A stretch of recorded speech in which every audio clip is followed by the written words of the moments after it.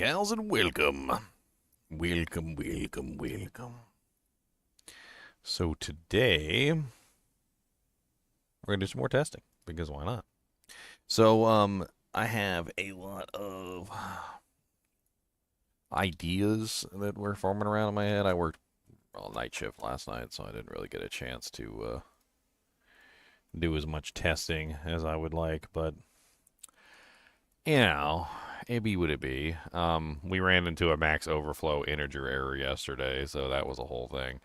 And I had like a bunch of stupid fun playing around with that stuff. Um, yeah, yeah. I had some ideas for the Necromancer, the whole like mage Necromancer thing, and I wasn't sure exactly how to like fully flesh them out. So we may dive into that a little bit more. I mean, I'm satisfied that the build works in Torment 4 and can kill Torment 4 bosses. So, like, if you try to do the Skeleton Mage build, I don't foresee that you're going to have any issues, like, completing normal content. Are you going to be able to scale to, like, Pit 9000 or whatever? Like, I don't know. Hydra seems ridiculously OP. It's like one-shotting bosses, probably going to end up getting nerfed. Flay Barbarian seems relatively well balanced, except for the bug that's currently in place that literally puts it at the top of like every DPS meter.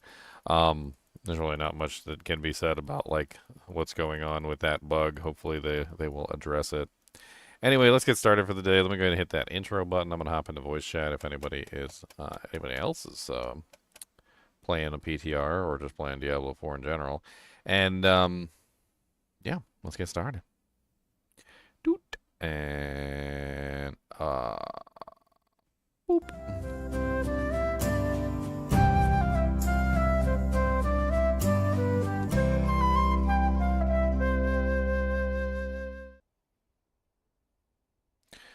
All right.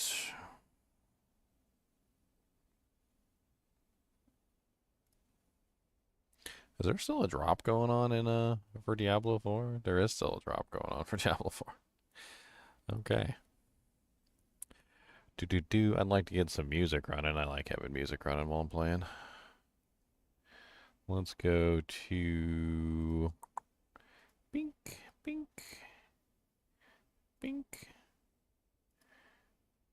We were doing chiptune yesterday. I do like the chiptune, but I also don't want to overdo the chiptune. What the hell is classic rock? I don't think I've ever played anything from the classic rock section. I mean, if it sucks, we'll change the channel. If it doesn't suck, maybe we'll leave it up.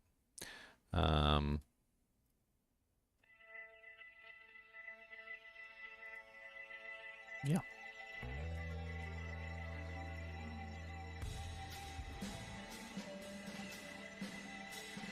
Ugh, my ears bothering me.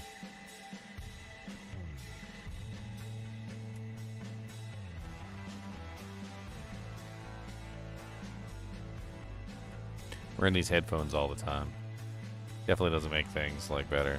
I've been looking around like the internet trying to see if I can find like something basically because you know headphones are electronics obviously and you can't just clean them with anything, but like a headphone sanitizer or something, like something I can specifically use to like sanitize headphones with.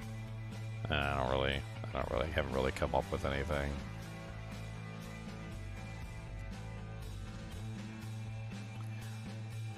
I mean, there's like some cleaners and stuff like that, but oh wow, that's an expensive one. $584 for like it's like a suitcase. And you put the headphones in, and it sanitizes the headphones in this big giant suitcase. I mean, that's kind of what I was looking for, but like not for like this one's like designed for like what is that, like 10 headsets like at the same time, like it's like a 10 headset sanitizer. Like, well, I don't need something like that. Something simple. Maybe just like a little stand with like a UV light on it or something might work the best. Who knows? Anyway, I'm getting off topic. Let's hop into the game.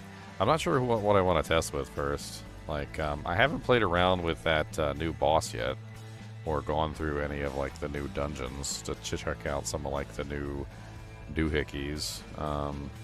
Before we start anything, let's see if they actually did anything about the bug. I'm curious whether they did anything about the bug yet, disabled the power, or like made any kind of like different problem.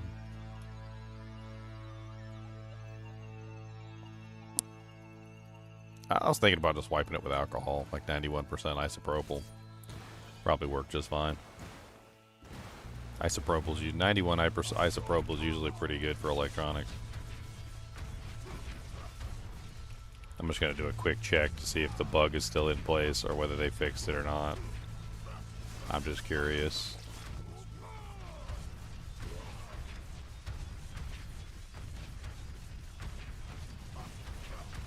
Okay, so there you go. The bug is still in place. As the number pops up on the screen that's so long that you can't even like rightfully understand what the hell is even going on. Just shows the entire number. Okay, never mind. Okay, so the bug's still in place. I was just curious. I just wanted to see if the bug was still in place. And it definitely is 100% still in place. They haven't adjusted it or anything. Let me take a look at the forums real quick just to make sure they haven't like maybe done some kind of update or something.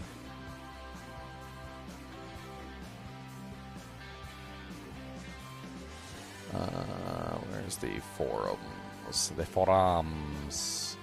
The forums. Alright, let's just see if there's any blue text on the forums for, you know, like new stuff going on. Game crashes while at world boss fight. Thanks for your reports. The team was investigating the issue. Apparently ray tracing is at fault. No seasonal quest.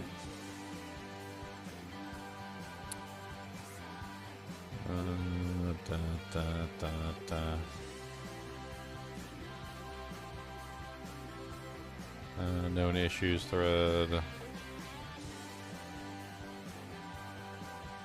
I'm curious about this one. Using the skills combination of Catalyst and Arcana can cause players to go beyond the game boundaries. That sounds kind of crazy.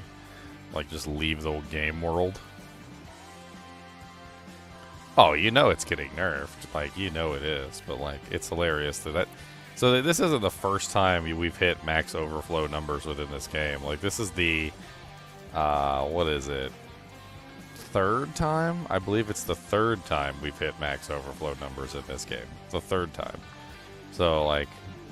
It's funny because you know how everybody always posts these, like, ridiculous videos where they're like, oh my god, 800 billion damage, or 800 trillion damage, or quintillion damage.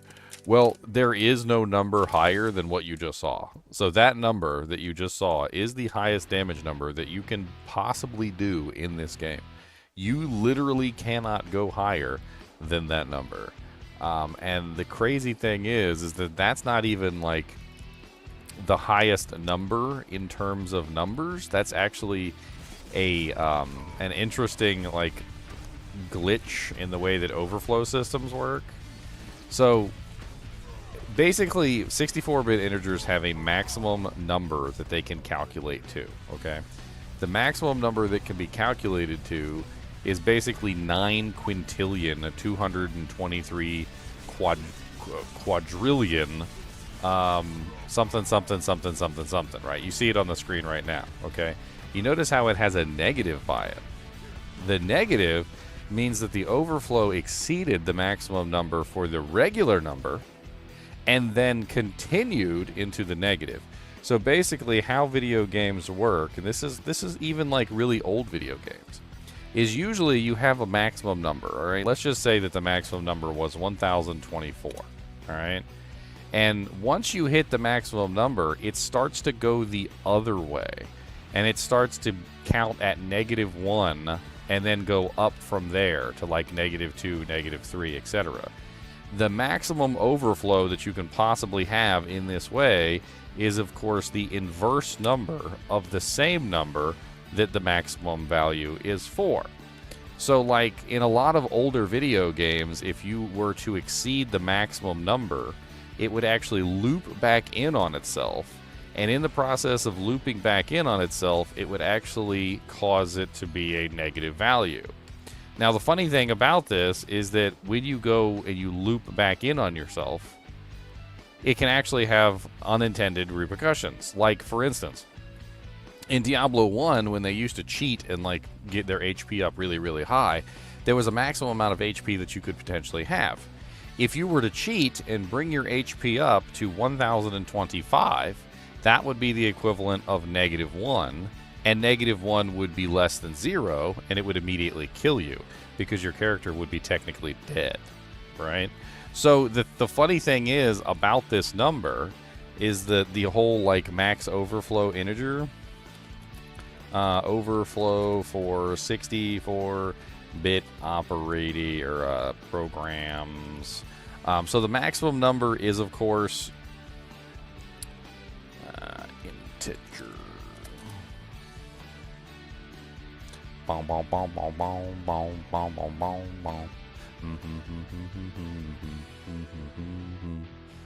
boom. Is, of course, the thing is that you have, let's see, negative integer is 9 quintillion times 2, of course. So that number is essentially multiplied by 2, which means the actual maximum damage number that you're seeing is actually 9 quintillion 223,000 times 2. So you're actually seeing a maximum damage number of 18 quintillion 446 quadrillion 744. I can't remember what the next one is. I actually wrote this down. I was trying to actually say it. Hold on. So 18 quintillion 446 quadrillion 744 trillion 73 billion 709 million 551,615. So that's the actual maximum damage number, because it's actually doubling itself based on the negative value combined with the positive value. So that's the highest damage number that you can ever get in any video game. So the end of all of the silly thumbnails of, like, oh my god, 7 trillion damage, and, like, they get, like, the 7 trillion up there real big. Well, we hit the max number. Like, there's no higher. We can't go any higher. Like, just put the 18 quadrillion or quintillion 446 quadrillion on there. Just put the whole number, like, big bold letters with, like, outlines and everything, and we'll just call it quits, because we've hit the highest number. You can't go any higher anymore. Like, you shouldn't be surprised by anything at this point, because that's literally the highest number possible in the game.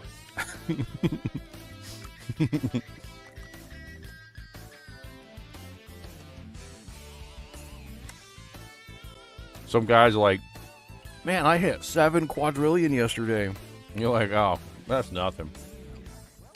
Had a guy hit 18 quintillion. 18.4 quintillion.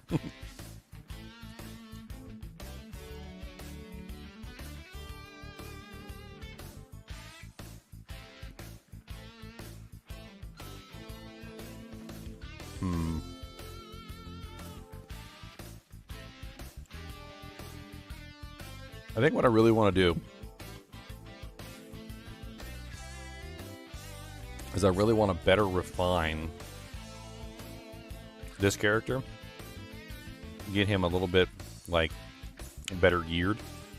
So I think what I need to do is I need to go to Infernal Hordes. I think that's what I need to do.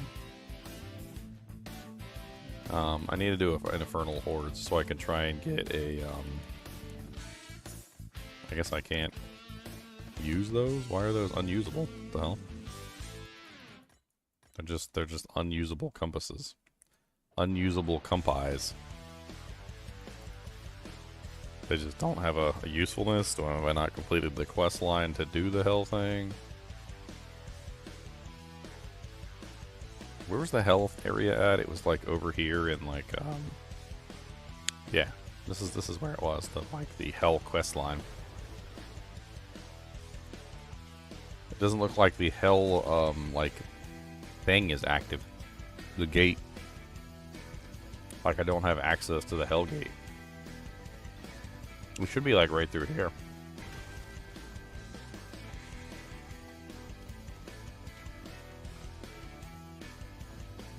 Gates to hell.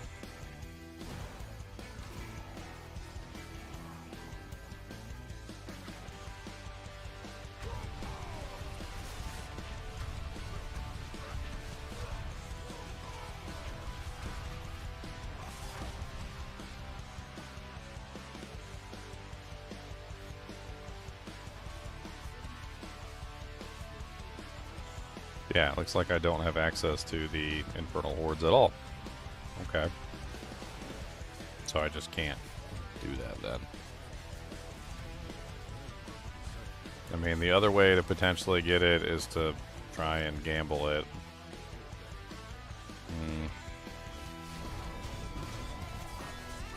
As Leon pointed out yesterday, it's probably better not to gamble on the Barbarian, because the Barbarian has too many swords that are also in the list, like the Pomelani's Magnum Opus, the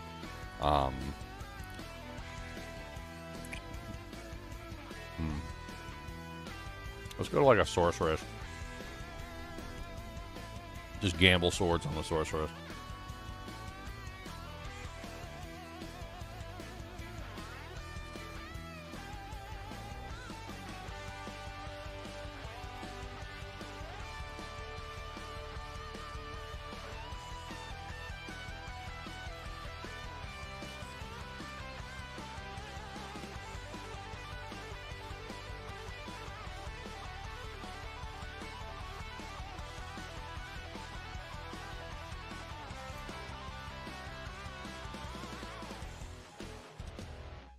So what we're looking for is we're looking for like a halfway decent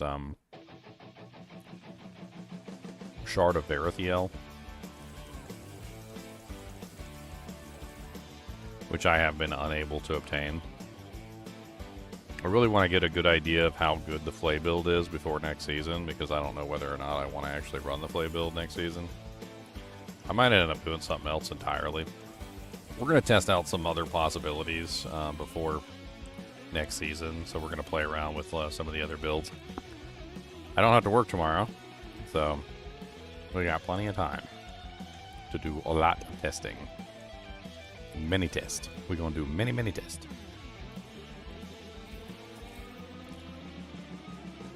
Man, the candy's so sticky.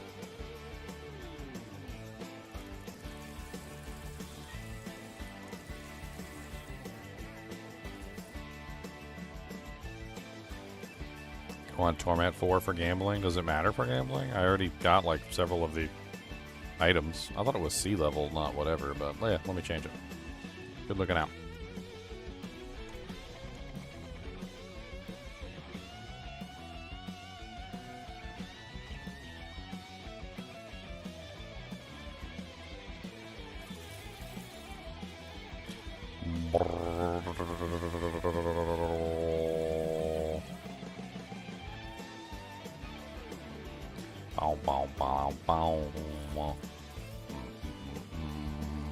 Phoenix. You know, that's how I actually learned how to spell Phoenix. I could never spell the stupid word because it's one of those words that you just like the sound. It doesn't sound as it's spelled. So like most of the time when I would spell the damn thing, I was always like, how the hell do you even spell this? It doesn't sound anything like it's actually spelled. Like it's completely different. And that's how I actually learned how to spell it. I was like Phoenix.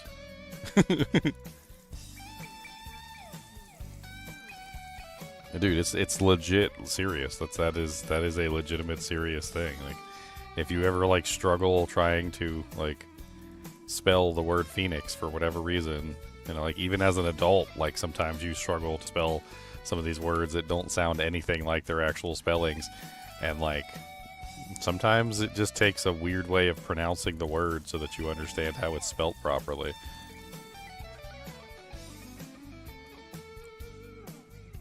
Oh my god, it keeps resetting all my skills there. Like the PTR is so broken. It is probably the most broken thing I have ever encountered. It's I don't understand like what is even going on in the PTR half the time. It's like everything is broken. Like the settings constantly reset. You can't do any key bindings. Like if you relaunch the game for whatever reason, like the whole PTR like has a heart attack, and it's like, how dare you? Game crashes on a regular basis. Masterworking's effed up. Enchanting doesn't work if you temper the item. Like oh my god. Dude, there's so many things wrong with the PTR right now. It's pretty intense. Game just like locks up every now and then. Like weirdest stuff I've ever seen. Like the game will just lock up and the monsters are still moving. So when I say lock up, you guys think like, oh, the game crashed. But no, like the whole game still works. The monsters are still like repeating whatever action they did before the lockup. You can run around, like do anything you want to do, like pick your nose and like chew bubblegum and stuff. But like the game is like completely locked. Like it just doesn't even want to like respond to anything anymore. It's like you lost connection to the server somehow, and like the server is still somehow allowing you to be online despite the fact that you've lost connection to the server. It's freaky. I got a shard. I'm looking for an ancestral shard of Erethiel with a good modifier, yeah.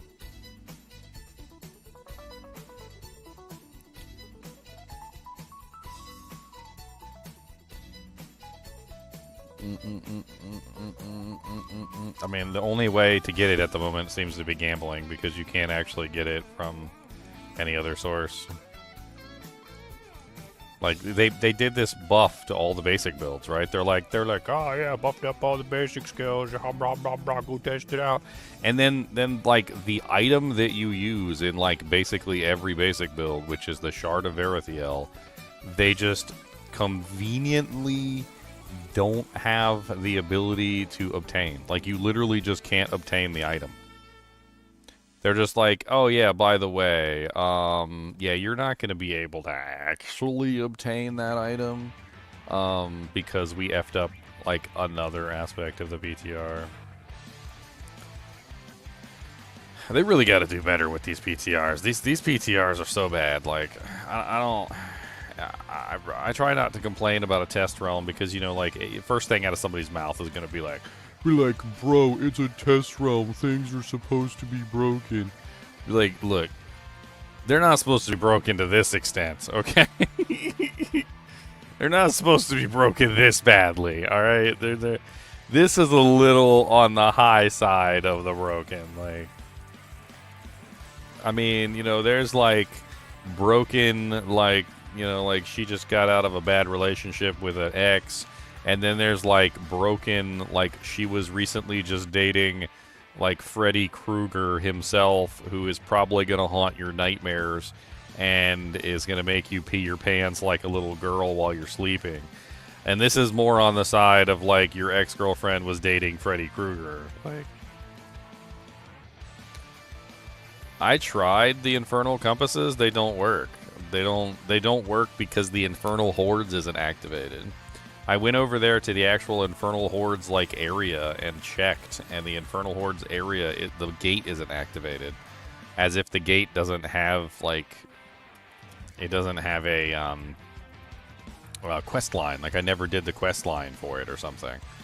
Like they must have conveniently left that in the left that out of the what is it, the like the boost. They must have left that out of the boost. So, like, it doesn't give you access to the Infernal Compasses.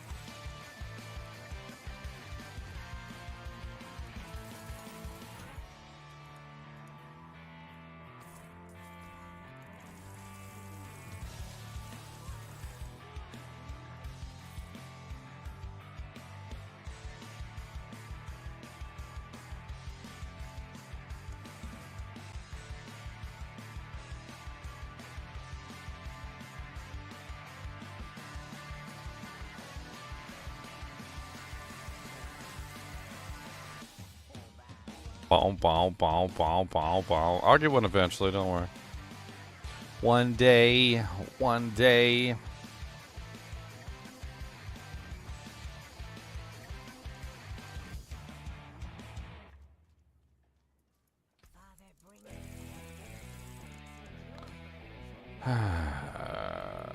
Another bag.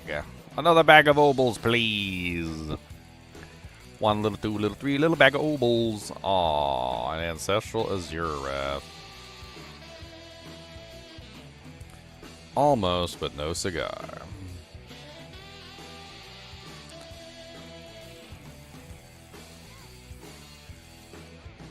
Wow, so many ancestrals.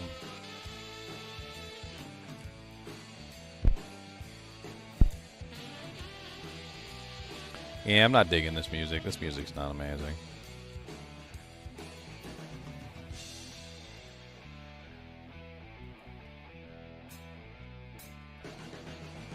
Let's go back to chiptune. We're gonna go to chiptune music. I like the chiptune music. It's good. Feels like we're playing Mega Man. I'm gonna be playing Mega Man, guys.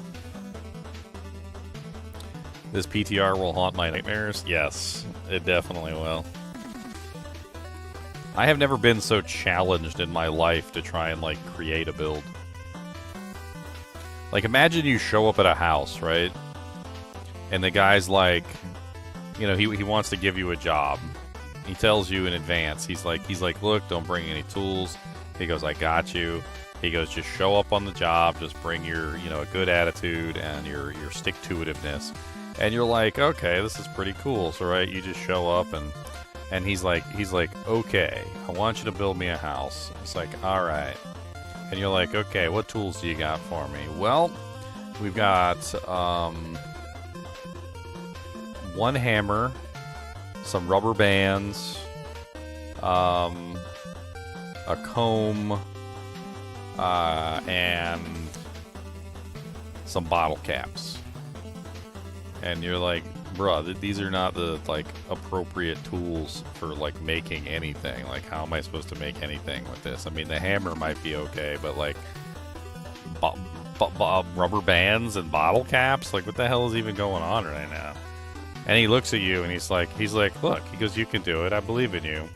And, like you're an expert. Like, you're an expert house builder. And somehow, through trials and tribulations, you managed to build this house, and it's the wonkiest house you've ever built, but you're proud of yourself because you managed to, like, somehow make it work, right? And that's how it feels right now in PTR. Like I'm good at the game and I understand how to manipulate stuff, but, like, they're tying my hands in so many different ways. It's like if I had, like, a bevy of tools in front of me, like a hammer, a wrench, you know, like a saw, you know, a ladder, etc., and they're just, like, taking some of my tools into the back and they're just, like, beating them to death with a sledgehammer. Like, the ladder comes back looking like a pretzel, and they're like, all right, here you go, here's your ladder. And I'm like, why is the ladder in the shape of a pretzel? Like, you know what? We don't know the answer to that question. Like, moving on. Why is my saw a circular saw now? It's literally a circle. Like, how am I supposed to use a saw that is literally a circle? It's like a hand saw, and they, like, bent it and, like, welded it together so that it's just like a circular hand saw. You gotta, like, shink shink shink shink shink shink. It's like, you know what? I'll make it work. I'll make it work. All right, just where's my hammer at? Hammer's got, like, it's made out of plastic. It's like a Fisher Price hammer. You're like, oh my god, not a Fisher. Somehow I'm still making characters that actually function, though. Like, I'm trying my best, alright? They might not be the best characters, but I'm trying my best. Oh, man. I'm doing the best I can do with the tools that are given to me.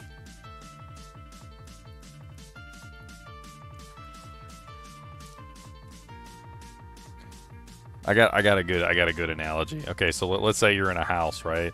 And you want to make yourself something to eat. It's not your house, right? But you walk in the kitchen and you're like, all right, I think I'll make myself some ramen.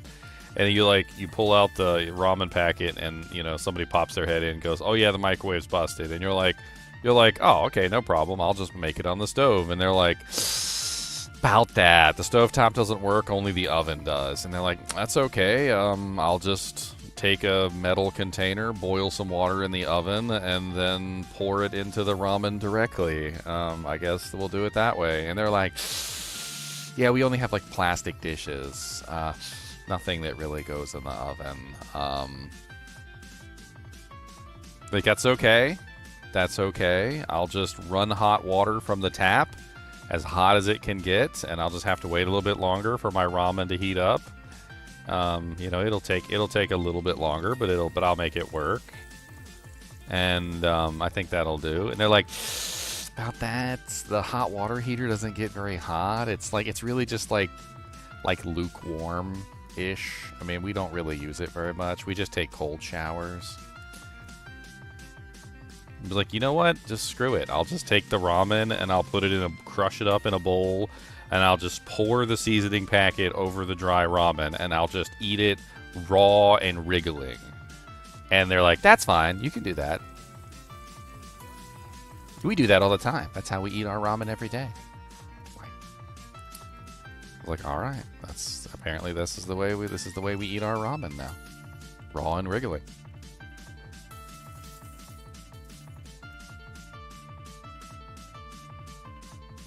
So I could probably do Hordes if I was on non-seasonal. Are you in seasonal so far? I have to do a pit 10 first. I'm pretty sure I did a pit 20 already. I'm fairly certain I did a pit 20 already.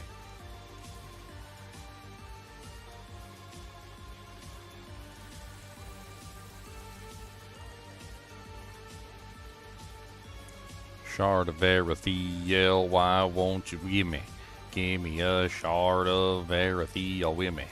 I need a shard of Verithiel, send it. Give me that shard of Verithiel, send it. I need a shard of Verithiel. I need one to take it to hell, but you won't give me one of the freaking shards. I need an ancestral one, it'll go far. But the gambling vendor doesn't like me. The gambling vendor doesn't want to spite me. A buddy shot me right in the big toe, and I called him a ugly, nasty hoe. That escalated quickly.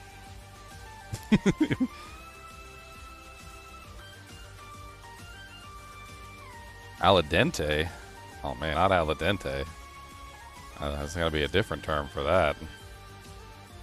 That's diarrhea. That's what that is.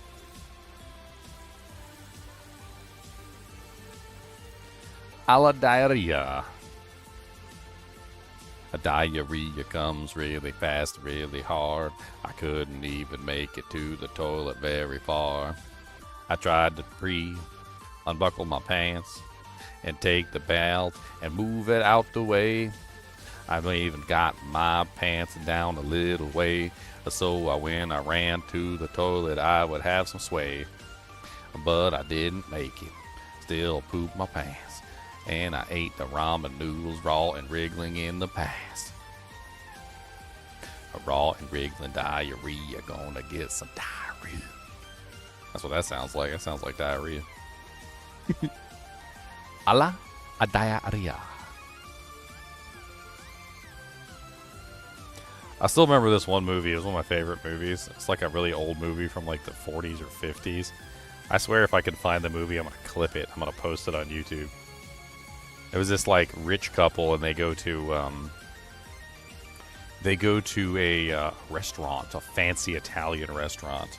And at the fancy Italian restaurant, the waiter comes up and he's like, hello. He's like, what do you want for today? And he's got like this horrible like English Italian accent, right? And the guy says, I'd like some pasta, please. And he goes, well, what the kind of pasta? And he goes, well, which ones do you have? Like, you know, he's making fun of his accent, right? He's like, which ones do you have?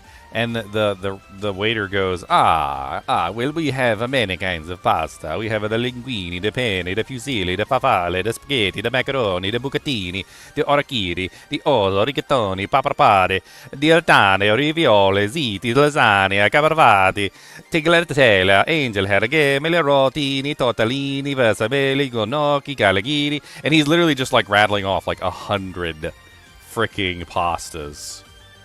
and I was dying laughing because like it was a really long scene and it was really well done. And then like then he finally decides on the pasta that he wants, right? And after he decides on the kind of pasta that he wants, the guy goes, "Okay, what the kind of sauce do you want?" And he's like, "Well, what kind of sauces do you have?" And I'm just laughing because he's like, "Oh, we got the marinara, the alfredo, the bolognese, the vodka, the pomodoro, the pesto, the carbonara, the guacamole, the abalati, the emanazzina, the cacio e pepe, the truffle cream." And he's like going on and on and on. They got like 300 sauces, and I'm just like, he got what he asked for, buddy. I was like, you got he probably didn't even know what half those freaking sauces were, let alone like or even like pastas. He probably didn't even know what half the pastas were. Bow, bow, bow, bow, bow, bow, bow, bow. I mean, I give it a try. I couldn't figure out how to do it. Maybe it's just that these compasses are bugged. Maybe just these compasses are bugged, and I gotta get my own compasses. Maybe that's the catch. I'm gonna try a couple more gambles though. We'll just play with it and see. I'll do one more batch of gambling, and if we don't get it, I'll see if I can force the Infernal Hordes to activate. Bow, bow, bow, bow, bow, bow. Do, do, do, do, do, do, do. 145 non-ancestral.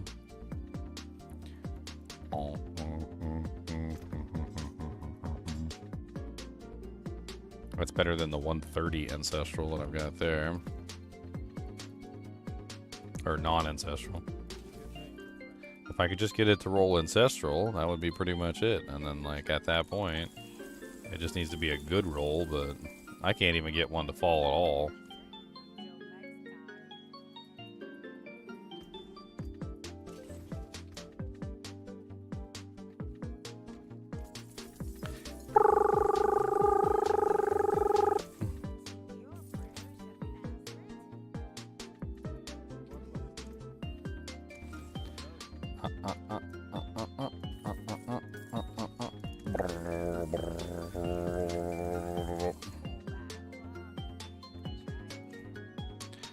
Watch me get an ancestral one, and it's gonna be like a 40% like base damage.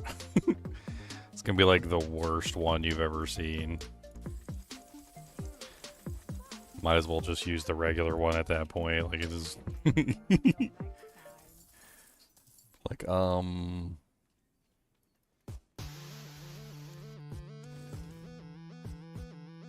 It's amazing to me how like rare some of these items are. Oh, thanks for the follow promo.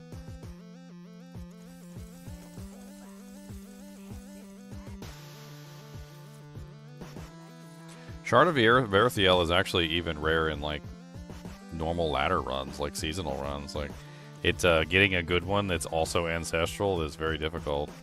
It's not just about getting like a Shard of Verithiel, it's about getting like a 150% like ancestral Shard of Verithiel. That's where the problem comes in.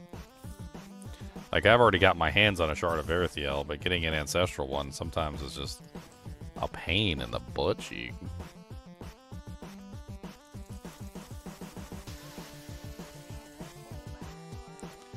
A 140.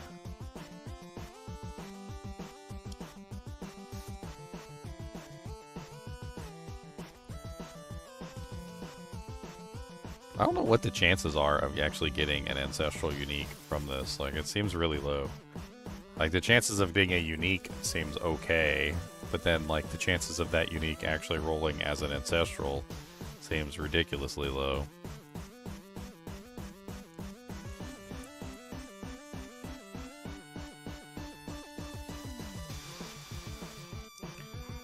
Alright, let's go see if we can activate the Infernal Hordes.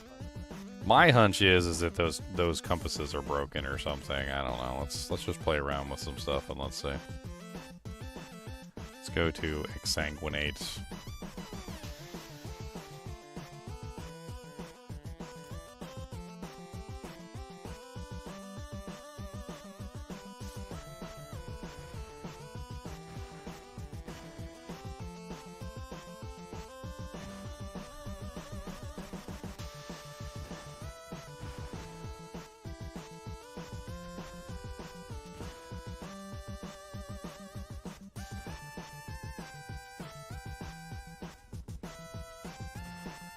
Alright. Where the hell am I?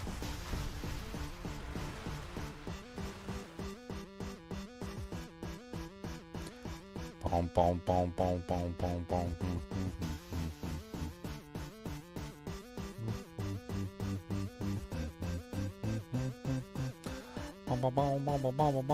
boom. I need to go to Saragar.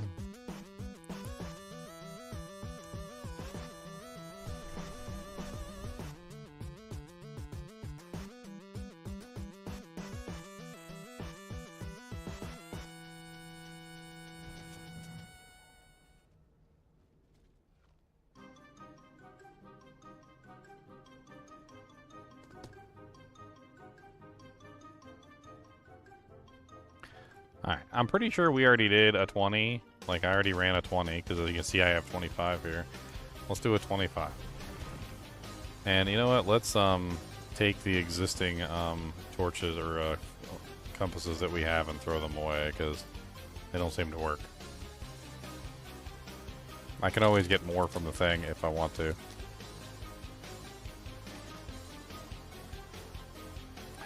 I was laughing about AI the other day. I was having a freaking hoot with it. Oh man. So there's something funny that happens with AI, and you got to try it out yourself. Like, ask it a question that's really serious. Like, it doesn't have to be anything specific, and I'm not going to give you any specific examples. But like, if you ask it a question about something serious, and let's just use a hyperbolic like question just to like demonstrate what I'm talking about. And let's say you were like, you know, like, what's the best way to you know, like, bury a person or something? And then like the AI comes back and says, well, you can bury them in the backyard. And you're like, AI, I'm pretty sure that burying somebody in the backyard is probably against the law. And you're like, and the AI will always come back with the silliest effing bull crap that I've ever seen in my life. Like, they'll always be like, oh, oopsie, you got it. I can't believe you caught that. Wow, that's so amazing. You're right. It's totally effing illegal to bury your grandfather in the backyard. I can't believe I even suggested that. Wow, what a ditz. Ah. And you're just like,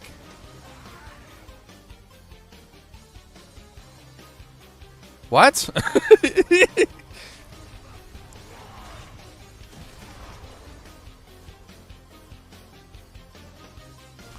You're like, AI, how do I rehome a pet? And you're like, and the AI's like, well, you could shoot him with a gun. And you're like, AI, I'm pretty sure it's illegal to shoot an animal with a gun. Oopsie, you're right. It's totally against most major ordinances in most countries and states to just shoot an animal with a gun for no reason. You got me. Oh, look at you. I'm so proud of you. You got me. Oh. It's like the weirdest stuff I've ever seen, like when you're interacting with AI, and the AI messes up, and it's like a really big mess up. And the AI just like plays it off like it was like something silly that it like didn't even matter. Like, oh, I can't believe that. And they're like smiling and laughing, and they're like, good one, yeah, you caught that. I'm so glad you caught that. Yeah. You're just like, what? It's happened to me so many times with AI where I ask it a question, it gives me like the most effed up answer, and like I know that it's not right, and I'm like, AI, are you sure that this is legal? And they're like, and the AI is just like, oh yeah, you're right, this is illegal, don't do that. And I'm like, what? According to state ordinance 7753 of the penal code, you're just like, wait a minute. Like, if you knew it was against the law, why did you recommend it in the first place?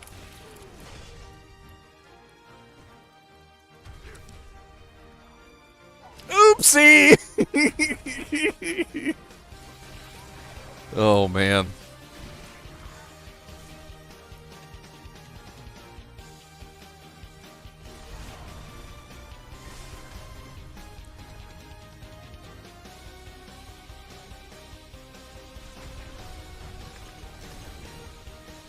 Okay. So we did it. Look, we did a thing. We did a thing. Okay. So we did a thing. And then, like, so how do we actually do the thing? Where's the best way to get a compass, anyway? Was it a whisper? I think it's whispers, right?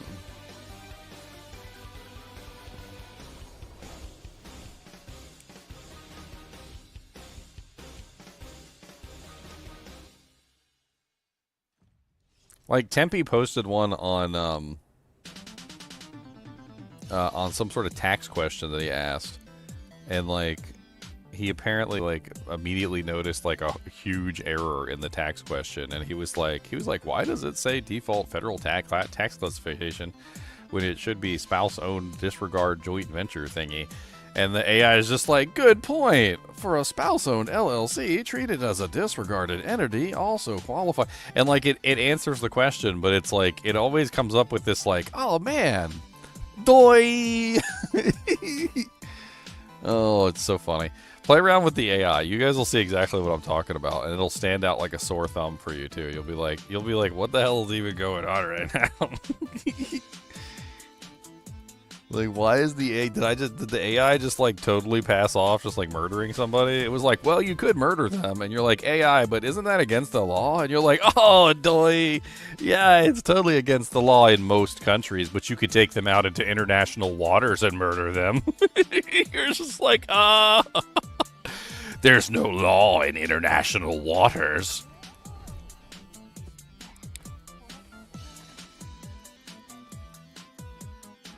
It's like, okay, alrighty then. That is absolutely scary.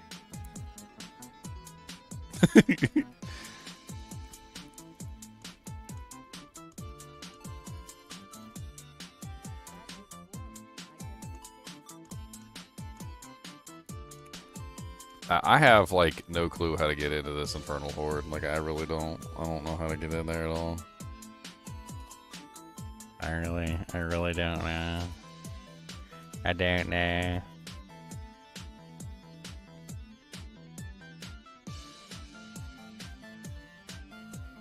I have no clue. I don't know how you did it so far. I don't even know how you got in there.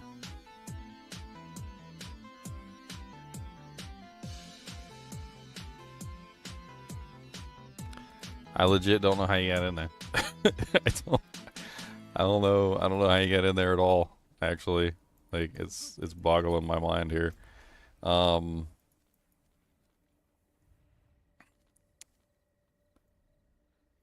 don't even remember the quest line to get in there. Like, I don't even remember who to talk to like, start the quest line to get in there, or even if I, like, can. What's that right there? Little tent? Was there a little tent over there? I want to go check out the tent. Is that part of the seasonal quest line?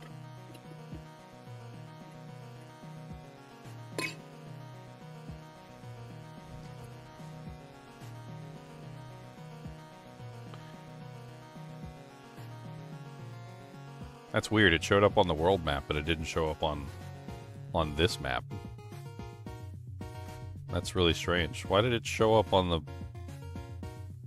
That must be part of the seasonal quest line, but since I'm not, like, supposed to have access to the seasonal quest line, it probably disappeared when I came into the village, because it's marked as off limits.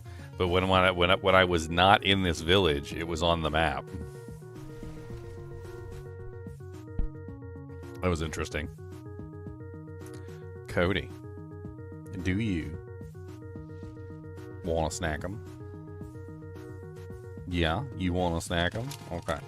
Well, you got to come up here for the snack them. You know you don't get snack them for free. You got their paid appearances. Come on. Let's go. Come on. You know the rule. You know the rule. You know the rule. And there comes the drool. He said, yeah. He said, you've got one of them. He said, them sours. All right, we're going to make you taste the sours, though, because I don't trust you. You're just going to swallow it. Okay? You ready? All right. Don't bite my fingers.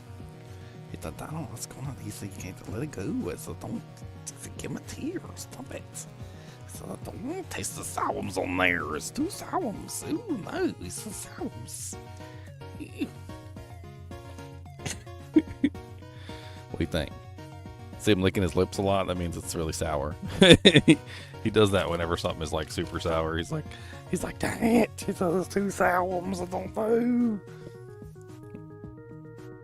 So you stole that one from me. He's got it. So how were you doing today? Huh? Should I tell him all about the cat poop you ate yesterday? Huh? Like Scooby-Doo? Your mama eats rat roop. Rat roop. That's what I tell him. Rat roop. Don't eat rat roop. It's gross. He said, well, if it's gross, then why does it smell so good? Rat roop eater. Alright, get on, rat roop. Rat roop eater. Rat roop.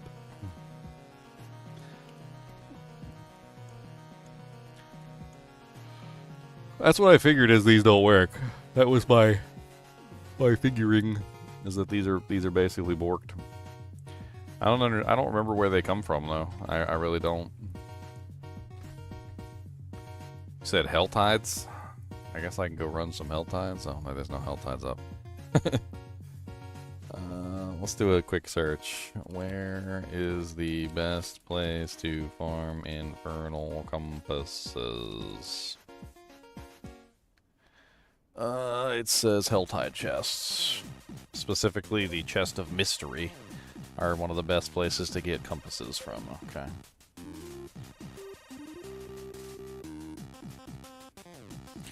Alright, so we'll have to wait for the next HellTide to pop up so we can go into HellTide and then open a chest, get a compass, and hopefully make it in. Just another in the long line of things broken about the PTR. It's like I gotta like find ways around my elbow to get to my like neck. I gotta like reach around my elbow and like get my neck from around my elbow. Like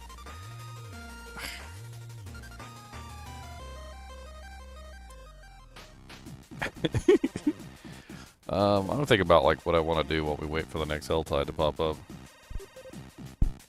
Ah yes, they fixed the horde wave counter. I'm so happy. They fixed the horde wave counter, but in the process, broke masterworking, broke tempering, broke enchanting, broke the infernal compasses coming from the boxes. Half the stuff from the cheat vendor doesn't work. Also introduced a max overflow glitch. Totally worth it, okay? I would trade all of that just to fix the counter in the Infernal Hordes, okay? Like, it's not even hands down, not even a choice.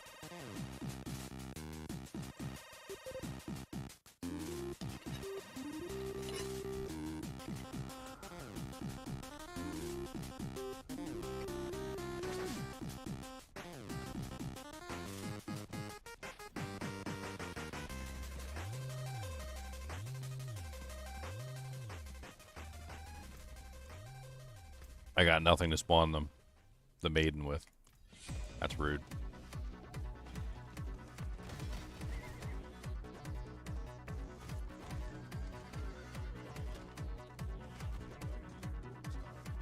I shall stop your evil summoning. I'm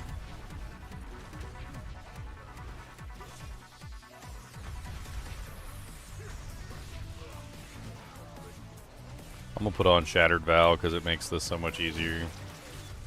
Everything just auto-executes all the time.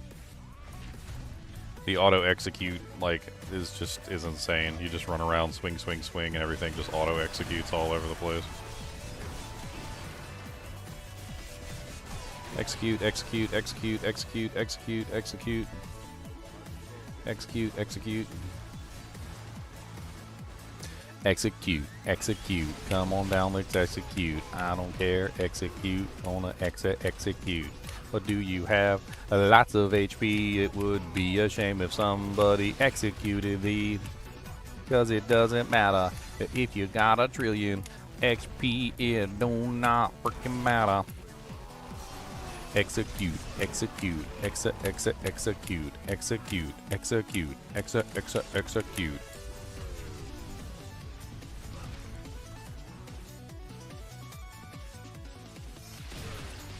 I gotta figure out some way to make my, like, mechanical keyboard a touch less sensitive. It's so sensitive. It's, like, sensitive like a frickin', like crazy animal with rabies. Like, you just, like, barely graze your finger over a key half the time and it, like, presses the key. Like, it's nuts. There's gotta be, like, some sort of setting in my application for this to, like, customize the sensitivity of the keyboard or something.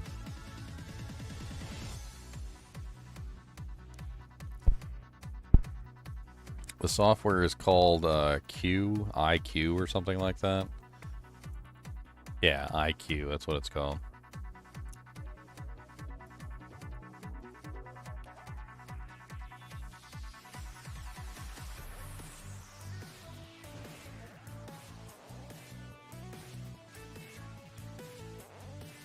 It's way too sensitive.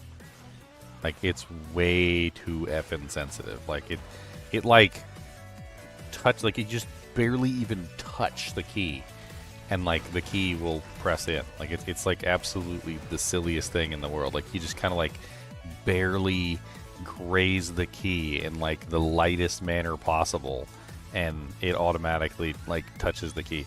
Like let me give you an example. Like, let me pick up my keyboard and I'm gonna actually show you. Like, watch this. Watch this. Look. I'm not gonna press the key down. I'm just gonna barely rub my finger over the key. I'm barely rubbing my finger over the key. Very gently, very softly rubbing my finger over the key. And it's just constantly pressing the key accidentally. It's not like a full key press. It's not like I'm doing this. It's like I'm just it's like, ooh. It's like how you would treat a lady late at night when the lights are out. Like, like, I don't understand why it's so sensitive. I gotta figure it out.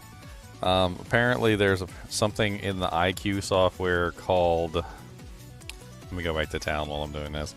Apparently it's called actuation point in the software. Let's see if we can find this.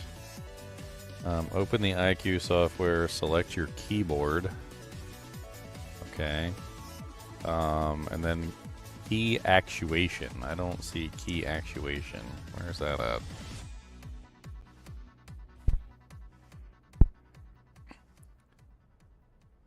I can see a key assignments, control wheel, lighting effects. I need to, like, tone these down, like, dramatically. These are ridiculous.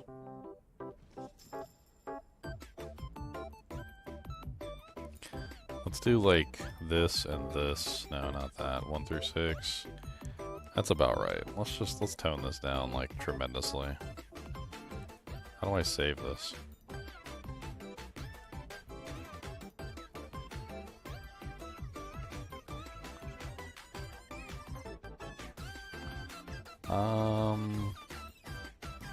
I don't know where to find it.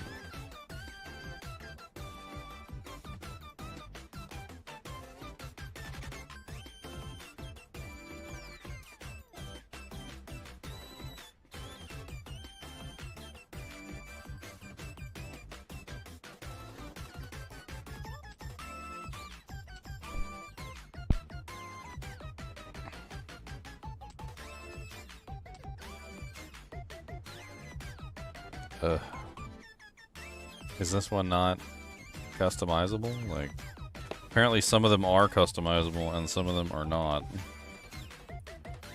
I've got to, like, find a way to make this keyboard less sensitive, because I am pressing buttons all the time that I have no intention of pressing.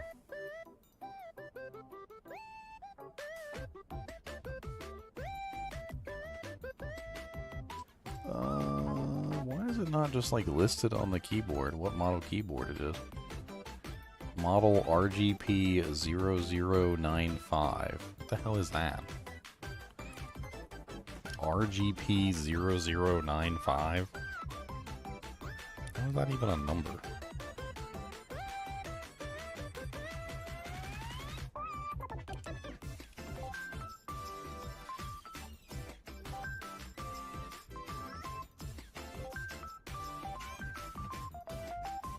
Okay. The K95 RGB Platinum. Apparently it's the RB K95 RGB Platinum.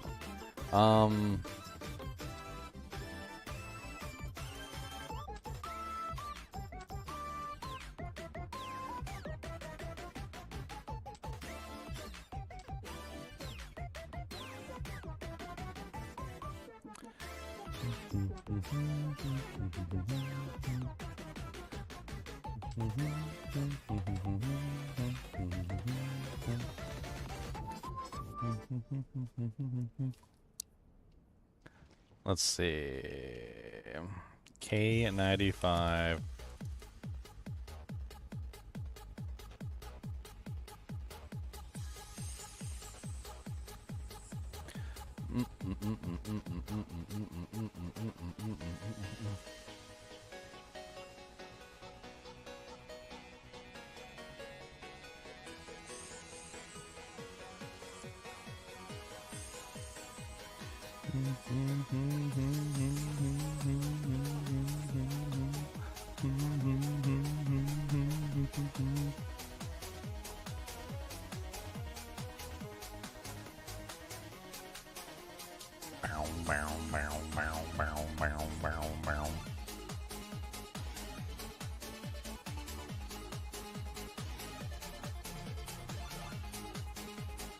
I have no clue what the F I am doing. I have no clue what the F I am doing.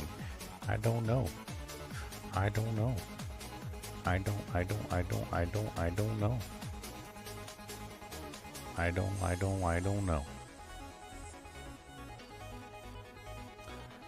I don't know, I can't figure it out. It says that there's supposed to be an option here for, according to this, it says key actuation or key switch settings, which I don't seem to have. I don't have anything like key switch settings or key actuation settings. It seems to not be present on my particular keyboard. What does the matter, buddy? Are you gonna be alright? You got Tickle Pepper Do? Are you Tungums? Do you need Wadums? Did you get your alligator? I don't know. It's like I'm running through a checklist here. I don't know what you want. What do you want, cat poop eater? That's right. I said it, cat poop eater. What do you want, cat poop eater? I'll say it as many times as I can. He doesn't just eat cat poop, okay? When he eats the cat poop, he starts chattering his teeth like this. Drool starts coming out of his mouth. Like that was the best cat poop he'd ever eaten in his entire life. It's disgusting. It is so disgusting. Super duper disgusting.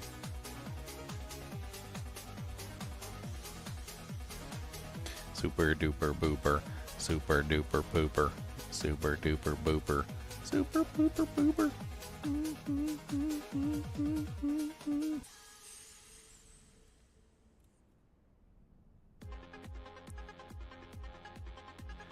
Boom, boom, boom, boom, boom, boom, boom, boom.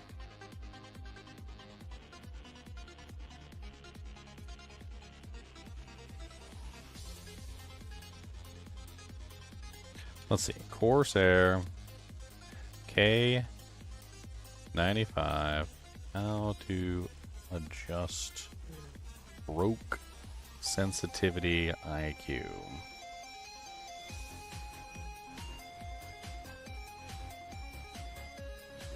Navigate to key actuations in the actuation tab. I have no actuation tab on this bullcrap. You lied to me. This hurts my feelings. Brightness, track jogging.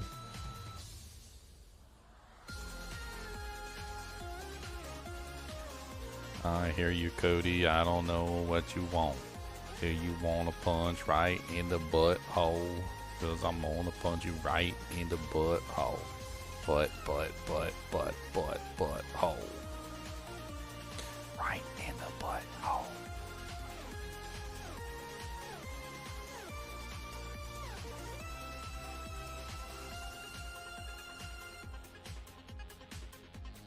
Sensor logging.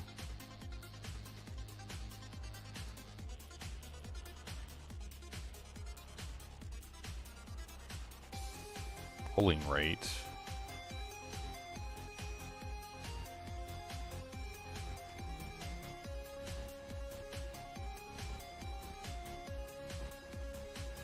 Increase key switch debounce time. Is that what I'm looking for?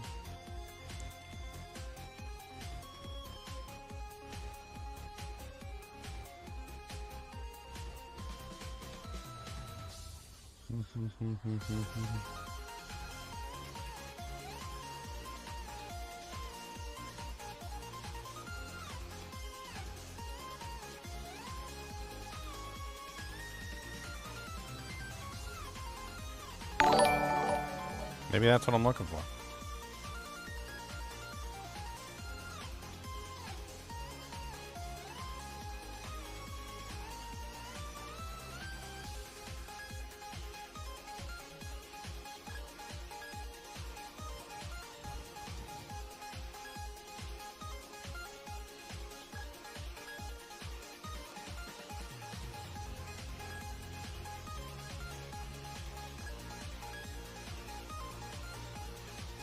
Cody, what is the matter, buddy?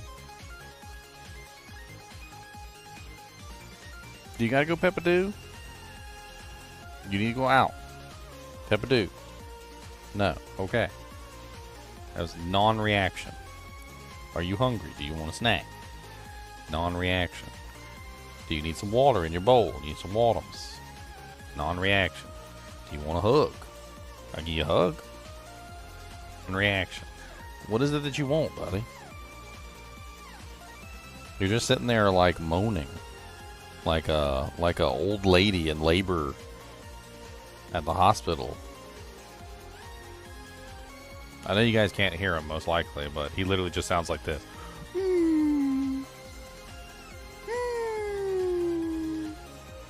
If I don't pay attention to him, it gets louder.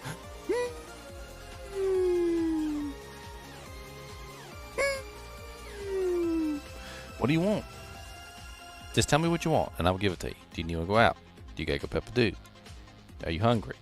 What do you want? Do you want play? Do you want peanut butter bone? Do you want alligator attack? What do you want? Just tell me what you want, what you really, really want. Mr. Monster Dog. Mr. Dog of the Monster. Okay. So you don't know what you want. I don't know. I don't know what to tell you, Mr. Monster Dog. I don't know what to tell you. I don't know what to say. I don't know what to tell you. I don't know what to say.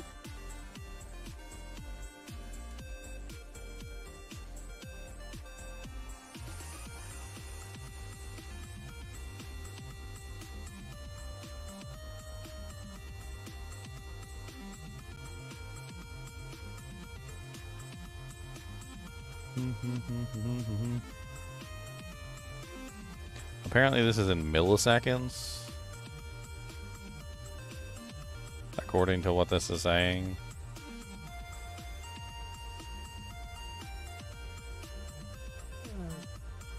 How about that?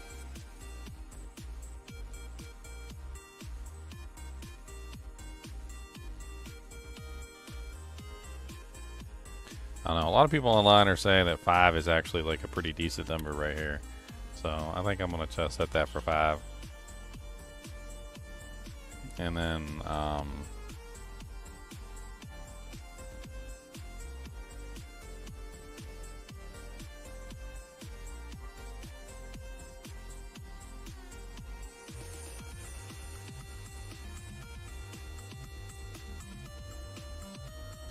alright, close this. I'm getting rid of this. Hopefully that helps a little bit. I don't know. Maybe. Maybe not. Cody still can't make up his mind on what he wants. He just curled up into a ball and told me I was a jerk face. I heard him say it too. He said jerk face. He actually said jerk face. Not in like dog speech either. Like he actually he was like jerk face. Kind of whispered it, though.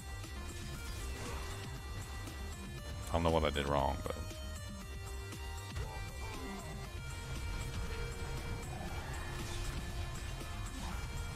Now he's grumbling.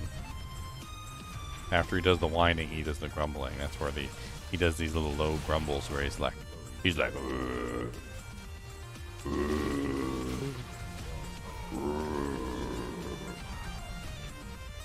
a very vocal dog. Now he went back to whining because I made fun of his growl.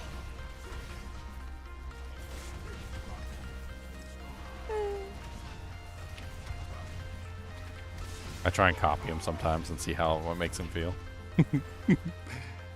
Cody.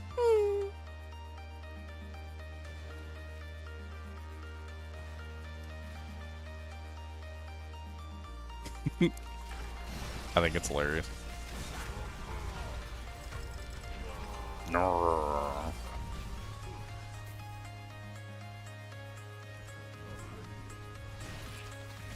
He's probably just wants some attention. That's probably all he wants.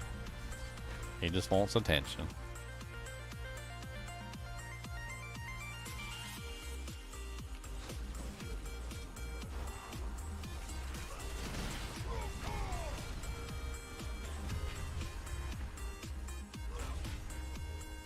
I'm just trying to open a chest so I can get a compass and go to the rest, and maybe I might find a shard of earthiel.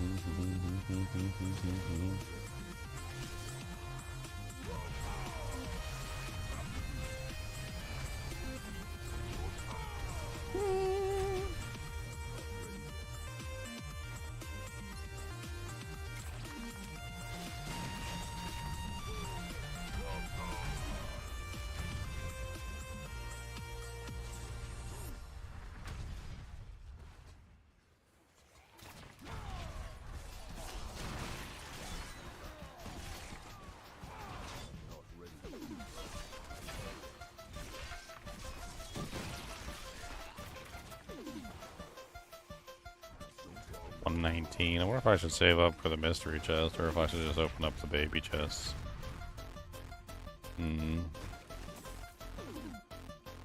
don't know.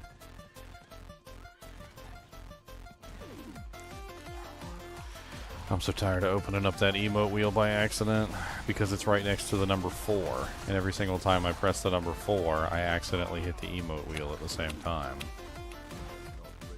I don't even have to, like, actually touch the emote wheel. It happens by accident all the time, and it is pissing me off. And you might be asking, why don't you just rebind the emote wheel to another button, Ginger? I have 17,462 million times. The PTR takes all of your bindings and resets them every single time you close and relaunch the game. So every single time the game crashes or anything, the bindings reset. All of the bindings reset. All of the settings reset, for that matter. So there's no point. Like, this has been one of the most buggy, jankety PTRs I have ever participated in. I think in the entire history of gaming in general, and I've done a lot of like betas and public test realms and alphas and all sorts of crazy stuff, and this one takes the cake. Like, crashes all the time when you're fighting bosses, masterworking system effed up, tempering system effed up, enchanting system effed up, cosmetic system completely broken. Like, it's just friggin', like, they dole out items for you to test with, and half the items that they dole out don't even work.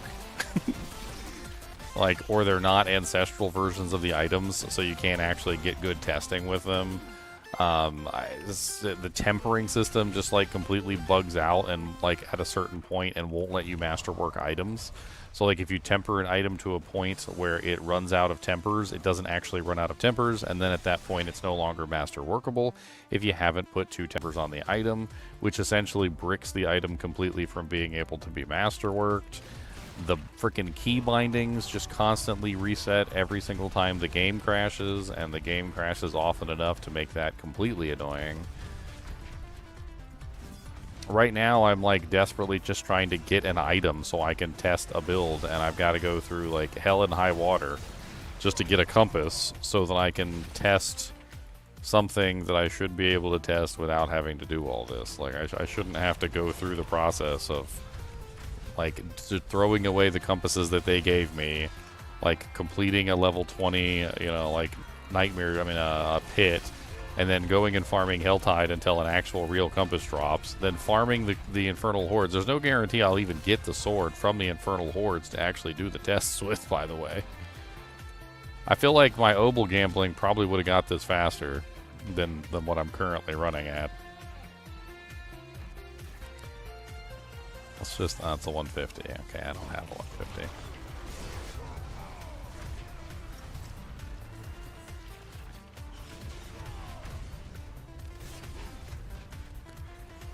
Aren't I on the WASD setup? Like, why is this happening?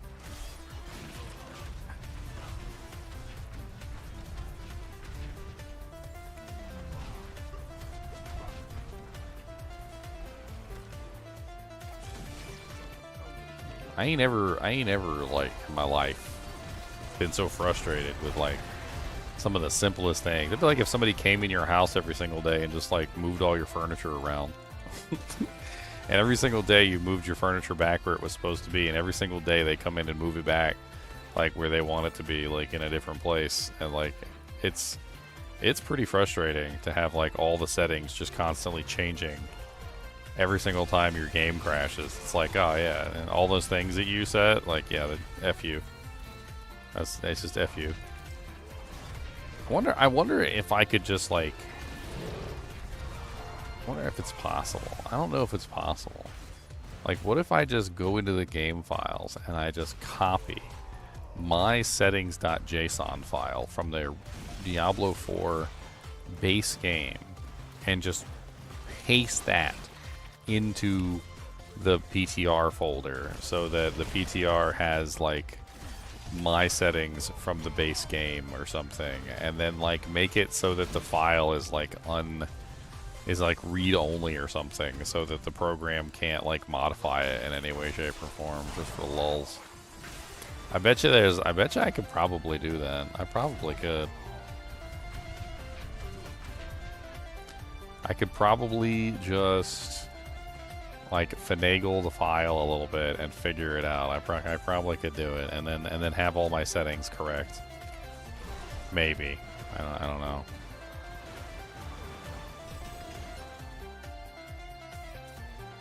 Did I get a doojank? Did I get a doojank? No, I did not get a doojank.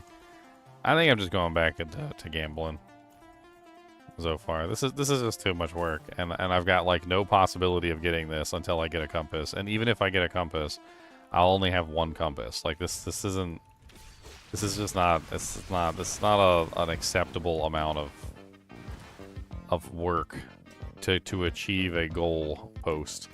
And I'm gonna see if I can figure out this like settings JSON file too, because I can't play like this. It keeps resetting all my settings every single time it gets an opportunity to reset all my settings. All my buttons are wrong. All the settings are wrong. Like freaking like it's disgusting. Diablo 4 config file location. All right, so here's what we're gonna do. We're gonna look for the config file for the Diablo 4 game. It should be in a folder called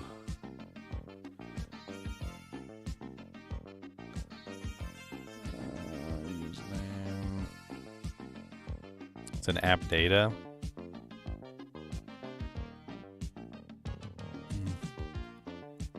That was not what I was looking for. I don't know where the hell this just took me.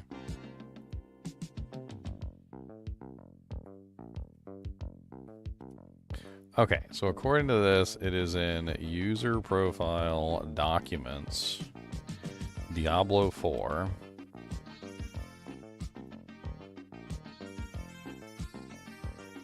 Local prefs.text, local ptr prefs.text. Okay, so here we go. Look, we've got the PTR and we've got the other one right next to each other. All right, so this is what we're gonna do. I'm going to delete this piece of trash. Okay, then we're going to copy this and I'm going to paste it.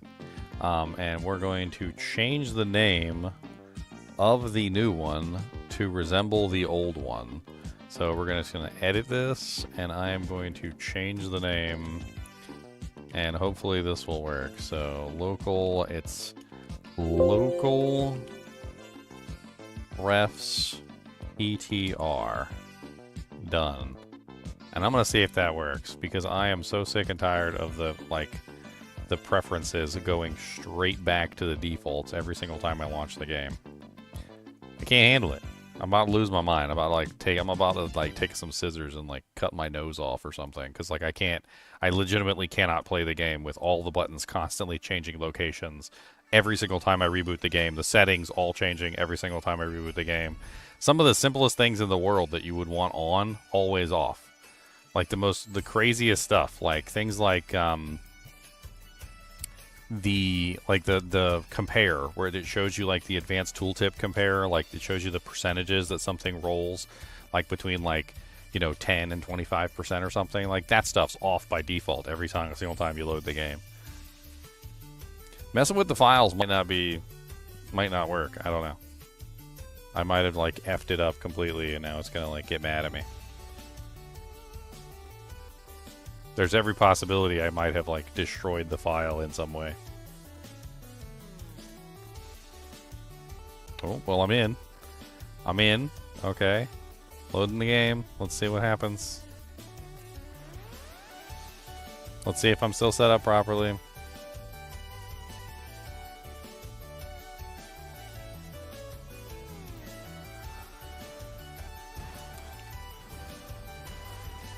Nope. All the settings are still borked. Every single one is still borked. That didn't work. All right, we're going back to gambling. Like maybe we just go to another character and we just avoid using the Shard of Erethiel entirely, because getting one is about as difficult as like pulling out all my teeth at this point. Especially one with a good percentage. I think let's just move on.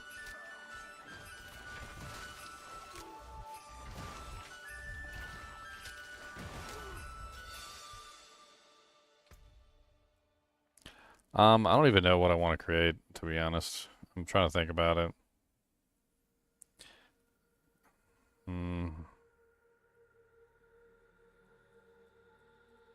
I was interested in playing around with some more stuff on the Necromancer, but I just don't know what to create on the Necromancer.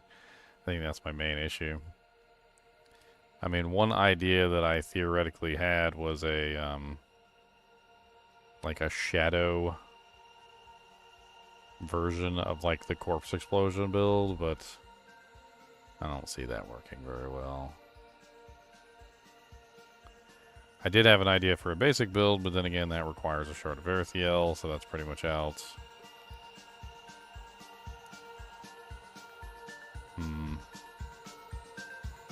Let me take a look at the uniques, the new uniques again, and let me see if I get any kind of inspiration here.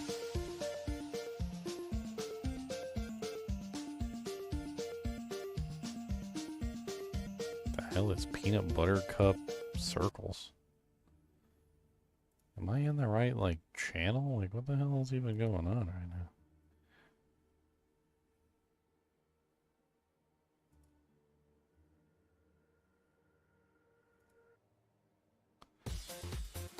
Just gonna skip that.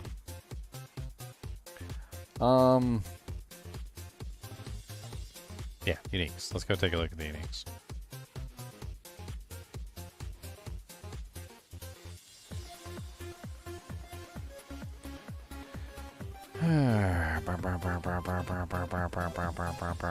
Okay, so the Spiritborn unique is the Thorns one. We actually did a little bit of testing with that one. That one actually does seem really good. Although a full version of that build would definitely involve pushing more toward the poison side of things, which my guy wasn't. My guy was still full Thorns. Still very good on the full Thorns build. There's the Giant Hydra, which, I mean, it works. It's very good, super powerful. It's like one shot in like Torment 4 bosses, so it's definitely up there on the list as far as damage is concerned. The Death Mask of Nermitruck. I think it looks stupid, and Flurry was never a skill that I was interested in, so that's pretty much out. The Hand of Naz is definitely a good item. Better than I think I thought it was going to be. But then at the same time, like, there's a lot you can do with it. So, like, if you wanted to go like a full Shadow build, that's an option. Or you could potentially go like a full Skeletal Mage build, and that's also an option. Or you could do something in between. Like, there's definitely other choices. I was actually even looking at the Skeletal Mages as an option for like massive recovery of resource. They actually have the ability to generate some insane resource numbers. And if you're like recovering resource is like the primary objective of your build or something, like this is very interesting because you can get like massive amounts of resource from them. I didn't play around with the Druid Pulverize item at all. So I've heard some good things about it, although apparently the like delay on the creation of the puddles of every 10 seconds is apparently bad. Because it doesn't really give you very many puddles very quickly. So you like drop a puddle on something and then like, you know, like you move and then there's no puddle for like another 10 seconds and then you get like another puddle finally, but then sometimes the monsters are all dead and then the puddle doesn't seem very useful. The delay of every 10 seconds seems a bit much. They might want to like bring that down a little bit. I already played around with these, which is why I'm trying to get a better shard of the Verithiel. These are amazing. They're absolutely amazing boots. If you're doing any kind of basic build on the Barbarian, they're practically just like insanity. Very, very, very, very good. Very, very good. I didn't play around with the Nightmare Dungeons yet, the new Nightmare Dungeons. All that new stuff they put in the Nightmare Dungeons that I haven't even, like, messed with.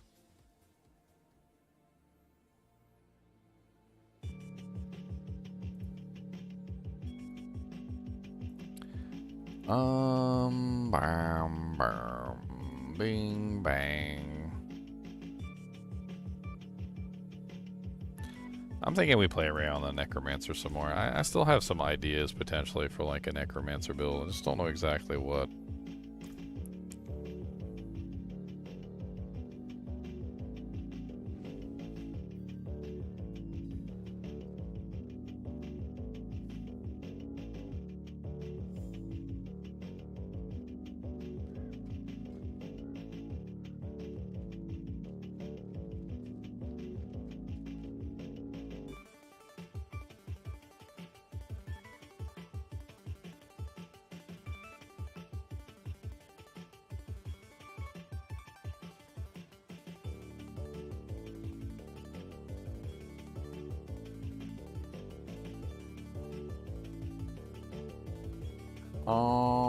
Okay, so we've got the gloves, which can definitely do some very interesting things. There's a lot of potential options for the Skeletal Mages. So looking at the Skeletal Mages themselves, you have things like the 3% increased damage for each active Shadow Mage, which multiplies out to like a 42 times multiplier for having 14 Shadow Mages active at any given time, which is really impressive. You can also set up all the Shadow Mages so they attack really fast, and also give them a chance for like double attack, which you could do with the like Shadow Mages fire an additional Shadow Bolt every 3 seconds, which gives you like an insanely large number of Shadow Mages all attacking a target at the same time and all doing a crazy amount of damage. I tested this one out, and I was able to get pretty much like tier 4 capable character relatively easily. Struggled a little bit on Torment 4 bosses, but there was still a lot I could do to upgrade the character, so I'm sure that the headroom there would probably have made up for it. You also have this one right here, which is each time your cold mages damage enemies with their primary attack, you gain 3 essence. So with this one, and you have 14 mages, as you can imagine, you're doing like... Let me like run this on a calculator real quick for you.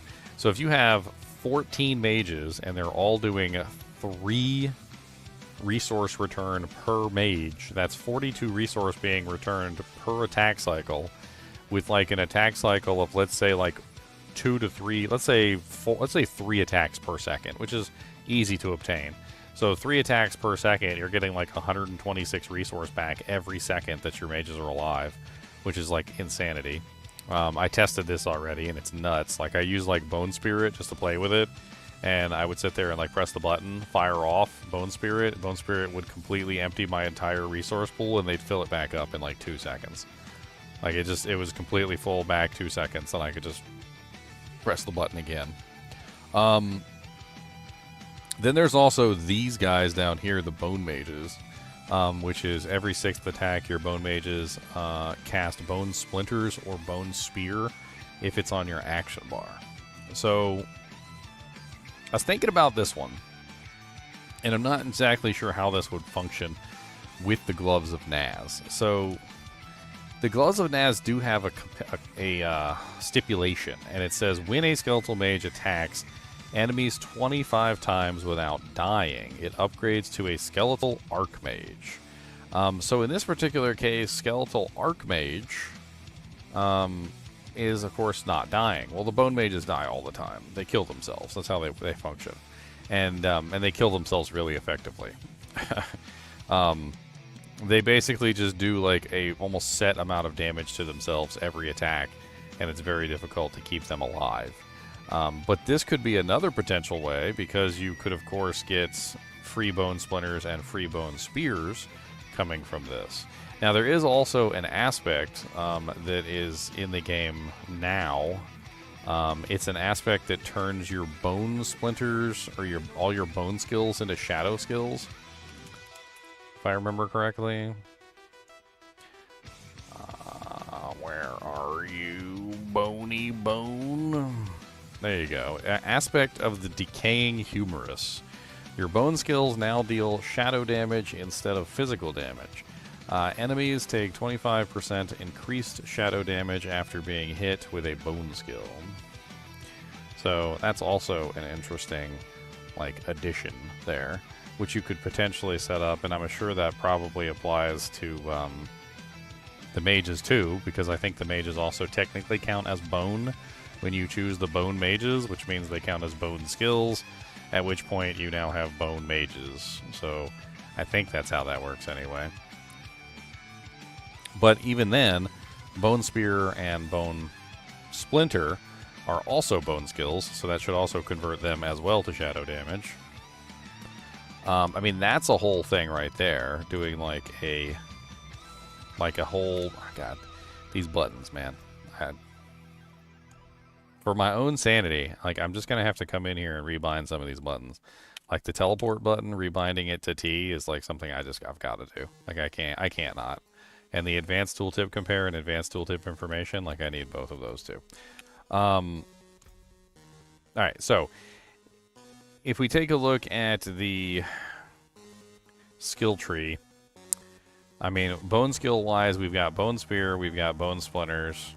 We also have Bone Prison, which then becomes a shadow skill, and Bone Spirit even becomes a shadow skill at that point. So there's a lot of potential options. Doesn't that, like, make that one ability that turns Bone Storm into a shadow skill redundant at that point? Isn't there specifically one for Bone Storm, or did they take that out? Bone Storm and Blood Wave are also darkness skills and deal shadow damage and gain additional effects. Enemies damaged by Bone Storm take 0 corrupting damage over 2 seconds. So yes, there's also this one too. It's kind of weird. So this one turns Bone Storm into a shadow skill, right? A darkness skill, okay. And then if I were to replace this with the new aspect, which also turns it into a shadow skill, so the decaying humorous. So it's not a shadow skill? Your bone skills now deal. So it doesn't actually turn the bone skills into shadow skills. Interesting.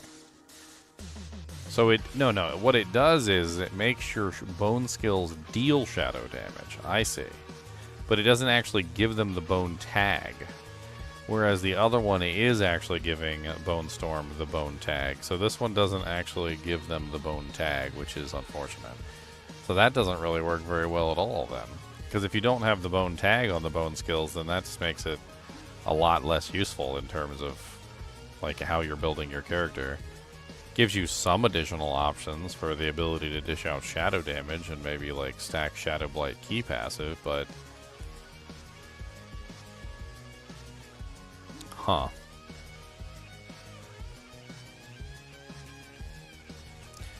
I think what I want to explore is I want to explore the Hand of Naz set up with the like full mages essentially. So I want to run like full skeleton mage mastery. Where's that? Where's my sword at? Okay, so we got full skeleton mage mastery. And then what we're gonna do is we're gonna try and set up for like full shadow damage. That's my idea. So we're gonna go to Shadow Blight key passive. Let's go ahead and run Death's Embrace as well. And then let's also run Precision Decay.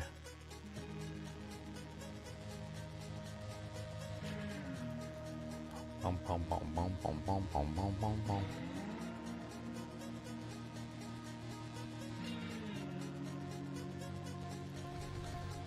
Let's do Finality as well.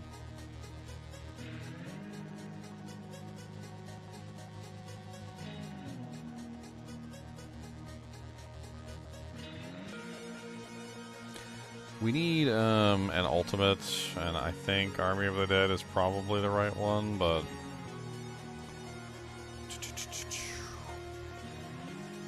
alright, what we're gonna do is we need secondary stats. That's the problem.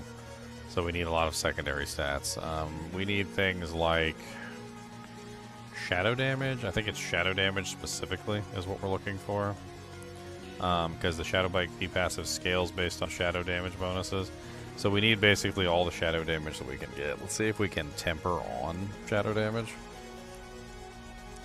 Yeah, temper on shadow damage. So offensive, shadow finesse, darkness damage. What? Darkness damage is what we're looking for, right? Okay, so we got 60 there. Let's put another one on here. We need to reroll. I'll roll off that shadow resistance. Hold on. You can temper items in here, I found out, but you can only temper them before you... Or enchant items, but you can only enchant them before you temper them. And this one's already been enchanted, okay. So we'll just have to leave that as is.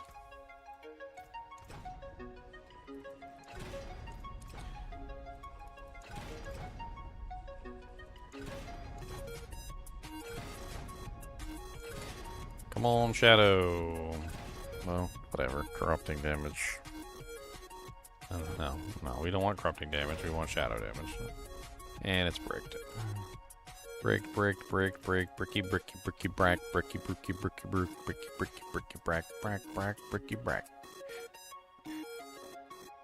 Come on now, for a bricky, brack. Let's just replace it. I'm not even going to worry about it. We'll just destroy it, move on, replace it with something else. We can do a quick enchant on it. Replace the lucky hit heal life for attack speed. That's what we're looking for.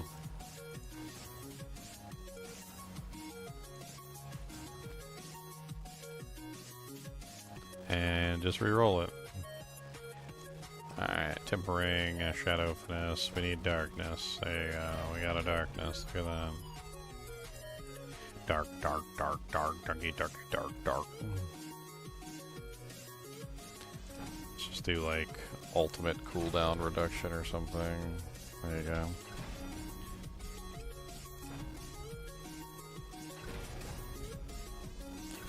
Alright, and then from here we need a shadow damage on this too. I put skeleton mage damage on there. What are we at for the passive? We need 300% for the passive, and we're currently at 54, which is awful. So I think we need new weapons. I think that's what we need. No, we need a new focus, but not a new weapon. Do we have another focus in here? I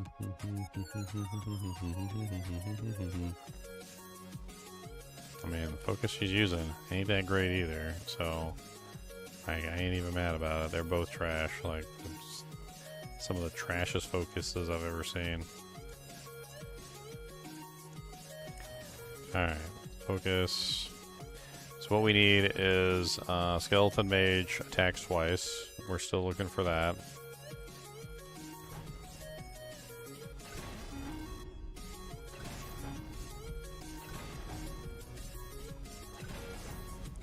Okay, and then we're also looking for the darkness damage. Not desecrated ground, not desecrated ground. Of course, and it failed. This is how the temper system is broken right now. So if you temper an item that is an ancestral, it goes down to 1 out of 7 tempers, and then it will not use the last temper. And then you cannot temper it further. You also cannot reset it with the scroll. You can't do anything to it. It basically just bricks the item, and the item no longer functions. So you're stuck with like a piece of trash, essentially. Here's another one. Okay. Or is that a shield? That's a shield. Not really quite what we were looking for. I guess I need to go get some more ancestral items or gamble something, one or the other. Focus. Where are you, focus? That's terrible. Let's just go get ancestral items from, what's-his-face, the cheat vendor. We need to cap out that shadow damage bonus from a Shadow Blight key passive.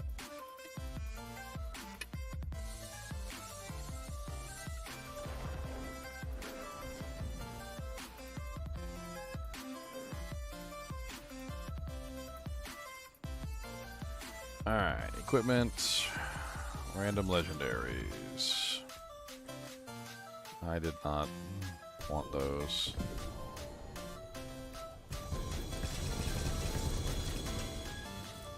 Okay,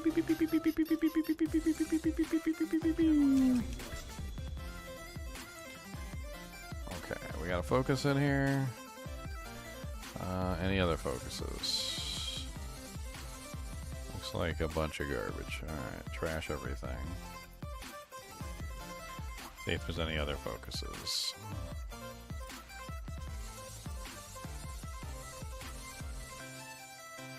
Focus, focus, focus. Nothing, nothing, nothing, nothing, nothing. Okay, so we got one more focus to try with. Let's enchant it real quick, and then we'll try and temper it again.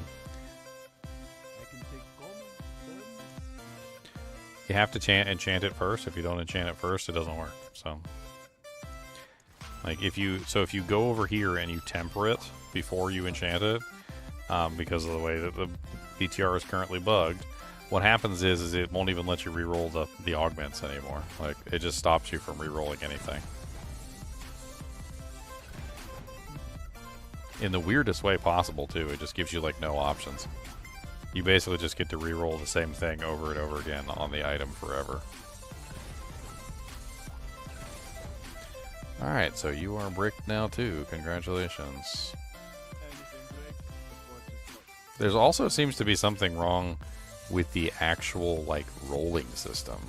Like, I was playing around with it earlier, and I got, like, the same exact result, like, frickin' like 14 times in a row. It was really weird. Like, there's something going on with even just, like, the way that it's rolling items seems to be broken. It's kind of crazy. Okay, there's a focus.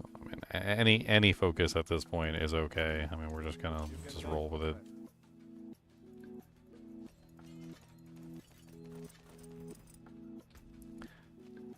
If it's a focus, I'll take it.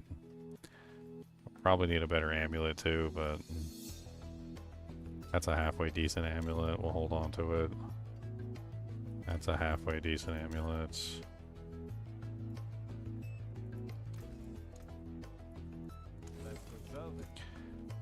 Alright, this is such a trash focus, like, oh my god. I guess we reroll the lucky hit chance to heal life, because that's the only thing that's, like, really bad. Just put some intelligence on there for the time being. See if we can get the tempers we want. It might not even work. We need the chance for the mages to attack twice. That's the most important thing.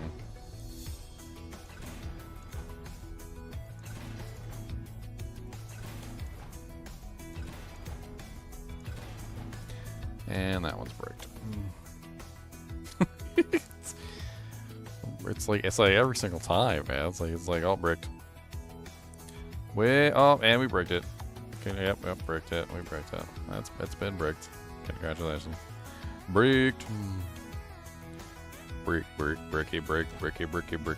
Gonna break it down with the brick.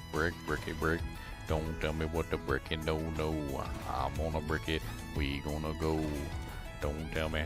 Brick it everywhere. Gonna brick it right all up in your hair. Brick it, brack, brick. Don't tell me what to brick, brack. I don't even know what we put on this. Maybe like soul rift duration or something. I'm trying to think like what we do, because like it's not just a matter of like the mages attacking something. We need something to do too. Like we also need a thing to do. Maybe we should go with blight with this particular build. Blight doesn't sound terrible, which we could do like blight size or something like that. Maybe we do blight. It doesn't sound awful. We can use blight as a pull-in as well, which could be interesting. I could put like blight size on everything.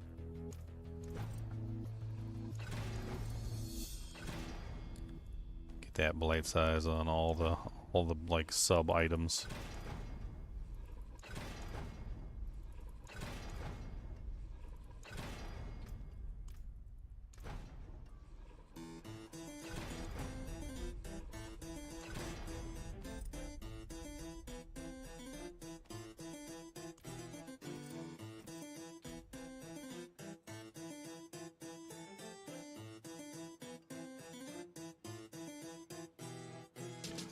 Blight chill potency? What the hell?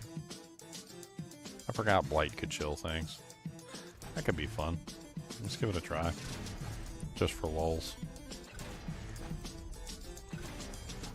See if we can actually get it.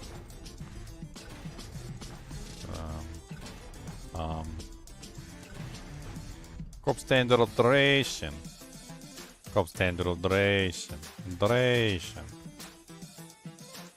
Alright, we still haven't gotten a focus at all. I mean, maybe we should just try and gamble a focus. Might be easier. Let me just grab the crafting mats.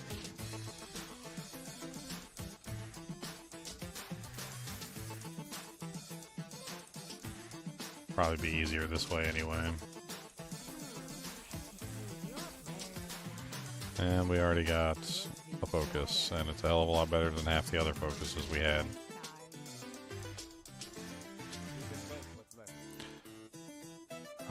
Does it need to be re-rolled? No, not really.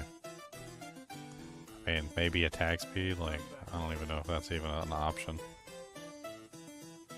Attack speed's pretty important for this build, like, we kind of want to cap it out as much as possible, so... Like, is attack speed even an option on this? No, it's not, so... Just leave it. Sounds fine. Alright, we need tempering. We need minion mages cast twice. Yay, first try. And we need darkness. Darkness damage, that's what we need. Not corrupting, not corrupting, not desecrated, not corrupting, not corrupting. And we're already down to 1. It does have corrupting at least, which will work to increase the multiplier, but it's not what we're looking for.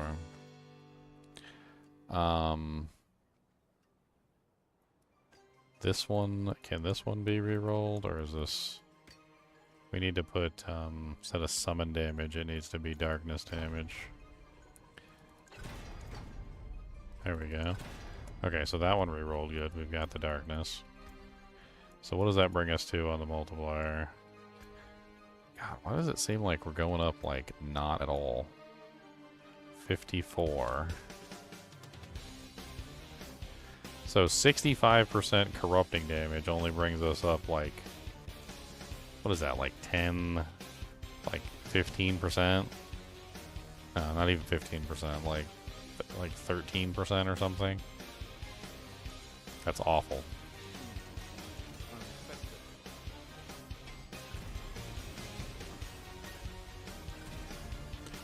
I'll reset that. Okay, there's the corrupting damage. Let's see if we can hit the, that's good enough. Let's go ahead and hit these. Can this not be... This hasn't gotten 2 tempers yet or something? No, I haven't tempered it twice. Okay, so it needs a resource. Ultimate cooldown reduction, most likely. Okay, temper these as well.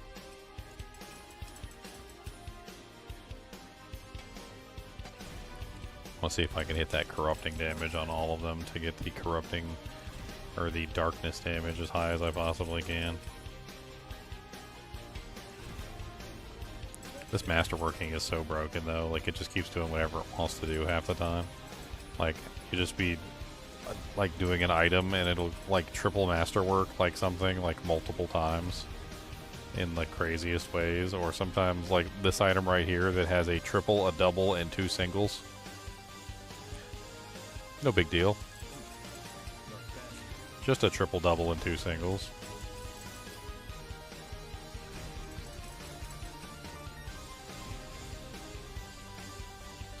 Alright, so this needs a tempers. This needs all the tempers.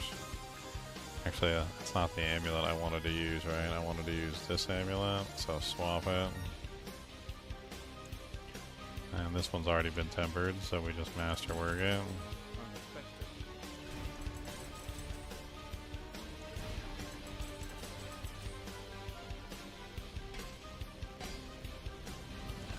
I don't think that's what I wanted. Like, 111% total armor size wasn't necessarily what I was aiming for there.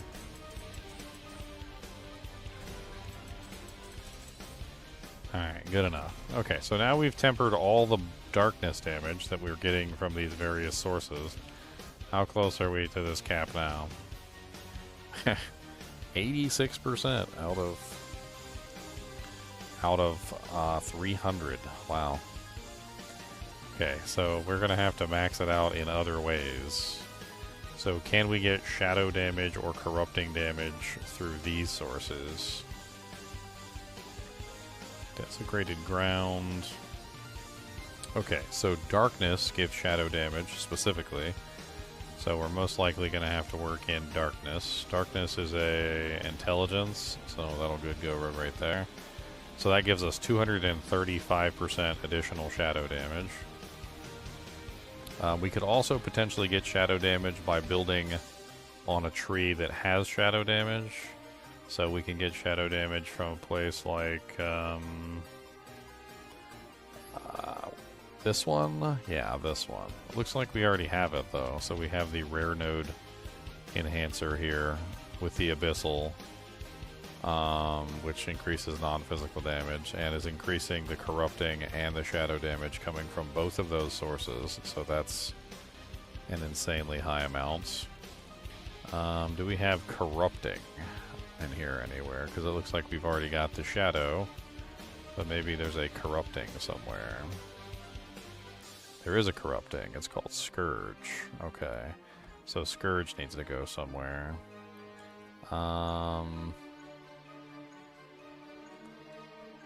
Probably replace this one.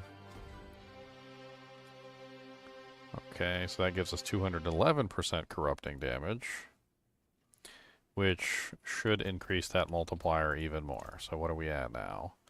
183, so we're pushing it. We need to get to 300 if we can, but it might not be possible.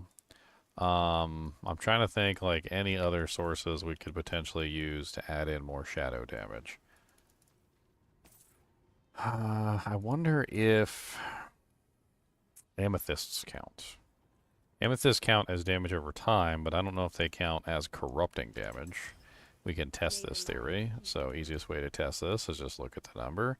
So we're at 183. So let's take the amethysts and put these in here. And if it moves, well, then it works. And if it doesn't move, then it doesn't work. So yes, so the amethysts do in fact increase the multiplier on the Shadowblight key passive. So we go up to 202. So how much are we currently at shadow damage wise? We are currently at... that can't be right. That can't be right either. Let's go into the training room real quick. There's no way I'm only at 500.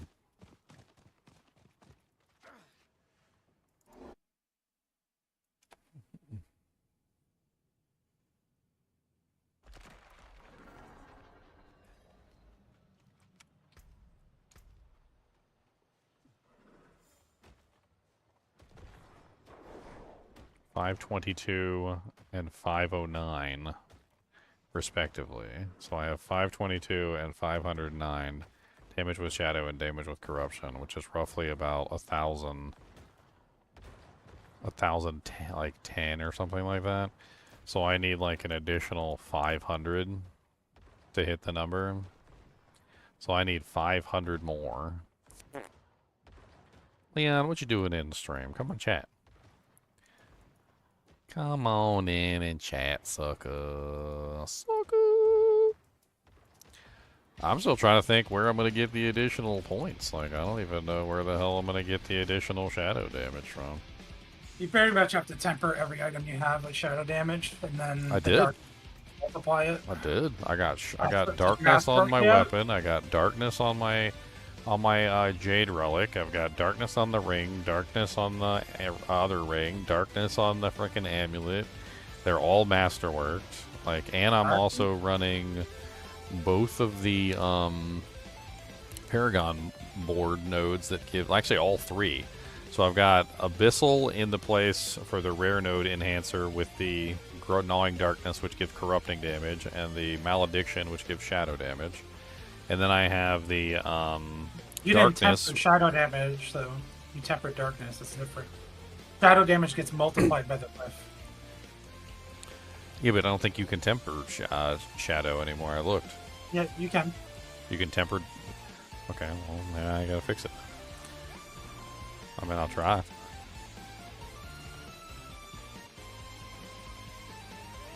Yeah, it's a temper. There's like the elements, like there's two different elemental ones. One has, like kind of like the elements aspect. One has 3 of each. Yeah, there's no shadow anymore. It doesn't exist. Do you have to go on a Sorc and do it? Shadow was changed to darkness, and That's And then weird. shadow damage over time was renamed to corrupting. Because And no, so you now, can so literally get shadow on Sorc. So this is one of those things. yeah, so darkness is what it's called now. It's not on there. I checked. I was looking for shadow. Shadow doesn't exist. Well, it's just it's a manual that you literally don't have access to. But I mean, even if you read the ability, it doesn't say like darkness. It just says shadow damage bonuses. Like it legitimately says like Shadow Blight's damage is increased by 20% times of your corrupting damage, and shadow damage bonuses up to 300%. You totally missed my whole Rage Against the Machine. I really like just like horribly like losing my mind at the constant like setting changes, going back to the defaults, and like me just completely ugh. Ugh. It's because it's server side and they don't save the PTR. They should give us a little config file. There is a config file. I looked it up. And they should put the keybinds in it. The They time. don't. I spent the time. It's called local prefs. Local Keybinds are prefs server side. ptr.txt. I looked it up and it's here. It's literally in here. And like it doesn't effing work. Like it does not effing work at all. Like I deleted the local prefs file, copied the original one, renamed it, and then like put it in its place and booted it back up, and all the preferences were still missing. Yeah, I think I have every way that you can, like, and I don't think there's any way to hit 300. I don't know if you can hit 300. Maybe if I go to all corrupting instead of shadow. Corrupting has a little bit extra damage over darkness, but like it's not a huge bonus. Like we're talking about a difference of 65 cap on the darkness and 75 cap on the corrupting. So I could get an extra 10% from corrupting, which even if you up that to like 20% after masterworking, that's what 20. It's like 1, 2, 3, 4, 5 items. So 5 times 20, which is still only going to be like 100% increase. I don't see any way to cap it. Why don't you have elemental finesse? Like my Barb even has it. For what? Day and night. So for the tempering. It's called elemental finesse is what you're missing. Elemental finesse. I'm missing a temper recipe. You're missing the generic temper recipe that goes on every character. It's the one that does. Maybe it disappeared when I was picking them up. Let me grab the. So one is physical fire lightning. The other one's cold temper poison manuals. shadow. Okay, I grabbed all temper manuals. Let me run over here because stuff's disappearing off the ground. Let me just right click on the thing. Right click on. Yeah, no temper manuals fell. None of them.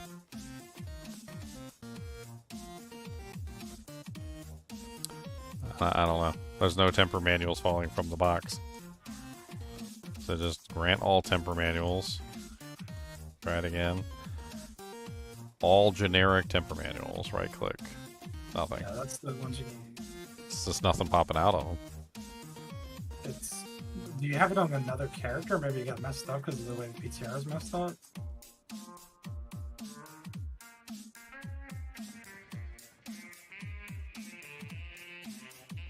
Maybe you looted that manual already, but just didn't learn it with a different character, and I won't drop it.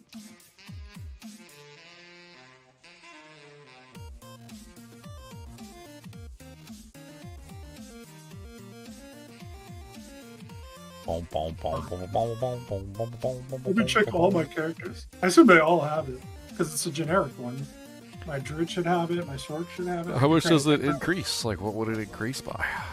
Well, it's the fact that you craft it on, right? And then you get the multiplier on top of it. You get 1,700 shadow damage. Without counting corruption, you can get like over 1,700. Let me check one of my other necromancers, like from a previous season. Like, I'll go look on him and see if he has the temper manual. If he doesn't have it, then it's probably just, I don't know. Okay, my druid has it. I can create a necro. Let me create a necro.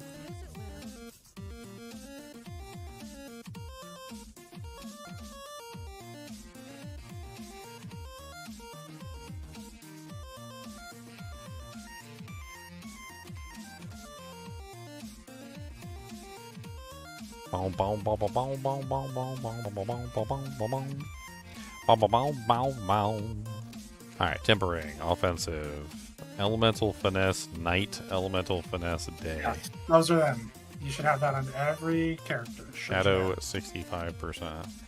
So let's do a quick test here on this character that like nothing matters on anyway.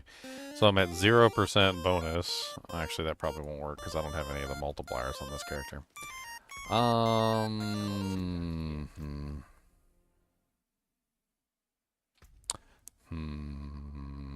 Well, best way to get them would probably just be to run some bosses real quick, right? Oh, you're thinking like just to get them to drop, maybe? I mean, if it's not coming from the chest because the chest is bugged, there's a lot of things are bugged. I was trying to do Infernal Compasses earlier. That's bugged too. The compasses that they give you are bugged, although somebody in the stream, Zaf4, I think, was telling me that if you find a compass, it works, but the ones that they give you don't work, which is stupid. There's a lot of stupid stuff going on. I'm just going to go to like P1 or something and just murder them real quick and see if it falls. It doesn't matter. They gave me a ton of materials. I said P1. I'm back in Diablo 2 land, guys. I left Diablo 4. In the end, it's the same thing, right? It's just the health getting multiplied. Okay, let's just go kill like Grigori real quick a couple times and see if he drops me the manual. It really doesn't matter. I don't know if it's going to make any difference, but there are multipliers for Shadow, and you're right. And Shadow, Darkness, and Corrupting are all 3 different things, although they're all applying to the stuff. So I don't.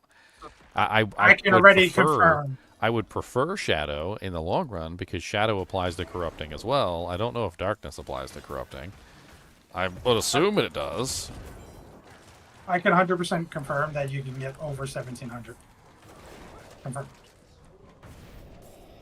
So it's a multiplier like issue at the moment. Hold on, I need to sacrifice my minions. I forgot. Hold on. And then bone, attack speed, sacrifice. And then there's some sort of bug with the new mage gloves where when you don't have the other minions sacrificed, it just kills your skeletons, like your raid mages. They just die immediately. Like you summon them and they just fall straight back to the dirt. That might be what they were talking about, the known issues. They didn't get specific. They just said the bug with that, or several broken interactions or something like that. Very generic. Why do I only have 8 mages now? I had 14 yesterday. What has changed? You missing an aspect or something? Probably. Yeah, I don't have the occult aspect on the new amulet. That's okay. This will be fine for right now. All I gotta do is kill the boss a couple times and see if the manual falls. In fact, I'm not even gonna do anything. I'm just gonna stand here and let my minions do all the work. The mages will probably body him. Yeah, they just like wrecked him into the dirt. This is a good build. What? The mages, they're good. Well, there's a couple ways you can build them too. Like, yeah. That's the crazy thing. Like, okay, so I got the elemental finesse day, but I didn't get the night, so maybe I'll get it on the next kill.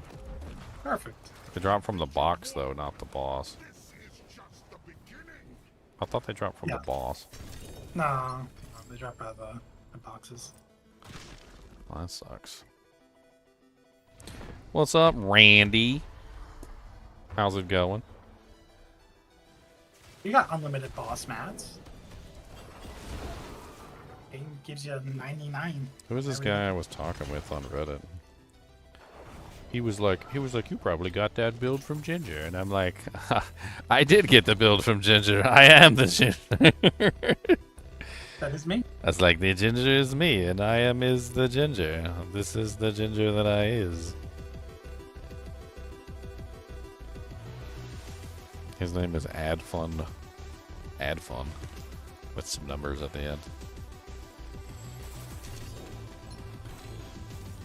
Elemental finesse. Yeah, so it's not. So they aren't coming from the chest. So that's interesting. So the test server isn't providing all the manuals. That's what's going on. You probably got the manuals when you went and killed some of the bosses or something. That's probably what happened. I hadn't killed any bosses on this character yet.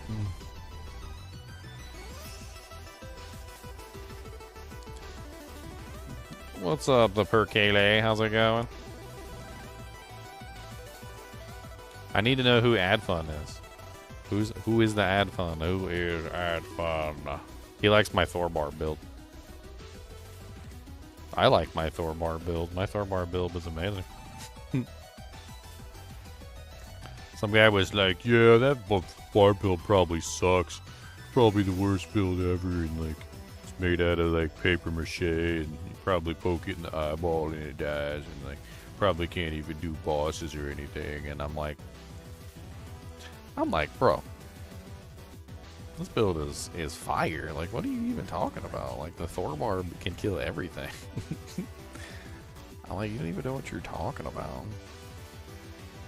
I didn't even have to say it though. Like, somebody else was like, they were like, no, it kills like uber bosses really easily.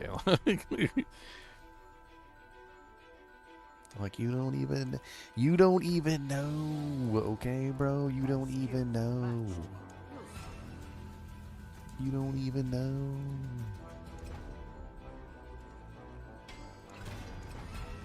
They're awful.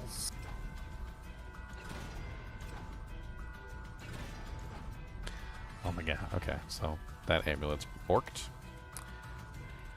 This whole like the amulet like or the items like breaking when they hit the last temper thing is dear Lord Jesus, I just wanna fight. I wanna fight people. Whoever prepared this PTR, like, why? Why do you hate everybody and everything? Why do you hate us? Why do you literally hate us? Like, did we do something wrong? Like, is there something we can do to right this wrong? Like, can we be friends somehow? Like, is it possible? Like, in the future, could we, like, do we have like a thing? Can we be buddies? Cause like right now, like you hate us really bad. We can feel it through the screen. We can feel the hate. I wonder what code they were trying to change that messed it all up too.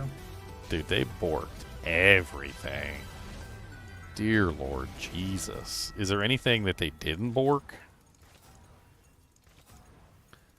First time programmer. He just got hired. He's like, you want to program on D4? It's, it's an indie game.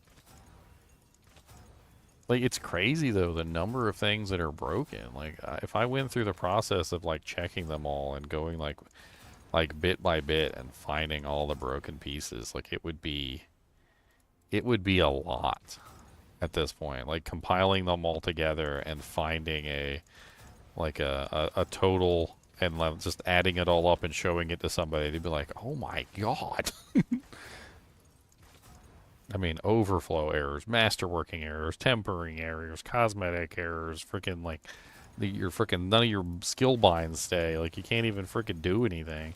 I gotta go in and recheck the advanced tooltip compare and like the other one like every single time I log in, because I start like spazzing out because I'm like, why is this item like 90% and it doesn't have any rolls on it? Like, what even is this?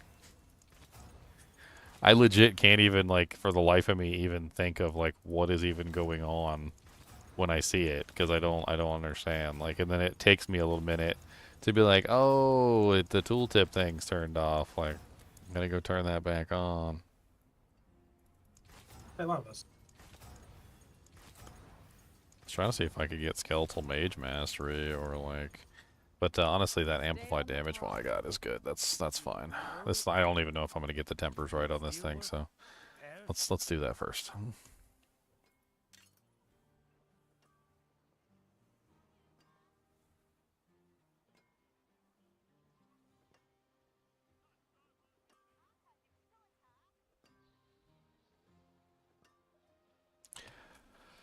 All right, so shadow damage.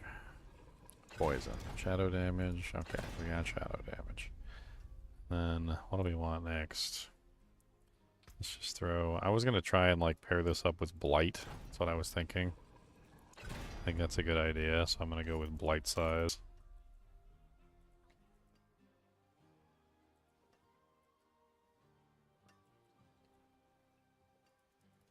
Fight hard, eh? We're going to have to get some new equipment. Masterworking. Let's see the Barb make that.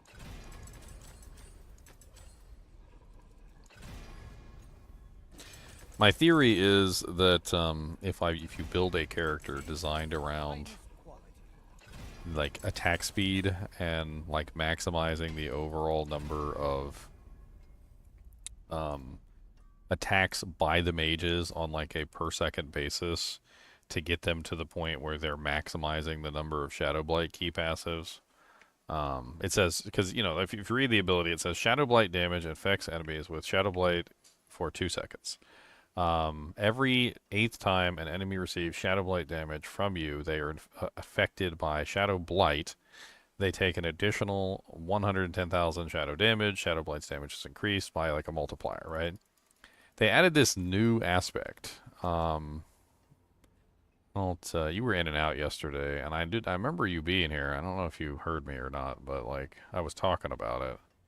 It's an aspect that basically gives you a scaling multiplier for the number of times that you activate Shadow Blight key passive within a certain time frame. Here it is. Oh wait, no, not that one. Although that one... This one is probably something we want as well. But not that one. This one. Okay, so Shadow Blight aspects, or Blighted aspect. Consecutive hits with the Shadow Blight key passives deal 25% times increased damage for each hit, resetting after 6 seconds and after the first strike. So for 6 seconds, depending on how many you can stack during those 6 seconds, you can scale the Shadow Blight key passive damage by 25% times per time that you manage to do it consecutively up until the 6 second limit, which means that the damage should theoretically continue to scale faster and faster and faster as long as you're like maximum attack speed. That window. Yeah, like as long as you're within that window until eventually it reaches a crescendo, then resets, and then you start over again. But like with 14 Shadow Mages, all with a like nearly 100% chance for double attack, and utilizing the Shadow Mage bonus that gives you the additional attack every 3rd attack, so the Shadow Mages fire an additional Shadow Bolt every 3 attacks, you should theoretically be able to obtain like an insane level of attacks and causing like a ridiculous number of Shadow Blight key passives within a certain period of time. I was trying to like model out the numbers to try and figure out exactly how many Shadow Blight key passive procs that would be. And I think it's something along the lines of like this. It's 14 times 4, because essentially with every 3 attacks you get 1 free attack. So you get 14 times 4, which ends up being 56 attacks for every 3 attacks, essentially. Assuming that you can get the mages up to at least 3 attacks per second, that's 56 times 6, which is 336 attacks per second. You can also potentially get a double attack, and if you can get that easily enough with masterworking up to a 100% chance, so you get times 2, which gives you essentially 672 attacks per 6 second period. You divide that by 8, and you have essentially 84 Keyed Blight passives going off at any given time during that time period. Not including, of course, any other shadow damage that you might be doing, which could also be triggering Shadow Blight key passive yourself, because that's separate from the mages. Then divide that by its 8 per Shadow Blight key passives. Oh, we already did that, right? So, hold on. 336 times 2, yeah, divided by 8 is 84. So we get 84 Shadow Blight key passives. Okay. Then we multiply that 84 by the 25 times multiplier, and we have a theoretical maximum of 2,100% bonus. So if it works the way that it's stating, and if it doesn't have a cap, and if we're able to create that many Shadow Blight key passives during that time period, the Shadow Blight should have a 2,100% multiplier added to it. I'm also curious whether like putting that on a two-hander might not necessarily be the better choice, because at that point you could get some absolutely crazy like multiplier. Let me check that real quick just to see if like a two-handed sword or something might not be just like the better option. Let's run that on a two-handed sword. So shadow aspect of the blighted. Yes, so it does go up to 50% when put on a two-handed weapon. So that means that instead of 2,100, just multiply that by 2. So that's a 4,200% multiplier on Shadow Blight. Theoretically. I don't know if it's going to work that way. But if it does work that way, Necromancer might be pulling ahead of the Hydra. I don't even know. 4,100% on Shadow Keyblight is kind of crazy. But it's also not constant. So it would be a scaling multiplier that would continue in a linear fashion. So every single time the Shadow Blight key passive is hit, it would slowly scale during that 6-second time period up to the total. So you would get 50% to 100% to, you know, like 150 and so forth and so on, and it would just keep scaling slowly. So it wouldn't be like this crazy, all of a sudden, like massive amount of damage, but after 6 full seconds of attacking, it should theoretically be a massive hit at the end of it, scaling to almost what seems like infinity. Who knows if the monsters will even survive that long, because as it scales, eventually it'll find like an equilibrium. The monster's HP will disappear from existence, and then it resets. I don't even know. Let's put shadow damage on this weapon, because I think the two-hander is probably a better build for this. So we need the shadow mages, or the mage chance to hit twice. Okay, so we got a 39%. That's a really good roll. And then we need the shadow damage. We got a 106 out of 130. It's good enough for right now. It's not bad. I also noticed that the amethysts themselves from the jeweler also increased that number as well. So I put 2 amethysts in there.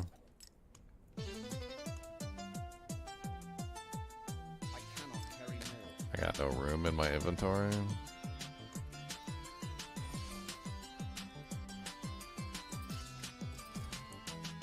Okay, and then we masterwork this. See if we can get that percentage up as high as possible.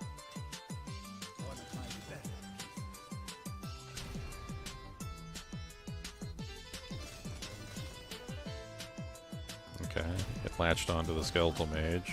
That's good. So a 66.3% chance for the mages to cast twice.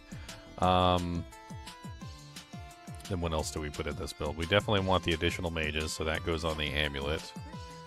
That gives us a huge number of additional attacks, so Cult Dominion goes over there. Alright, and then from here, I'm not sure what we do.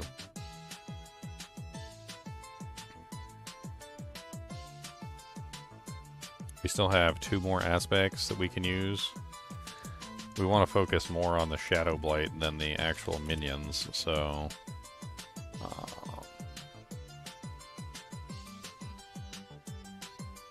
we deal 50%, 55% times increased shadow damage to enemies afflicted by any curse. I mean, that sounds amazing. And then we could also run that other shadow one, which is Aspect of Decay, which is another 50% multiplier, stacking up to 5 times. And then we still need jewels. We need sockets and everything. Get over there. Socket. Socket. What builds are you working on, Leon? You still playing with anything, or? I was going to start working on a spare portion, but I'm letting the dog out real quick. I'll be right back. Ooh, let the dog out. Ooh, ooh, ooh, ooh. I'm sorry, I had to.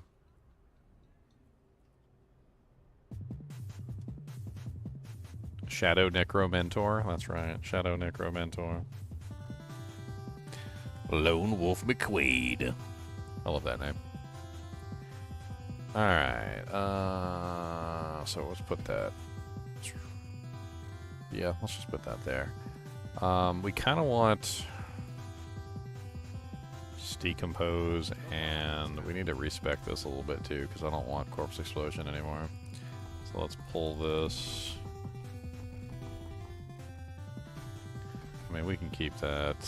I don't necessarily care about that one.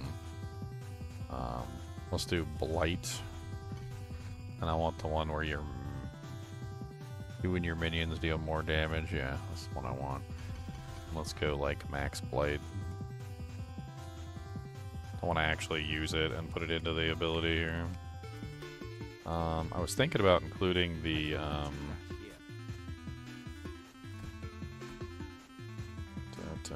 we got curse. We don't want sever. Great skeleton, soul rift. Okay.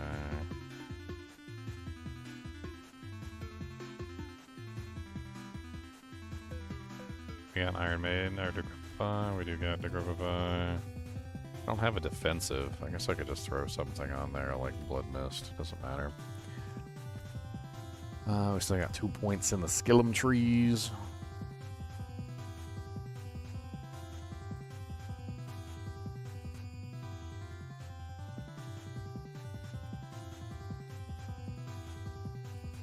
I think what I'm missing here. I think I've got pretty much everything I need. We're running Shadow Light Key passive. I accidentally put 1 point Bone Spirit, so we've got 3 points to spend. Let's put 2 more in Crippling, or 3 more in Crippling Darkness. Let's get like a maxed out stun capability as well. And then I was thinking for the boots, can't we with that Blight pull in on the boots, so we have like the constant pull in on the Blight? Yeah, Aspect of the Void. Yep. Amazing. Okay. And then I don't know if we want the one that makes it so that the blizzards happen. I think the blizzards could probably go away.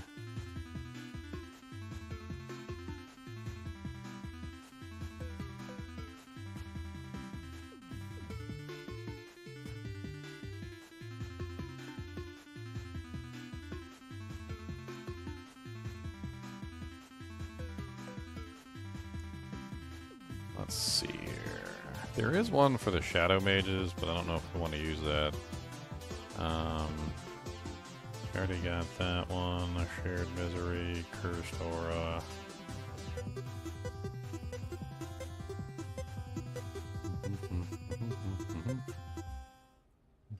I don't know if we're going to change this one. We might just leave this one the same.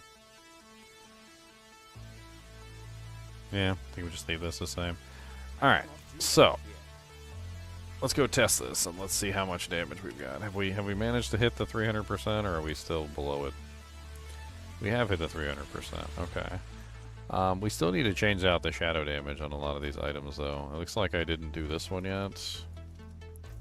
We actually want more shadow damage than what we currently have if we can get it. Just keep rolling the shadow damage higher and higher.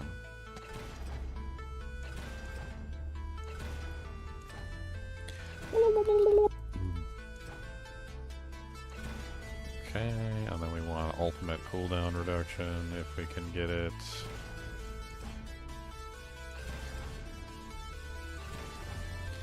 Okay, well we ended up with rapid ossification, which is stupid, but at least we got the shadow damage. Let's see if we can get that shadow damage up. Let's just temper it real quick. Nope, it went on the rapid ossification, which is useless to us.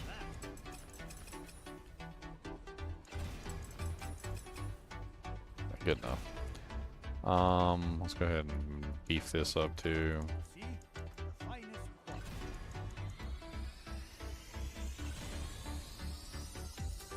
I haven't really done any of these items.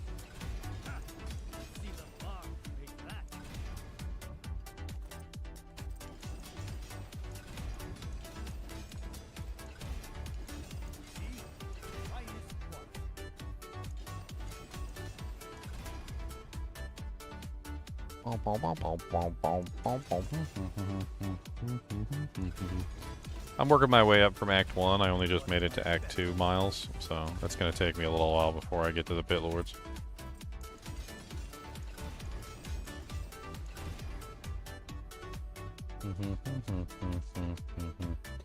Alright, gems. What are we putting in here? We've got primary core stat. Gives us the Jewel Guardians that come and kill us. We definitely can get shadow damage this way. I think that since Shadow Blight key passive triggers on shadow damage, I think we go with Celestial Surge. And we want Celestial Surge going off as much as possible, so we probably just put that with our Blight ability. And then from there, like, I don't even know if I have a vulnerable, so I guess having it do vulnerable is probably good. I don't care about that freeze. That freeze is stupid. Let's do the barrier thing so we actually have some survivability. It doesn't really matter. Gem-wise, we've got a lot of gems in here. Gain primary resource. Vulnerable. Elemental damage, but take 10% times more. That sounds like fun. Your infusions are 150 times more potent. That sounds cool. After you cast a catalytic skill, if it is an ultimate, gain 30% attack speed for 10 seconds.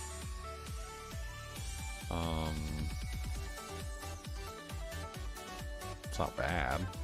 What's the cooldown on my Soul Rift? 20 seconds. That might not be bad, actually. Let's move the skill over to the ultimate.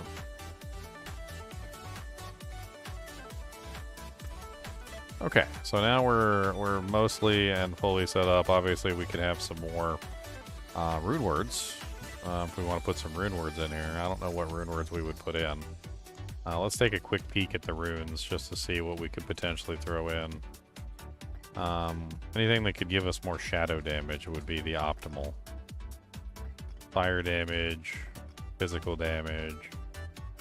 I mean, that's free Iron Maiden, poison damage, movement speed, primary resource, freezing damage, ultimate cooldown, life, decrepify, but not the right one.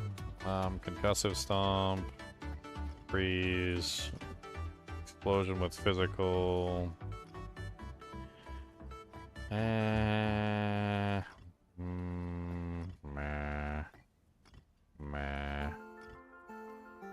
Petrify. Next attack guaranteed overpower. +1 all skills. I mean, maybe Warcry, but, like, I don't know. I think maybe we might even do, like, no rune words on this. Let's just play around with no rune words. Alright, let's go to the training room and let's see how the minions fare with their current setup. I'm curious to see how they do.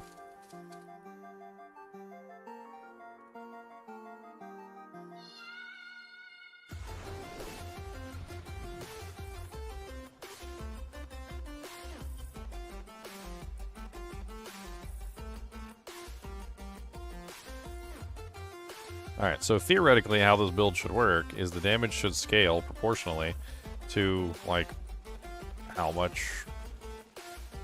I'm attacking a target. So the longer the target is being attacked, the more damage we get. So let's get a boss dummy in here. Let's curse him, hit him with the blight, use the ultimate.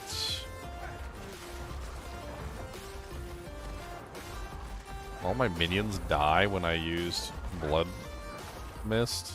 Is that literally just what happened? I gotta try that again. No? Okay. I need to resurrect all the minions first. Okay. Alright, here we go.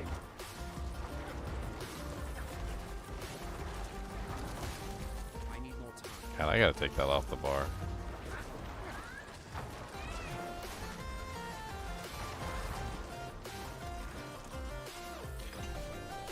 I think the dummy is killing my minions. It's hilarious. They suck that badly. They're getting wrecked. Let me run out here real quick so they follow me, and then run back in here because I actually want to see them attack.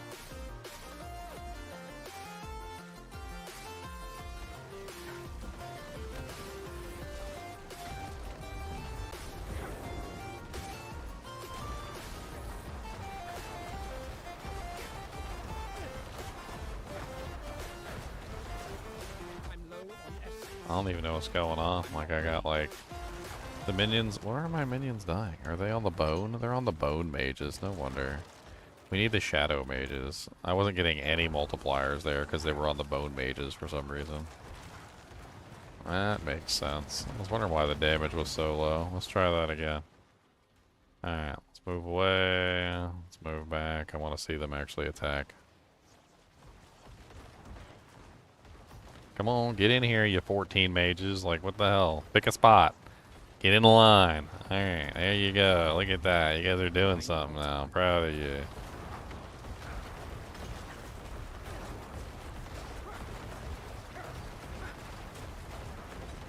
I'm low on essence.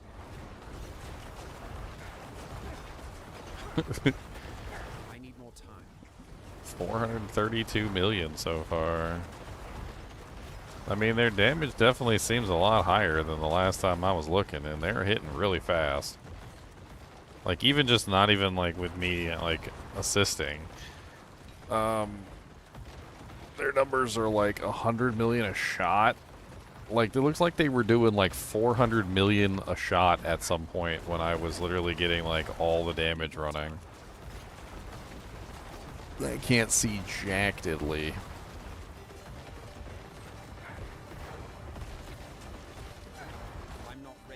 I see like a dot on the target for like 20 million right now.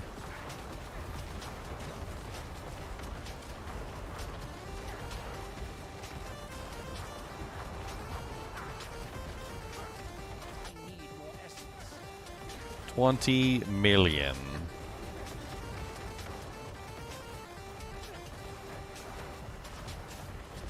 I'm out of essence. I gotta test this versus a boss. This looks very impressive. Like, we gotta go, like, actually play with a boss and see how this functions. Am I in Torment 1 right now? I am in Torment 1, so we need to change this to Torment 4. Go do a boss. See how he handles a boss in Torment 4. I can't get a good bead on how much damage he's doing. It looks impressive, but I don't necessarily know if that impressiveness is, like, gonna translate into real-world usability. That's a lot of hits. It's not exactly, like, extremely hard hits, but it's, like, 14 multiple times other hits. Like, it's, like, some ridiculously large number of hits, like, per cycle. Like, I don't even... the game... I don't know. I don't even know. Good luck the game actually keeping up with this crap. So we've got Shadow Resistance, so let's just go do Varshan. He's the easiest, just to, like, stand there and let them wail on him. The best way to do it.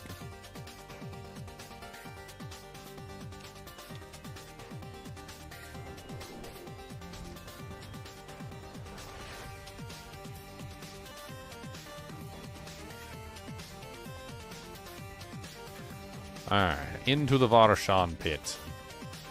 The pit of Varshan.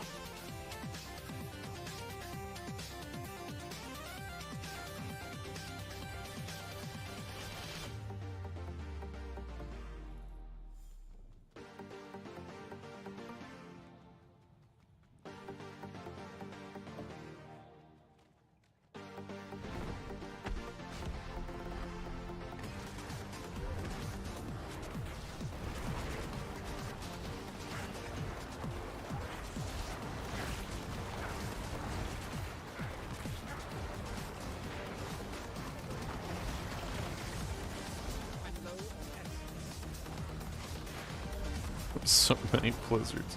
There's so many everythings on the ground. Like, what is even going on?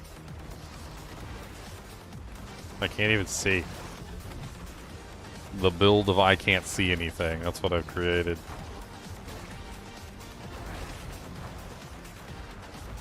The freaking ultimate doesn't help either. Like,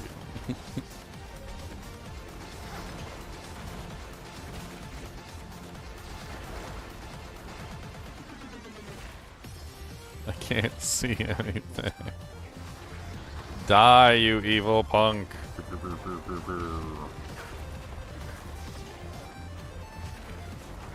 I mean, my damage numbers might not have seemed that high on the training dummy, but I'm sitting here watching them just, like, annihilate Varshan.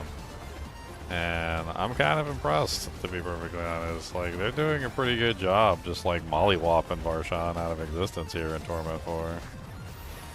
I mean, yeah, it's taken a little while. It's not, like, instantaneous, but I think I can get the damage higher, too. Like, I think it could go higher than this.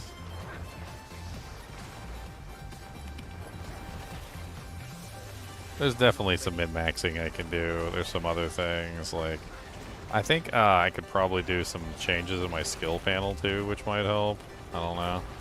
I'd have to take a little bit of a look at the skill panel, like the skill tree, and see if there's any, like, direct changes I could make to optimize the Shadow Blight key passive damage, maybe, like, over the mages instead of going specifically for the mages. I think that's one of the issues. I totally couldn't even see that until it was too late. Let me do some quick optimizations here, see if I can like change things a little bit. So like first off, we can pull 3 points from Crippling Darkness. It's not that big of a deal. I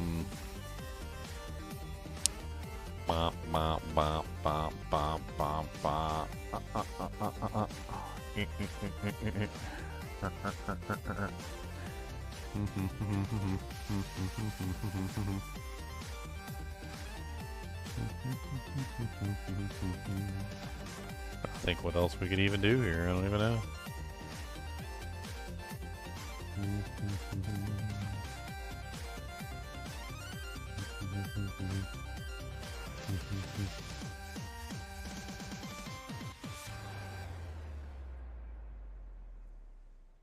I really don't know.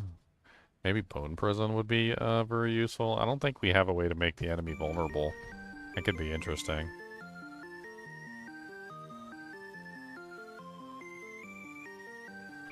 Let's try adding Bone Prison into the mix.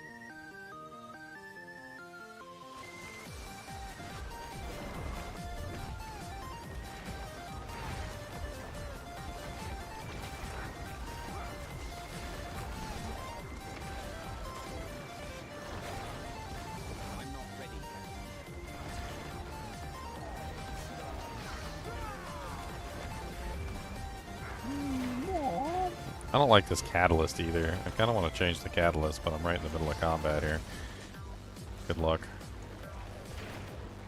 I think this catalyst would be better.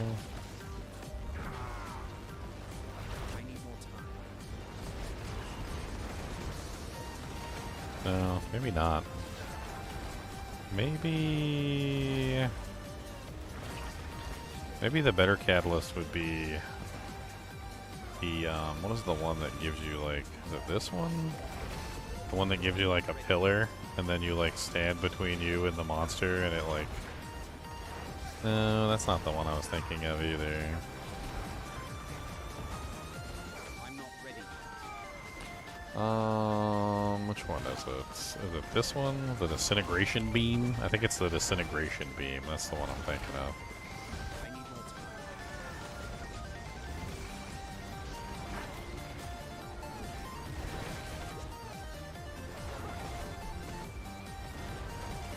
I'm not ready. Kind of hard to use this one because you gotta like stand in between the you and the target, and it makes it difficult. I need more time. Like you gotta like stand on the other side of the monster or whatever, and like make it work. I mean, as far as damage goes, like there's nothing wrong with the damage output. Good luck seeing the floor though. Like that's a whole thing. Hey, goodbye floor. Floor is not important. Who needs floor? Floor? What? Why would you want to see the floor? That's so silly. You're a silly person. Only silly people want to see the floor. That's just not even... That's just not even something to do. You want to see the floor. Who sees floors? Floors are not important. I need more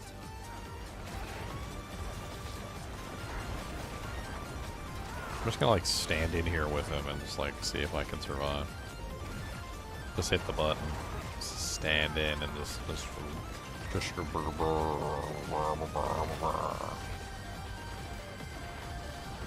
need more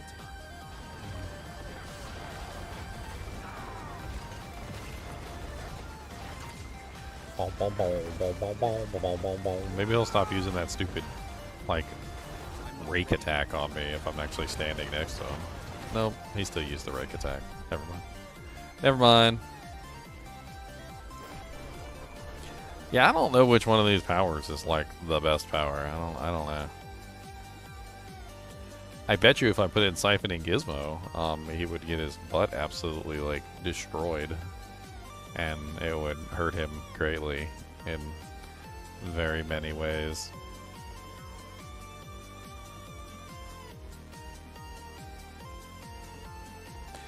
What has the lowest? Let's see. Let's do.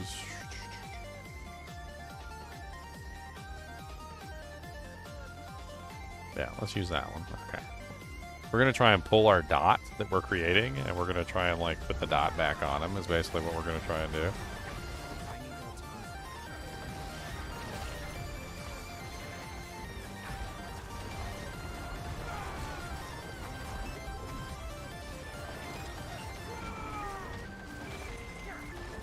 need more time. I need more time.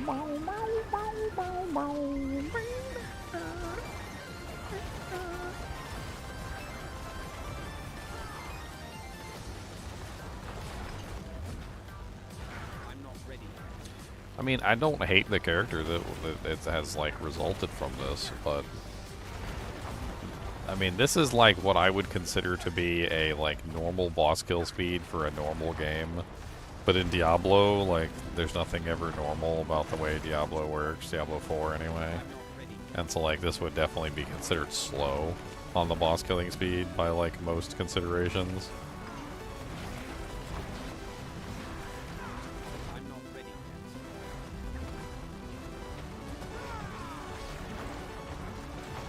Siphoning aspect is so broken. I'm not ready yet.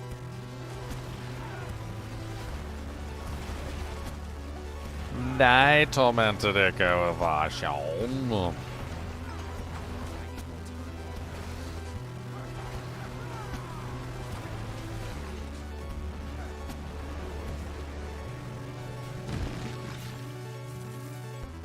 So I wonder which one is better. Like, is the extra bolt every 3 attacks better, or is it better just to go for that 42% multiplier? Like, we could try the 42% multiplier and see if it's any faster. I mean, it's an idea. Just play around with it. Try another Varshan, see if the 42% multiplier has a better effect than the latter. So this is with us switching to the 42% multiplier over the extra bolt. So just a small change, but we'll see if it makes any big difference.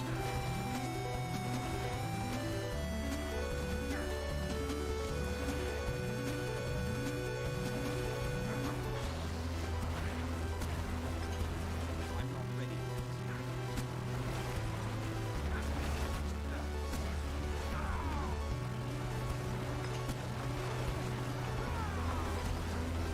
I need more time. Holy Jesus. Ow. I'm not ready. Ow, ow, ow. So much lag. He started doing the pizza cutter and it lagged, and then it like did both the pizza cutters almost instantaneously. The hell was that? I cannot use that. I don't know if it was more damage or not. Like, maybe it was like the same. It kind of felt like it was the same, like the difference between these. Because you're getting like 1 extra attack per mage times 14 mages, and you're getting 3% extra multiplier per 14 mages. I think it like stacks up. Both of them are stacking up considerably, so they're both kind of like insane. Let's do one final check. I just want to test one little weird thing. So let's just take the shadow mages out of the equation, put the cold mages in instead, and just see if the cold mages like do the same damage. Like if we're even getting the damage that I think we're getting from the way that the shadow mages function. So, like, is our damage output the same without even having the shadow mages up? A cold version of this could be rather interesting as well, and I was considering, like, a full cold version using, like, the cold mages, the, the blizzard effect, obviously. So the cold mages would be doing the blizzard effect, combined together with, like, some of the other cold-based items, like maybe the cold scythe, which gives you the, like, every time you deal shadow damage, you chill targets or whatever. I don't know. There's a couple ways you can, like, incorporate cold into a Necromancer, and, like, the cold mages and the blizzard from the cold mages is interesting. So, I mean, looking at the damage output, I'd have to say that the shadow mages were definitely, like, doing better damage. That seems much worse than what I had before, right? Like, they're still doing okay damage. They're not awful, but they're not amazing.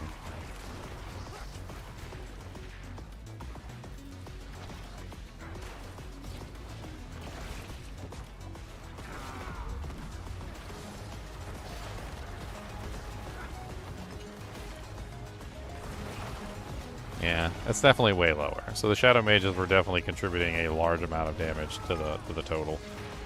And it's not just the fact that I have 14 mages all smacking the target all at the same time. Those blizzards are ridiculous, though. You see all those blizzards? Like 14. It's literally 14 skeletal mage blizzards all hitting the target at the same time.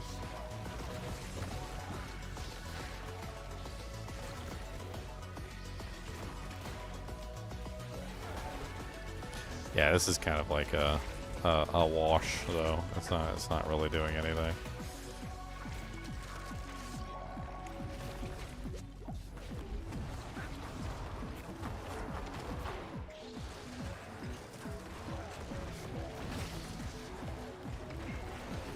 Switching back to the shadow mages.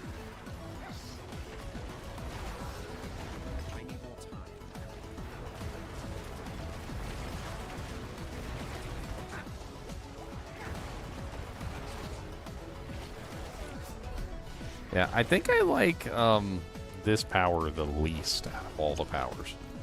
I don't know how to explain it, why this power is so bad. It has to do with the fact that, like, number one, you have to move yourself into a position that causes this to actually dish out damage. So if you don't move yourself into a position to make this thing do damage, it doesn't do damage, right? So, like, a lot of the times it's doing nothing unless you are actively engaging with the mechanic. But then the other thing is that where it spawns and then where you have to be to actually have the damage work are oftentimes, like, not near each other. And so you end up, like, forced into a position that you'd rather not be in, and then it also holds you in that position to continue the damage output because you have to stay there to make sure that it continues damaging the monster, not just, like, you know, set it and forget it, essentially. Like, you have to actually physically stay in that location. Like, the way that it works is it connects you between 2 points. So if the monster's here, I have to stay here. Otherwise, he's not going to get hit by the beam. And it makes it really awkward to use, especially during boss fights when you're bouncing around trying to avoid combat. Like, I don't know. It's a dookie. It's a dookie one. Let's try the Astral Pillar instead. Let's see if that's better. The Astral Pillar apparently just, like, spawns and then, like, sits there and then just starts, like, smacking the monster over and over again, which, I mean, may or may not have the desired effect.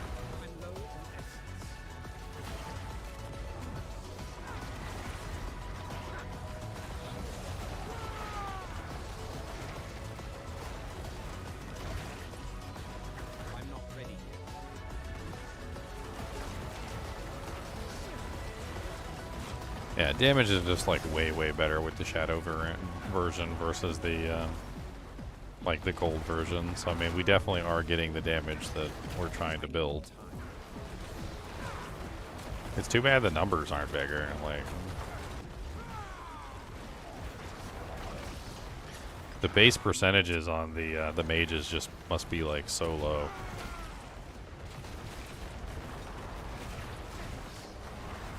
now we have a situation where he is I need more essence. knocked out. I'm kind of surprised that the blizzards aren't providing more of a I'm not ready. stagger component, but they're just like 14 blizzards apparently doesn't stagger a boss. Go figure. I need more time.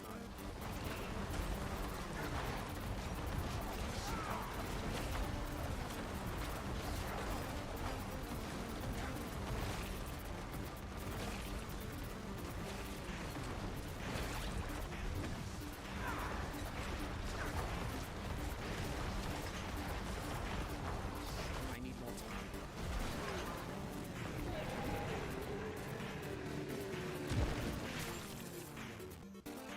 Yeah.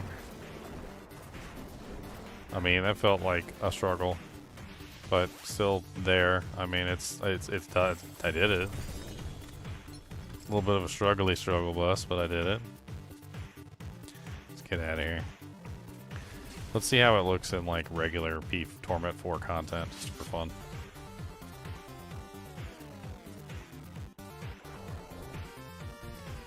I feel like every time I play a Shadow Necromancer, it lets me down. Like, yes, I guess that was like kind of.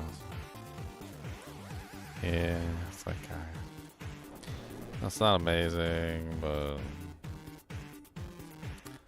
Like, I need time to it's okay, I guess. Yeah. I bet you they demolish freaking like regular monsters in the overworld though. Let's get all my mages running. Boom, boom, boom, boom, boom, boom, boom, boom. Okay, I got all 14 running. Let's find a random monster and pick on it. 4 random monsters. No, you not. I have 14 mages that can all attack in sequence. It's actually not very good. Like, that was actually kind of slow for like a trash mob out in the Torment 4 world. It feels very slow. I mean, does it work? Yes. It works. Are they dying? Yeah, I mean, they're dying, I guess. It's taking forever, but...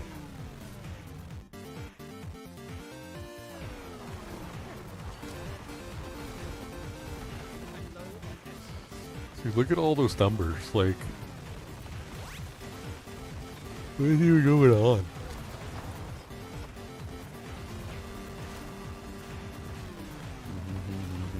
Have a little soul rib. Come on down, soul rib.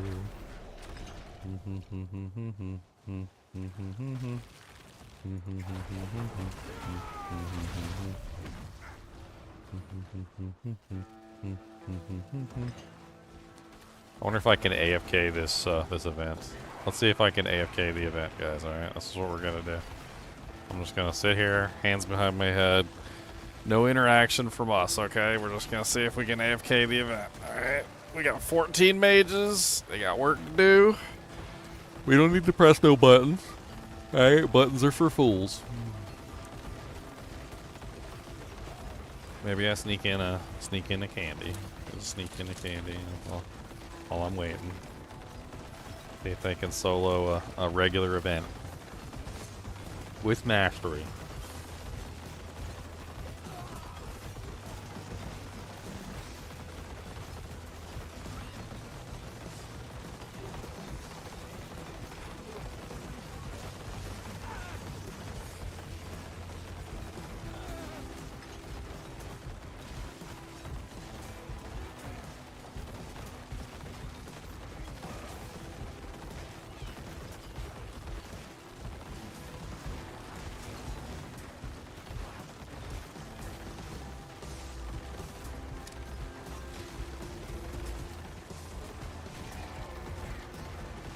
I don't think they're getting it. I gotta go over here. They're not killing the plague maggot right.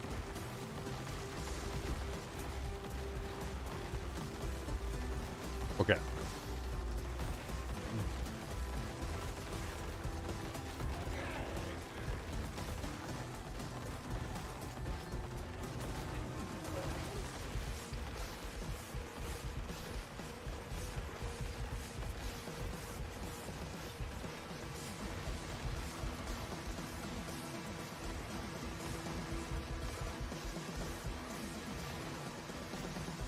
That poor guy over there. I mean, slay the remaining enemies. What remaining enemies? Where are these so-called remaining enemies? Over here? Outside of the range of anybody that can see them? Like, what the hell? How are we supposed to know there was even enemies there? There's that guy over there.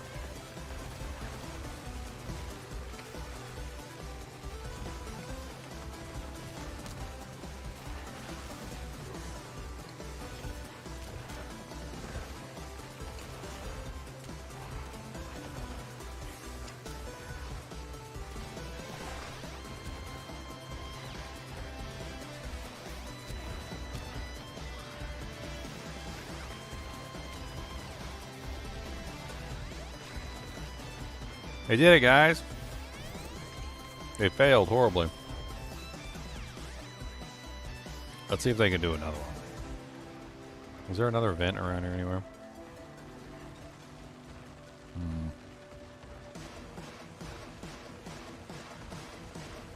We need something simple for them to do. Let's go into the PvP zone. There's a couple simple ones in there for him that he can do. That was a little weird because there was like a shield and they weren't smart enough to know that they needed to kill the plague thing. So they couldn't do it on their own. Like I would have had to direct them at the monster or whatever. Definitely one of those odd situations where like the AI is just not good enough to actually navigate the challenge.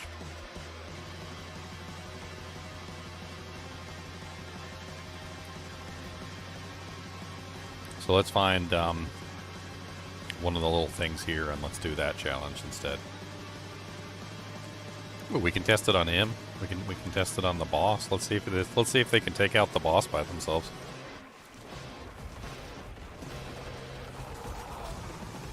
Oh my god. I'm not doing nothing even if I die, so. Oh well.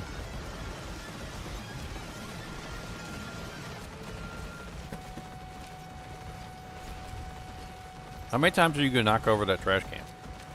Huh, Cody? How many times? You lean into it like it's a rock of Gibraltar that you can somehow, like, use as a mechanism for, like, existing. Stop leaning on it.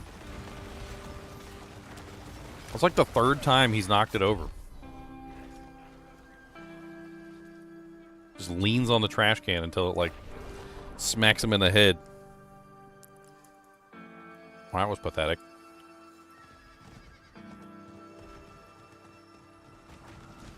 I don't even think they even, like, put a dent in the guy.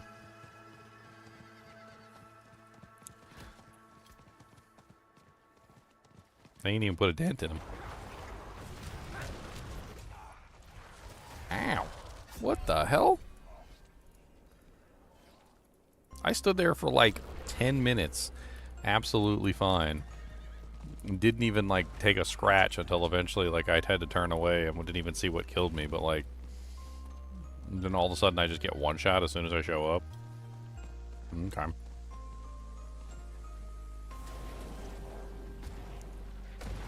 Alright, let's make some corpses. Let's try this caravan event.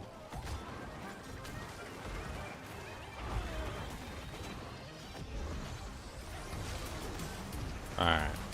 Mages are made. Let's pull them to the center.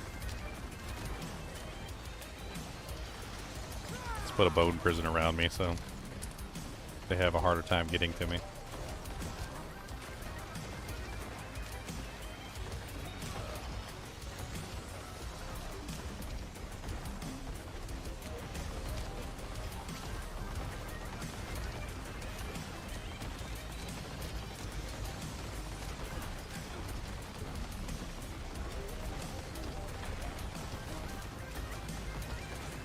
They definitely ain't making it.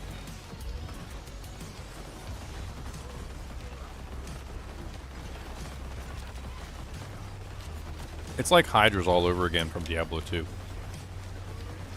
The problem with Hydras in Diablo 2 is that they don't do AoE damage. And, like, they're very single target related in nature. So, what's happening with the mages is the mages are also very single target in nature. And they're just not... They're not doing any real kind of AoE damage. So they're focusing on, like, one target. They're taking one target down. They're all focusing on different targets instead of, like, all focusing on the same target. So their normal, like, 14 times damage that they have is being brought down to 1 times damage. Because they're all focusing on different targets and none of them are, like, actually trying to kill the same target. So it's basically impossible for them to kill anything on their own. Because they're not focusing damage. And you'll notice that the lower the number of monsters on the screen, the more their attacks start to converge. And the more their attacks converge, the more damage they do.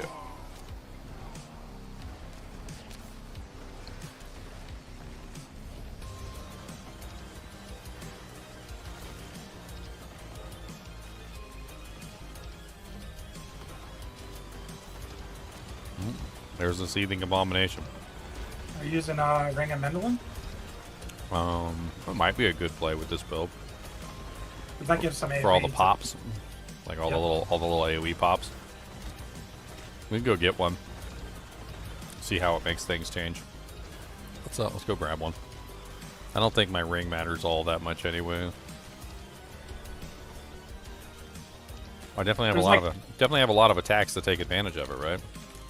Yeah, there's like 3 minion multipliers. I think you're using the big one on your two-hander, and then the Army of the Dead technically has one, and then there's like a 60% one as well. Like the longer they're alive or something like that it has to do with. Well, I'm focusing more on the Shadow Blight side of things for this build.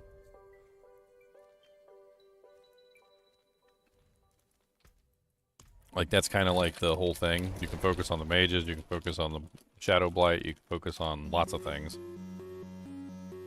There's so many ways you could take this, like, 14 mage build thing.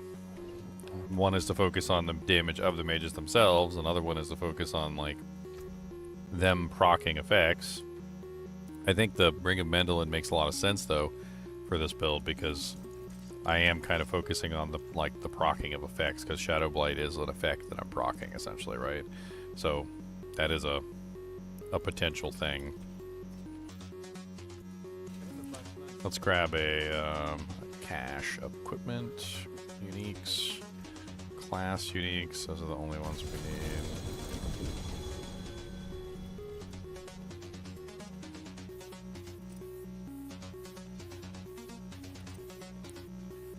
And then we're looking for the Ring of Mandel. Okay, let's put that in the place of... let's put it in the place of this one. Let's not even change anything. Let's just go. So we just add in the Mendelin ring with the build and let the pops happen. Little popcorns. Should be happening all over the place the way the mages are attacking with like ridiculous speed. I don't see any reason why not.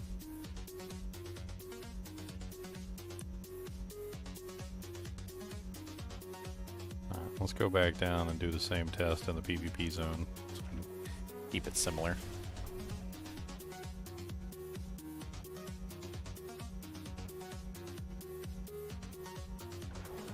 I don't like that like most of the builds now are struggling to kill Torment 4 bosses.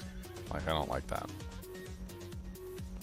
Like, some of the builds are like barely there to the point where they could potentially kill the Torment 4 boss, like if they play all their cards right, do all the mechanics correctly, like, you know, like in general, just like play perfectly. They would kill them eventually. And then there's builds that are just like one-shotting the Torment 4 bosses, and then there's builds that are like, you know, 10-15 seconds, like killing the Torment 4 bosses. And then there's builds that are just not even, they're just not even in the realm of possibility. Like Torment 4 bosses, like they can do Torment 4, but they can't do the Torment 4 bosses. And there's a lot of builds that I've seen so far that seem like they're really good in Torment 4, but they're not so great at the actual boss killing part. which kind of just excludes them from Torment 4 bosses entirely. Yep.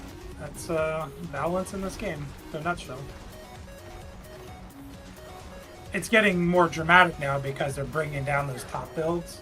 So, like, instead of having, like, the top builds be in Torment technically at 8, let's say, and then the bottom builds be in Torment 4, it's like the top builds are in Torment 5 and the bottom builds are in, like, Torment 3, you know? Like, that's kind of, like, what the ceiling's being lowered.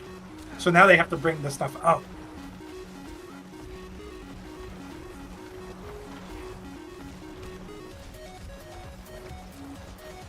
But it takes them forever to balance anything.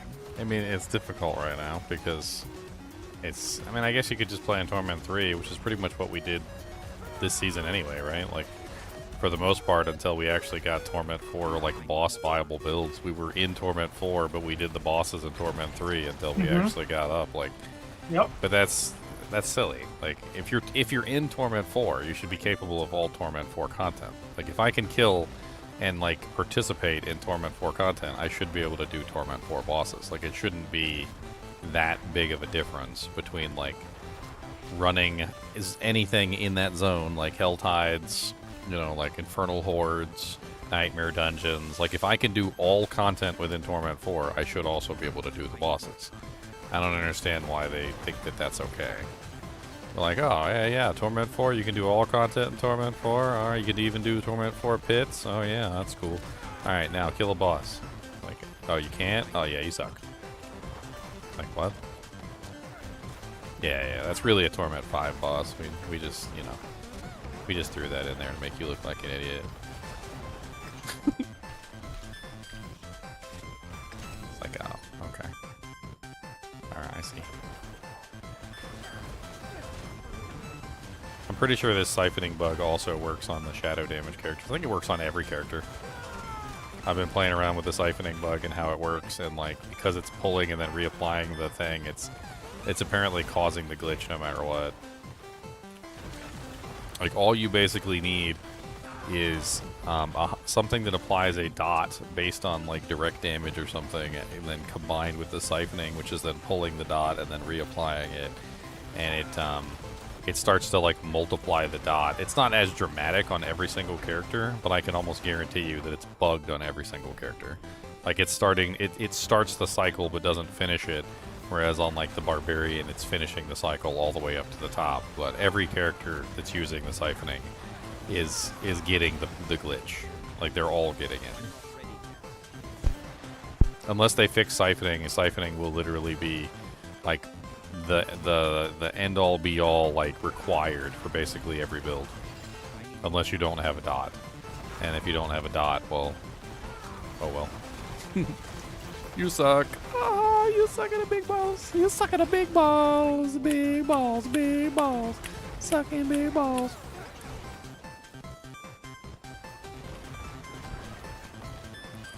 Yeah, I mean, Torment 4 works fine. Like, I ain't gonna say it's horrible. Like, it's fine. The build is Torment 4 capable. I could probably push it further in other directions.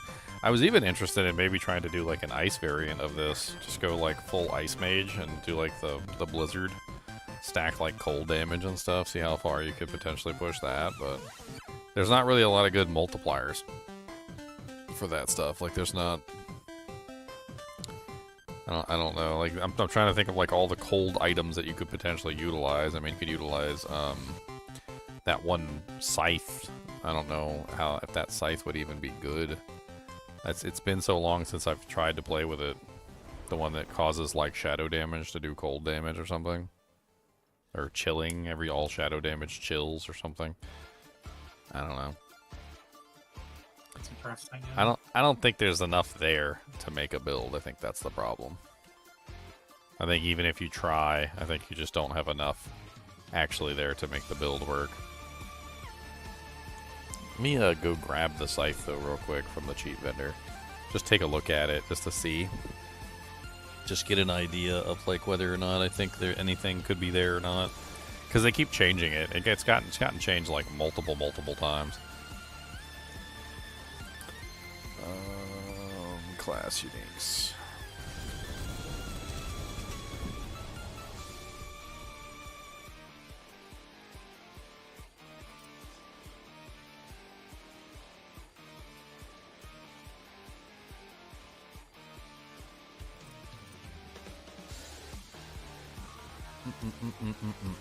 I also think there's a build potentially in there for the corpse explosion and summon, like a corpse explosion summon build, because they fixed the Howl from Below gloves. So the Howl from Below gloves apparently were always supposed to be tagging corpse explosion as a summon skill, and they were never doing it. And so Howl from Below gloves now accurately tags corpse explosion as a summon skill, which means you could potentially utilize a lot of summon mechanics with corpse explosion, and vice versa, the corpse explosion basically with the summon stuff. And you could essentially have a character like functioning with like a full summon army spamming corpse explosions, which could be pretty cool. I'm pretty sure there's like a whole build there as well. Where's the scythe? It's in here. I know I picked it up.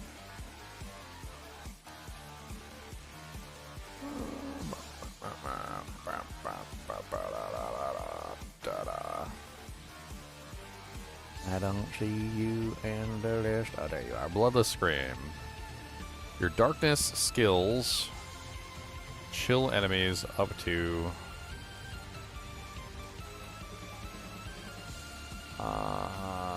chill enemies for up to 100% and deal 200% times increased damage to frozen enemies and bosses. Every 800 times you damage enemies with darkness skills, all nearby enemies are feared for 0.25 seconds before freezing for 3 more seconds.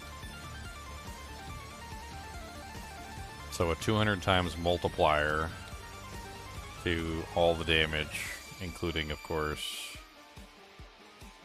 no, because it says your darkness skills. So that's... So it wouldn't apply to the cold mages, because the cold mages are not darkness. But then again, it would apply to the shadow mages? I don't know if it would apply to the shadow mages, because it does say your darkness skills. So it probably doesn't apply to the shadow mages. Unless the shadow mages actually count as a darkness skill. Which I doubt.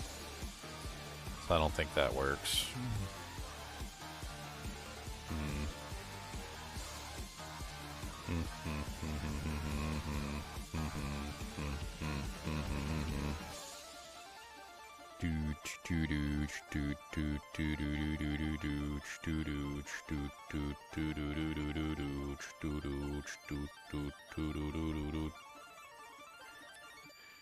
I could try out the whole summon corpse explosion thing. I just don't know how well it would work. Corpse explosion's main problem is it sucks in this game. Not in Diablo 2. It's amazing in Diablo 2. It sucks in this game. Always has, kind of.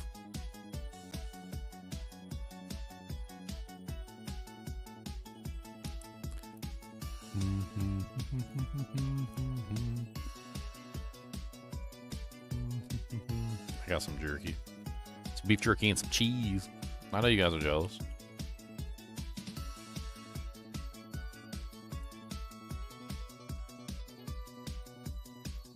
I mean, Ring of Bendeln is pretty good for the build. It does have summon attack speed. It also has the skeleton mage and golem mastery, which is really nice. Which I'm sure adds a lot of damage to their overall output.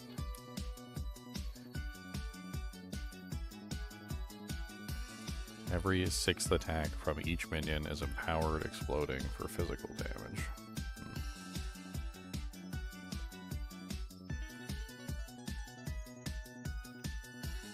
I wonder if also just going with like a lucky hit, like explosion, like some sort of lucky hit would definitely be like interesting. I can't remember like all the lucky hit things that are in this game. Or if there's anything even worthwhile. How's your rat? Like Andoriel's Visage. Can they proc Andy's Visage? But Andy's Visage got that whole like internal cooldown thing going on, right? So Yeah, I think Azure Wrath would be better. Azure Wrath.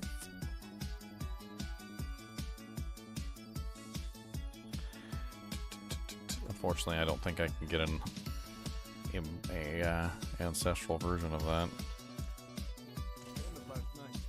Oh, you should be able to gamble one easily. I tried earlier to gamble a Shard of Erythiel and failed miserably for like hours. The only two swords that drop on like Sorc and probably Necro are the those two, Shard of Erythiel and Azure Raft. Yeah, I went to a sorceress to try and gamble. I was gambling for a while. I think I did actually get an ancestral like one, and I think I destroyed it. But yeah, you're right. Like that's another potential proc of cold damage, which is also interesting. I could go along with the theme of the cold build.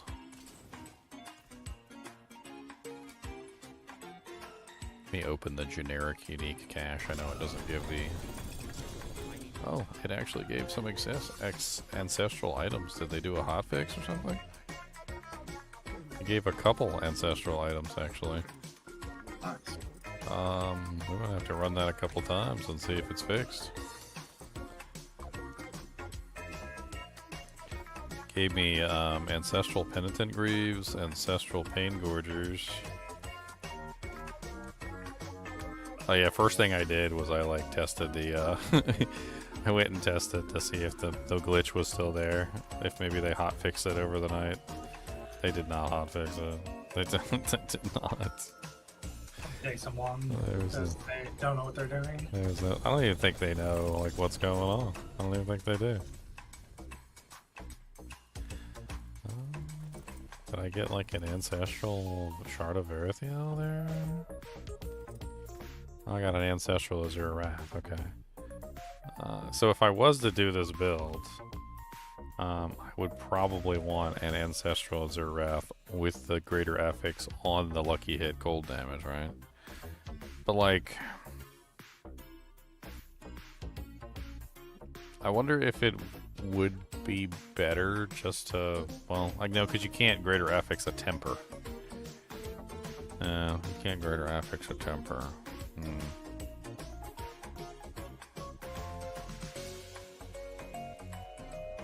What are the tempers now, like, as far as damage is concerned? I doubt they would ever be really that high damage-wise, but one can dream. 40% chance to do 2400, and Azure Wrath is 4500, so Azure Wrath is going to be better, like, across the board.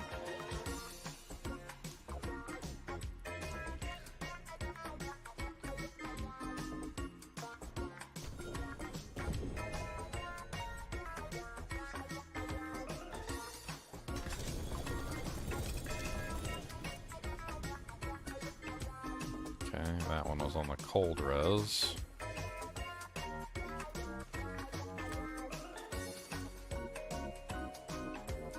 I mean, they gain your lucky hit chance, right? Like, if I'm remembering correctly. Yeah, I believe so. So, like, your lucky hit chance applies to them, so you could stack lucky hit, try and get, like, as many procs of that as possible. I don't know if, I was thinking from other perspectives too, like you could basically have infinite resource with them. That's another thing that you can potentially do. I don't know if the infinite resource thing is really worth doing, but it's the cold mages. So basically if you're running the cold mages, you can essentially have like infinite resources. You just put them on the thing where every time they hit a target, they give you like 3 resource back, and then you got like 14 mages times 3 resource with like a chance at double hitting if you're going that direction. And so you have like some insane, like ridiculous amount of like resource coming back. I think I calculated out at like 140 some odd per second or something. That's a lot of resource per second.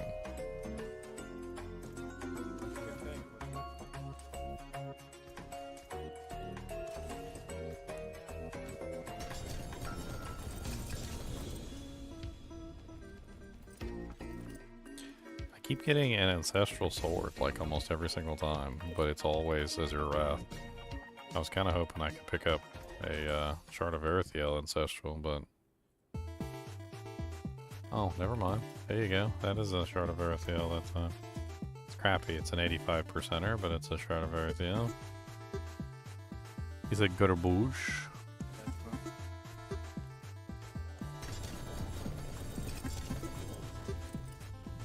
Nothing ancestral that time.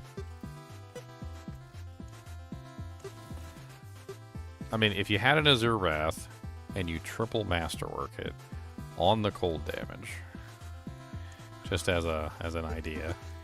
So you triple masterwork the Azure Wrath on the cold damage, get as much cold damage as you possibly can. Use a focus that also has like a temper for cold damage on it, maybe, or probably just mages cast twice, because that's an offensive temper. So yeah, you probably wouldn't want to go that direction. Dude, these things piss me off. Like, I know, how do I get rid of items on the ground? I can't remember how you like instance swap in this game. Logging out and logging back in, does that instance swap you, or? I mean, logging out will definitely do it. I don't know if there's a quicker way. Can I just go to the character select and come back, or is that not enough? You can try changing world tiers, but I think you keep some of the stuff.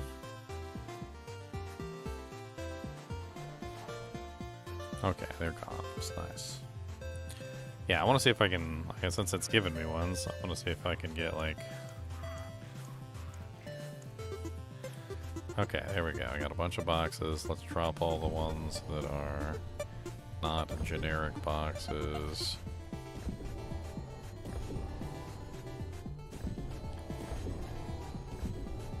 Let's just open up a bunch of them. Get these like a little better organized. And then we'll leave game, come back. Get those things off the ground so they stop messing with the stuff. For those of you who are unaware, there is a maximum number of items that can be on the ground at any given time, and at which point, if it exceeds those maximum number of items that can be on the ground, and this includes all players, it just starts deleting items from existence. Like, it's some sort of, like, internal failsafe code or something, where it just starts deleting items. And you don't even, like, notice it happens until, like, all of a sudden you're like, wasn't there a bunch of items on the ground over there? And you're like, they're all gone now.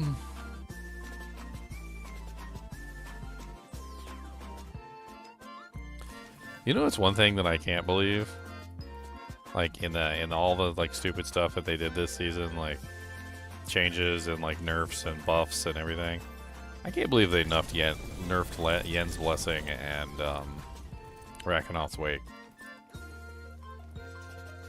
Like, why target those two specific uniques, like in particular? They weren't even that good to begin with. Like, they weren't amazing uniques. People only really used them for the fact that they had large amounts of resistances. They took the resistances and they took a hot steaming dump on the resistances, and now they're probably, and maybe this was their intention, but the items are probably now going to be garbage. Like, nobody's going to use them anymore. Like, they basically have a penchant for taking items that are popular and people use a lot and turning them into items that nobody wants to use. Like Gore's Devastating Grips, like super popular one season, nerfed it so hard it disappeared from existence, like people forgot it even existed. Like, that's how bad they nerfed it. Like, they nerfed it so bad it disappeared from the universe for a little while until they tried to like bring it back, and people were like, what's that garbage that you're trying to hand us? Like, stop trying to hand us poop. Like, we don't want that. And then they would like put a sparkly ribbon on it, and like they would like, look, that's just the same poop that you tried to hand us earlier, you just put a sparkly ribbon on it. Like, but like, and they have this history of repeating themselves like this over and over and over again, where they take an item that was once popular, nerf it into the dirt so hard that like it just like it makes it to China somehow, comes back, and then like by the time it comes back, it's not even the same item anymore, and nobody wants to use it. And I don't understand that methodology. Like, nerf it a little bit, like, you know, play around with it, figure out like what's wrong with the item, but just don't just like completely destroy the item from existence with like a Kamehameha blast from orbit, like freaking Goku or something, destroying an evil alien civilization.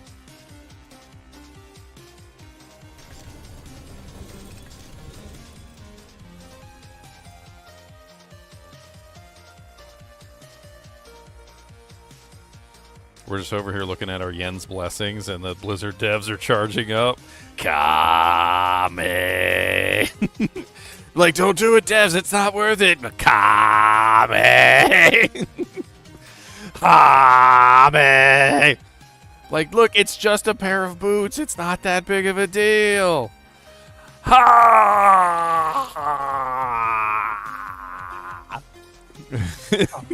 They want barbarians to die. They don't want barbarians to have res cap, right? That's their goal. Fucking, it's just like, oh, okay, all right. Guess we're not using those anymore. Like a smoking pile of ruin, where the Yen's blessing and the Rakanoth's wake used to be.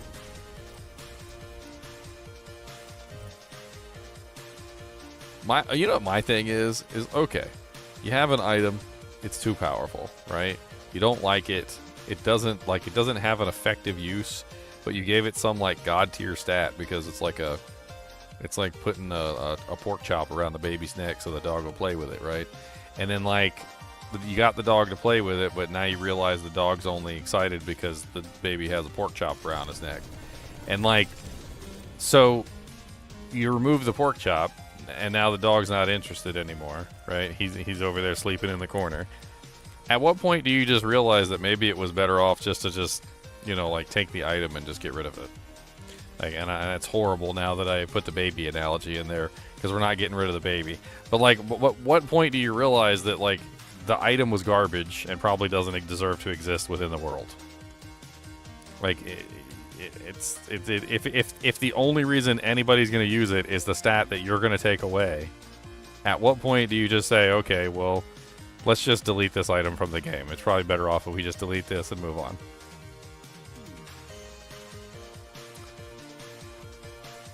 If I think Goku kills civilizations, I said an evil civilization. An evil civilization. Evil. Evil.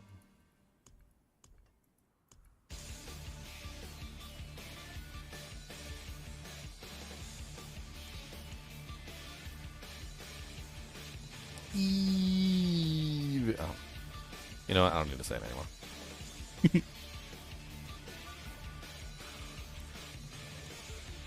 Goku Black. You mean Goku Rose? Goku Rose.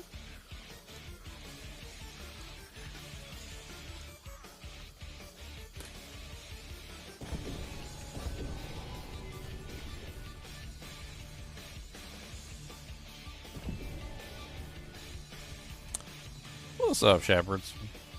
Well, how long did I start ago? 3 hours, 33 minutes, and 33 seconds ago? Expedition 33 joke. Yeah, I'm testing out some stuff. I'm getting more testing done today than I did yesterday.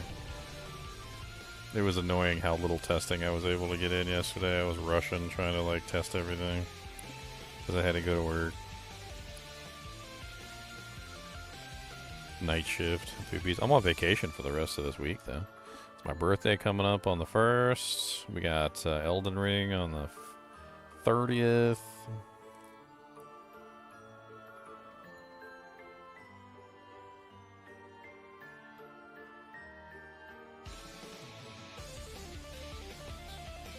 Yada yada yada yada. Yakety schmackety, don't talk backety.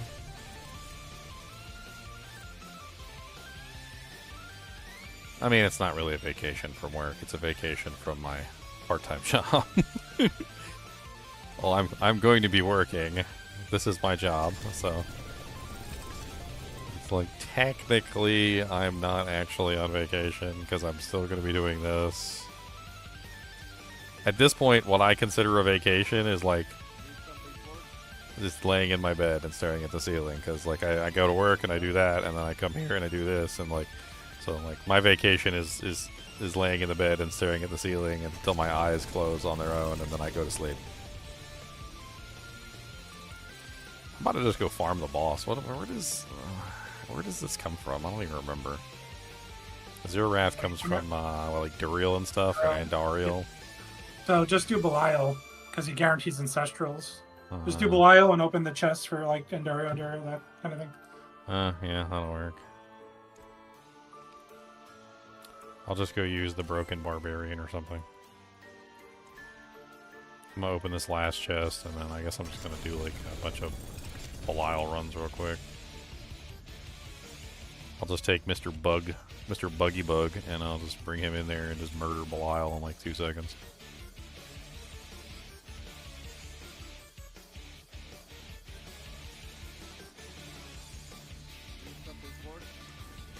I'm still trying to figure out the rest of it in my mind, how I want, like, I don't know where all the multipliers are going to come from. That's the main problem. Like, even if I get this build up and running and I get everything set up the way I want it, like, where do I get any multipliers at all? Like, there's hardly any cold multipliers on, like, anything. Yeah. So it would have to be generic multipliers. Yeah. I can't wear Frosties because I'd have the mages. So, like, if I use the mage gloves, I can't use Frosties, and there's a multiplier on that. And then what keystone are you going to use? So it probably doesn't even work well with what you're doing. Probably Kalen's Edict. Is that Kalen's KL Edict's more Raft, generic. It's more generic, so it's just, like, more attacks, but I don't know. You might be right. It might not actually, like, scale the cold damage from the proc. I don't know. But Kalen's Edict does give attack speed, though. So at the very least, it would cause more attacks per second. Oh my god, I just want to get out of the area. Like, dear Lord Jesus. I ain't ever had a game like this where it's like you clear the whole area, wipe it with a nuclear bomb, and then do a second nuclear bomb afterward, just to be sure. You look left, you look right, you look up, look down, look in front of you, look behind you, no monsters. Tap the teleport button, and suddenly one just spawns to hit you. It's like they designed it into the game. It's like it's a feature in the game where literally as soon as you hit the teleport button, a monster shows up to smack you. It's like, oh, you wanted to... It's like, oh, you want to teleport? Well, yeah, too bad. We spawned like 2 desert raptors to like punch you in the face because you hit the teleport button. Wasn't I just standing there for like a full 15 seconds? Just about, and like there was no monsters nearby, and then all of a sudden I hit the teleport button and like 4 desert raptors showed up to stop me from teleporting. And getting out of HellTides, oh my god, it's even worse. Like you're in a HellTide and you're trying to get away, and it's just like, oh, never mind, I'll just stay here and I'll just fight these monsters like for 10 hours. Who wants to teleport back to town? Teleporting back to town is for fools, I say. Fools!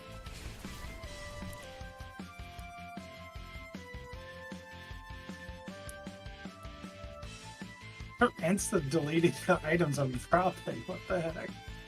There's probably so many people in your layer that it's just automatically Yeah. deleting everything.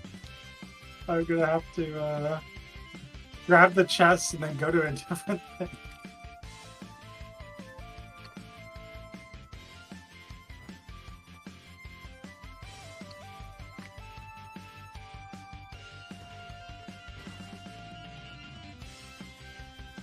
We're trying to get a shard of Theo. No, I'm just trying to get another mace. I'm testing all the basic skills on the Barb.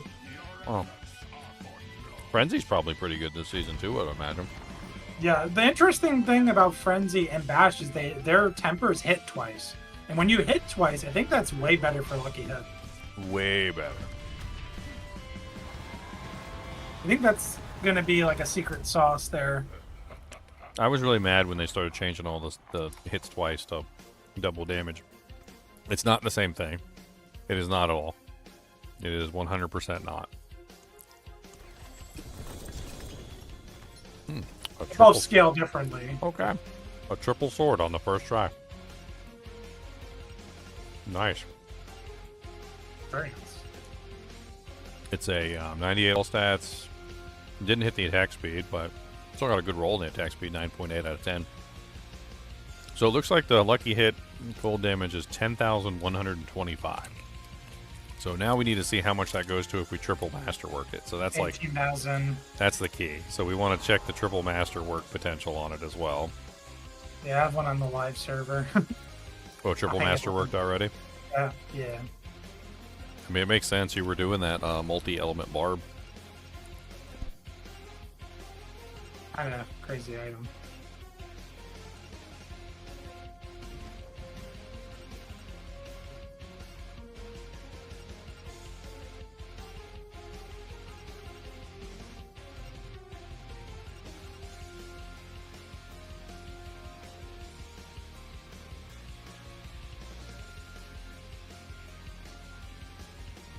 Oh, there's Frenzy Pants right there. Frenzy Pants. Why didn't I count them?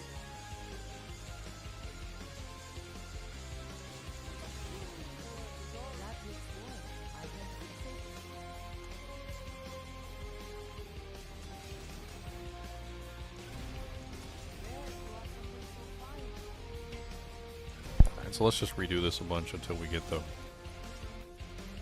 triple on the actual thing that we're looking for. Yes, I wanted the triple on the cold res. That's exactly what I wanted it on. Alright, there we go. So it's 18,225 cold damage, 40% chance. That's pretty impressive.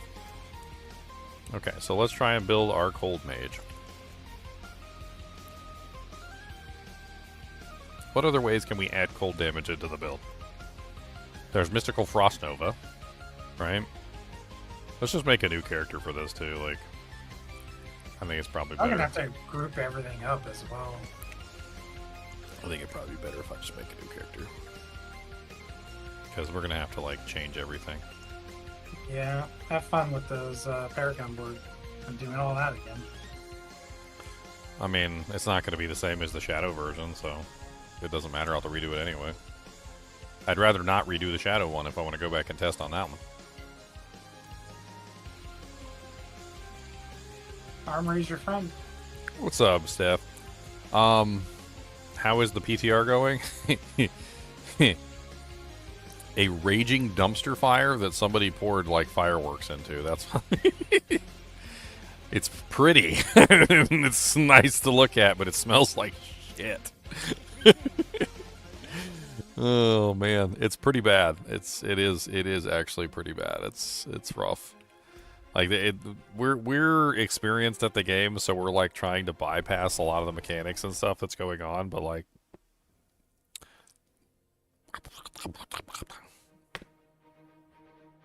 yes. Exactly as I just said.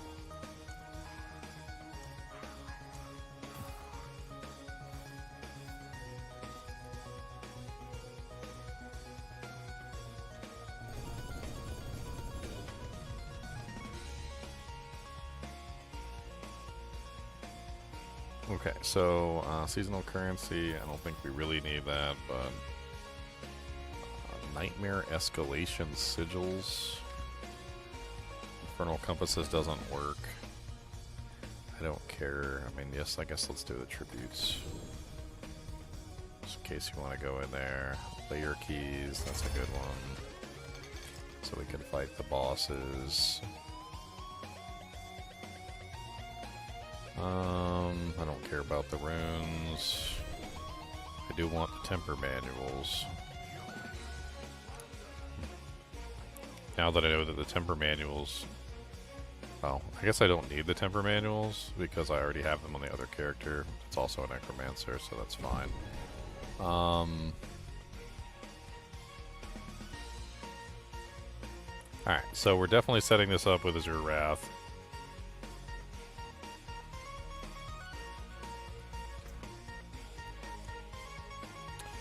So is your Raft 100%? We're still using a focus. So for the focus, I don't even know what like focus we would put here. Let's go ahead and open up the random legendary chests. See if we can find. Oh, everything just ran. Everything just disappeared. Okay, all right. There's too many people on the test server. Let's go to somewhere there's nobody. Like, there's usually nobody in the backwater waypoint. Let's go there. It just sucks it all out. Swoops. They just go poof. They fall on the ground and then go poof. Their servers can't handle it. It's loading everyone's stash and everyone's garbage. It's kind of funny because I remember it was like season 0 or something. I think it was Khan running around dropping gems everywhere trying to crash the servers. Xylor, I think. It was Xylor. I cannot carry Yeah, started to drop gems all over town. I'm crashing the server. I remember Xylor That's doing like that. what's happening now.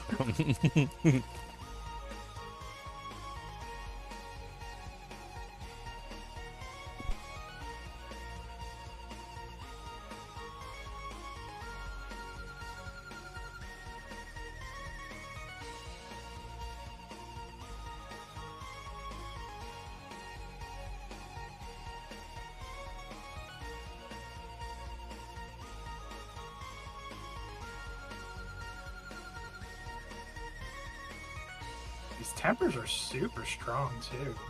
Like you only have to hit one masterwork on them. You don't even have to get yellow to get 100%.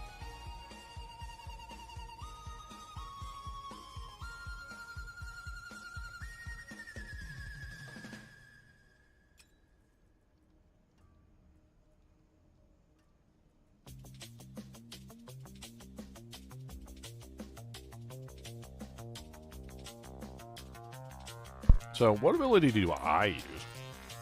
That's an interesting question. So, like, okay, we're using the mages, like, whatever, right? We're trying to get the optimal thing with the mages. Okay, granted. However, like, lucky hit bonus-wise, like, trying to proc as many lucky hits as possible, why would I stop at procking lucky hits just from the mages? Like, I would want to proc lucky hits too, right? So, like, what ability would I use to proc lucky hits with? Maybe just a basic skill, but, like... Check which one has the highest chance. But sometimes it's not even about the highest chance. It's about what hits, like, the most.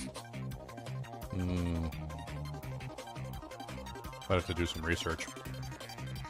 Something I can hold down the button for would be nice.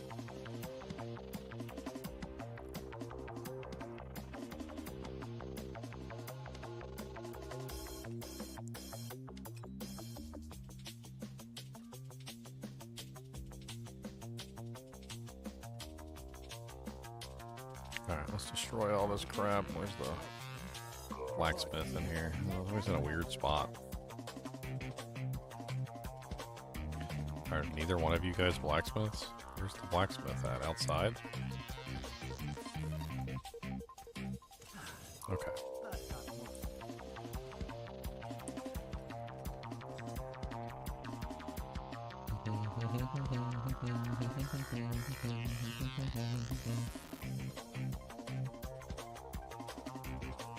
And then another question is like, what uber unique would I even use with this build? Or would I even use one?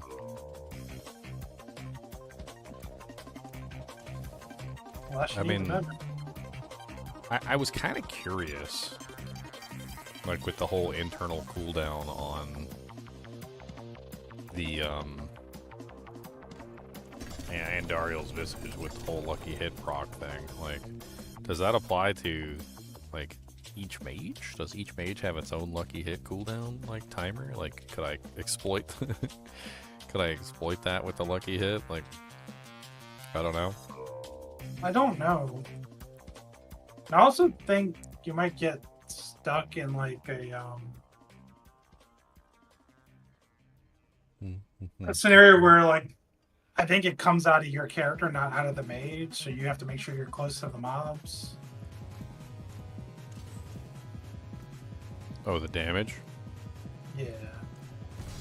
That seems poopy.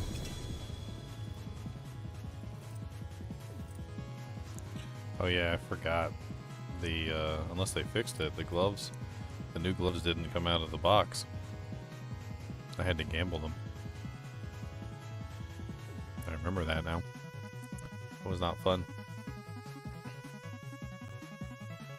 Well, I think Ring of Mendel makes a lot of sense with this. Not only does it have summon attack speed, but it also has its own proc.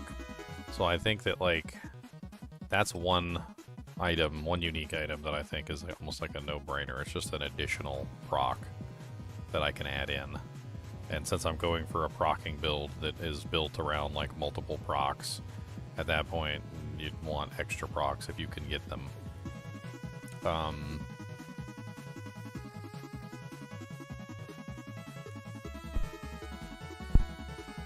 Trying to think what other like items I can use for procking. Too bad I can't dual wield Doombringer. Doombringer procs. Doombringer procs.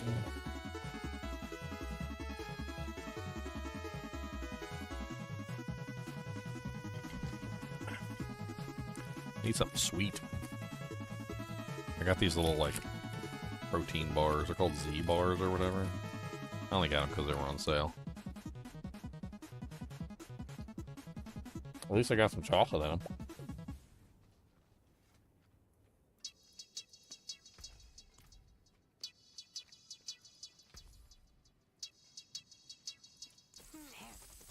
It seems your father's blinding light. Until next time.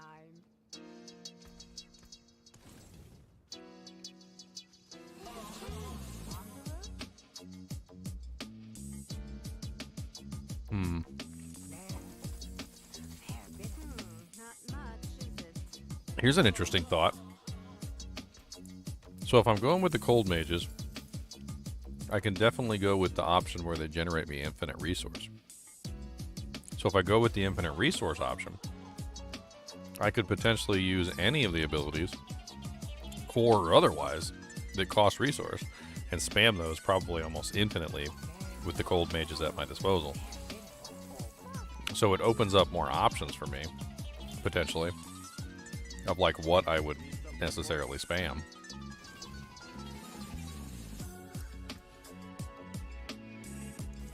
I mean, assuming I have infinite resource, at which point, I mean,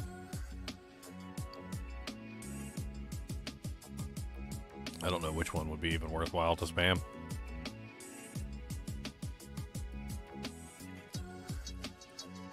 Which one of these even has like a good lucky hit chance? 14 on Blood Surge, 46 on Blight, 46 on Sever, 58% on Bloodlands.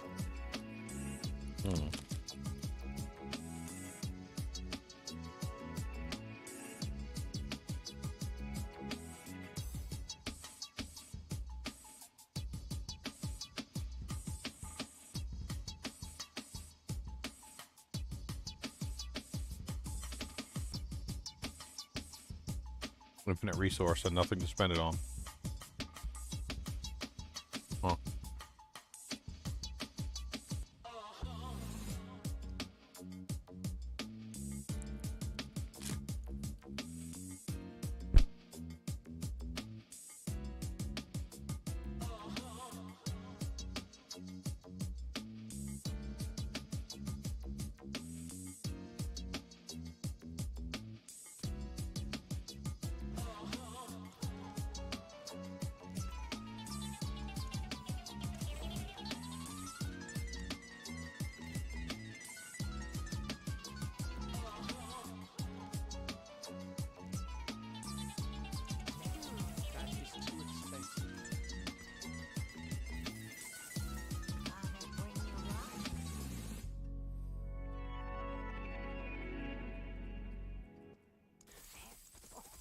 Very nice. It seems your prayers have been answered. Come back if you need work. Not much.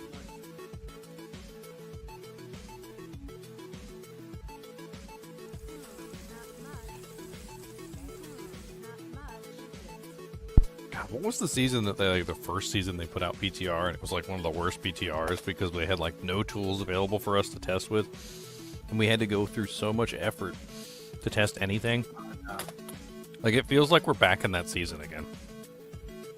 Like, we gotta put in so much effort to do anything. And granted, we have some of the stuff at our fingertips, but like,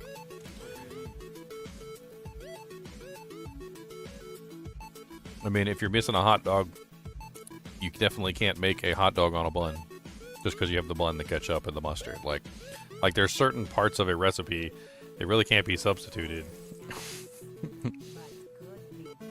Go get you a tofu dog. Let's see how good that one is. Man, my tofu dog is good. You shut up. Are you trying to gamble the gloves again? Yeah, I mean, I don't have to. I'll go steal the other ones if I need to, but like, I was hoping I could get an ancestral pair. That was my thinking.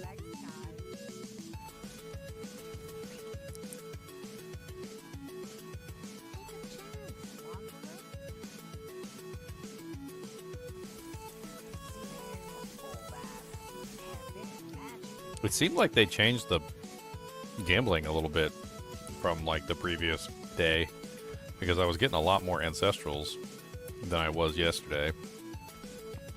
I don't know if you noticed that as well. It definitely seemed like there was a lot more ancestrals spawning.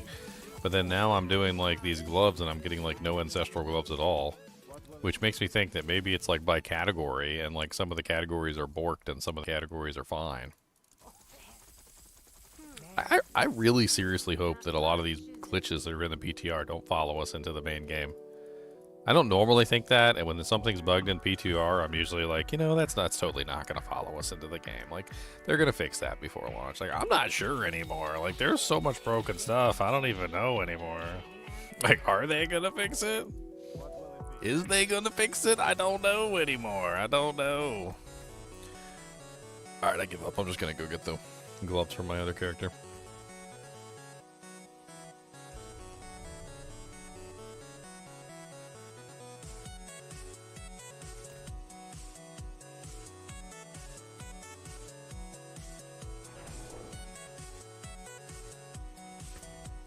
Alright, so pilfering items.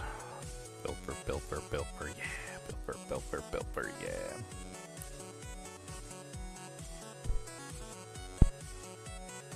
Alright, so assuming we're doing some kind of lucky hit build.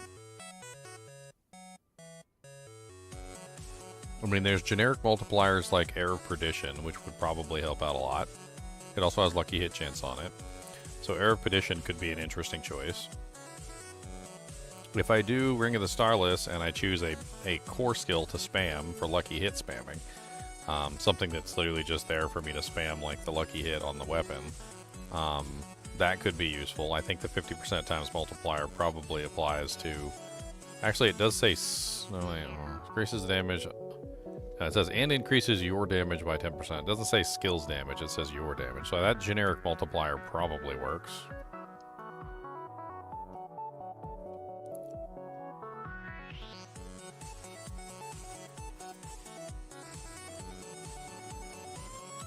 I think that's pretty much it, though. Like, I don't know. Nothing else really is going to give me any, like, large increase in damage or help out the multipliers all that much.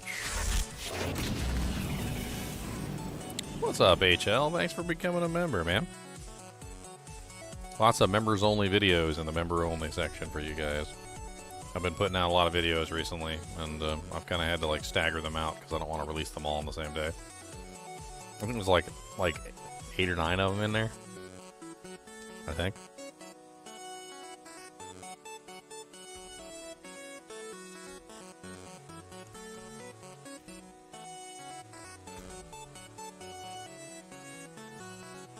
Okay, so I think Air of Perdition is a good choice. It seems to line up with what I'm trying to do. Ring of the Starless seems like a okay choice. It's got a multiplier. Probably works, I guess. I think Amulet stays. Well, I'll probably need a better amulet than that, though. That amulet's poopy. That's a dookie-doo amulet. Dookie, dookie, dookie, doo.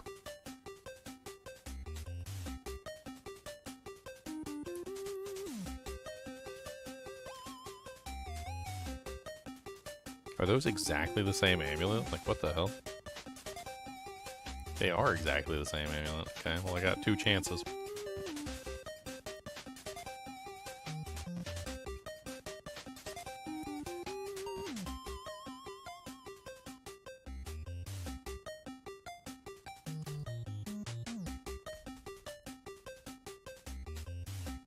Mm-hmm.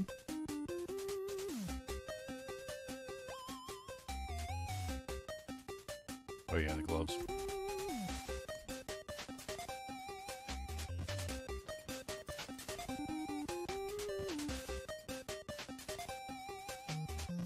Now I know there's a bunch of runes that have cold stuff on them too, so that's an option. I also could potentially take the blizzard thing. I don't know if that's worth doing, but I could take the blizzard thing, and no, I can't put it on the amulet because I need the amulet for the occult to get the extra mage. Actually, it's like 2 extra mages, isn't it? Because I'm getting the extra mage from the mage, and I'm also getting the extra mage from the missing skeleton. So yeah, I definitely need the extra. Like, you know, just go ahead and put that on all of them. I don't know which one we're gonna end up with, so just be on one of them.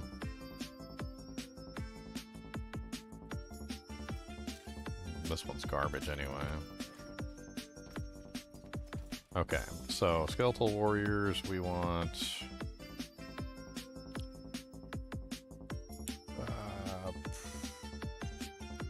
probably the skirmishers. Golem. We definitely want the attack speed. We want those guys attacking as fast as humanly possible.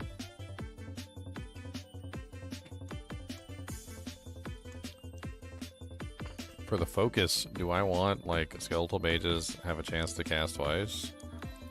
It's only a 20% chance. Or do I just want, like, an extra cold proc? No, because the extra cold proc is never going to be as good as the 18,225, so it's probably just always going to be better for the double I mean, they stack mages. on top of each other. Like, they're separate prompts. Yeah.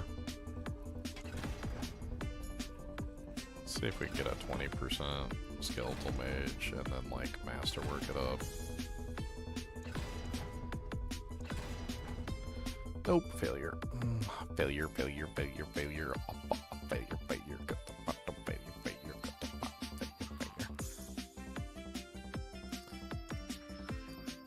failure. Let's just gamble some focuses. It's be easier than running the boxes.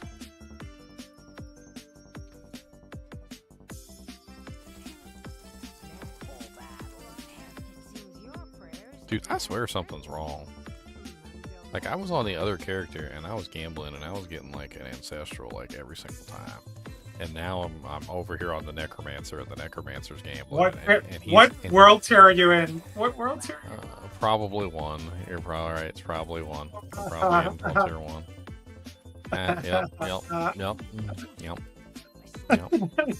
Yep. I forgot to change it. It's because it's a new character, right? And I didn't even think about it. I didn't even think about it. So you're getting magic and all that. So I knew something was wrong, though. Well, at least I was smart enough to know something was wrong. Yeah. But how long were you going on there for? 8 years, okay? Oh, no. 8 years. No. It's just like when we both logged in and we were freaking out, like, why is this item, like, static 90%? Like, what the hell's going on? There's no rolls on this thing? And it took us both, like, a second before we realized that the thing disabled our, Yeah, the tooltip. yeah, the tooltip thing. And I'm like, oh, okay. Alright, so we'll kill you. I got another focus there. Jessmin's laughing at me. You can't just laugh at me. Actually, you can, actually. There's nothing stopping it. There's no laws in place. When I become king, however. When I become king.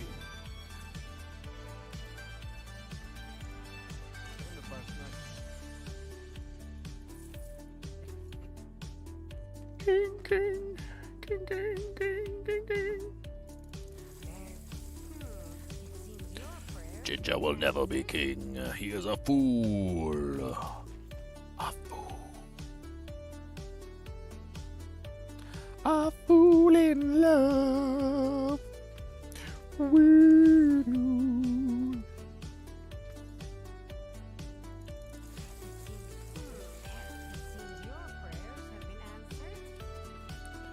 I was trying to gamble the gloves earlier. That's probably why I never got the gloves either. What do you need? GG, Ginger, GG. Come back if you need work. Okay, I got a couple focuses. Let's see if I can hit it now. So we need the minion mages twice with like a decent amount. Preferably not a bottom roll. That's really all I'm worried about. You know, I used to care about like the rolls that were on the items, and then like eventually it got to the point where I was like, you know, I don't care about the roll that's on the item anymore. I just need you to like actually hit the thing that I want. Like I just need the actual, like, can you give me the thing that I just the thing that I need, please.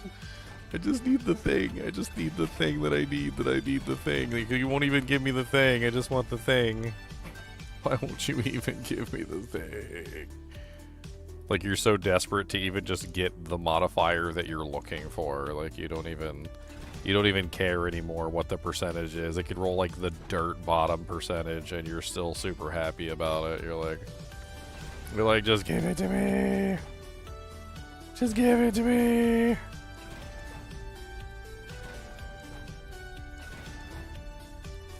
Please. Alright, that's another failure. I'm gonna keep rolling these. I want to try and get something that's actually remotely good, because this build's probably not gonna be the most amazing. It's probably not gonna be the most amazing build, so I want to make sure that I at least give it a good try. It lacks the proper like multipliers to actually get like everything that it needs. That's one of the main issues.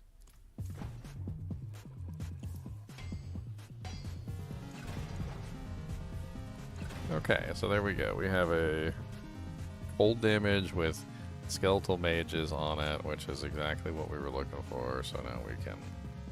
Oh, I should have rerolled that stupid lucky hit chance off of there before I did it. And of course I can't do it because the enchanting system is borked. They're just like known issue, enchanting system, super borked, are bad. Maybe later we fix, but for now, just super borked. Do not engage with borkiness. That is all. You're just like, oh, okay. That sounds really weird, but all right. Like, we know it's borked. Please stop sending us messages. Like, we don't.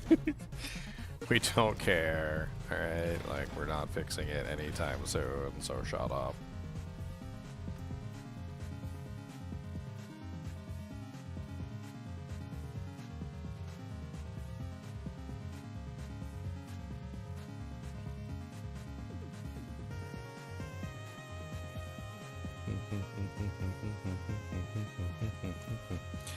Alright, I gotta take a good hard look at this and think about which basic or, like, probably core skill I want to spam.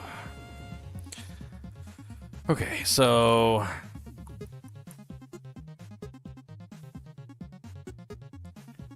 Blight seems like a good choice. It also has a chilling component on it. It has a 25% chance to instantly freeze enemies on impact for 3 seconds, and the defiled area can also chill. I feel like that's our key. So we're just gonna use that. So let's just do like 2 points there. Let's cap out Blight and go with the chilling effect. From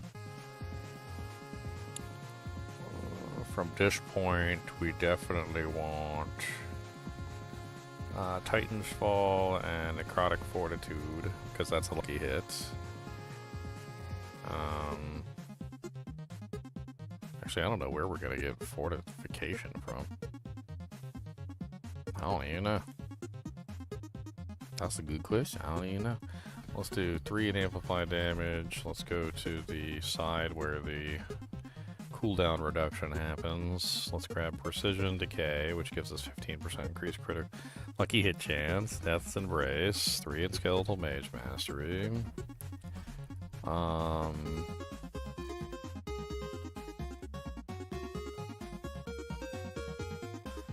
Let's do 3 in Necrotic Carapace.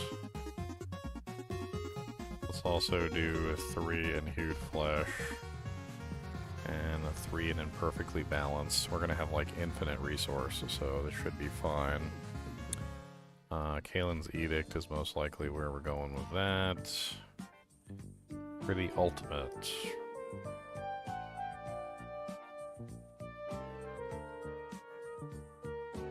Something spammable would be nice. Something that has its own lucky hit proc.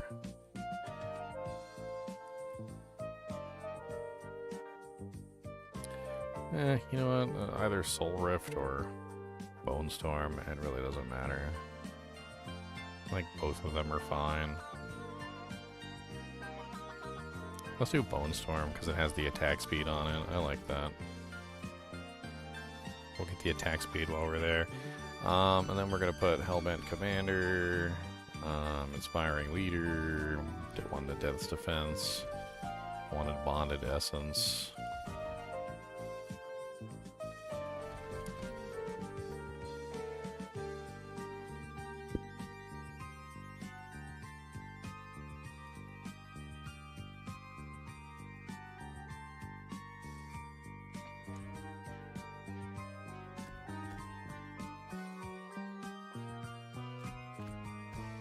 Probably won't even need Decompose, but it could be something that we just put on the bar, I guess.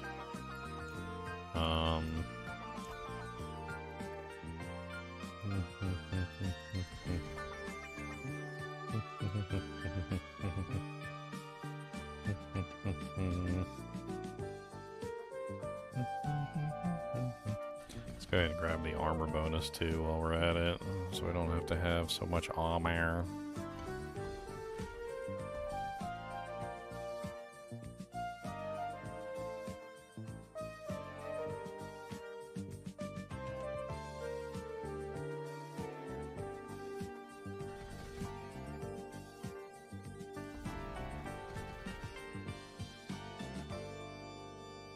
That works. And what else? I guess we could go like 3 there, 2 there, and yeah. Alright. Let's go ahead and socket everything up real quick. I think runes are going to be a big part of this too, so like there's a couple ways we can add ice damage with runes.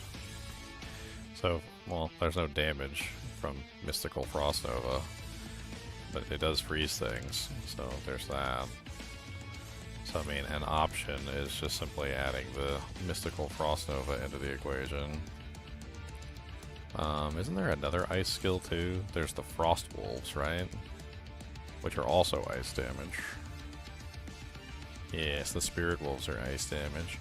So we could make a situation where we have like tons of those wolves popping out, and then we have like the Novas coming up too.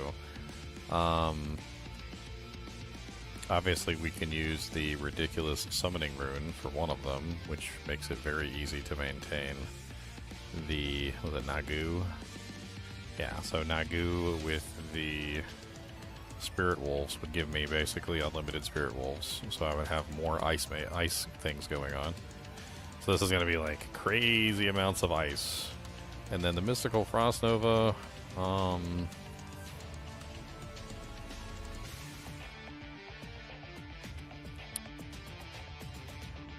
what's the cost on that one? 300?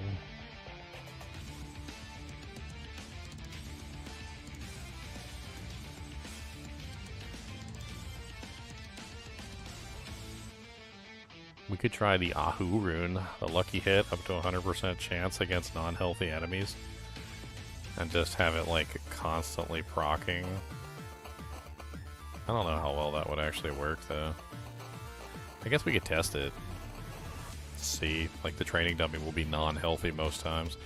So, you can play with it and see how well that works. Since every minion has a lucky hit proc, there's definitely a lot going on there, so... And then we want 2 topazes for our helmets.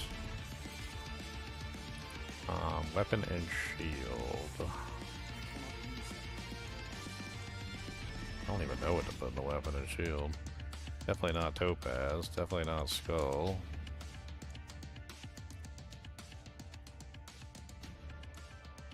I mean, I guess technically critical strike would be like the best option there. And then amulets and rings. So anything cold related in here. We also have the power this season too, which would allow us to apply additional cold damage. So we could definitely go with the cold power, which allows us to build cold damage that way. Your catalyst now deals cold damage or frostbite damage. Enemies damaged by it are chilled by 16%. This effect happens once per enemy every 10 seconds. While equipped, your cold damage bonus is equal to that of your highest damage bonus. So let's do... We want like the summoning thing. So we most likely do like the cosmic anomaly. Throw that together with the blight ability, which we're most likely going to be spamming.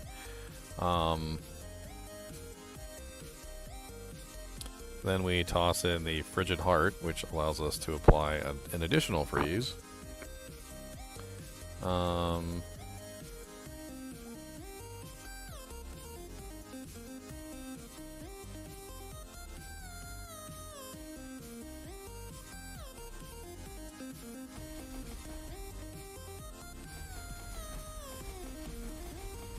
Just gonna rank all these up real quick, because I don't know what the full value is, and I'm looking at the baby values, so that doesn't help me very much.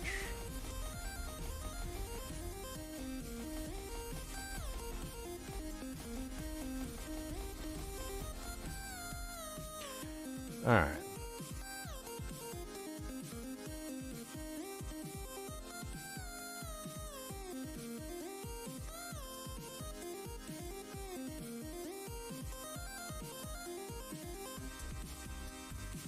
Let's use the fortification one. That one's kind of nice.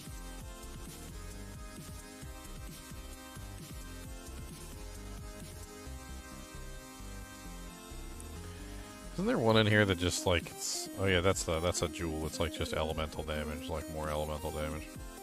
Also does more elemental damage to you as well.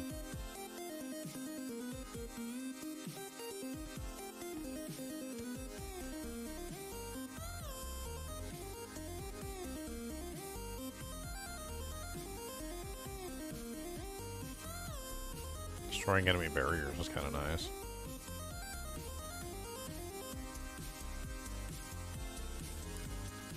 Let's just do the barrier and the fortification together for a little bit of survivability. And then the jewels. So there's one in here I know.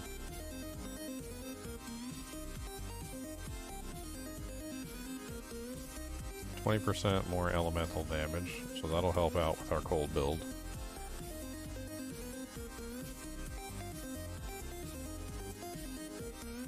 Infusions are 150% more potent. So this is the infusion right here. So our infusion goes up. We get more potency out of this. So a lot more cold damage running. And then what else do we want for the third one? I think this one, well, Reverie Horn is summons.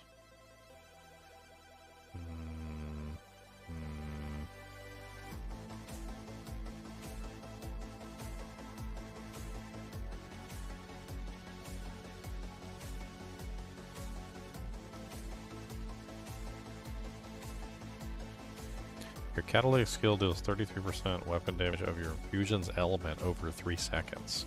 Yes, please. Lucky hit, dealing you damage and your fusion element has a 33% chance to trigger its secondary effect. So that's another cold pop. Okay, it's starting to come together. It's starting to like slowly flow together in a very interesting way. Alright, so the amulet needs one more temper. So we need to temper something else on here. We already got the offensive. So maybe resource. We really want to be able to just like hold down the button for blight. So like resource generation or resource cost reduction, or like doesn't really matter. They're all probably good ideas. Now that we've chosen blight, we can tag on some blight stuff.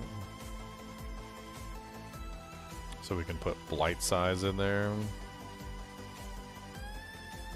Or maybe we can use Bone Storm duration. Bone Storm duration might be better than blight size, I think. Yeah, let's do Bone Storm duration. Let's put that on both the boots and the pants.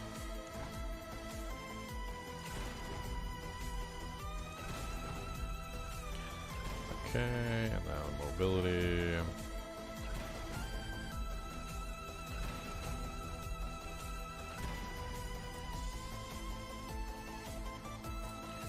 Alright, and then the other one is a defensive, so it doesn't really matter all that much. Chance for minions to fortify you for 3% of your maximum life? What? That's amazing.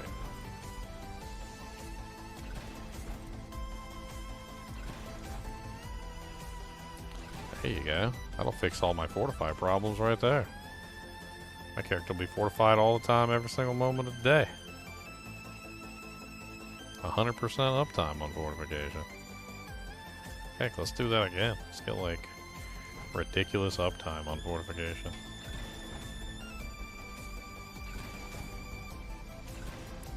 And then let's go with another bone storm duration. Alright, so now we need aspects. Alright, traveler. So, aspects. I should have, like, re-rolled the friggin', like.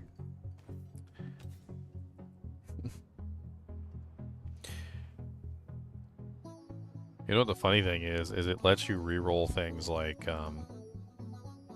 your, like, anything on the item because it's broken. So you can take things like chance for minions to fortify you, you can re-roll it, and you can get, like, a 40% roll. Like, you just keep re-rolling it and until you get a 40% roll, and then just replace it. Because it's letting you re-roll the tempers, which is really freaking weird. And you can do that with, like, anything. Like, you could sit there and just, like, micromanage at least one temper on the item to get, like, the perfect temper. Rerolling the tempers is kind of a cool thing. Little side effect. Well, that's a problem with the tempering system everyone complains about. Is like, not only do you not get what you want, but when you do get what you want, it's like a low roll, and you're afraid to try to go for little it. baby roll, little babies, little baby roll, little baby day babies. Okay, so what in here is cold related? Let's just type cold. Aspect of the elements. So that's a no-brainer. Aspect of the elements is a 35 times multiplier for cold damage. So I think that one gets pulled in. We want the best blizzard on our pants that we can get for the mages. So Coldbringer aspect, highest Coldbringer aspects.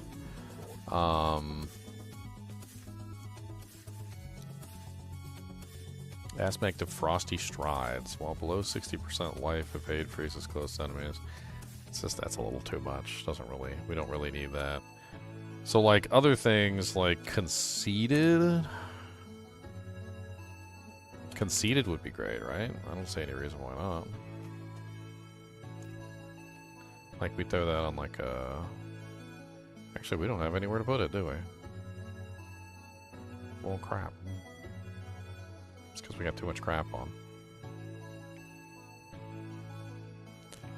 I don't know if Ring of Mendelin is the right choice. The problem with Ring of Mendelin is it takes away my ability to stack cold damage and another aspect for a proc that's not doing cold damage. So I think maybe I swap it out. I think we just put in a regular ring and then just go with something that's actually going to give me like more cold damage. We'll just grab another ring. I got another one in here somewhere. I think you're onto something. I think they probably should let us reroll the tempers. I mean, why not? If that's what we want to choose, because you can only enchant one thing, right? So if that's what we choose to reroll, like, then that's what we choose to reroll. Like, why does it matter? You know what I mean? Yeah, interesting. It's an interesting thing to think out. Like, we're making the sacrifice. The sacrifice is that we are no longer able to reroll anything else on the item. So I don't see anything wrong with allowing somebody to reroll a temper, assuming they have not rerolled anything else, right? So as long as they haven't rerolled anything else, then I don't see anything wrong with it.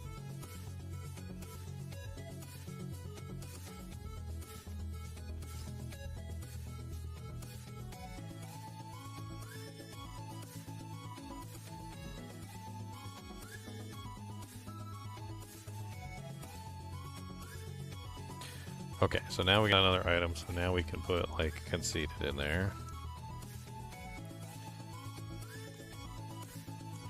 Okay, so we've got conceited multiplier, we've got of elements multiplier, we have the Bolt Dominion, which gives us more minions. We're using the chilling effect from the blizzards, so we have many blizzards going off. We also have the Mystical Frost Nova rune word, and we are also using the Summon Wolves rune word, along with the Azure Raft, so we should have a really large number of minions.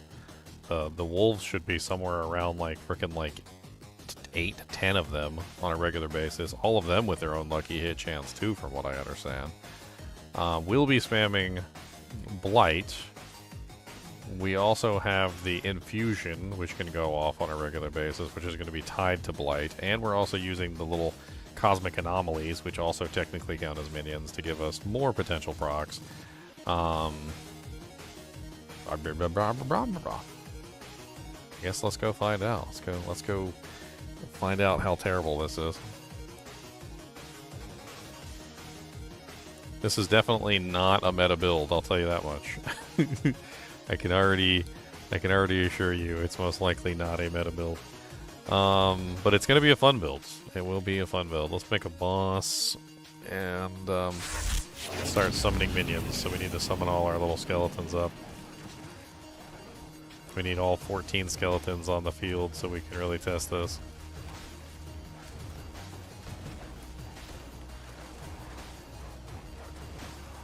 Okay, 14 skeletons on deck. And then we need to use this, and we need to just like hold down this button. Alright, did I choose the right mages? Like, no. I'm not. I haven't even chose a mage. No wonder it's messed up. Okay, there we go. Now I got the gold mages. Okay. Okay.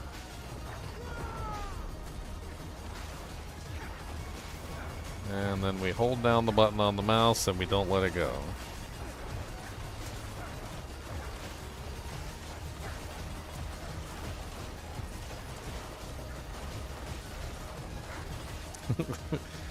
I don't know what's going on right now. Like, we've got so many attacks going on right now. It's ridiculous. There's like a sea of wolves, which are all like hitting the target. There's a sea of like literal 14 blizzards hitting the target. There's 14 mages all shooting at the target with like double attacks going off like 40% of the time. I'm hitting the target multiple times.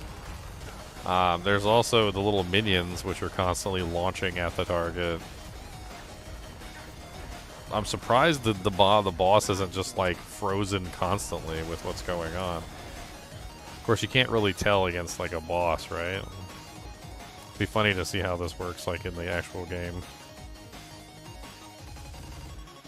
I think I also need to do masterworking real quick, so let's do a little bit of masterworking and get some of the extra damage that we can get out of this.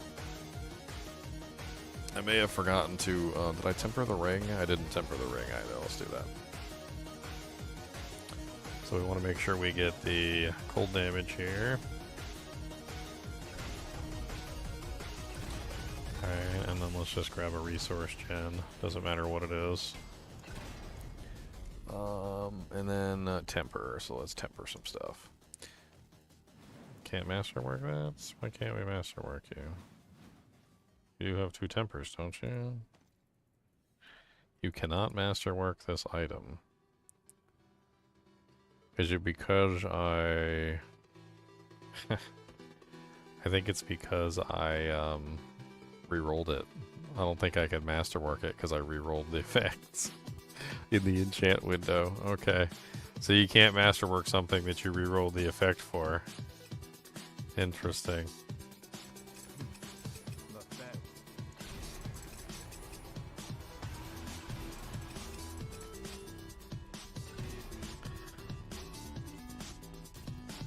Alright, I'm gonna have to remake that then. I'm not even gonna bother to actually get the masterworks in the right place. Let's just masterwork it and move on.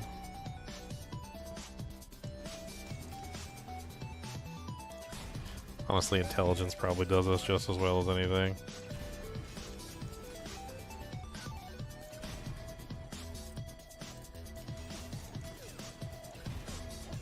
That there.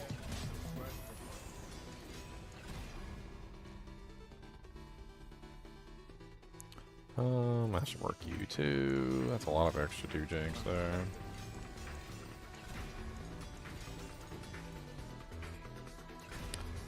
And the Ring of the Starless.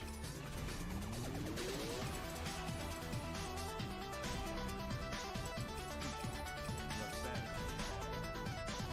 bad. What's up, Frank?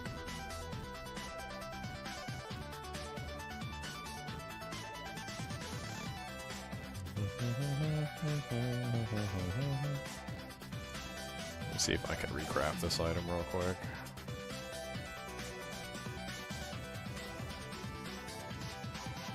So that I can actually masterwork it, because without the masterworking it's not as good. So minion augments, skeleton warriors, army of the dead, skeletal mage. Okay, then we need the cold damage. Alright, got it. Not going any further with that, I don't really care. Let's destroy that. Masterwork you. Now for this one we do want the mages cast twice, so if we don't get the mages cast twice, we move on. That's a big part of the extra damage that we're trying to dish out, is the mages casting 2 times.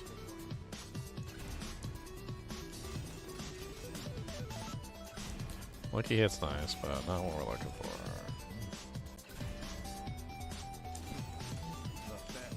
It just doesn't want to do it, does it?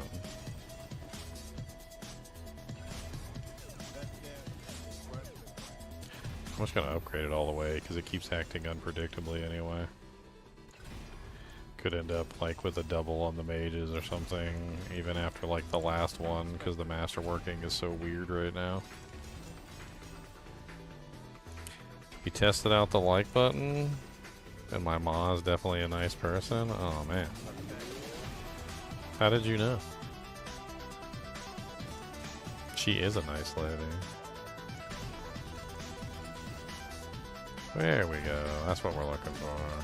Get that double, triple, 40% chance. There you go. So that's huge. That'll help us a lot for what we're trying to achieve. And then what else is there to do? There's still so much more to do. Like we haven't really even like scratched the surface yet because we still have this stupid thing to do. So everything that we've done so far, that was pre-Paragon board. So we've got everything set up, but no Paragon board. So now let's get the Paragon board involved and let's see how we can multiply the damage out at the very least. Alright, so Cult Leader I think is a no-brainer because it gives an attack speed bonus, and attack speed bonus also increases their damage, which is good. Like, it's not a bad thing by any means to increase the damage of the mages. They are part of the cold damage equation, so that is helpful. There's also a, like, skeletal mage, like, cold damage bonus, or, yeah, there's a skeletal mage bonus over here. So we snag that. And then grab both of these, grab both of these, grab that, grab that, grab that.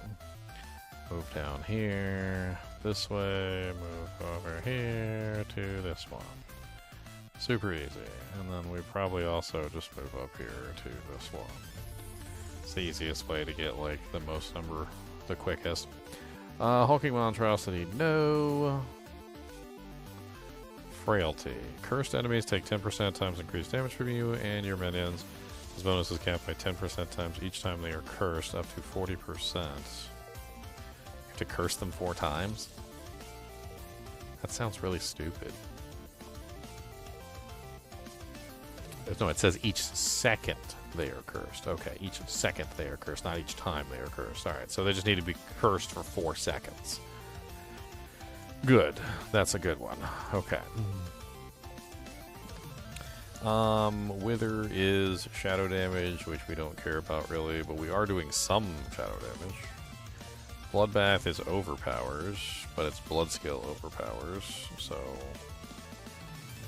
And we're not like, we don't have like a guaranteed way. Blood gets blood. Meh. Bone skills also is a meh. Scent of Death and Flesh Eater are like the only 2 ones, I guess. So just go ahead and attach that. All the other ones are stupid, so Scent of Death, I guess, is the only other one that makes any sense.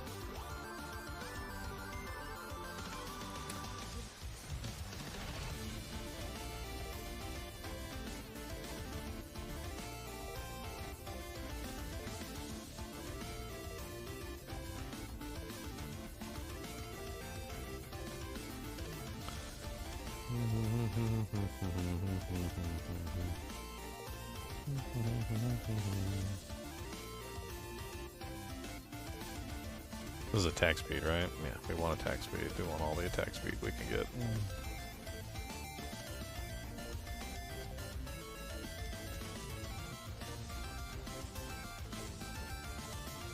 Corrupting damage.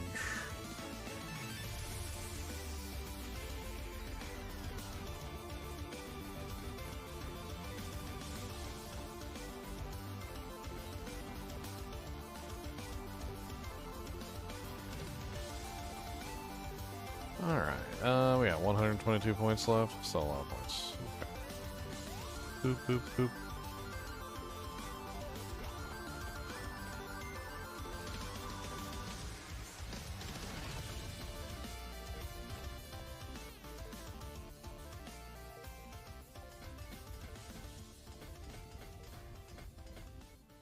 Alright, Doojanks. Alright, so generic damage. Abyssal is definitely non-physical damage. Yeah, Abyssal is definitely one that we want. It's also rare nodes, so we probably put that.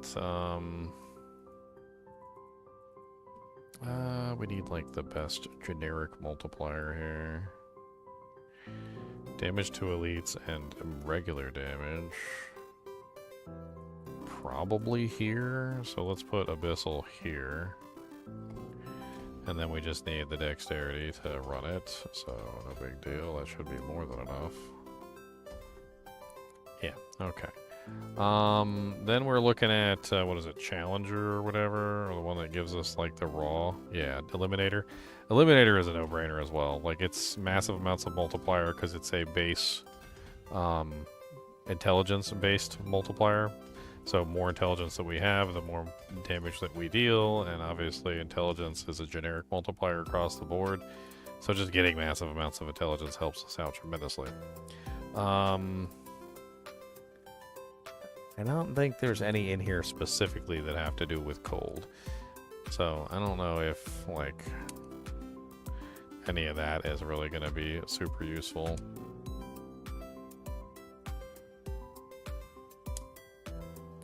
You deal 10% times increased damage to corrupted enemies. Increases corrupting.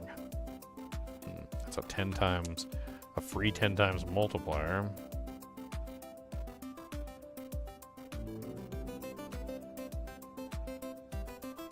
Exploit is a good one.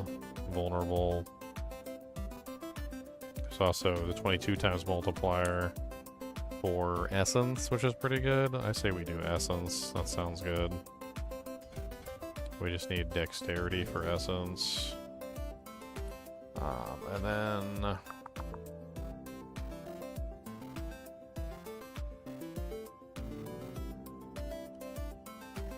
each time your summons deal damage to an enemy, it takes 1% times increased damage. Yeah, this one's really good. This one also has bonuses to like minion damage and minion reductions, which is right here. So we can just shove that in that hole. Shove it in the hole. Which leaves what? Is that everything? No, we still got one more. Okay.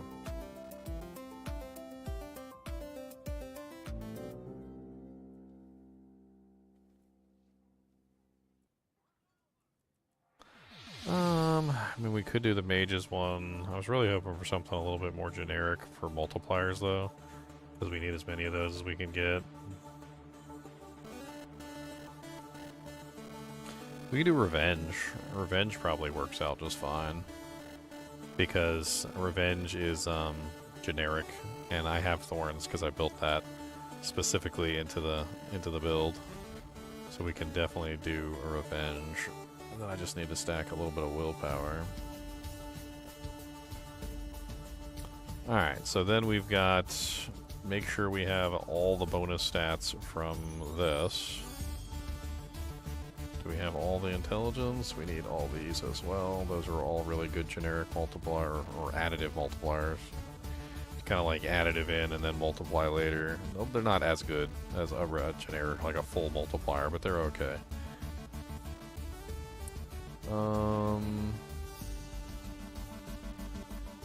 This one could definitely be decked out. Let's grab all the decks we can within range.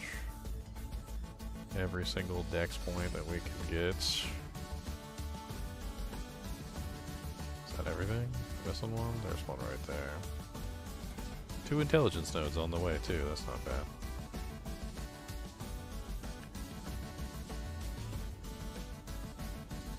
What's this one down here? Skeleton warrior damage. We don't have any skeleton warriors, so that's useless. Corpse attack speed. Damage to injured enemies. Maximum poison res. Yucky. Damage resistance and damage reduction. There's some health right there. Let's grab that. And then honestly, you know what? Like, let's just get all the stats here. It'll help with activation of like anything that we're looking for, like toward the future. Still got 30 points left. This one's not a scalar. This one is a scalar. We already scaled it. This one's not a scalar. This one's not a scalar. So none of them are scalars. In that case, let's just get this damage reduction right here.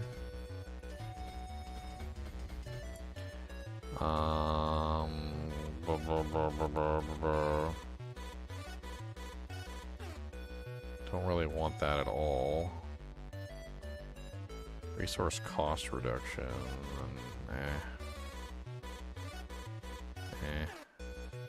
I mean, maximum poison res could come in handy. Let's grab that.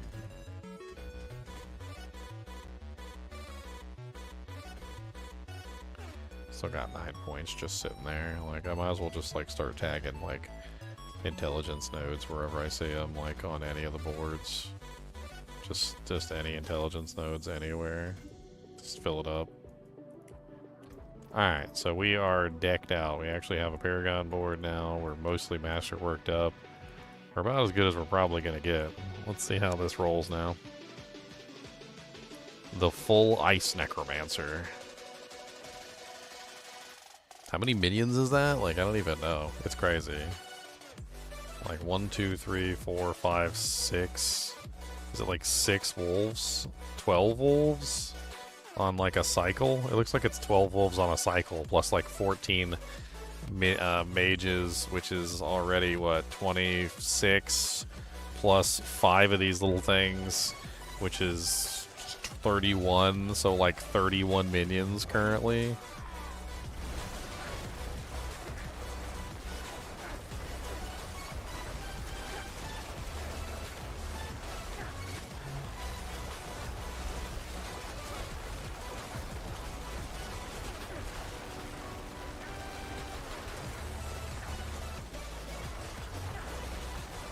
I mean, I'm seeing a lot of millions. Like, the build would certainly function. Maybe not in Torment 4. I don't know. We could take it outside and play with it. Oh, look at all these mages back here not even doing any work. What are you guys doing back here? Get up here and put in some work, you suckers. Why are you just sitting back there? I was like, oh, this is unimpressive. Like 7 of my ice mages are just sitting in the back, just smoking a cigarette on smoke break over here. What are you doing? Get up there. Y'all just on smoke break or something. Like, come on. Who gave you authorization? You're skeleton slaves.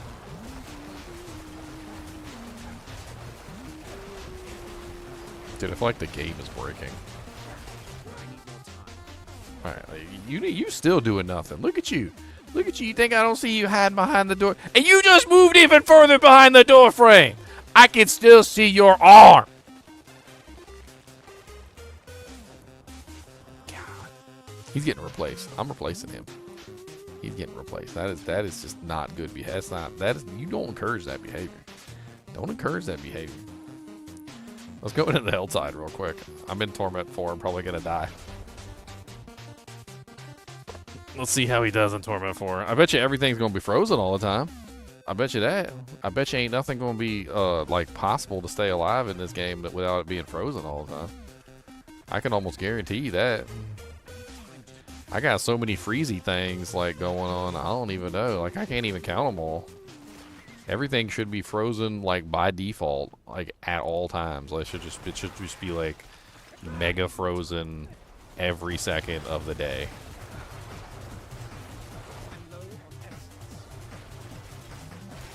Bow, bow, bow, bow, bow, bow. Come on back, I got some freezies. Come on back, I got some cheesies. Freezy, beezy, wheezy, teasies. Freezy, heezy, heezy, jeezies. I'm actually killing stuff in Torment 4, Leon. This is crazy. Ice variant's doing better. I ain't think it was gonna do this good, but I think it's doing a lot better than I thought. Does the Azure Raft proc on the enemy? Or does it proc on you? I don't know. I thought it procced on the enemy.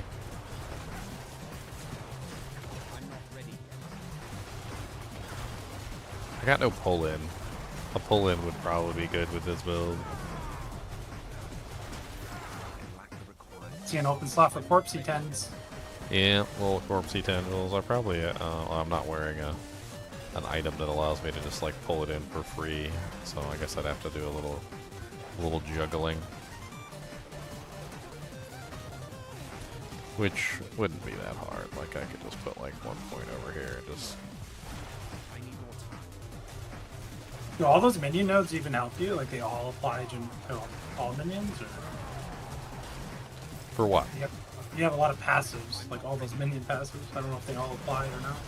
There's not very many minion passives. I'm only using the, like I'm mainly just using the skeletal mage mastery, but like some of these are like, while you're healthy, you gain 12% increased critical strike chance, and your minions gain the same, like, or 18%. So like it's just crit. And then the other one is when you control at least 7 or more minions, you gain 30 times summoning damage. I don't know. 2 of them are literally just keeping them alive. That's basically all they're for. One of them is definitely applying to everything. The other one, maybe not so much.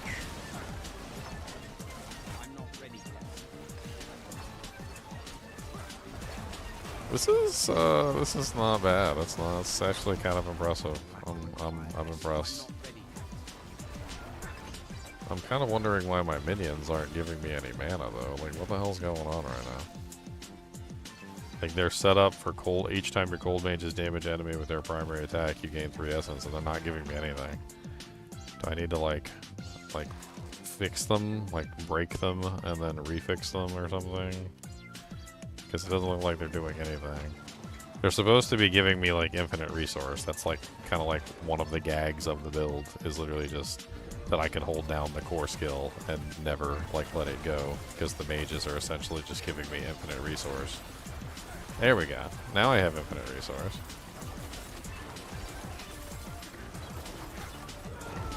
Infinite resource, infinite resource. It's kind of a cool way to have infinite resource. Just all the mages just constantly just spamming resource back into your inventory. Oh, oh, oh, oh, oh. Why am I dying all of a sudden? Rude. Puddle cover that you can't see. Oh, I can't see nothing. I got blizzards, frost novas, wolves. Like, everything's frozen like almost instantly though. It's great. I can't believe this is even Torment 4 capable. I have no hopes this is going to be like Torment 90 or nothing, but I'm surprised it's getting as far as it already has. Like, this is impressive. I guess that 18,225 damage from Raft must be a lot higher than I think. And it's really kind of like adding on to the overall total of like different ice type damage effects. And then I went with mainly generic multipliers, so oh, you know what? I forgot to put yeah, that's right, I forgot. I forgot to put the aspect back on the focus after I swapped it out, which means I'm missing one of the multipliers. So I'm missing elements, I think. Yeah, I'm missing elements. So I have conceded, but I don't have the elements. So let's put elements back on there. That's a pretty big multiplier too. That's a multiplier of the cold damage bonus, which should be a lot. So we want elements. Yep, aspect of elements, a free 35 times multiplier. Only when it's on that side. But at least I'll have 35% additional damage at least half the time.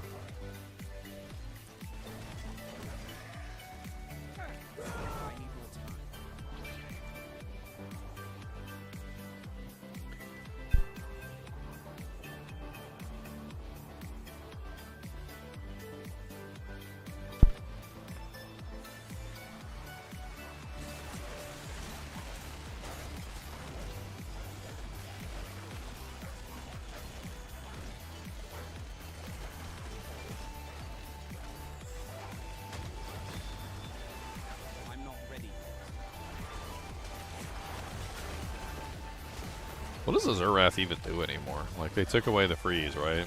So now it just, you cast this weapon, apply vulnerable.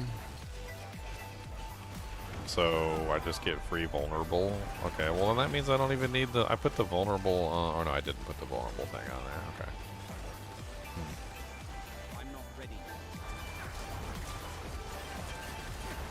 Dude, they're getting wrecked. This is great. Monsters spawn, they're instantly frozen. The mages are doing a good job killing them. Like, CC-wise, this is amazing. Resource-wise, it's amazing, too. I imagine Bone Spirit would work well with this, because you're just regenerating so much resource so fast. You could set up like extra resource generation, probably increase the amount that they're giving you to like a dramatic value, and then just like hold down Bone Spirit the entire time.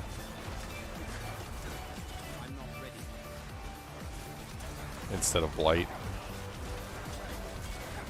I don't think Blight's a bad choice though, because it does apply Chill and Freeze, which goes along with the whole like, you know, the hell's the term I'm looking for? The theme of the build, which is to freeze everything. What helm are you using? I'm using the only helm that I thought would be generic enough to give me a multiplier, so Air of Perdition.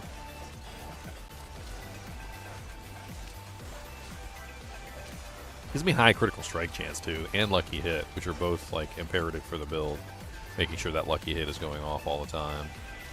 Right now my Blight says it has a 79% chance for lucky hit. I don't know how much lucky hit the mages have, but I know the mages can lucky hit as well.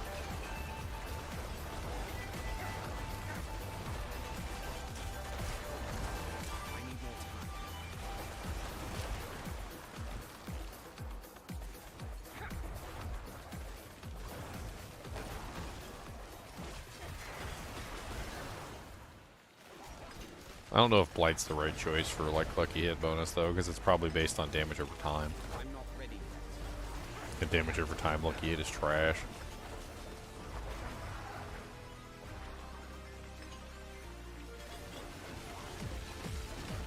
I mean, they're doing pretty good solo too. Like I'm watching them right now, and they're not doing poorly. You go test these guys on a boss.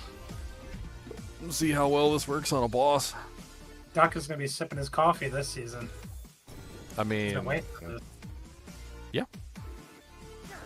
Dude, the freeze component adds like so much safety to it too, because you're just like, you're just sitting there like, just like, oh, who cares? Like, just sipping my coffee over here.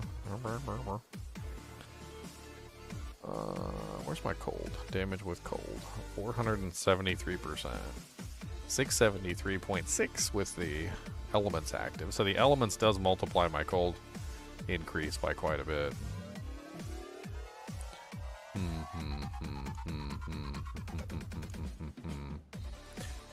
Anomalies have a 20% chance to preserve themselves instead of imploding and freeze surrounding enemies.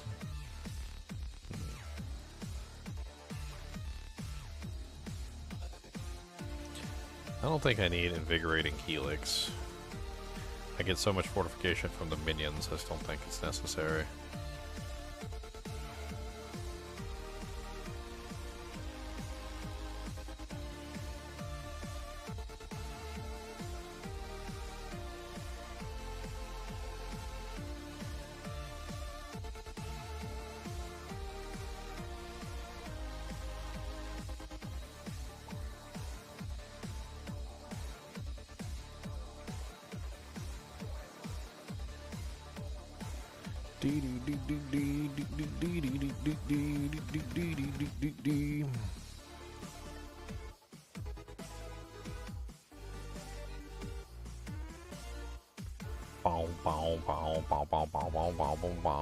What's up, Benny T? How's it going? Pass you the shovel? Okay. Alright, let me see if I can find the shovel. Best I got is a bottom knife. Would you like a bottom knife? There you go. Take it. It'll work. It'll work in a pinch. You know, get you out of that jail cell. I'm sorry, I didn't mean to tell him you was in jail. Don't worry, you'll be out soon though. You be out soon, Benny. Don't worry about it. We gonna get you out of there, man. We gonna get you out of the jail cell. Don't you worry. We gonna get you out.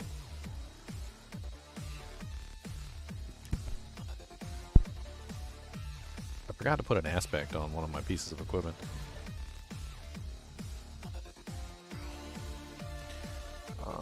I still don't know if any of the mythic armors would really be good for this build.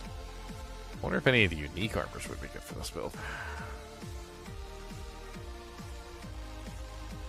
Oh, pretty good. Doing some testing, having some fun with the PTR, just learning about the new mechanics, coming up with some theory crafts. I'm doing a cold Necromancer right now. It's actually turning out a lot better than I thought. A lot better than I thought. I thought it was going to be garbage, but, you know, not as garbage as I thought it was going to be. It's actually proving to be slightly not garbage, which is impressive. Slightly not garbage. Let's put the damage reduction on there for now. Let me take a look and see what else is on the list.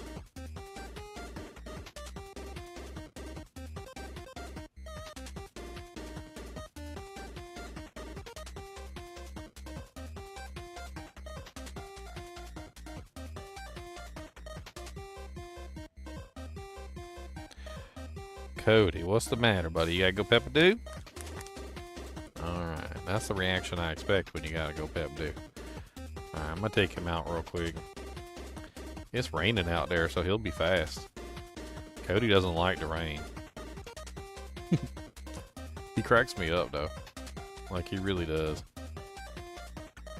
That's many times he just cracked me up. Like, I'm like, what's the matter? You don't like the rain? Does it gotta go pep-a-doo? And he's like, he just runs out, like, goes pep-a-doo real quick, comes right back. He's like, I don't want to be here. Oh yeah, I could do the mercenary too. I wasn't even thinking about that. But like, is there like a cold version of the like mercenary? Like some way I could add extra cold or freezing in with the mercenary? That could be interesting.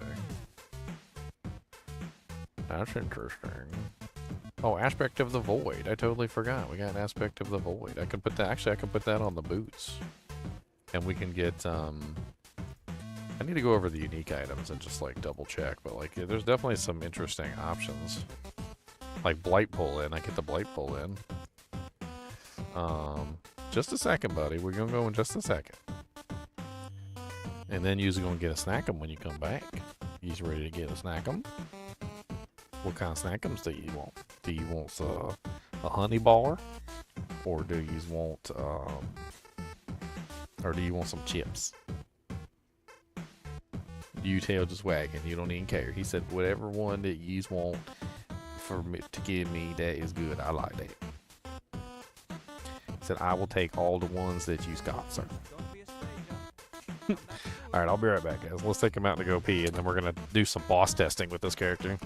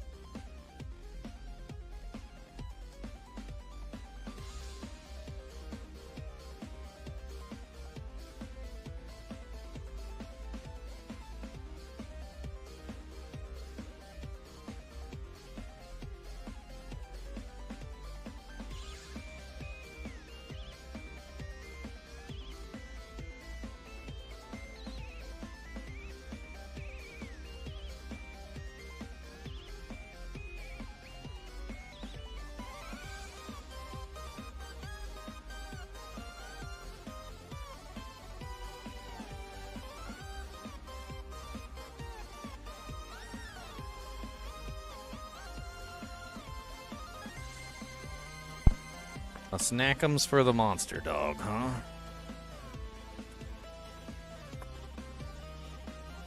All right, Cody.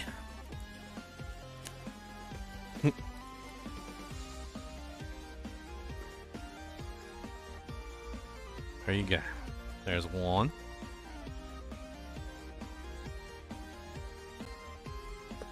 Oh no, you dropped a piece.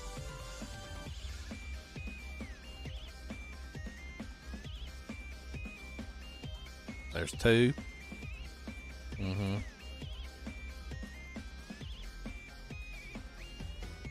There's 3. There you go. Have fun. Get all your crumbs up, Crummy. Crummy Crummo. Alright, let's go look at the uniques real quick. I'm gonna go take a look at the class uniques. I don't think there's any class unique in any of the slots that I haven't used that I would potentially choose over what I'm currently using, but I can take a look anyway. I mean, there's Penitent Greaves, which do have a chilling effect on them. But then again, the chilling effect is isolated to me. Do they have a multiplier for cold damage on them? I can't even remember. I think they do. I think Penitent Greaves do have a multiplier for cold damage on them. Which could actually help us out tremendously, now that I think about it. So that's an option. Which means we probably move the Blight up here. That would be my guess.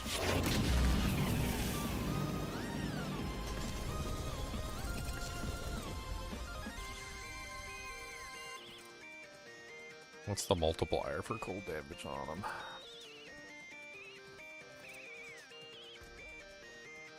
Yeah, we didn't get them. We didn't get an elite pair anyway. So it's 15 times to 25 times more damage to chilled enemies. I think that's worth it for what we're trying to do. So let's see if we can get a good pair of those. Something that's not garbage. Hot, stinky, sweaty garbage. I think that would definitely be worth it for what we're building, which is like massive amounts of cold damage. As for the rest of this crap, I mean stuff. Let's see, is there anything else that we could potentially use in the build to help ourselves out? So let's go item by item just to make sure we're not forgetting anything. So Bloodless Scream we can't use because we're using Azure Wrath, so that's out. Mortar Crux we can't use because we're using Azure Wrath. Black River we can't use. Deathless Visage is no good to us whatsoever. Greaves of the Empty Tomb is Sever related. No, that has no purpose for us. Mutilator Plates could be if we went with Bloodlance. I don't see any real benefit there. It's not generic enough. Doesn't really give us anything all that amazing. Ring of Mendelin, meh. Sanguine, yep, no thank you. Casame's Legacy, that's for Bloodwave, which we don't care about. Ring of the Sacrilegious. No. The Unmaker, Soul Rift, specific, unique. Nothing too crazy there for us, so no. Path of Trag'Oul is specifically set up for Bone Prison and Bone Splinters with bones. Kind of like a Bone Spirit item too at the same time, so no. Endurous Memory, no. Ebon Piercer. Blight shoots smaller projectiles. Not really important for what we're trying to do.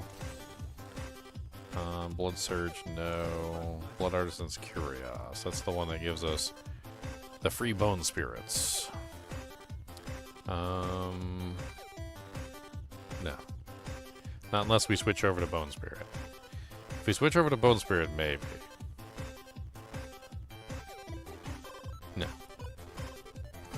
Akira's Embrace, that's the one that gives us the... We can't use that because that competes with the Hand of Naz. Bloodmoon Breaches. It's a critical strike damage bonus. Versus Golem Mastery, Hellbent Commander. It's not worth it. It's not worth it. Lotus Wall, not really worth it either. I mean, we are using Bone Storm, but having multiple Bone Storms I don't think really helps us that much. Yeah, it's not really what we're looking for. And then Howl from Below is a competing item, so that's also bad.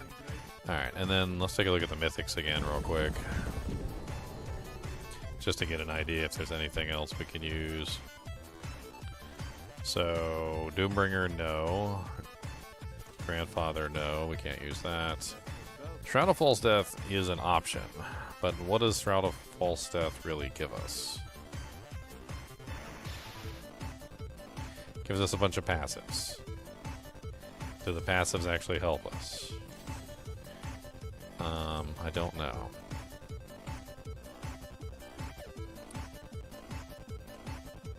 "45% attack speed on Andariels" does sound kind of crazy. Be fun to test that out just for fun. No. Harlequin Crest doesn't really give us anything either. So that's a no.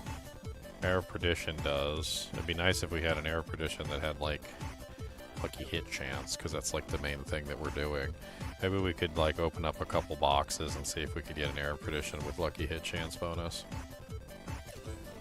So, Shroud of False Death, does that actually help us? That's the question.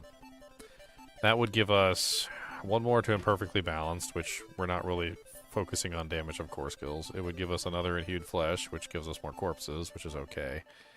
Gives us Necrotic Fortitude, which is more barrier. Gives us Titan's Fall, which is more damage to elites when fortified, so that's good. That's a generic multiplier too, probably. Gives us more Death's Embrace, which is more damage, 3% times more damage. More Lucky Hit as well, which is Precision Decay. So that's not awful either. One more in Mage Mastery, which does help out the mage damage, and one more in Inspiring Leader, which gives me more crit chance. I mean, is that possible to put that in without losing too much? Like, what do we lose? I lose the Blight area pulls in enemies, don't I? Yeah. I mean, we could just use Corpse Tendrils, but it would be nice if Blight could pull in enemies.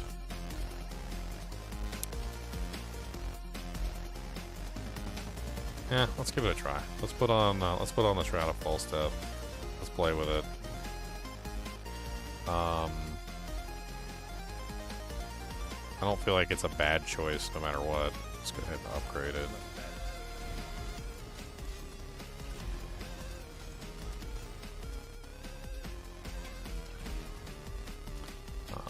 Put a socket in it.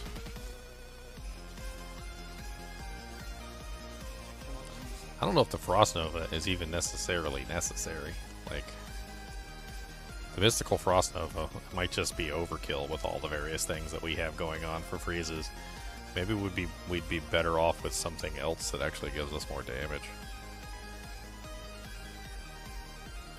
I don't know. I mean, having the Frost Nova spam certainly isn't awful. What's our critical strike chance right now? Like 91.9%. Okay.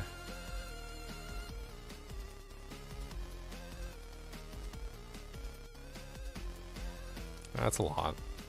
It's a lot. It's a little bit.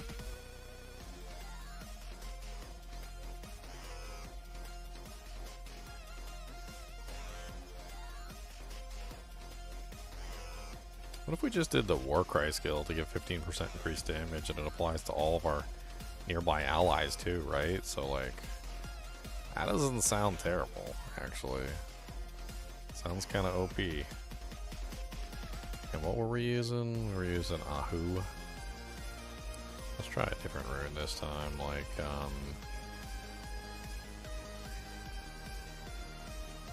let's try Tam.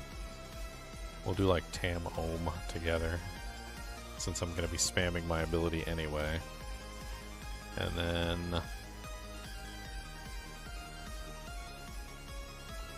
make sure we need the Penitent Greaves. That's right. So that's the last piece of the puzzle. We need the Penitent Greaves. Penitent Man, the Penitent Man, the Penitent Man shall pass, the Penitent Man. Okay, so class uniques can go into the dirt. I don't care. Generic uniques, we're looking for Penitent Greaves. Honestly, it doesn't even matter if they're elite. We just need Penitent Greaves with like a 25 times multiplier. That's like the only reason we're putting them on anyway. So there's a 22. So let's destroy that.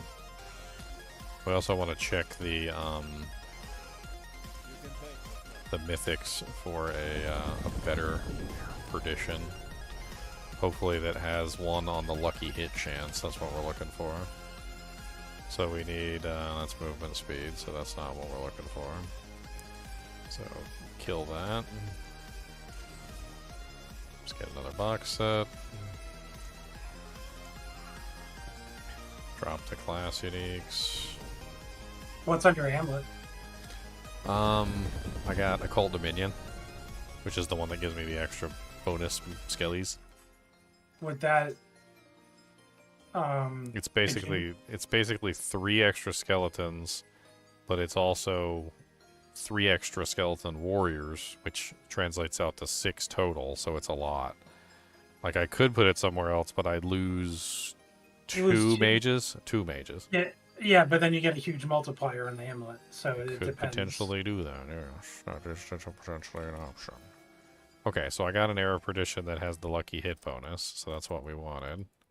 Because that goes on boots, right? That aspect. That's why I brought it up, because you're talking about swapping boots for a multiplier. It's like, well, you can technically just swap the aspects too. Well, Test it it's that way. specifically a cold multiplier, though. That's the reason why I'm trying to grab it. Okay. Because you know how the cold damage, like when you have a bunch of cold damage, which I'm stacking, it multiplies the cold additive bonus, so I get more. So like that's what I'm trying to do right now. I'm trying to work in the Penitent Graves, which should help out a lot. Like I think that would be a pretty big bonus overall, the 25 times multiplier for cold damage. I got a 22 at the moment. That's what I'm currently looking at. I'm trying to see if I can get a 25. Preferably, like not normie, like an ancestral, but whatever. It's really just the multiplier that I'm looking at. So this is a 23, mine's a 22, so that's slightly better. Need something for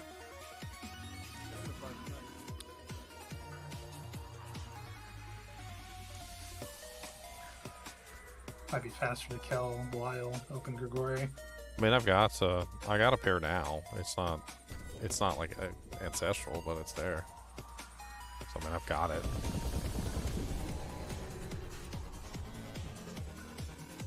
I'm trying not to like go too far with the whole thing. Like I don't want to like sit there and have like the most perfect equipment ever. I just don't think that's a good way to do things, especially since they already gave us 100 glyphs and all sorts of other things. Makes it very difficult to like see the reality of the situation. 22 again, yucky.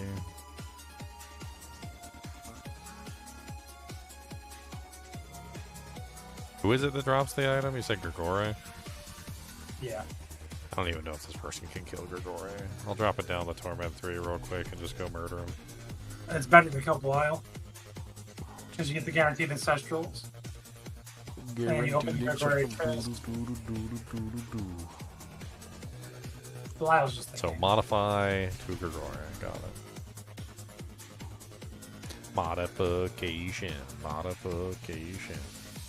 Benny said, quick question and I'll behave. What CPU and GPU am I running? I'm running the, what is it, the 5900X 3D or 5800X 3D? I can't remember. And 3090 GPU. Where's that hardware info? Yeah, hardware monitor. I don't think that's what I meant to pull up. I meant to pull up CPU Z. I was thinking one thing in my head and like pulled up the wrong thing. Yeah, there you go. 5800X 3D.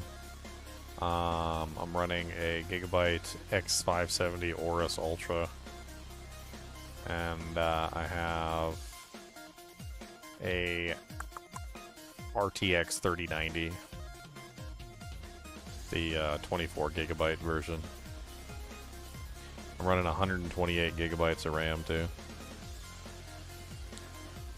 128 gigabytes of RAM.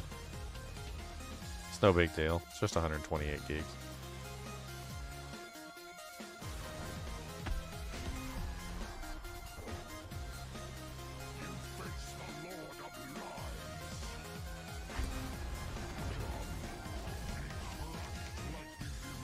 It's weird seeing my character move around like independent of like anything that's going on.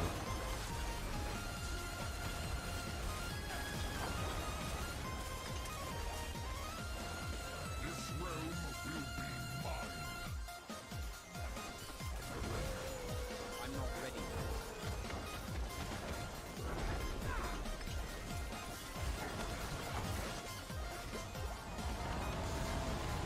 Oh, I took out Torment 3 Belial. Like, okay. It was okay. It wasn't like super fast or anything. It was okay.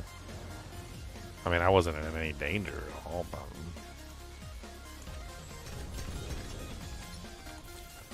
Double greater affix booties.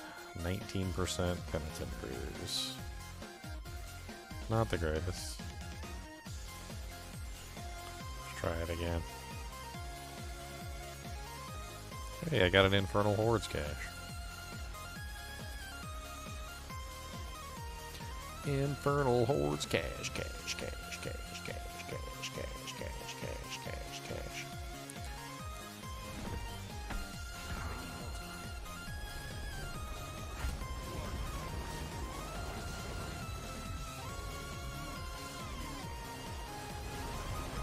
Oh, dang.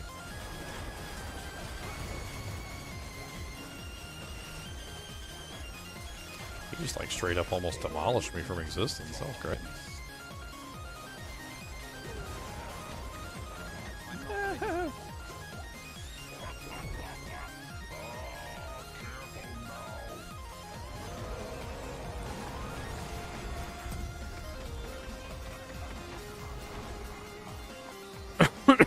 Modify reward. Alright.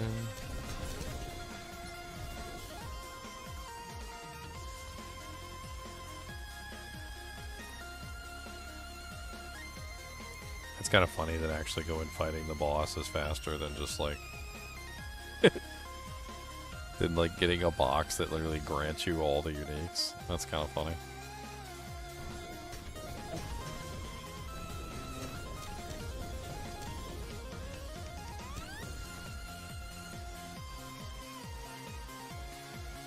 Just throwing everything on the ground. Tired. I'm tired, Grandpa. We're too damn bad.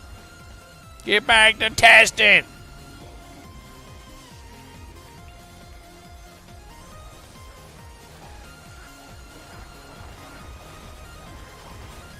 Oh, I was right in the wrong place. I guess you probably shouldn't stand there, you know, like thinking about it. It's probably a place you shouldn't stand. Probably.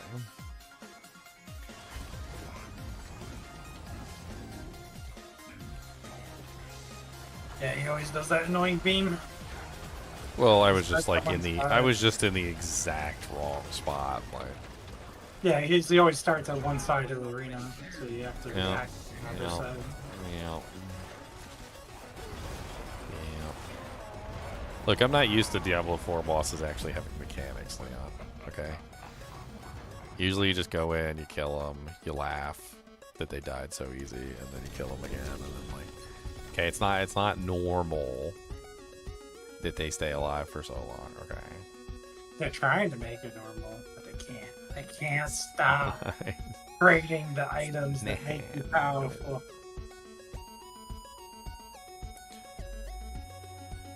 We're gonna nerf Sorcs, everybody. Announcement: we're gonna nerf Sorcs by 1,000%. Oh, but here's an ammo that gives you 1,500%. But we nerf Sorcs, guys. Look, they're nerfing Sorcs. Okay, what do you not understand about this? There's a developer like. There's a guy in the balance room, right, with all the other balance people making the decisions, and then there's a guy crafting items like. He's just laughing. It's like they won't even see this one coming. Feedback loop, bitches. They won't see this item coming, those balance guys.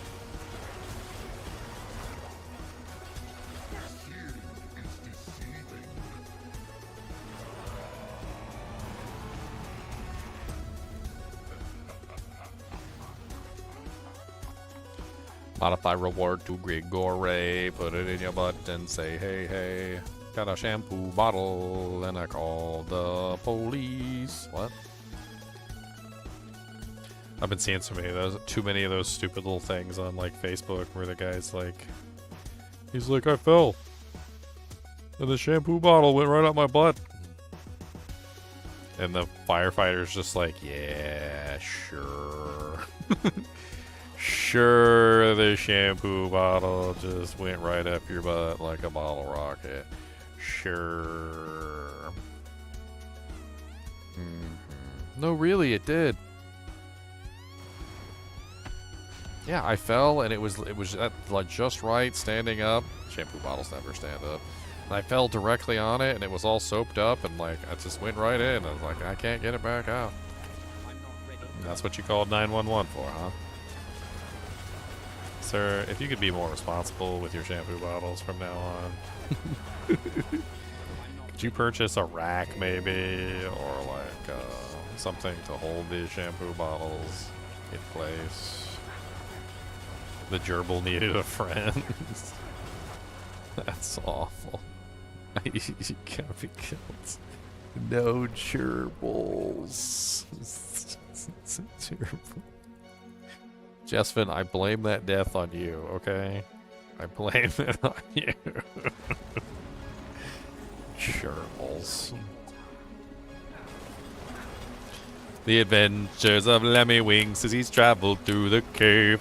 The adventures of Lemmy Winks as he travels through the cave. Oh, Mr. Lemmy Winks, he just wants to go. Mr. Lemmy Winks, he needs to know. Ow! Right in the eyeball. I cannot. His name is probably Rod from the Malignant Tunnels. Uh-huh, I see what you did there. Rod the Gerbil. I see what you did there.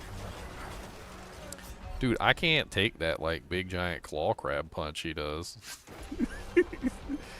I was standing there letting him punch me in the eye. I didn't realize he was actually going to kill me.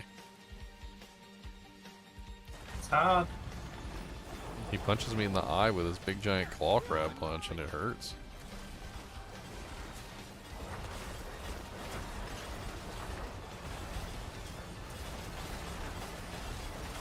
You know, for the amount of cold damage I have, you would think that I'm, like, capable of actually, like, staggering Belial, but I can't stagger Belial. I don't know why. I haven't staggered him once. Unless Belial just has, like, a really high stagger or something.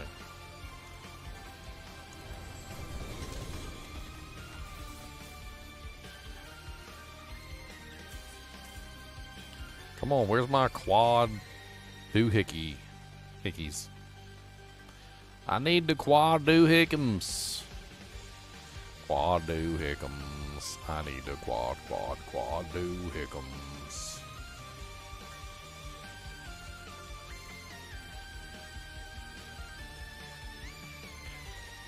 I freaking love MASH too much. I'll be remembering like MASH lines for like the next 50 years. This here is a vehicle. Freaking.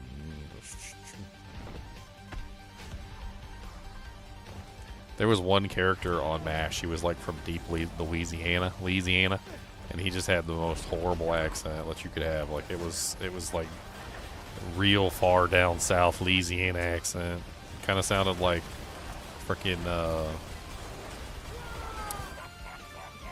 Gambit from X-Men. About that name from outfit. I shot out of my dad's ball sack, ready. Oh.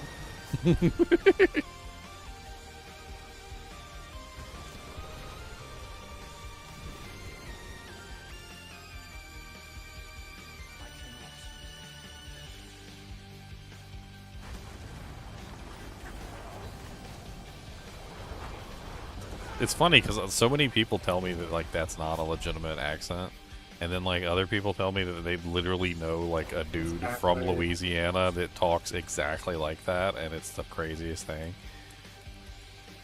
The funny thing is that accents are always like that, right? You never really believe them until you meet somebody that actually like talks like that, and then once you meet somebody that actually talks like that, you're like, oh, I can't believe anybody actually talks like that. Like, what is wrong with you? I need more time.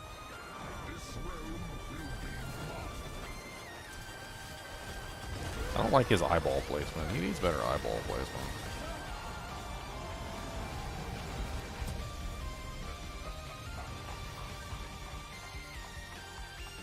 He needs to place them eyeballs in a more vehicular pattern. Speaking of vehicles and ice and all sorts of other things, like I was watching some video where the guys were like parking their cars or their trucks or whatever on like an ice patch. And I couldn't help but think to myself, I'm like, it was like a frozen lake or something, and they just had their cars all parked out there. And later on in the video, like the lake started melting, and the cars were just like in the water, and I was like, why would you park your car on a lake? Like, why would you do that? Like, even if there wasn't another option, like, why would that be the option that you chose? Like, let me just park my car on this frozen lake over here and risk losing it for no reason. Just because I feel like I need to.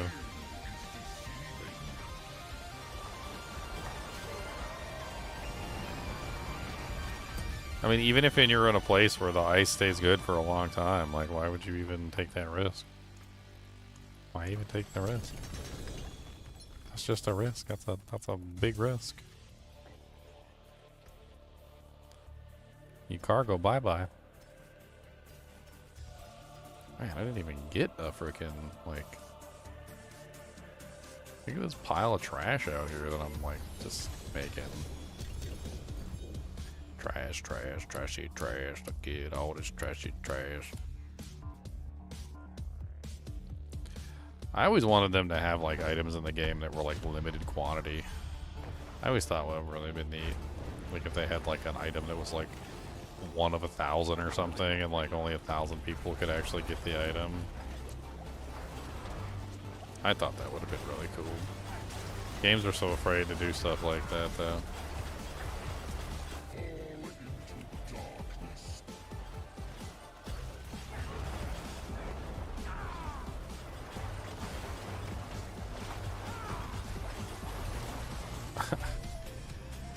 I don't like his eyeball thing. Sometimes the eyeballs go once. Sometimes they go twice. Sometimes they go thrice. Sometimes they go quatrices. Like, there's no, you can't tell when they're gonna do like the multiple times or not. Like, how many? What's the limit? Like, what's the maximum number they can do? I haven't even figured it out yet. Sometimes you're just dancing. I didn't want to be a tough guy. I wanted to be a dancer.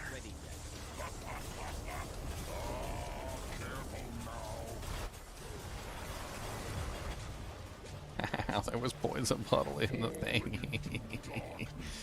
And it hurt so bad.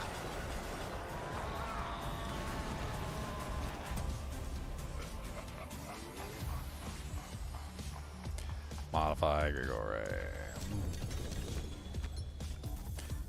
Give me my boots. Give me my boots. Give me my boots. I'm gonna do some picking toots. Give me my boots. Give me my boots.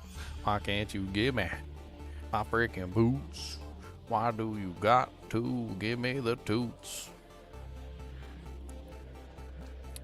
I ain't in a million years thought I'd be farming for a pair of penitent greaves. And not get them. You know how many seasons I've had like perfect penitent greaves just sitting in my stash and never get used because they suck.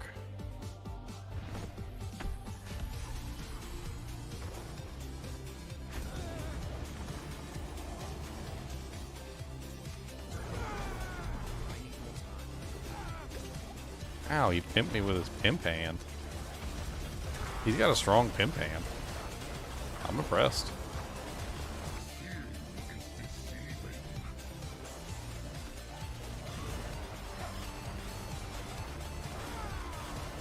The pimp hand is strong with this one.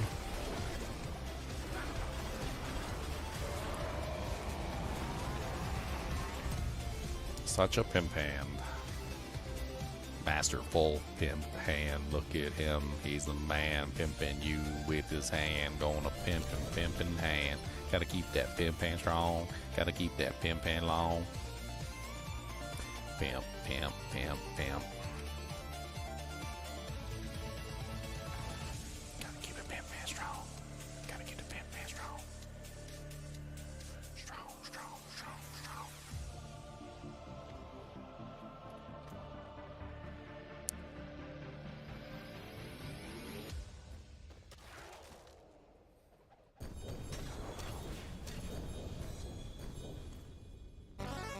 The best ancestral one I've gotten so far is a 19%, and the best non-ancestral one I've gotten so far is a 23%.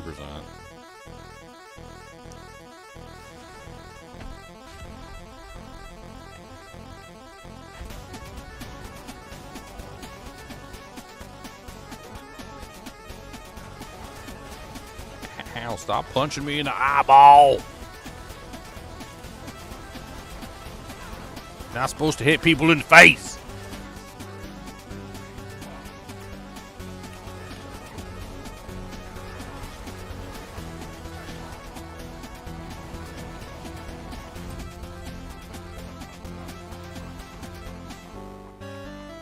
What else did they give you? Right?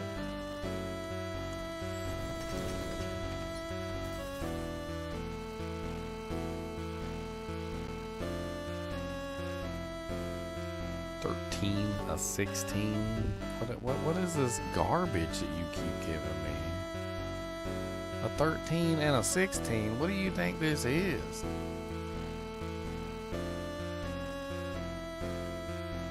The Logan movie where you jump your trash? Cause this ain't the Logan movie. Don't be dumping your trash in this place.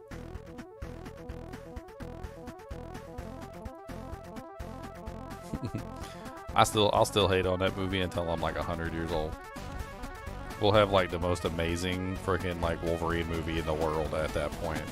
Like people will look back and they'll be like, oh yeah, Deadpool versus Wolverine, like that was amazing, and then there's probably like be some other ones by that time point, and then they'll be like, you remember that horrible Logan movie? And I'll be dogging on the Logan movie like non-stop every day of my life.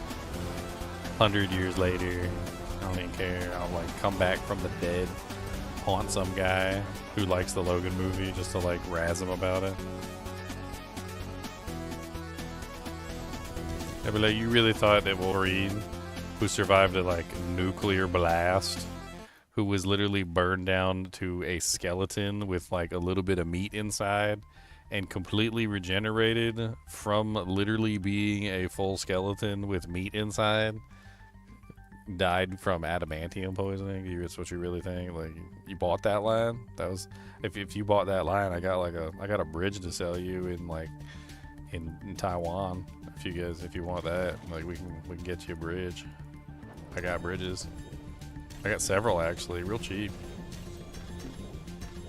I'm gonna sell you a bridge in Taiwan.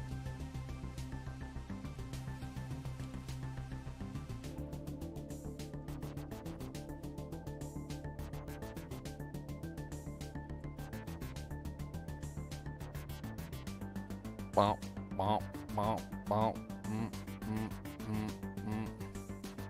This is what Wolverine looked like when he literally got exploded. This is literally what Wolverine looked like, guys. Okay, he regenerated from this. All right, there won't nothing left of him but his adamantium skeleton and a few cells. He regenerated from this. But apparently he's got adamantium poisoning, and that's what kills him. Totally makes sense, right? Totally makes sense. Like, this boy literally regenerated like this. Like, look at this. Look, like, this is how he regenerated. Like, from a skeleton. He literally regenerated from a skeleton. Regrew everything, like muscle, sinew, like extra bone material, like freaking the whole 9 yards, eyeballs, like everything. He regenerated from this to a full human, but apparently adamantium poison is what kills him. Makes no sense whatsoever. By the way, adamantium poisoning was already dealt with in a previous comic. So, in a long time ago, there was an episode where they talked about adamantium poisoning, and Beast came up with a cure for adamantium poisoning. He already cured it in one of the previous comics. Like, he basically gave Wolverine some medicine and was like, nah, fam, you good. I got you. Just take this. The adamantium poisoning will go away completely. You don't have to worry about it no more. I'm not ready yet. Done.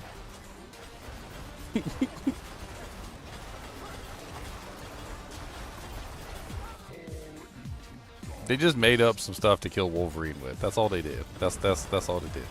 They didn't like the fact that he was immortal, and they were like, you know what, we need a way to kill him, so let's make up a bullcrap way to kill Wolverine, and that's what they did. It's just some bullcrap. I'm not ready yet. That's all it is. Bull, B to the S to the crap. To the bullcrap.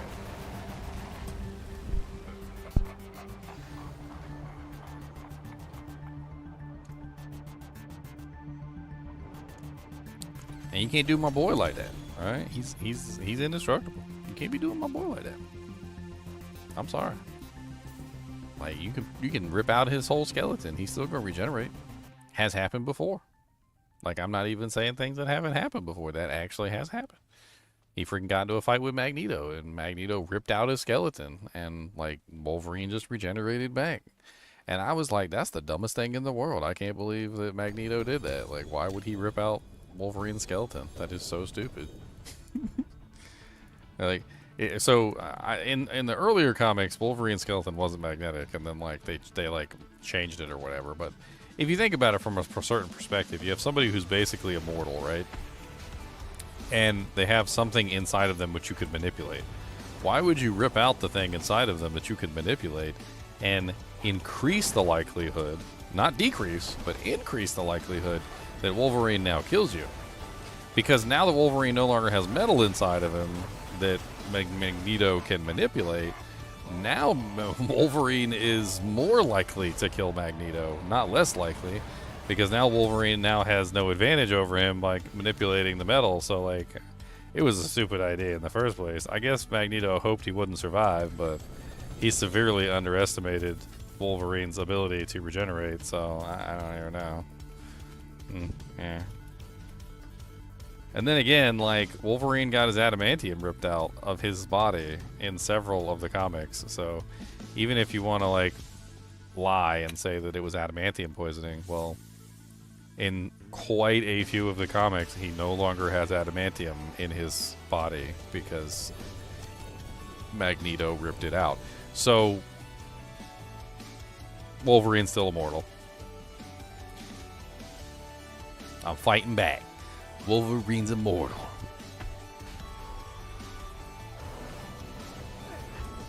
We fighting it, son. We fighting it. We ain't playing this game, son. We ain't playing it. Coming back, coming back. Oh, ma, immortal of Wolverine. Gonna kick you right in your spleen. Gonna hit you in the mean green.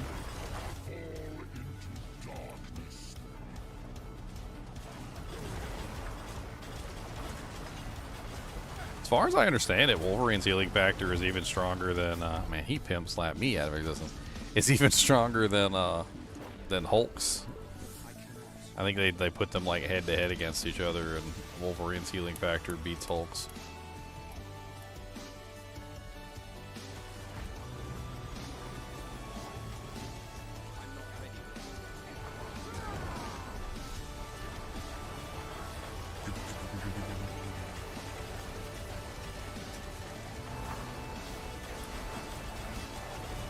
Sometimes I get like really good damage on this guy, and sometimes I don't. And I don't know what changes.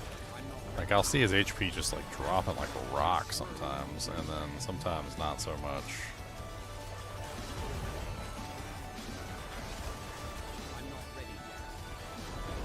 It's the hacks. I think he punches me in the eyeball because I ain't got enough HP to like take the hit.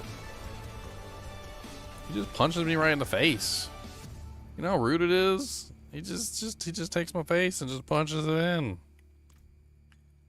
I forgot to masterwork the helmet for the extra lucky hit bonus. I forgot about that. Let me go do that real quick. Does that make a huge difference if I get that extra lucky hit in there? Try and get like the triple on the helmet and bring that lucky hit up to like almost 100% chance. Really start proccing that extra cold damage as much as possible. No, I don't want core skills. Get out of here.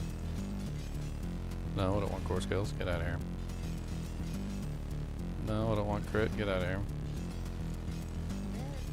No, I don't want crit. Get out of here. Your mom was a crit. Get out of here. Your mom was a core skill. Get out of here. Mama probably is a core skill, actually, now that I think about it. Yay!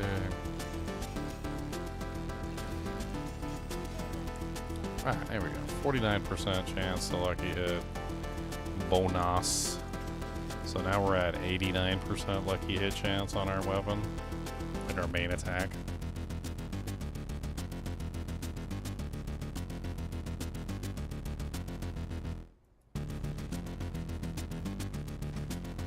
We'll see how much difference that makes when we actually go into the fight.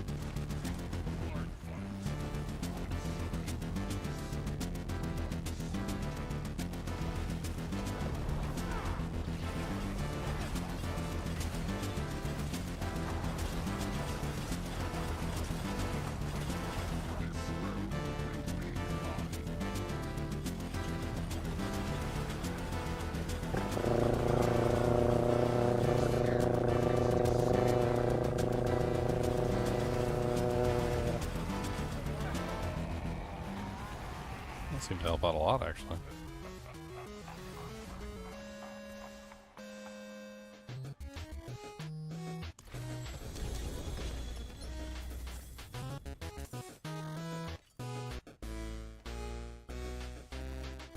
Hey, 25% penitent griefs. Alright, and they're ancestral.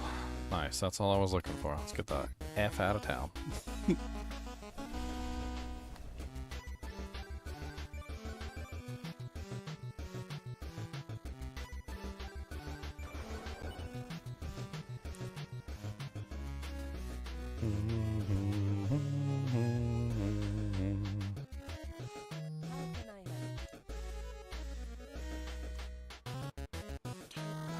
Let's masterwork these. I don't even know what we want on these. Like, chill, slow potency. It's kind of a crazy modifier, actually. Man, that tank was all over the place. Let's redo that.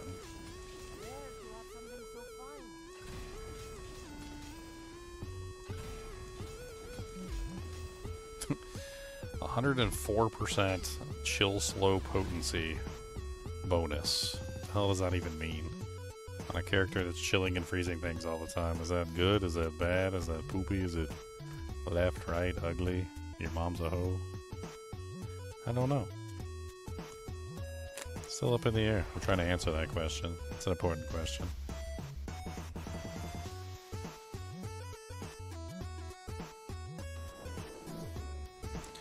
Check my new video, see how my new video did.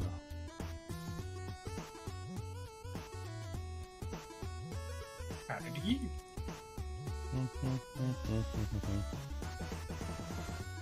5 comments.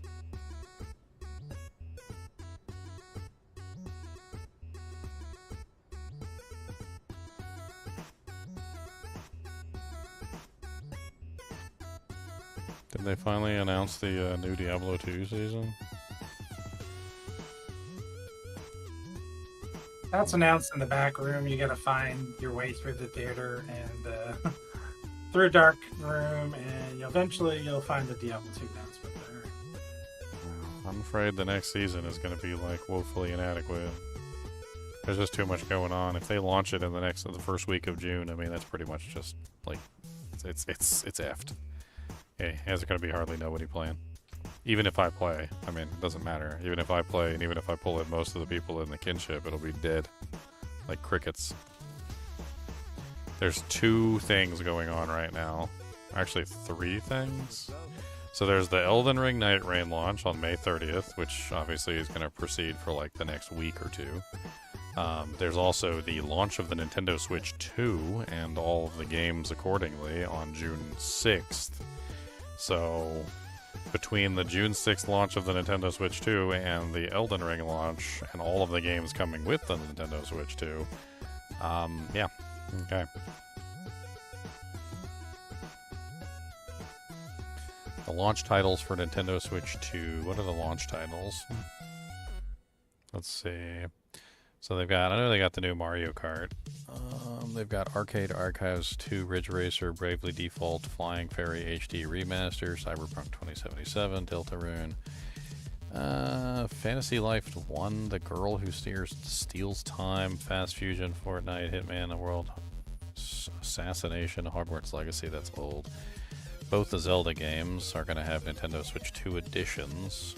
Kunitsu, Kami, Path of Goddess, Nobunaga's Ambition, Awakening Complete Edition, a new Puyo Puyo Tetris, Rune Factory, Nintendo Switch 2 edition, a new Sid Meier's Civilization 7, Nintendo Switch edition, Sonic 6 Shadow Generations, Split Fiction, Street Fighter 6 Years 1 to 2 Fighters Edition, Sudokin.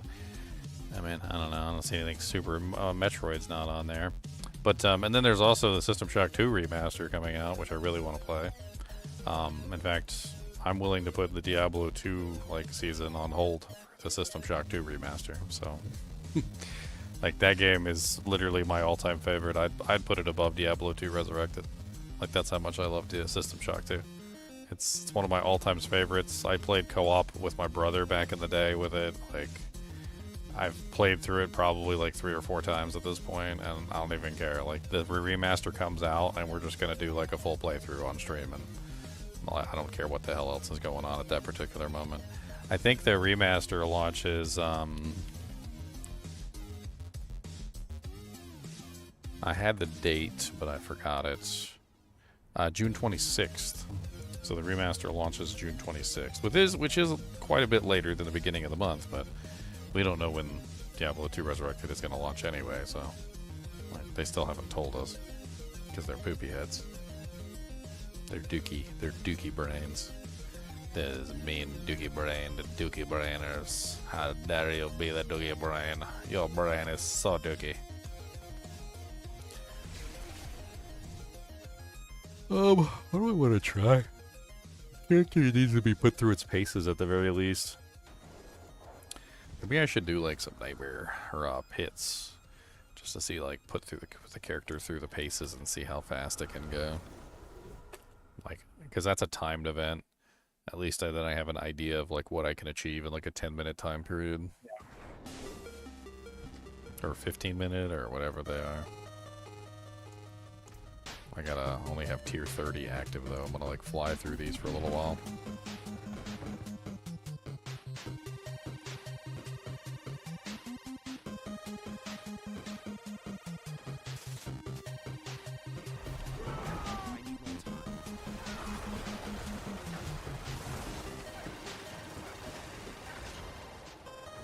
The mages are just murdering everything.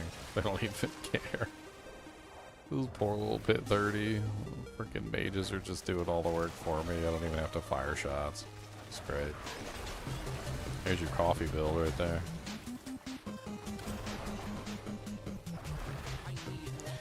I want to drink my coffee. Got you, fam. Got you.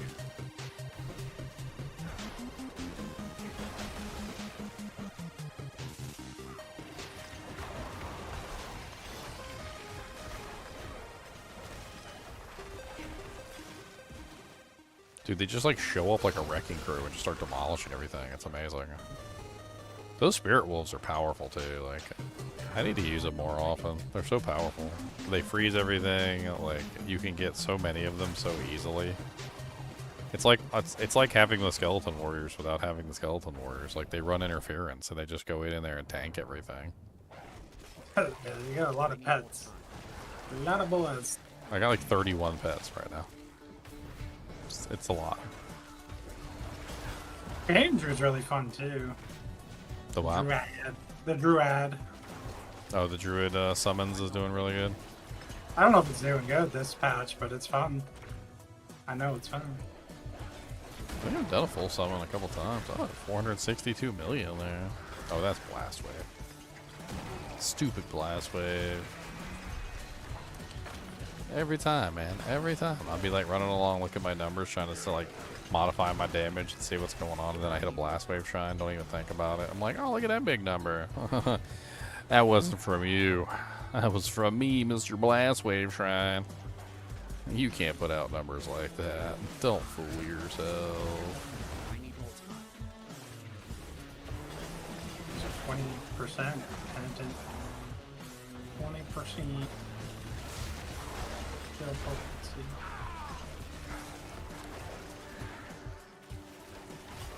A full poison build could be fun too this season. I need more time.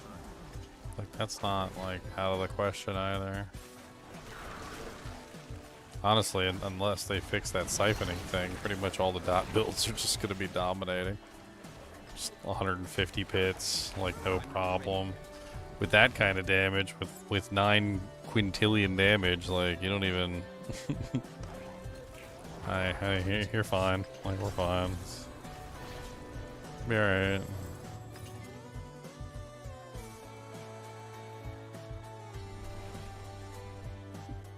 Alright, so that's done. Let's get to the next one. Does it only go up by 5 each time? Like, no matter what? I thought they were going to set it up so that it goes up faster if you clear it faster. Like, That's as fast. That's the number. At 1 to 5. No faster. I mean, if I clear it in 1 second, I mean, can we get 10 levels? Like, I mean, that would be good, I think. Sorry. Why you do this? Why you do this, me? I'm not ready. Yeah, it's like having a freaking wrecking crew of monsters. This is highly enjoyable. This is like Necromancer, like Diablo 2 Necromancer style of like minions, like where the minions are actually worthwhile and like they're just running through like murdering everything. This is pretty enjoyable. I mean, would this build like demolish like Torment 4 bosses? I don't know. I'd probably not. Maybe even if I get it like fully optimized, it might kill Torment 4 bosses, but probably wouldn't be able to dominate them. But like, it's still a really fun build.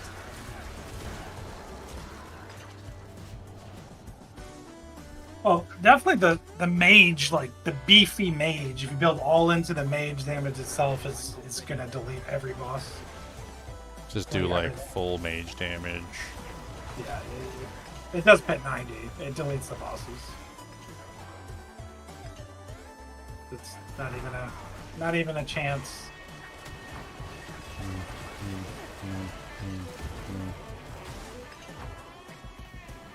You need boss. You need boss, you do not even have damage. HP. Why you no have HP? Your hit points so meager.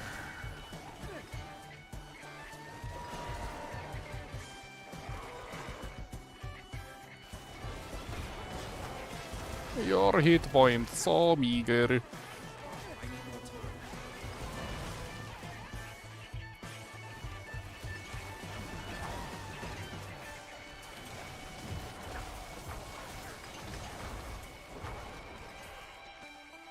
I wish the bone mages were better. Like, nobody uses the bone mages. The bone mages suck. They die too fast. The negative they put on them was just it's just too much. Like, they literally kill themselves in like 5 hits. Like, it's that bad. It's like, oh, you gotta summon a bone mage. Okay, 1, 2, 3, 4, 5, dead. Like, oh. Okay. Already dead.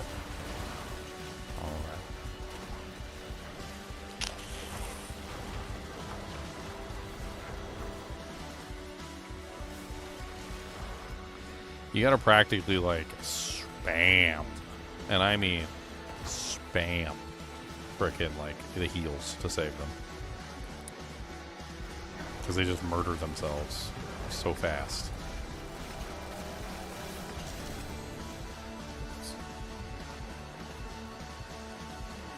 Alright, so that's 35 done, moving on to 40.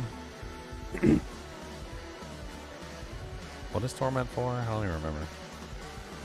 55 nowadays.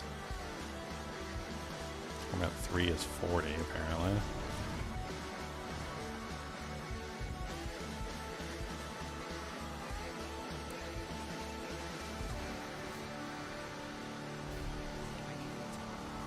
I mean, if I were to do a poison character, what would be the best character to do poison on? Oh no. Just thinking of maybe like trying to do a Theorycraft. I just don't know which one.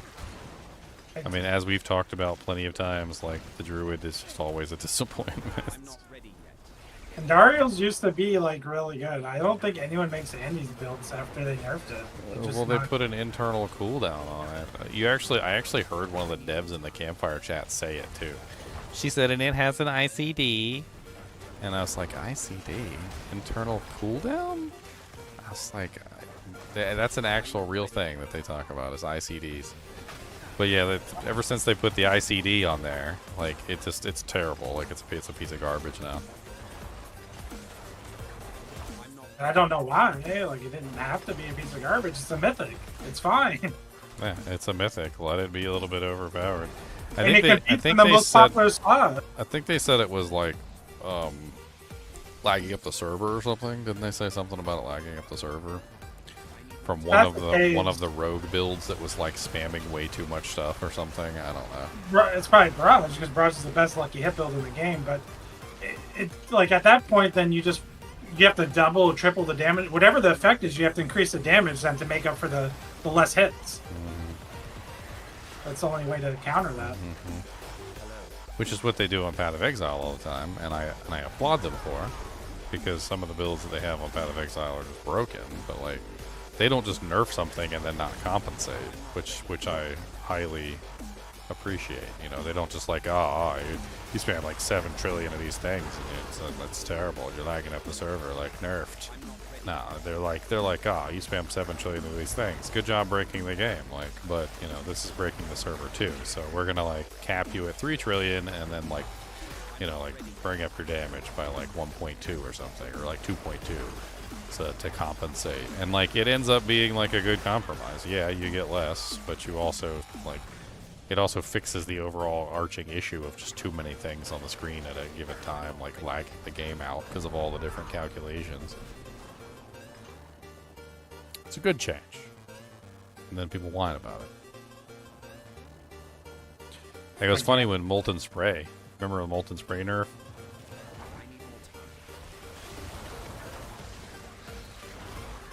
Yeah. I didn't mean to interrupt you. I got excited. I do that sometimes. Molten Spray. Yeah, they were talking about like, remember, like it was like they had to like cap the number of lines or something that was allowed to be on the screen at any given time because they had apparently like it exceeded the server's tolerance for the number of like magma lines on the ground.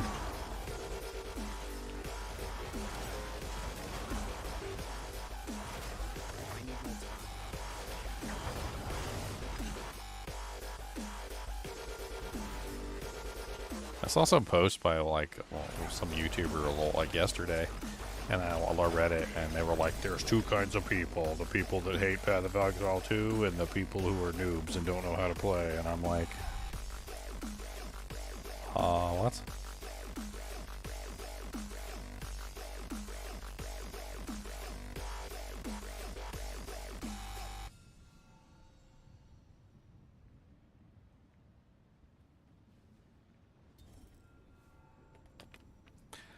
Wob wob wob wob wob.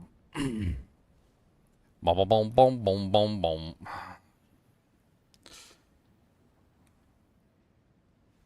I don't know what that means.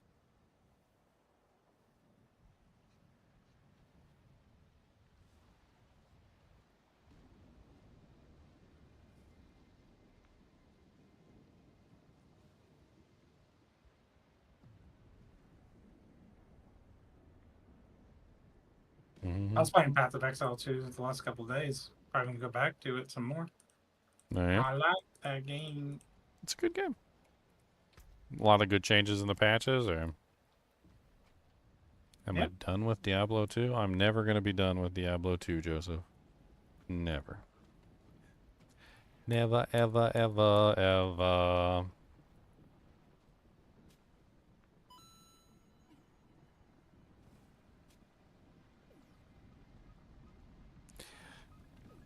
I swear sometimes people are like, they're like, let's play basketball. Okay. All right, play basketball. Next day, let's play basketball. Next day, let's play basketball. All right, next day, let's play basketball. Oh, I can't. I gotta go to a party. Oh man, are you quitting basketball? I'm like, no, it's my girlfriend's birthday, and if I skip it, she'll kill me. Oh, so basketball tomorrow? Sure. Like, oh man, basketball? No, I can't. My dad died. Oh, so you're quitting basketball? Like, oh my god.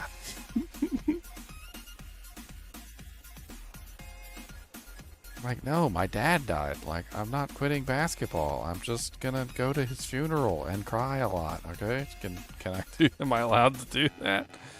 Dude, you can cry while you're playing basketball, alright?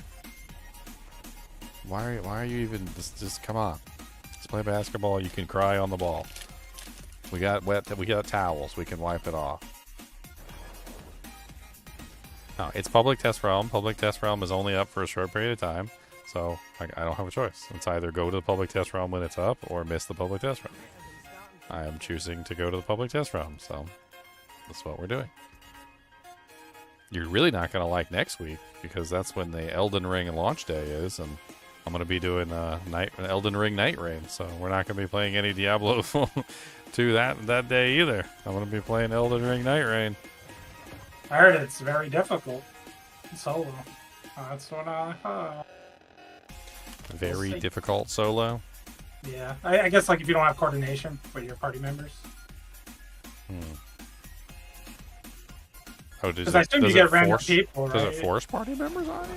I assume. I don't know too much about the game. I watched it when it was like people played it a couple months ago. It was some kind of like closed beta or open beta. I don't know what it was, but I watched like people play it, and it looked like it was a 3-player thing. But What's up, Speedy? I had heard that it was either 1-player or 3-player, and there was no 2-player option. That's what I had heard. But maybe the 1-player option just puts you with a bunch of randos. like a solo queue versus I a don't full know. party queue. I don't know. I had to do some research into it. I mean, if anybody's on here wants to play, I'll certainly play with them. Like, I don't care.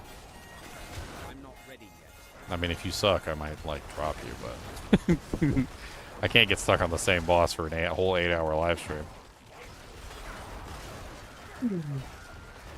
I need more time. Like this bro been fighting the same boss for 8 hours. Isn't it? You're gonna get stuck too, right? Because you have to kill the bosses. Because isn't it kind of like a battle?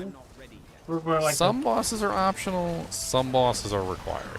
Like some bosses literally block your way, and like you have to defeat them to get through to the next area. So yeah, there are some bosses that are not optional. You have to go and kill them. There was one specifically in Elden Ring DLC. It was like a blue red sword. She had like ice sword and like a fire sword, and she was really freaking mean. And dude, she was like molly-whopping everybody. Like they were just getting their butts handed to them. And she reminded me of like Millennia Mark II, and apparently she was Millennia's sister or something. So like it all made sense. And man, it took us a while to beat it too. Like we did it like solo, duo, and trio. We tried like a whole bunch of stuff with it, and I think I ended up beating it by myself or with Squiddy. I can't remember. Chunks was having trouble with it too.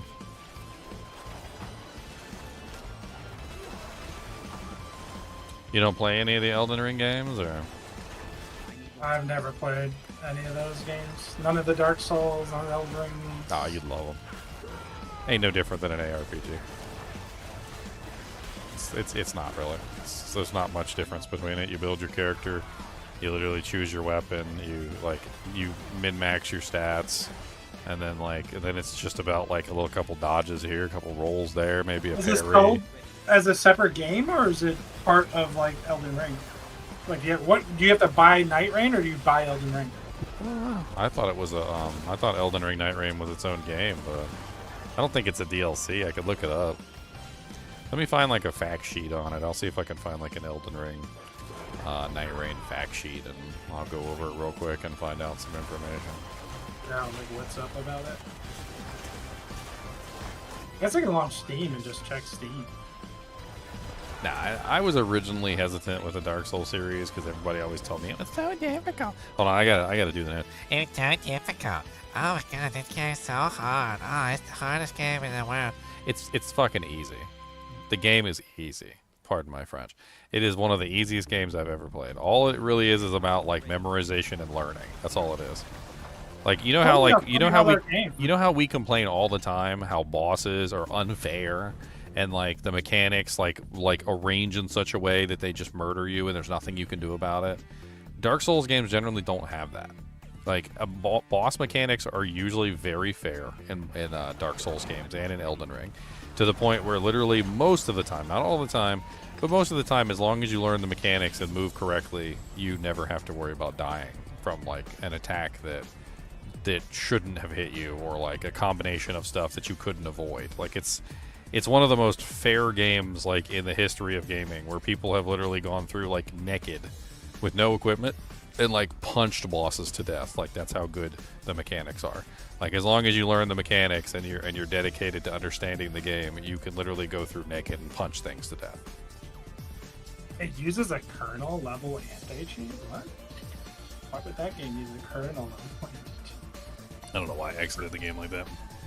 Pre-purchase Elden Ring Night Rain Deluxe Edition. So for regular edition is $40, Deluxe is $55. You can get it right on Steam. FAQ. Okay, FAQ. Let's. Not extra life. Join forces with other players to take on 3-player co-op. Each day has a night cycle with boss battles occurring at night. The playable area shrinks over time, with rain making the boundaries. Sessions last approximately 40 minutes when successful. Character system features 8 fixed characters called Yoru Watari Nightwalkers. Each character has unique skills, arts, and initial equipment. Characters start at level 1 in each session. Wait a minute. He's explaining like a Fortnite. Yeah, that's what it is. It's like a battle royale. It's like if you played Fortnite, PUBG, Warzone, Call of Duty. No that's what it PvP is. elements, purely cooperative. No PvP elements, purely cooperative. Yeah, so it's basically, think about like Fortnite, but think about it as in the dragons and the bosses are the enemies, but you're in like a 3-player party. And you have to like loot. You have to like land and loot kind of thing. I don't know if you actually jump out of a plane in this one, but because that doesn't make any sense. Or jump off a dragon, maybe? I don't know.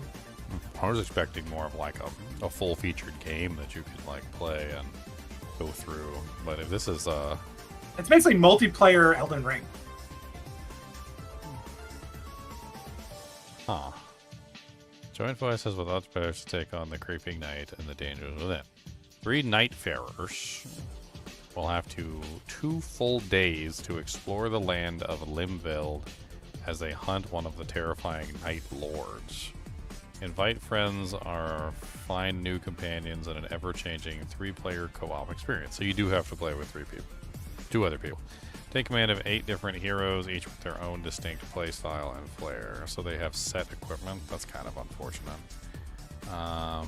3 unique capacities, a passive ability, a character skill, an ultimate art. These tools of survival and combat reflect each hero's history and background.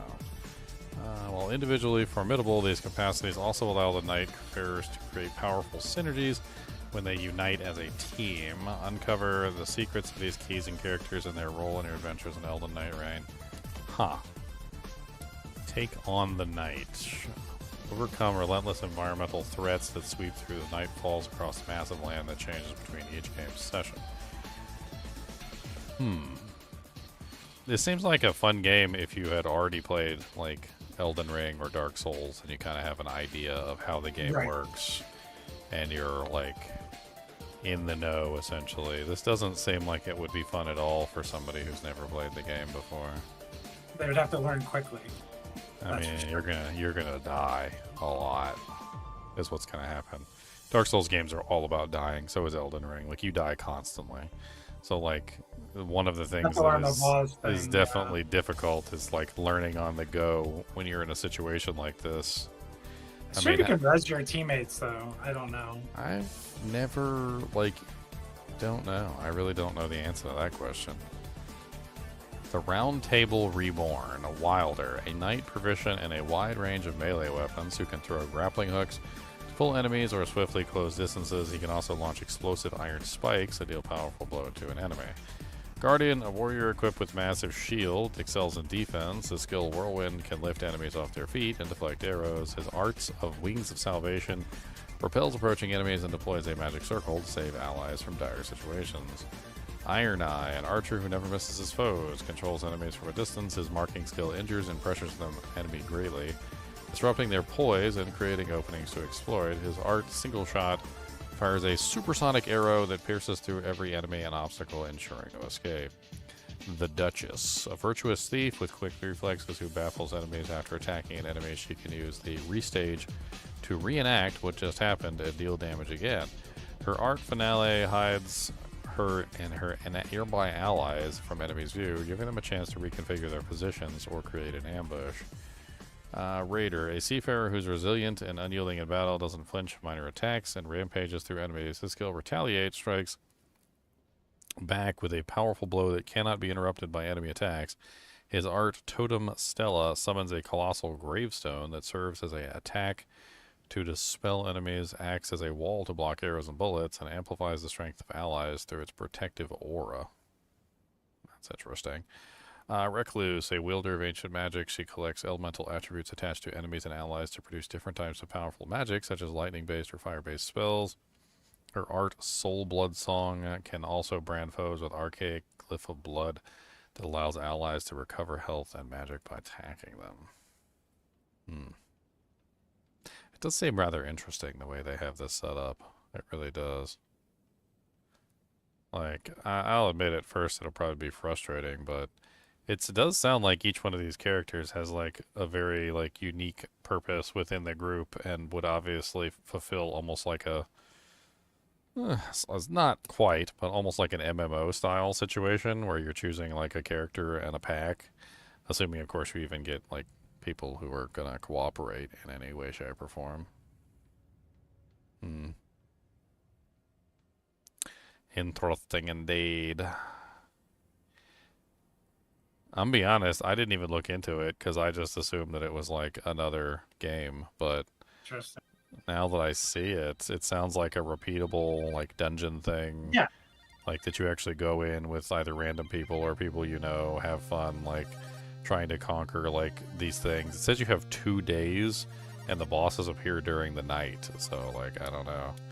And then like I don't know what these bosses are, if they're bosses that we've already fought in previous games. Like that one's definitely one we've fought before. That one is definitely one I've fought before. That's a standard monster type. So Think like, about it as a replayable like Elden Ring game. Like you can just log on any day and just hang out with people and just like play that game. huh. That should be fun to explore at least for a couple days. Maybe a week. Just keep like coming back, like going in it for like a week until we get bored of it one way or the other, right?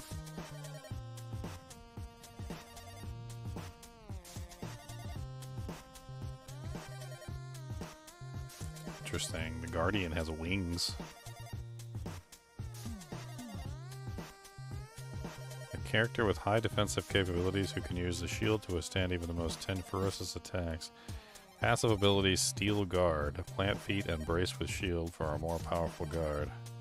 That's the Whirlwind one. Huh. The Duchess. The Recluse. I thought the Raider sounded interesting. with the giant freaking like thing and the aura that like buffs up your teammates. That sounds kind of cool. Big giant tombstone. Sounds kind of cool. Oh, yeah. One way or another, we gonna play. Hopefully, it's a lot more fun. I mean, a group play like stuff like that can be very fun. It can also be very frustrating too. It can be both, because sometimes you get stuck with really crappy teams. Who knows? Maybe we'll have enough people online during the launch that we can form our own team. Chunks was playing Elden Ring. He played with us for a while, but then like he disappeared. I don't know what's going on with Chunky. He's always doing something these days. Disappears, shows up randomly. Hopefully he's doing okay. Greetings. I don't know anybody else that plays. I think I know Squiddy played, but he's gone. He ain't come back in a long time, so I don't think he's going to. And then there was one other person. Who was the other person that was with us? Was it Dank or? I'm not ready. There was somebody else who was like all on the like Elden Ring train too. Maybe he'll show up. Who knows? Maybe we get a group of people running. Maybe we don't. Sounds like it would be a really fun game to play in a group though. 3-player co-op. I freaking love me some co-op games.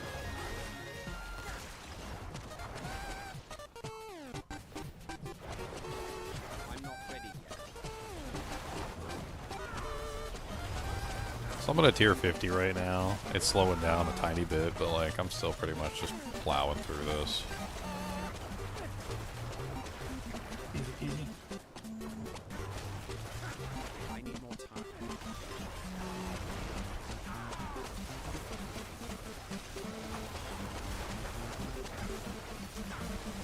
I need more time. Anyway, what would you even make a poison character with? Back on top. I don't even know what I would do. Like I don't really know. Well, first of all, decide the source of the poison. I mean, that's your step one. Is how are you viewing poison? Well, I mean, you have the powers this season, so the imbuement poison is like on the table for anything, right? So I mean- it's any build can use that imbuement poison and get like full benefit out of it because it applies your like highest modifier to the poison when it multiplies. You know, probably the top poison build right now, without even like looking into it, is probably the poison trap. They keep buffing that thing to the moon, the road. What did they do to it this time? Because like I knew the last They thing keep they did changing wasn't gonna it. work. It's supposed to be really good. I haven't touched it or played around with it. I mean, it's something you can try next in the PTR here. Well, they keep But- decreasing the duration, which is like the worst thing you want to do with a poison. Like you don't decrease the duration, you increase the duration. I don't know why they're so like. I don't understand. I don't understand why they're so like hopped up on this like decrease the duration thing. Right? What's the point of a dot if it doesn't like have an overtime function? Like what's even the point of it at that point? That's just direct damage. Why not just like turn poison trap into a direct damage ability instead of a poison damage ability at that point? I'm not ready. Or poisoning.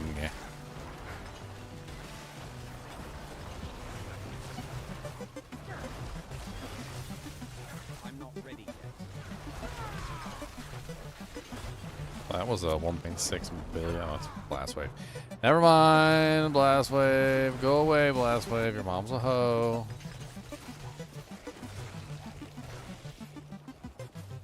Stupid Blast Wave. You stupid Blast Wave ugly face. And you stupid Blast Wave ugly mouth.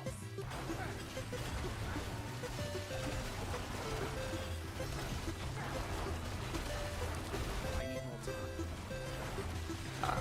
I'm actually kind of surprised at how well this character works. Like this might actually be a fun character to create. Like I don't know if I want to like start my ladder as a subpar character that I know is not going to be able to clear tier 4 bosses, but and on top of that, like I don't even know if the capability of this class is even going to be that great, because right now I have, what, one level 100 glyphs, and I'm not going to have level 100 glyphs come, you know, like, ladder start. Be lucky if I can get up to, like, you know, 50s or 60s. It just depends if you want to, you know, do like this cold theme or, you know, whatever theme you want to do, or you just want to go for the max damage version that I know works.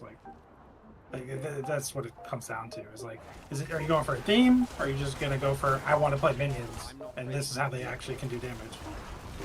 Because the damage in this game is. I mean, you're talking about like a full minion build, but like, I mean, that most likely involves going into a specific category to get the most multipliers, right?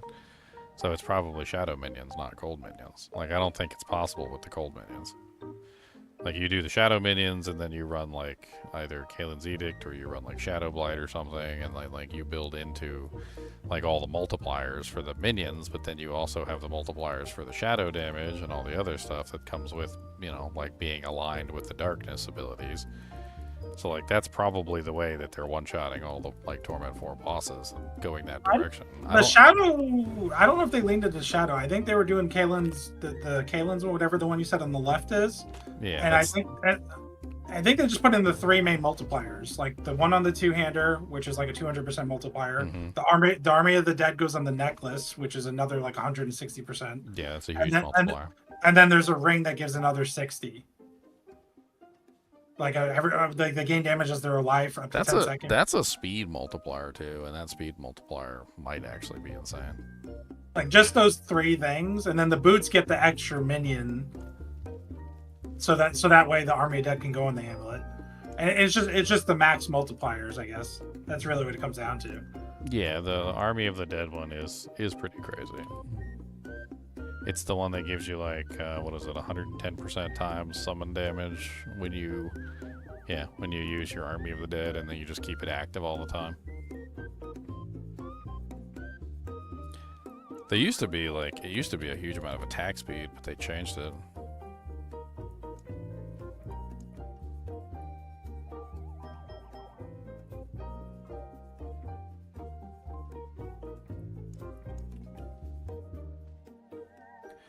Womp, womp, womp, womp. Actually, I didn't even put Frenzied Dead in this build. Frenzied Dead would be amazing. Amazing. I didn't even think about that. Wonder how much Frenzied Dead changes this build. Get those attacks up as fast as humanly possible.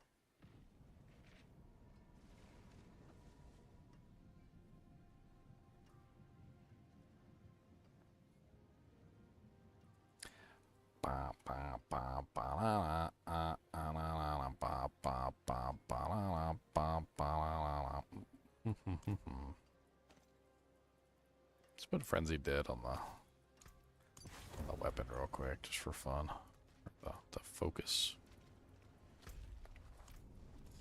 I just want to see what it looks like. Torment 4.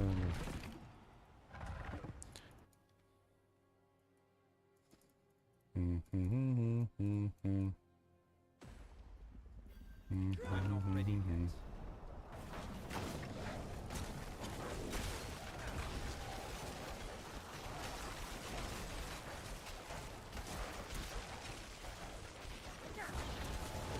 I'm not ready. Oh no, they're damage resistance. Oh no, my mage's attacks are being slowed down.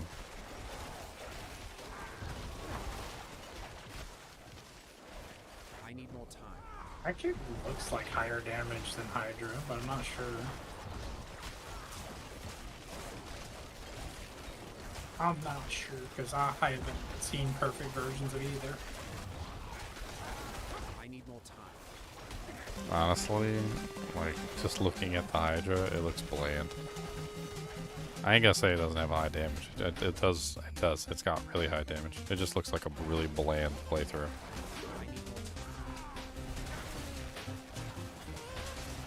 Like, it's one thing to have, like, a huge number of minions, and, like, you gotta, like, micromanage the minions and heal them, and, like, you gotta curse stuff, and you got things to do. Like, oh my god, I spent, like, 5 minutes playing the Hydra version, and I was like, Oh look, I cast my 3 hydras. Hey, what do I do now? I don't know. Jesus. Maybe I can do something else. I could fire some basic skills or something. Oh wait, oh, Hydra went down. Let me replace it. Alright, okay, I'm back up and running, guys. Hydras are refreshed. I don't know, it looked like it was going to be really boring. I need more time. Powerful, yes, but boring. See that? It's like that Harry Potter scene where he's like, and he who shall not be named did great things. Terrible, yes, but great. I'm not ready yet. The Hydra Sorceress is going to be a terrible source of damage. Boring, yes, but great. I need more time. I kind of like the one currently on season 8 better with all the heads. When you Yeah. actually see like all the heads, and it's like 3 of them, I and mean, it's like 30 plus heads just on the screen. It looks way cooler, in my opinion. well, also you don't have to worry about like trying to cast them like at maximum mana either. Yeah, you just play the game. You just play the game and just have fun, and you're not waiting for your mana pool to refill before you cast your next Hydra. It's like I don't know. Sometimes things are powerful, but they just don't really like have a fun play style. Yep. Definitely It's true. it's not active. Like even on the Necromancer, like in the Diablo 2, like yeah, you got an army, but like you don't stand there and watch your army. Like yeah, I hate to tell you guys this, but if you were ever playing Diablo 2 and you just stand there like this and you're just like watching your army do stuff, you are doing it so wrong. Like what are you doing? Like there's 1,000 things you can be doing as a Necromancer, trying to like micromanage what's going on. You can curse. You can use specific curses to like attract enemies toward your golem. You can recast your golem in a better place to make sure that your army has a good like mechanical nature. If you have teleport, staff, or circlet, or amulet, or if you're running an enigma, you can micromanage your army to make sure that they're in their correct placing. You can also like move to like cause your army to remove. So like if my army's in the wrong place and I'm like, okay, these guys are in the wrong place, let's respawn them, right? And like so like I can move my character, force the enemy where I want to, like run through the pack of monsters to the back, get my minions to like spawn inside the like, you know, in the zone where they're actually dishing out damage. Like you're the general of an army and you're like micromanaging the army to your you know, your extent. It's fun. Like the whole micromanaging army thing is fun. It's very fun. Like don't just stand there eating your cookie and milk, like dipping your Oreos while you're it's delicious.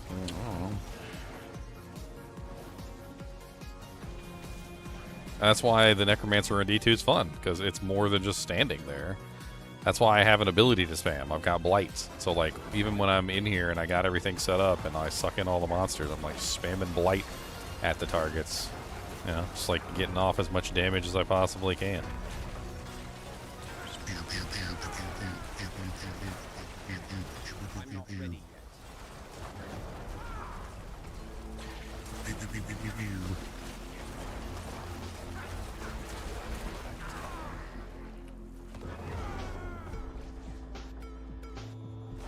I'm not ready yet.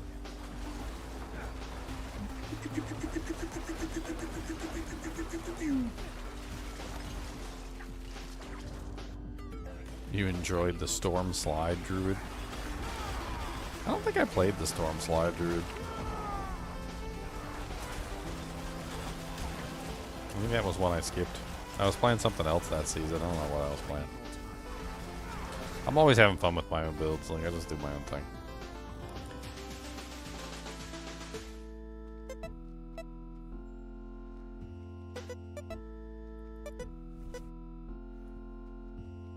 I need more time.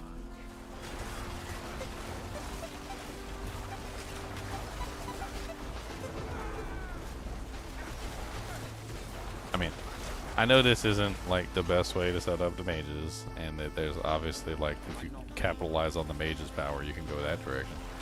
But come on, you gotta give it to me.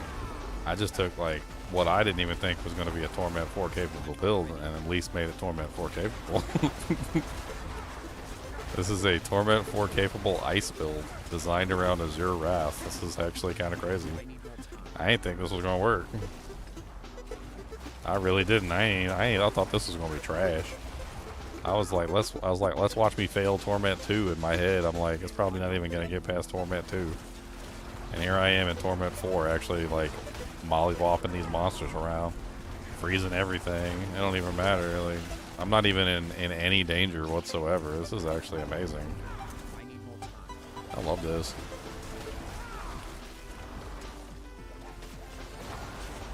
Dude, the monsters are like always frozen too. It's great. I love it.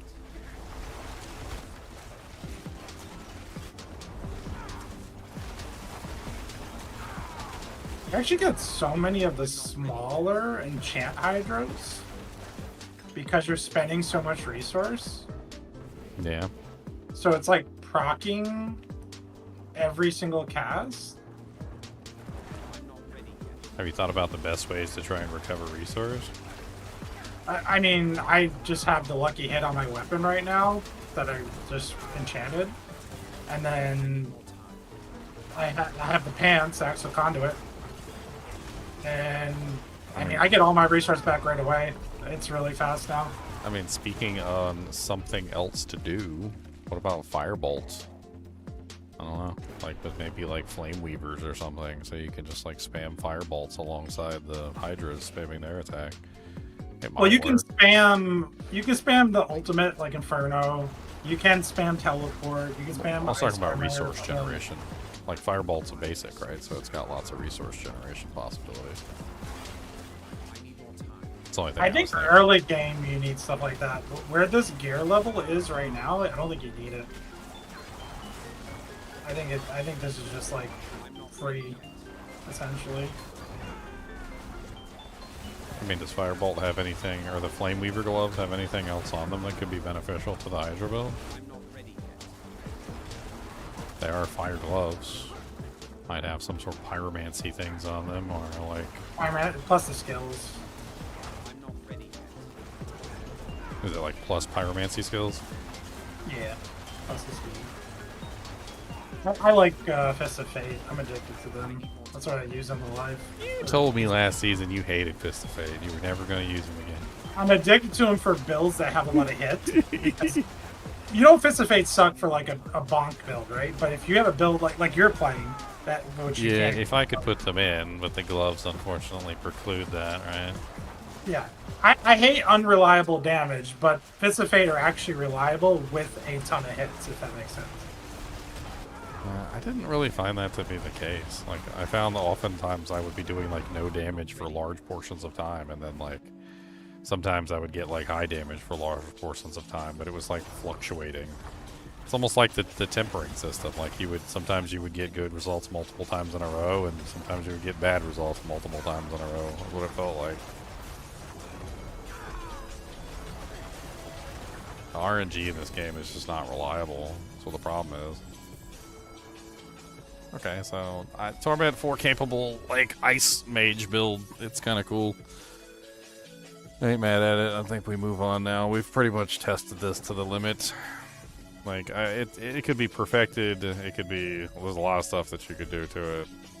But, like, it's built around Azure Wrath and, like, the damage there. I don't even know, like...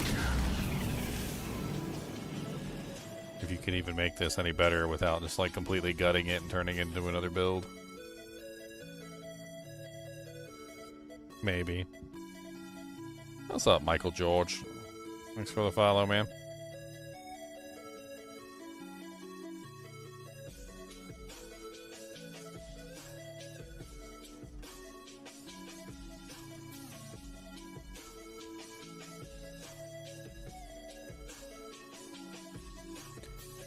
Boom, boom, boom, boom, boom, boom, boom.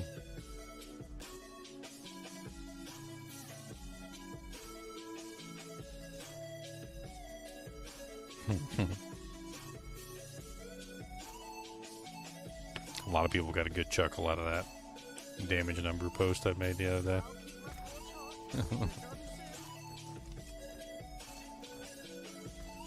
It's crazy. It's crazy. It keeps happening. So let's take a look at some of these, like, some of these characters. Let's just, yeah, let's just delete somebody. Oh, where's my Green Ranger?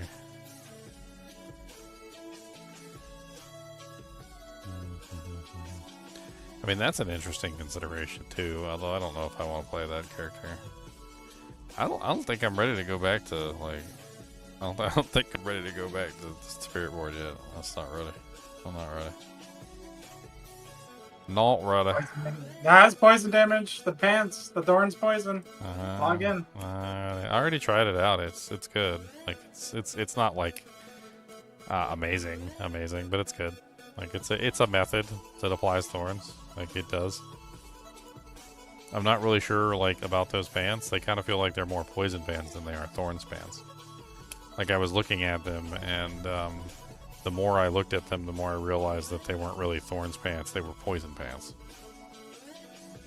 Like they do have a thorns thing on them, yes, but like if you read the pants specifically and you look at them like really hard, they say each attack damages close enemies for 300% of your thorns and also deals 100% of this thorns damage as poisoning damage over 3 seconds. So 100% of your thorns then becomes poisoning damage, which then it says each time you have retaliated with thorns for 5 seconds, the poisoning damage is increased by up to 100%, or by 100% up to 300%. So essentially it takes 300% of your thorns damage, applies it as a poisoning damage. So like, let's say you did, I don't know, let's say you did 100 million, like, thorns damage. Well, then it multiplies it by 3, essentially, and then it applies it as poisoning damage to the target. Then it's stating that each time you've retaliated with thorns in 5 seconds, it can increase it up to another 300%. So plus another 300% brings that original, like, 100,000 thorns damage to, like, 1.2 billion. But it's poisoning damage now, not thorns damage. So, like, I don't think this is a thorns item so much as this is a poison item. And, like, yes, you still have to build thorns, but the whole idea behind it is building poison. And then, like, I just slapped it onto my thorns character. Like, I already had, like, a pre-made thorns character from, like, previous season. I just slapped it on there just to see what it does. And it's pretty crazy. Like, it's the amount of extra damage that it does, like, thorns wise, is okay. Like, it applies like an extra thorns pump, but I mean, that's not really anything all that much. It's not multiplying my thorns damage. It's just giving me an extra application of my thorns damage, which is what's happening anyway when monsters hit me on a regular basis and through like 17 other abilities that I have already going. Like, I'm applying my thorns damage at this point through like every orifice of my body, apparently, including my weenter, my nose, and my ear holes. Like, there's like no orifice of my body left that's not applying thorns. I've got 300%, where is it? 150% thorns damage to enemies within 1 second of the protector. So the protector's just dishing out thorns damage. Then I've got the armor hide, which allows me to dish out more thorns damage. Then I'm dishing out thorns damage with every attack thanks to the gorilla passive. And then I'm getting even more thorns damage on every single attack because I have the Wuxie Nakpa, which is giving me the bonus to 300% bonus to my like affinity. So instead of 200%, it's now 500%. Then I've got like the 300% coming from the pants, and like after it's all said and done, I've got so many different ways of applying thorns to a target at this point. Like I don't even know where like the thorns begins and the rest of the character like ends. But the poison damage seems to be pretty impressive too. So like, here I'm just gonna like stack up poison damage on the target real quick. So let's just stack it. So I'm doing like 31 million poison damage right now. This is with no seasonal powers or anything, but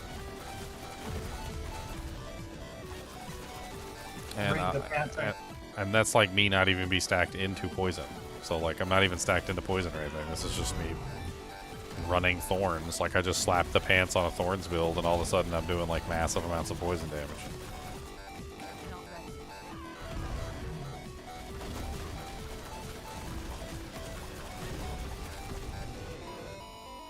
21 million poison damage. Thorns is just so weird.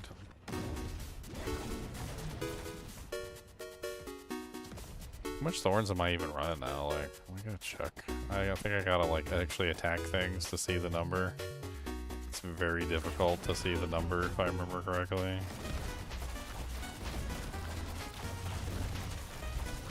I like attack, I gotta like apply armored hide, I gotta attack a couple more times, I gotta attack, and then look really quickly. 11k. Not ready.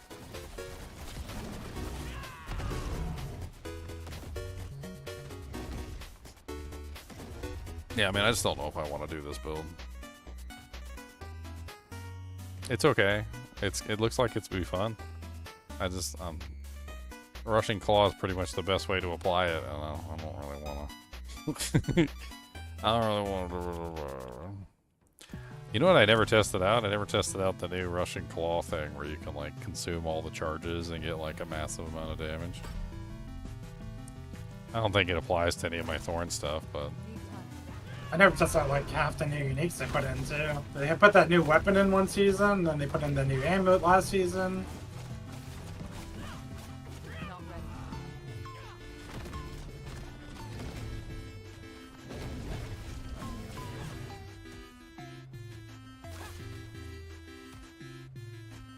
I would not play this Hydra build though next season. It's really strong if you want to just go bosses, but I don't think this is a good pet build at all. I thought they had like little mini explosions and stuff. It doesn't seem to be doing anything. They're too small. Like Radius is too small. Yeah, it doesn't clear fast, it doesn't seem. Maybe I'm doing an maybe 80 some right vortex now. spam. Maybe Vortex Spam. That's an option to try. Like, because if it's a really small explosion, maybe you just need to like suck them all in. You gotta do like a big They all suck. need to be a tight group. Yeah, get like a big suck. Need the real big suck. You need the professional suck. Okay, you got you need the high grade suck. We could try one more run with the suck. Some suck, all suck is not created equal, Leon. Try that All Vortex suck suck. is not created equal. What is this Kubus character? Is he a full summon character? Or like, the hell did I make this guy last time? Just kinda like looking at my old characters. Seeing how they fare now. In like the new version. Oh, okay. This is right. Lightning Storm? He's a Lightning Storm character? Oh, I think this was from the Cataclysm like patch when like Cataclysm was really overpowered and I was doing like a full lightning build. I don't remember this one doing poorly. I remember this one actually doing pretty well. It's like lightning bolts freaking everywhere. I was like lightning god. Just like freaking lightning bolts all over everything, everywhere, all the time. That's a build I haven't played in a long time too, is Stormclaw. And it's just gotten buffed and buffed and buffed since I played it. Is it that he's an option? You know what I want? I want a Zeal Paladin. That's it. Just give me a Zeal Paladin. Closest thing to Zeal Paladin is Shred. Have fun. I played it last season, season 7. Yeah, but then you gotta actually deal with the actual shred ability, which sucks. Yeah. The shred I mean, ability is that's- garbage. It does damage. It does. So It's just- garbage. I hate that ability. I've tried so hard to make that ability work, and with the exception of like ridiculous bugs out the wing wang, there's like not a lot of good ways you can make that thing work. I don't understand that ability. Like there's something wrong with it, like fundamentally. And yeah, the new aspect it's good, but like then you still have to deal with like the ability itself, which sucks. I don't know if it's the boss powers or what, but people are doing better than I did with it in season 8. Season 7, I got it to like pit 80, I want to say, and now people in season 8 are doing like 90 to 100, which is crazy.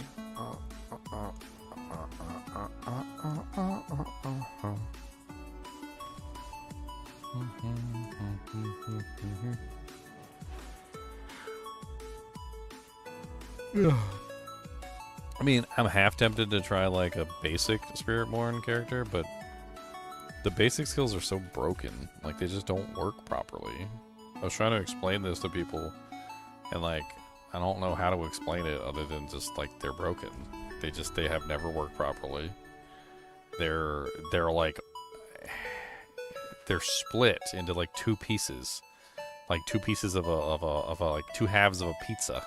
And like, no matter how you try and use them, they're always like scaling wrong because they're set up wrong. Like, basically how they work is like the rock splitter ability has its own attack, and then the third attack is a different attack, right?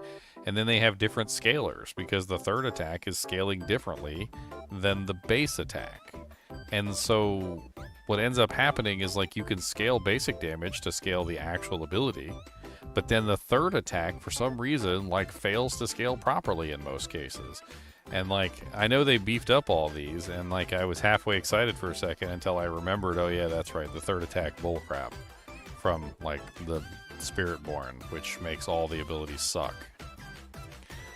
Like Thrash, it's like the first 2 hits are basically garbage and the third hit is amazing. And then like Withering Fist, the first 2 hits are garbage and the third hit is amazing. But then like you try and scale it and the damage of the first 2 hits goes up, but the damage of the third hit like seems to almost like stay the same. And then there's other things that can scale the third hit, but then the third hit is like not attached properly to the first 2 hits, and like it ends up being this really weird system. Like they need to just like do something about this third hit thing and like tie it in together better with the original hit. Like one of the problems, if I remember correctly, was that the third hit wasn't scaling like when you put points into it. Let me just like pull some points here real quick so I can play with it. That's right, we're playing with it. I think part of the problem is I'm using this stupid power that knocks things back. I need to swap this out.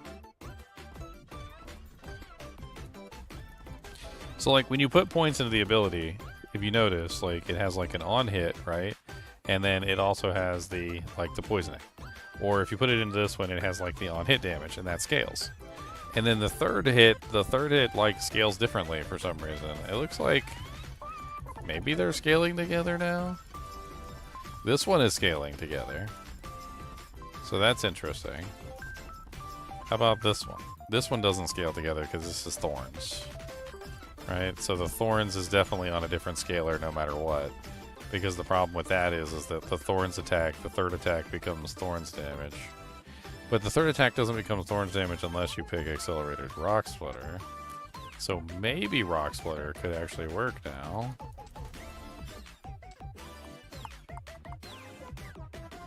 I mean, a Sepizontac, like, basic build from, like, the early season could be kind of fun. Yeah. Thrash was my favorite when I tested them all. I like Thrash with Sepizontac.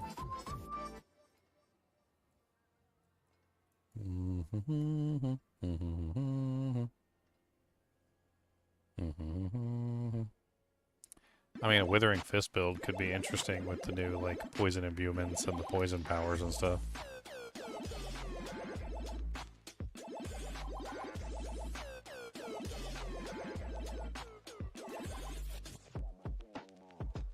Okay, this is clearing way faster now that I swapped out that power. And I have the Cry Rune and the Inferno, so I have 2 grips going. Plus I got rid of the knockback power. I think that little AoE is, you need to like focus them into that.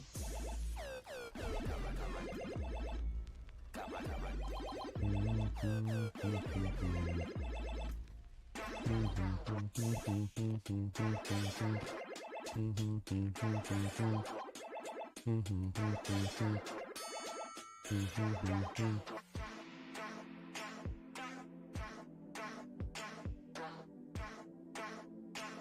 the hell is Arc Flash? I got characters from season. I don't even remember what they are. I made so Time to many start deleting. characters. I mean, they're probably all gonna get deleted. I think I only hung on to them for like maybe like the test realm and stuff. What the hell even is this character?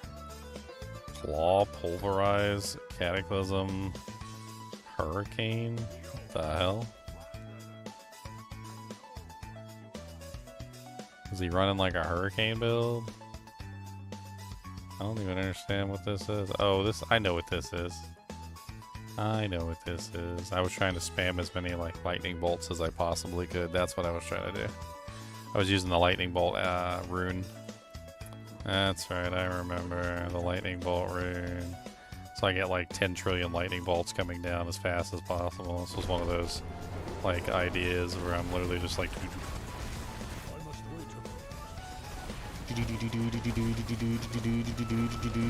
no lightning storm. This is no lightning storm, guys. Look at all those lightning bolts coming down. I don't even have lightning storm.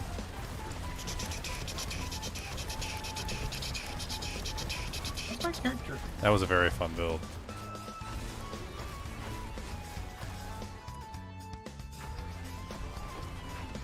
You know it could be really fun now that they beefed up all the damage? Maybe like one of the old sorceress like basic builds that like Yeah. kind of hasn't like come back in a little while, like Arc Clash or something like that. I never played that, so I have no clue how it works.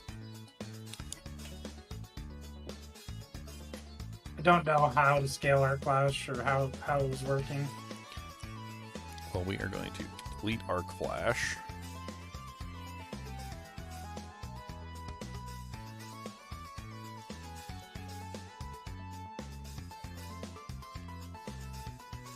Unless I'm missing something, though, it does seem like elemental damage and damage over time are the real winners when it comes to the jewels. Because you get like a 20% multiplier for free on elemental damage, and then you get a 33% stacking dot multiplier. So but an there's like elemental, so an elemental dot is the real winner there, then. yeah, the combo, right? Because you So get you both of those. fire or what does shadow count as elemental? I don't even know. Yep, it does. What will it be? It does. So fire, elemental, shadow. Isn't there a lightning dot now too? Yeah. Well, there was. They call that like convulsions or something, or there's sparking. That's what it's called. They called it sparking now. It's called sparking. They made an actual like name for it. It's cold too, technically. Blizzard is a cold dot.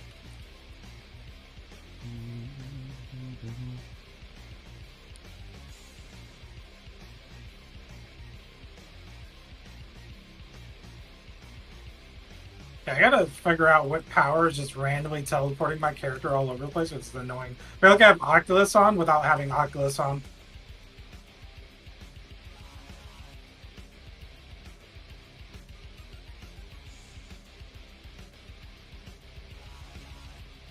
Our flash grants 5 mana if your swipe hits at least one enemy.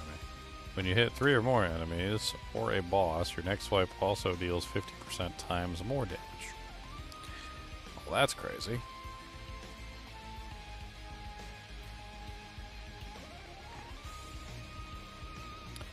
I mean, trying to set up an Arc Flash build sounds like fun, especially with the. I was thinking I could include that Druid Lightning thing in there, like do like Arc Flash with the lightning and then scale lightning as much as possible. Could be interesting. And then of course you could go Unstable Currents, which makes a lot of sense because then you attack faster as well. You could also spawn other things.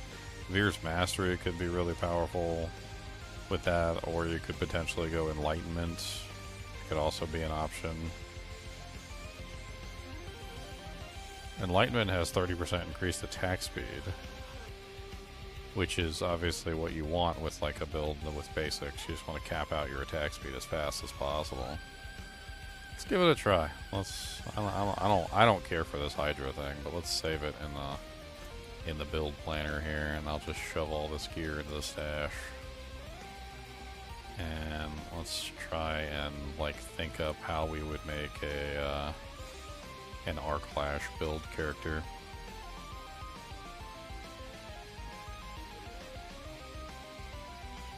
I wonder if you could like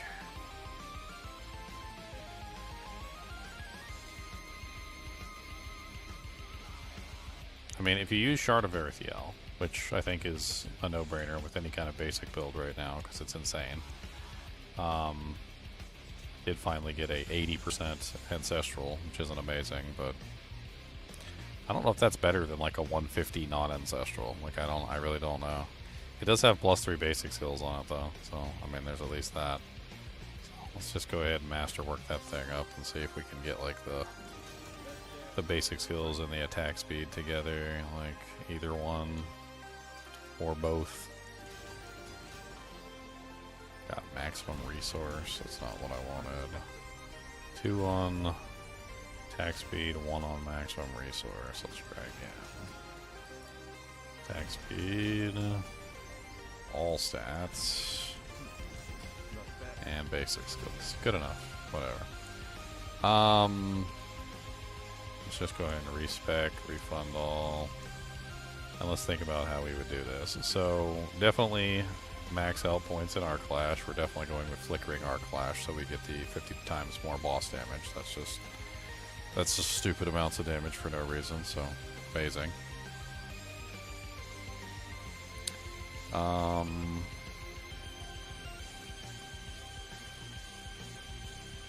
Before we go further.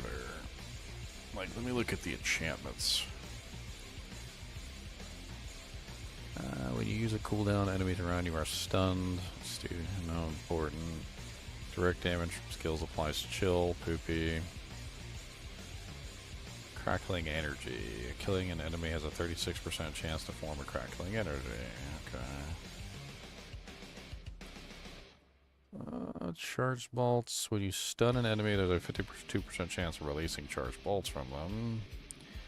This one's kind of an interesting option. Chain Lightning forms automatically after spending 77 mana.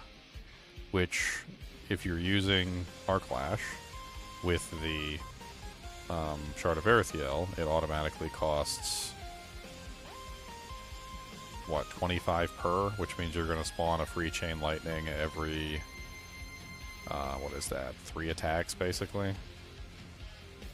And you could try to avoid things like cost reduction and instead go for, like, generation, maybe. That doesn't seem like an awful, like, way to roll this. Especially since we'll be scaling lightning anyway, and that goes into that direction. So we go, like, 5 Chain Lightning. When Chain Lightning critically strikes, it has a 30% chance to form a crackling energy. Each time Chain Lightning bounces, it deals 10% increased damage for its duration up to 30% times. You were doing Chain Lightning one season. Which one was better? Oh, well, I went for the damage. Wasn't there something wrong with the bouncing thing? Like, didn't you want it to bounce less or something? I can't remember. Well, no, that's an aspect, yes. Yes, you're correct. But that doesn't make it bounce more. That just gives it more damage. Okay. That just gives it more damage for the bounces that it does have. Yeah, that does have innate. Okay, You just don't use the aspect that makes it bounce a lot. Because that just nerfs the return. Okay, so at this point, we want things like every 100 mana you spend, you get damage reduction. Yes, please.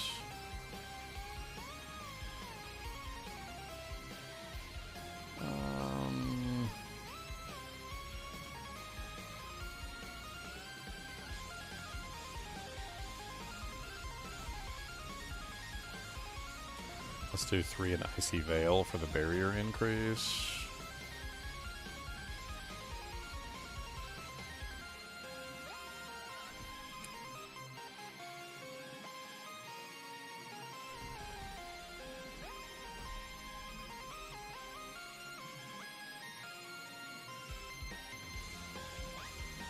Sure, an actual Sorc person will take this farther than I did. Doing an 85 right now.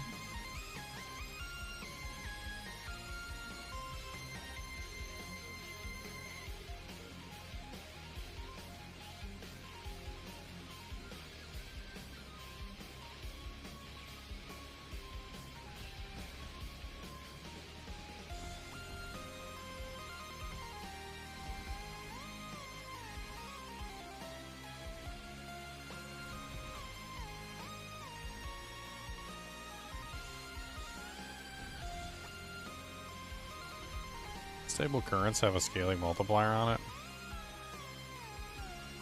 Like putting points into it, you mean? The 5-point I did- bonus? What did they make the 5-point bonus? I think it's like it stuns enemies, right? Oh, it stuns all surrounding enemies for 5 seconds. Yeah, casting unstable current stuns surrounding enemies for 3 seconds. Okay. Yeah, and they were supposed to buff that node that gives you damage when you stun targets, but And it's actually really nice now. It says every time you stun an enemy or attempt to stun a boss, you deal like lightning damage to them. That's actually right, pretty you don't nice. have to actually complete the stun; it's just an attempt. Yeah, To so as long as you attempt to stun them, it's really nice. It's actually pretty good.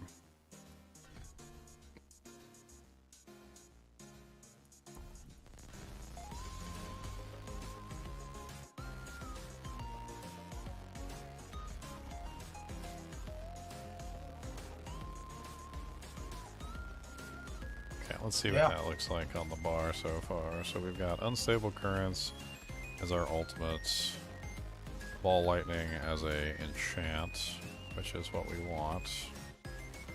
And then I think we do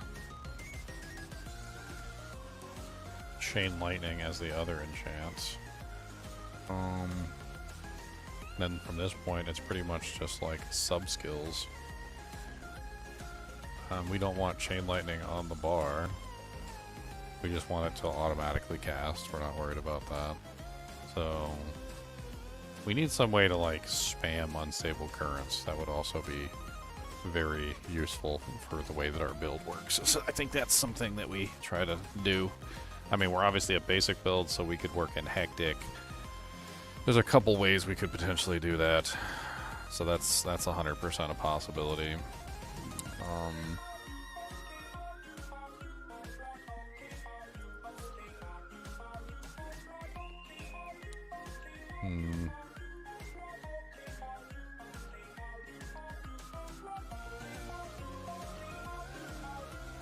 We could do teleport into the mix.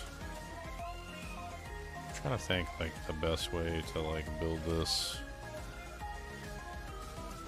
We have like no skills. I still have 11 points, so obviously there's a lot of skills I could potentially put on the bar. I'm not worried about it, but what about doubling up the basics with Spark? What does Spark offer? Crackling energy. Each time Spark hits a primary target, it has a 40% chance to hit up to 3 additional enemies. If there are no other enemies to hit, Spark deals 20% times increased damage to its primary target. Spark grants 2% critical strike or chance per cast up to 8% at max stacks. Your Spark grants hits grant 1 mana. What?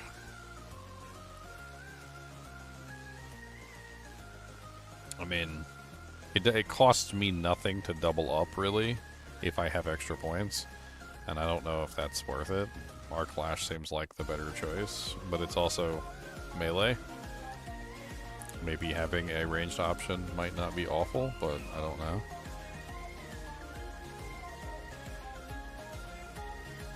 I mean, Lightning Spear seems like something that's easy to spawn. So I think we do that. Just like 1 point in it. I mean, it's easy, like 1 point wonder. Defensive, probably. I really like Ice Armor. I think it's one of the best defensives.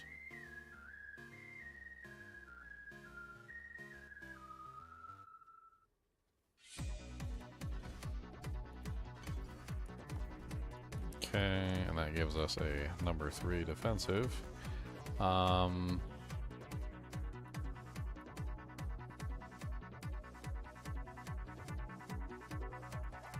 Didn't grab this, did I?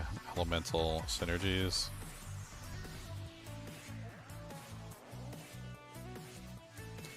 Your Frost, Shock, and Pyromancy skills deal 3 times increased damage for each skill you have equipped of their type. This bonus is doubled if all of your skills are of the same element. So 9% multiplier versus a 3% multiplier. but I'd have to have all lightning skills on my bar.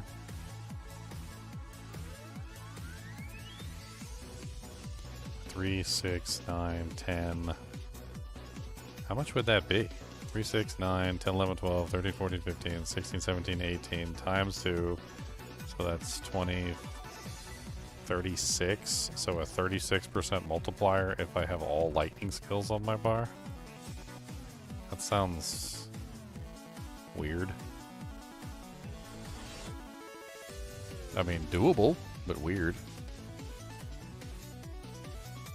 I mean, like, for instance, I could put points into, like, Spark, and I could throw that on my right click, and then, like, I could just, like, shove, like, another lightning ability on my bar and just, like, roll with it.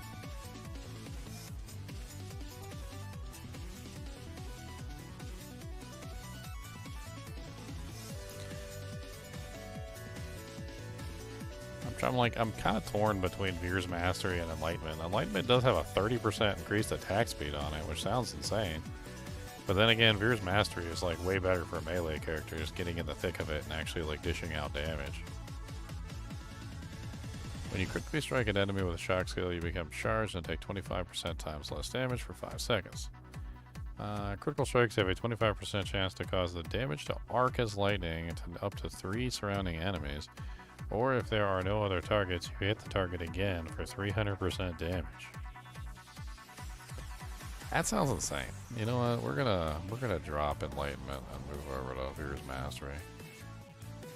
That sounds like dirty insane. That's what that sounds like.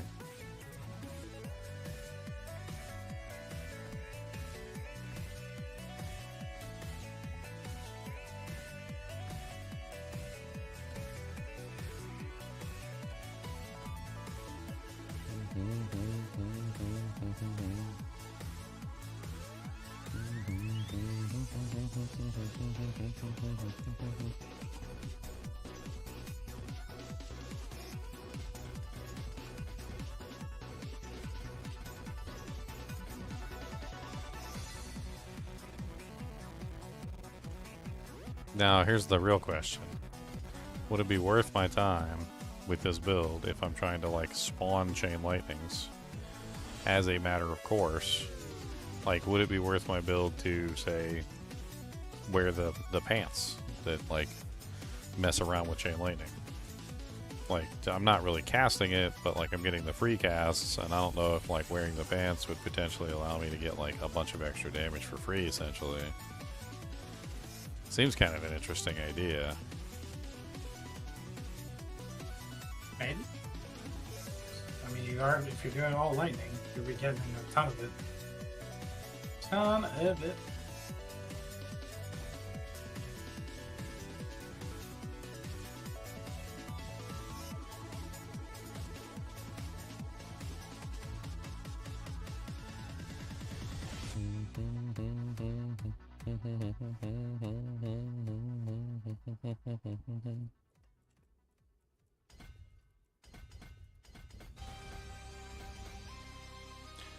Alright, so...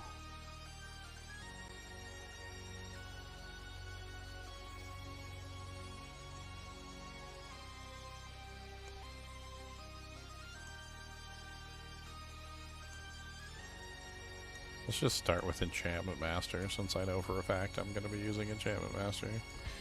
Like, half the build is designed around the enchantments, so...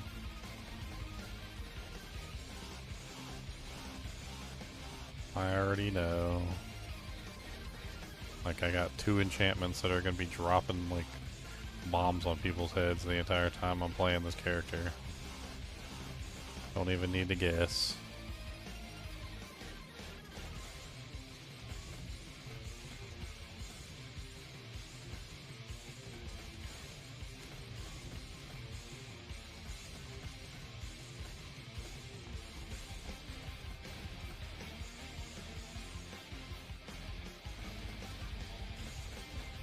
I logged over to the Season 8 like live server just to play with the Hydras, and I actually like this better. I do. I mean, I'm telling you, it's boring. It's boring. It's just not. It's not a. it's high damage, but it's boring. And I think that's really all there is to it. And it's just way cooler having, like, I don't even know, 30 plus Hydra heads on the screen. It's so cool. Yeah, I think they kind of failed with that one. Like, they made something have high damage, yeah. I mean, you can make anything have high damage. You can make a turd have high damage if you wanted to. Like, they could add an item to the game called the turd, and like, you hit a monster with it, and it makes a squish noise, and like, you giggle when it does it. But like, that doesn't mean that it's gonna be fun.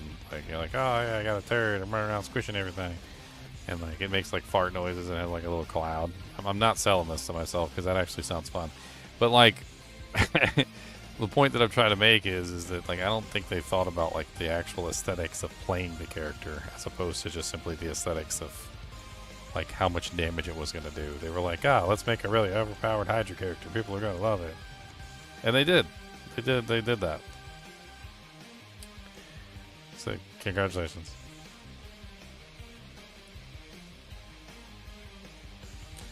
Static Surge. Hitting enemies with at least 8 times in a second. Shock skills restores 30% of your maximum mana. Increases your damage by 50% times for 8 seconds. Yes, please. One thing that I don't like about this game, and it's really starting to piss me off, is like I think I'm starting to like understand how like that old lady at the grocery store felt that one time, where like she was literally crying because they changed everything around the grocery store. And like it was to the point where literally they had like, you know, they had changed like the entire store around basically, and she's just like crying her eyeballs out because she can't figure out where like the bread or the mayonnaise is because like all the aisles swapped around. And like I'm starting to feel that way about this game. Like they keep changing everything every single time I log in. How do they expect anybody to keep up with this? Like how does anybody, like if somebody stops playing for like 2 seasons, they're just going to be completely out of the loop.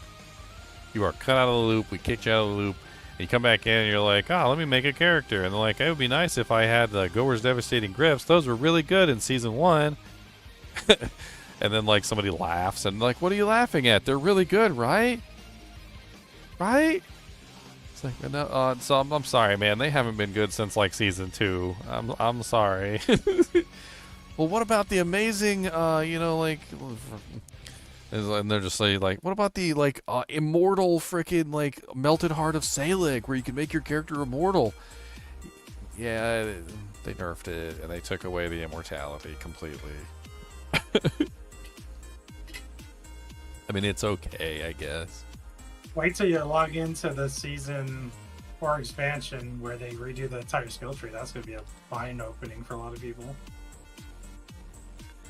Oh yeah, I remember seeing something about like somebody was talking about them redoing the whole skill tree. I don't remember what. Your dev commented on it already. It's basically confirmed. They're just trying to like, you know, work on it. What do I pick for this last one? Ceaseless Conduit, I guess. I don't really want to go Crackling Energy, but I guess I can go Crackling Energy. Like, we don't really have much choice in the matter, do you? Like, but they really need to like add more boards. I hate to say it, but they really need more boards. And the Necromancer especially, like, oh my god, the Necromancer has like the worst choices in boards. It's like, would you like to be a Corpse Necromancer? And you're like, no. Oh, well that cuts out like 2 of the boards. Would you like to be a Blood Necromancer? No. Okay, well that cuts out 2 more of the boards. How many boards are left? Well, you got like a couple left, I guess. You know, like plus the starting board? No, not plus the starting board. Oh, well, not plus the starting board. Then, not a lot of choices. Well, because you're gonna choose the lightning board, or you're gonna choose the shadow board because you're a shadow necromancer, and then, like what's left? Yeah, well, you got like a golem board. I don't want that. Okay, you got a. Yeah. It's like they really need to spend a little bit of time and add more boards that are less generic, you know, less specific, like to one specific build. Like if you're a necromancer at this point, you pretty much are a corpse necromancer no matter what, whether you want to or not, because there's tons of multiplier there on the table, and they force you to take the boards that have to do with corpses. You're either a Shadow Necromancer, which because there's like 2 boards. Is it 2 boards or 1 board? I can't remember. And then like there's like a whole bunch of freaking minion boards. If you're not a minion Necromancer, well then screw you. So you go in there with a specific build in mind, and then you're just like, oh, okay, well, just F me then. I can't really do anything. I get like 2 boards. What am I going to do for my other 3 boards? I don't even know. I don't even know what to do for the other 3 boards. The Sorc is very deceptive because like even Searing Heat or Frigid Fate apply to any build. Like that will apply to your lightning build. Oh yeah, didn't they change Searing Heat? I forgot about that. Yeah, it's just 60 times crit damage, and then the Frigid Fate's just 60 times multiplier. Well, I knew about Like, Frigid Fate. Like I always knew about Frigid Fate. That's one that I've like always been aware of. But You want to Searing run Heat- fundamental release too, since you're using the ultimate. What's fundamental release? What's that do? That one is basically your ultimate skill damage. Like all your damage is increased by 50%. And then your ultimate skill damage is increased by 40%. So I was thinking about that one, but the problem with that one is that the ultimate skill damage I don't think applies to that ability. I'm pretty sure if I researched it in the past, and unless they fixed it, the problem with the conduit is that the conduit doesn't actually do any damage itself. So unstable currents doesn't actually do any damage itself. So what it does is like it's basically just spamming non-ultimate skills, and those non-ultimate skills don't count as ultimate skills for the purposes of the way that the skill functions. So the increase in ultimate damage doesn't apply to unstable currents, as far as I'm aware. It might not, but it's still 50 times multiplier as a board. I'm not sure if it does or not apply to the skills it casts. But the multiplier is still there. So pyromancy skills have a 12% increased critical strike chance, and all of your skills deal increased direct damage equal to 10% of your critical strike damage bonus, up to 60%. Okay, so Searing Heat is better than like what I remember. So you're saying not burning instinct? No, not that. Fundamental release. So each time you apply vulnerable, burning, or critically strike an enemy, they take 10% times increased damage from you up to 50 times. So that's also really good.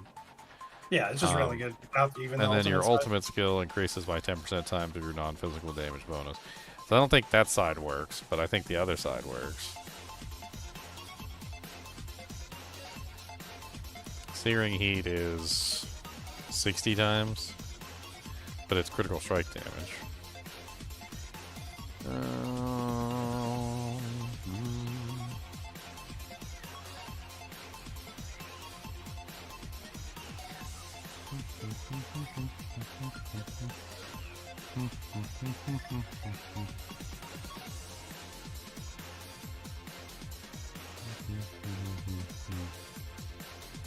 guess we go with fundamental release. Fundamental release seems interesting. And if it does work with like the conduit now, even though it like never did in the past, well then it works with the conduit now. So like I'm not gonna complain it works with the conduit. There's also non-physical damage on this board, which is always good to take. I really still can't like decide which ultimate I want to use. I do like the elemental ultimate. I think it's good. Oh, that's critical strike damage. I like critical strike damage.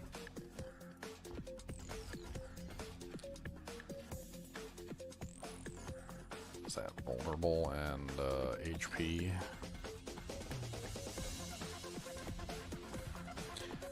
Okay. Alright, let's start putting these nodes in here. Make sure they're all activated.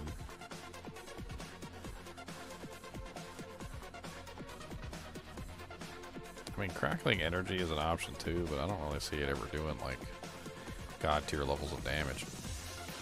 I haven't done it in a long time. I used that one neck that one season, and it was pretty good. But I don't know. I don't know if I would ever rely on it. Unleash looks like a good option. I'm going to be spending lots of mana, so that's fine. And it gives me like some mana regeneration too in the process.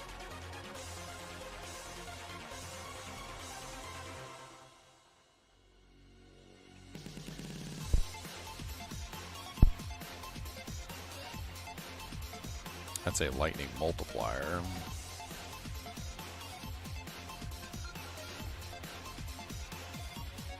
Which wouldn't be bad.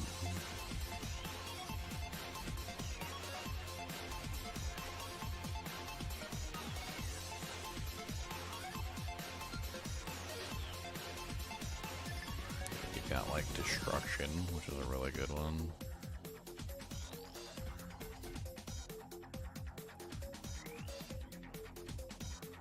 And what do we got left? Like Eliminator or something.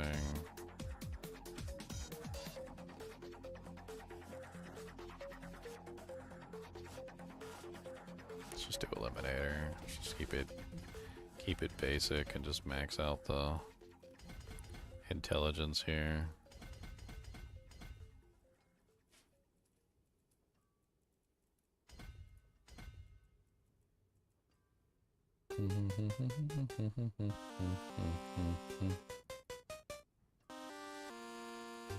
I want to avoid resource cost reduction if I can.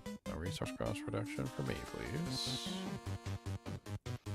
I'll probably go up here and cap out this destruction cliff for the extra critical strike damage. What was that? Dex. So all the dexterity within range. Which probably really isn't all that much.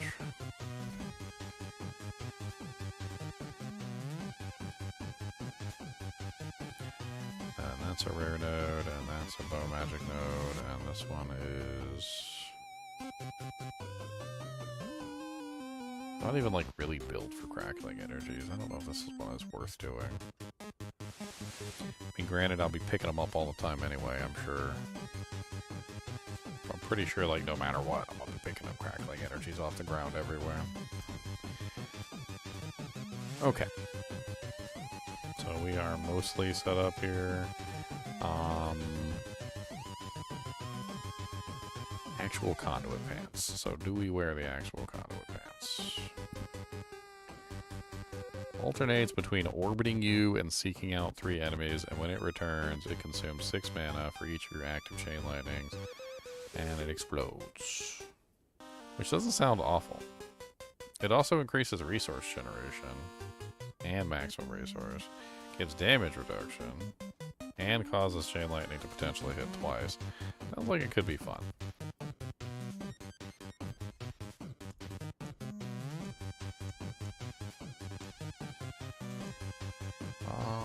Let's socket it. What's the other unique item? The one that like makes the ball lightnings orbit around you?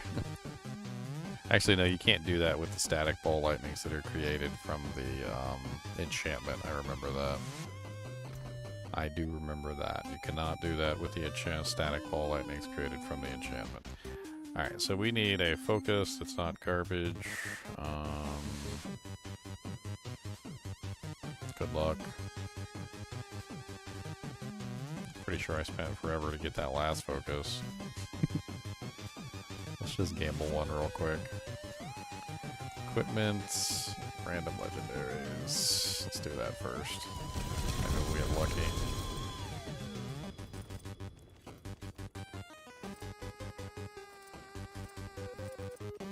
My burden is too great.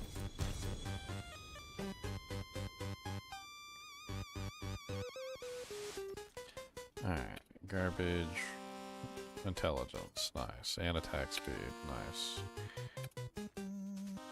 Pants with Frostbolt on them. Let's keep those pants just in case. Boots suck. Helmet sucks. Glove sucks.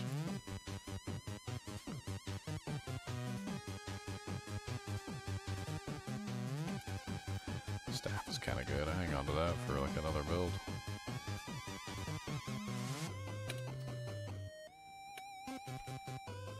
It's a decent ring.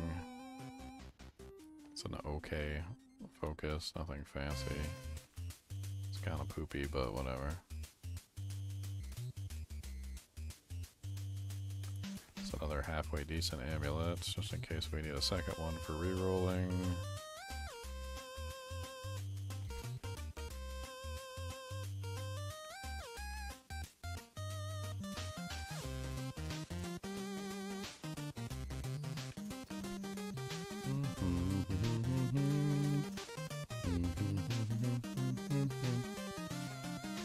Oh, that's got resource cost reduction on it. We don't want resource cost reduction. Still a decent little doodad, though.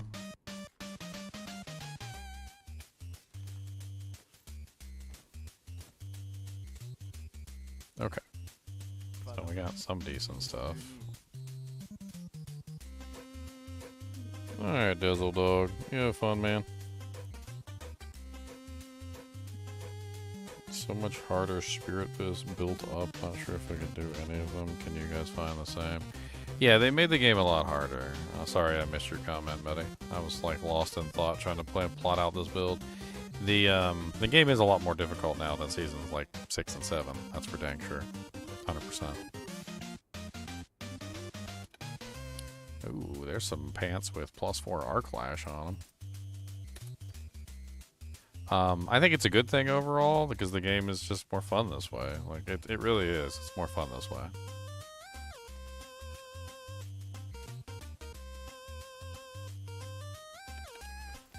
Alright, save that.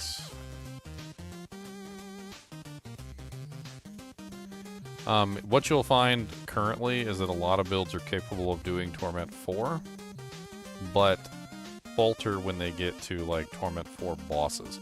Torment 4 bosses are, like, in a league of their own. They seem to be, like, Torment 5 or something. I don't know how to explain them any other way. They're like Torment 5, like, monsters. And, they're just really powerful. They really are. Don't really know how else to explain any of it.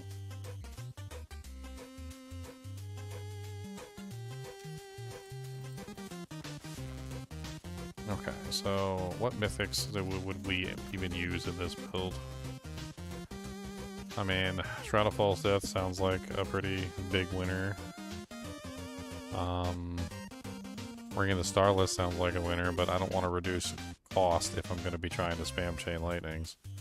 I actually want the cost to stay high. I want the regeneration to go up, so I think Ring of the Starless Sky is out. Shaco would be absolutely amazing, especially with a high cooldown reduction, which I happen to have one in the chest. That's super nice. That's very nice. Let me go through the class uniques real quick and just like take a look at them and see like which class uniques I might potentially be interested in.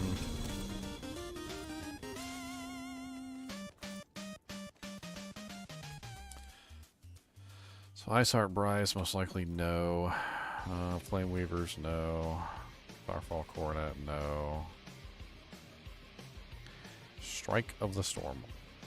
That's the one that makes the Super Ball Lightnings. So, no. Isidora's Overflowing Cameo. That's the one that causes the Novas when you collect the crackling energies. I don't think so. Oculus can't use it. Gloves of the Illuminator, no. Blue Rose, not doing an ice build. Hydra, no. Sid Haze Bindings. That's the familiar one. No. Actual Conduit. Talrashes. Casting Pyromancy Shock or Frost Kill increases damage by 25% for 8 seconds. Stacking once per element. I mean, that's like obviously a good item, but I don't know if I want to use that. Coon's Catalyst, also similarly, I'm not really sure I want to use that either. Halo Glass, that's the Ice Shard one, that's a nope. Box Omnium, that's a nope. Flame Scar, that's a nope. Raiment of the Infinite, the beautiful teleport armor. That's +3 to shocking impact on it. definitely have done a little bit of changes to that thing, haven't they?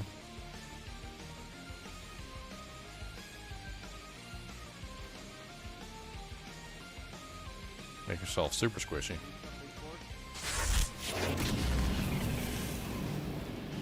Not really sure I want to make myself even more squishy than I already am. Probably gonna be extra squish.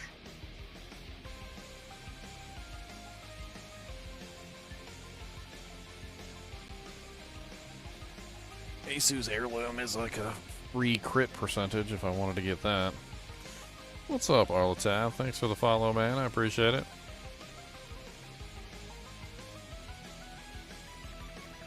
Alright, so let's get an idea of the aspects I would be using here. So first off, I mean, that's another idea, is that aspect of adaptability on the amulet would be pretty powerful, especially if I utilized, like, a really good greater affix of, like, actual conduit. You know what? Let's do it. Like, I have the arc lash pants. We can test it out later if I want to. But like for right now, we'll go with the resource generation, max resource thing. That brings us up to 200 max resource. We're also using Harlequin Crest, which also gives us max resource. And I suppose we could reroll the amulet to max resource.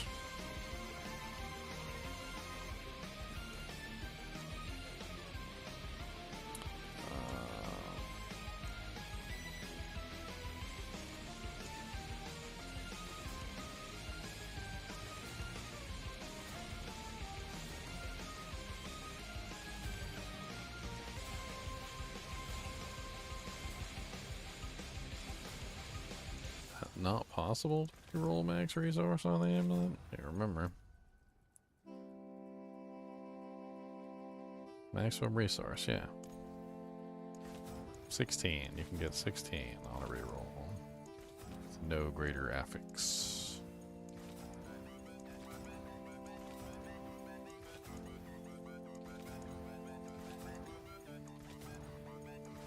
There was 9.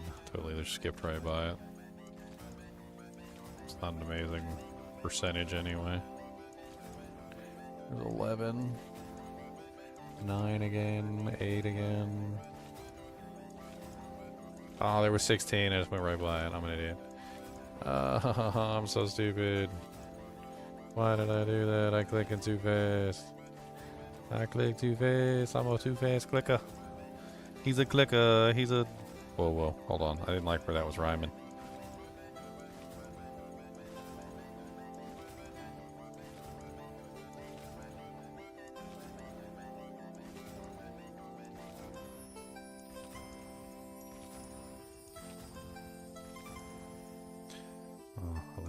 Resource again, yucky. Give me the 16 again. I'm sorry, I skipped it. I didn't mean to skip it. Please. Please. I'll do better next time. Skips it again. Can't believe you skipped me twice.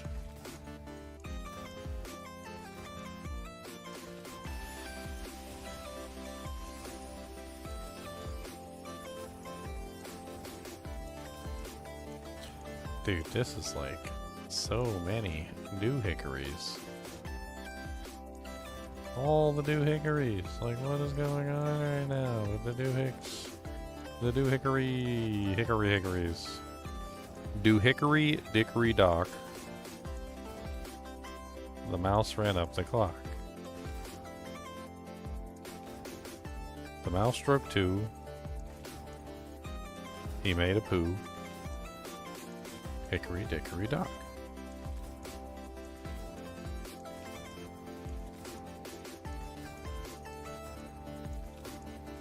Okay, I'm about to give up. I'm giving up. Couple more tries. Oh, that was 15. I just skipped right by 15. Oh, that's 12. I'm about to give up. I'm giving up. We're doing it. Not doing it anymore. It's too much. I can't do this forever. My brain is starting to go numb. Why am I doing this? Who told me to do this? What demon made me do this? Why am I doing this? Why am I doing this? Why am I not stopping? Stop me, somebody stop me. Batman, please. I need help. Batman. I need Batman. That was a 13. I just skipped by. I was going too fast. It's not my fault. Like, it literally, there's like none on there for like 30 freaking doojanks, and then like one will pop up randomly when I'm least expecting it.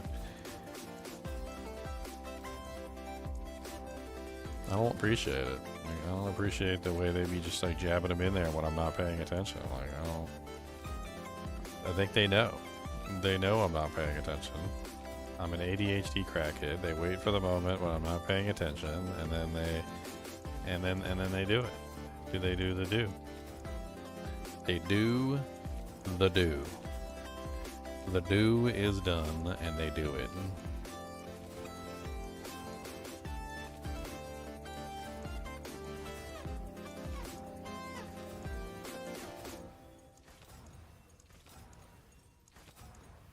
Oh my god, it was there again. Oh my god, and I skipped right by it. Why? What is wrong with me? Why am I not seeing it? It was right there.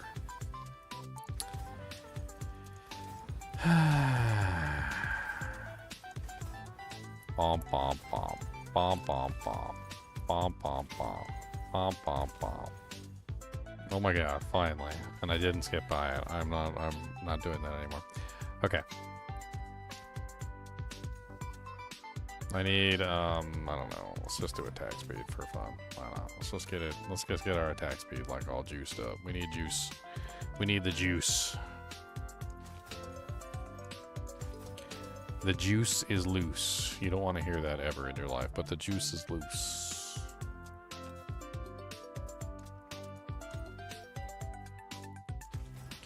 Okay. Next. Man on kill. I don't want you to go away.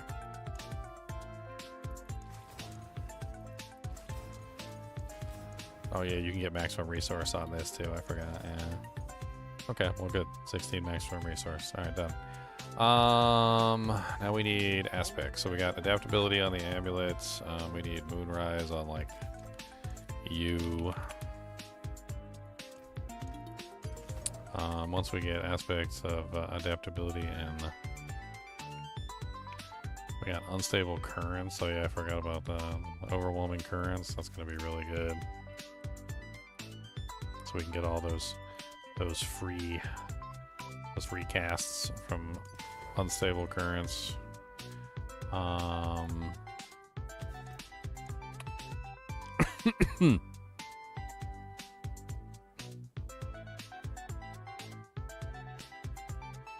What do we do next?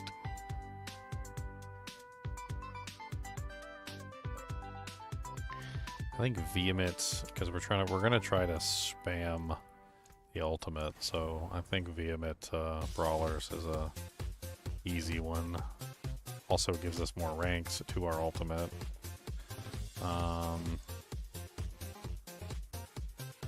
Let's go through all of them real quick just to make sure.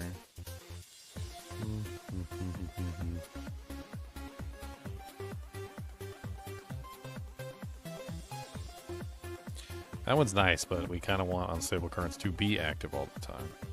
So like that's not really like the direction we want to go in. We're trying to make it like active at all times. We want it always active.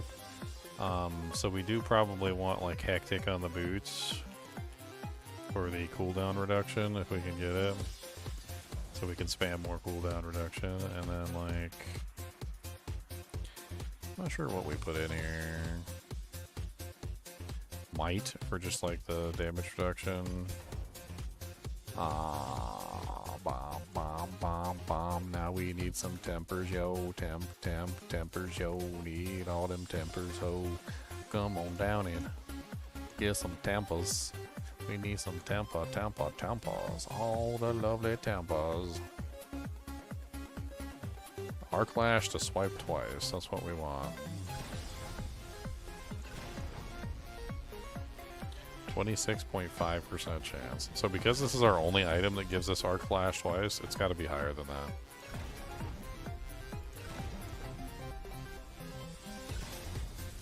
And we already failed it, so that's pretty much what I expected. I'm gonna have to see if I can get like a, let's just get some obols and let's just do some gambling on some focuses, because this one's important, and we've got to get at least that, like...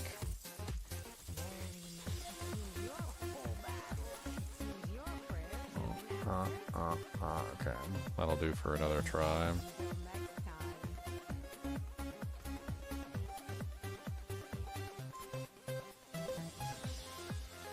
Temper, weapons, our class swipe twice. Okay, 31.5. That's way better. Alright, and then from here, I think we just go crit. Alright, so that is... Oh, I forgot to freaking reroll the base stat on it. God bless it. Look at me, I'm stupid, yo. I'm a stupid doopy hoe. Alright, we got a couple more options. Let's just try... let's try that one.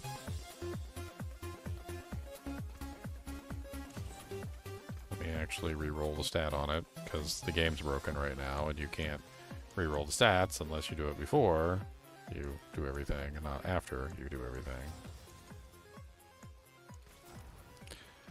Alright, 16 maximum resource. Sweet. Okay. Temper. Shock augments.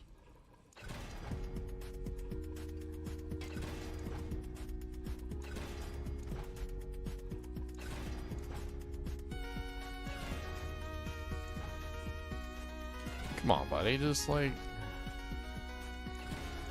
Okay. Just fail on me. No big deal. Moving on. Moving on.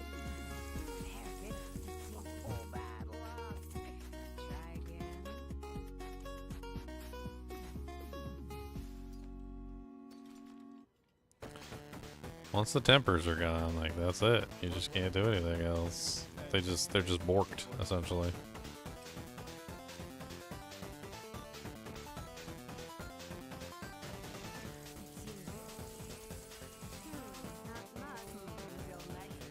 Okay, that's a good one. Let's put that one on. That one sucks. I mean, we could roll it.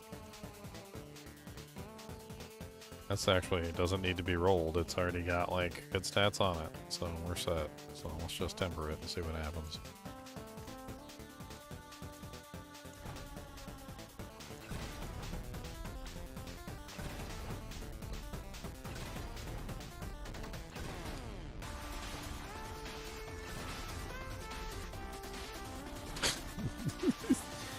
$28.5, dead center. I'll take it. I ain't gonna be mad. And then crit. Just give me some crit. Overpowered damage. No, thank you. Vulnerable damage. Whatever. Good enough. Good enough. Alright. So now we need ultimate cooldown, is what we probably need. So we need the cooldown on the ultimate to reach the lowest possible amount. So unstable currents cooldown would be the preferable.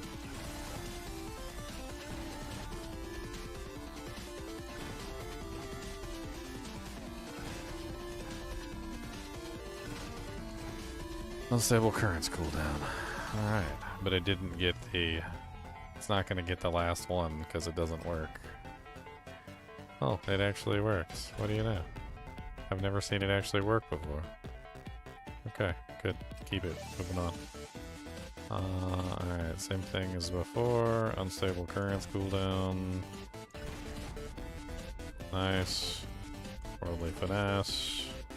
Sweet. Alright. Moving on. What's our cooldown on unstable currents now? 23 seconds? Is it reached its maximum? That's a question. So, like, I need to know whether it's reached its maximum cooldown or not. So it's currently 23.1. So if we take off this 12.5, that's 28. So it definitely has not reached its maximum yet. So let's imbue even more on here.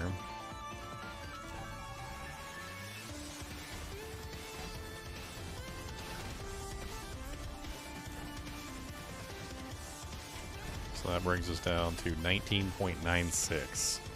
With Hectic, we can bring that down by 1 second every single time we attack 5 times. So, or 2.5 seconds every 5 times.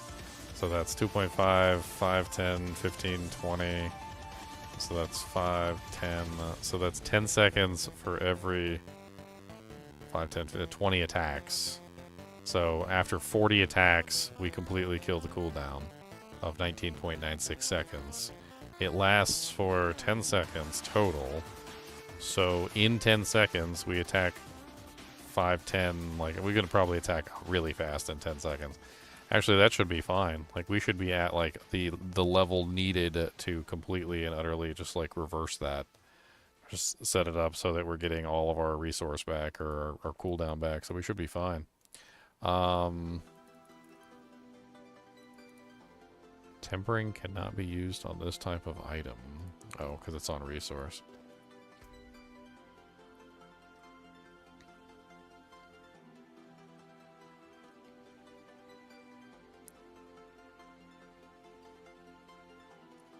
Let's do barrier generation.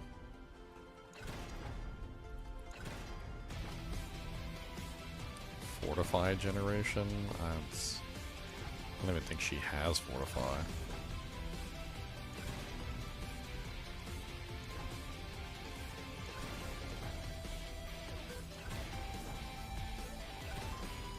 Dude, those gloves got, like, destroyed.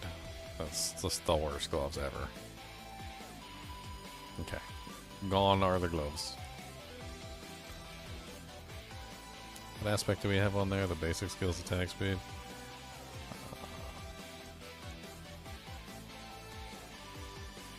Those will work. Okay. There's another pair. Let me re-roll off that poison resistance to something useful.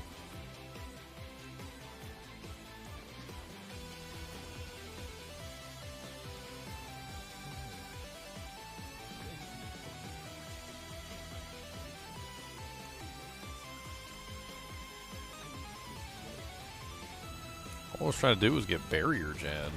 Dude, that jank didn't want to roll 1 out of 3 and I couldn't get barrier gen, like, no matter how hard I tried.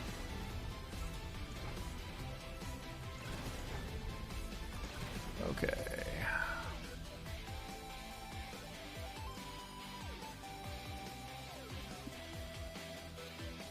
I don't know if there's anything else really I want, to be honest.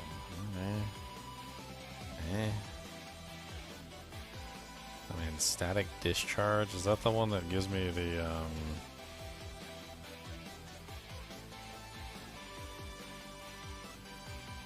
yeah, that's the lucky hit forming crackling energies. Like, who really cares about that? That's, unless you're doing like a full crackling energy build, it's worthless. There's so many ways to get crackling energies, like, you don't even need that. Yeah, let's just do barrier gen on, like, all these.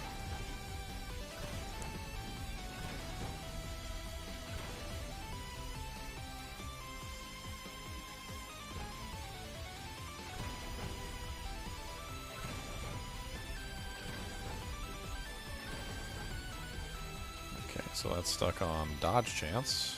Exactly what you always want.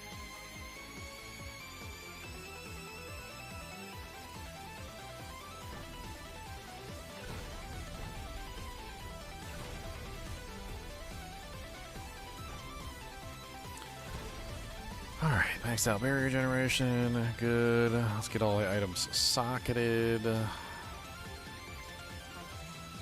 Socket. Socket. Socket.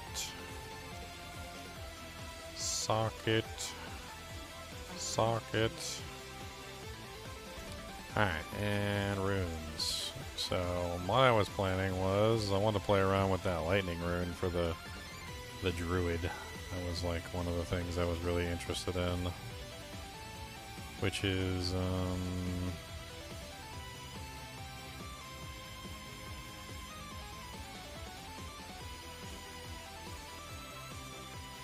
what is that one? Do I not have it? Oh, chalk. There it is. So the chalk rune.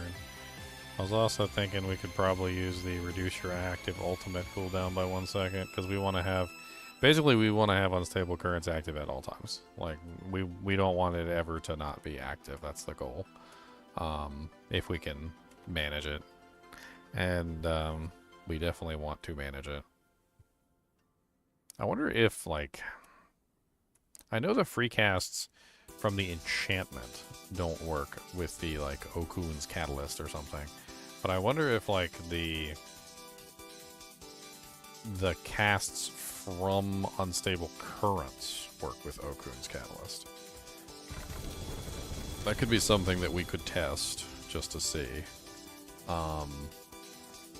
Because if that's the case, then we can run Chain Lightning and Ball Lightning at the same time in combination with Arc Flash and have all three running at the same time, which is something that I've always kind of dreamed about. That's the one that causes them to spin around you, right? Yes. So we'll play with that, like as an idea, and we'll see if the ability of that works well. What is the aspect that was on my, was it Moonrise on my my focus? I think it was Moonrise.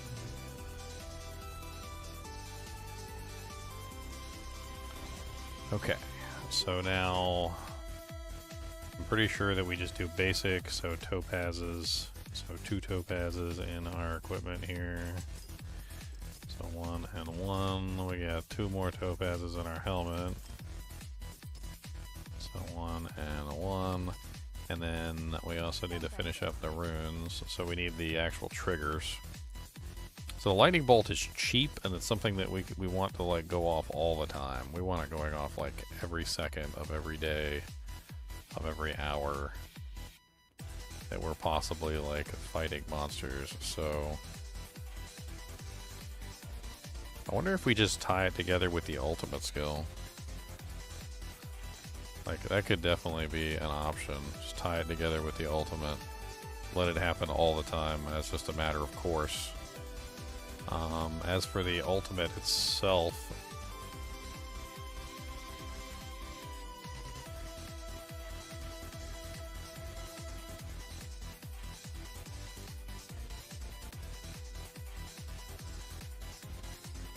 trying to think.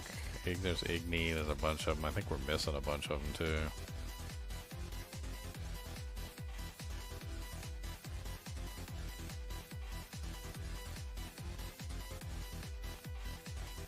Let's try Pock, since we're trying to spend like huge amounts of resource anyway. Let's see how that goes. I don't know how that'll even work. I don't think that's gonna work, now that I think about it. I don't think that's gonna work.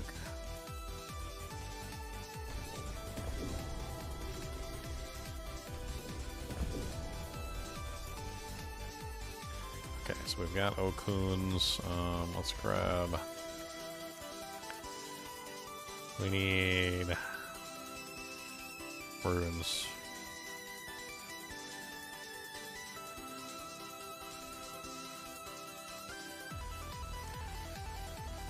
Are they not in there? All materials, masterworking. Is it part of materials, the runes?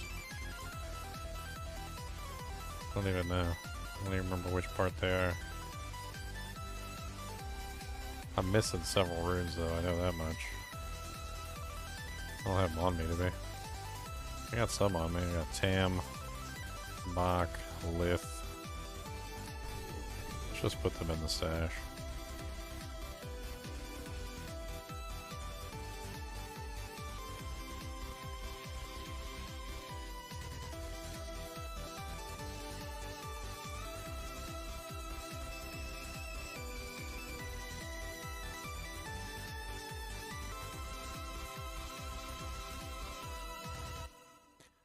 That seems like a good option.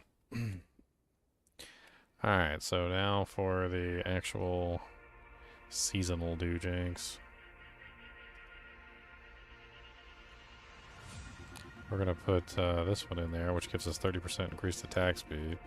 And we're going to tie the seasonal power together with the ultimate, which I think is the best way to go.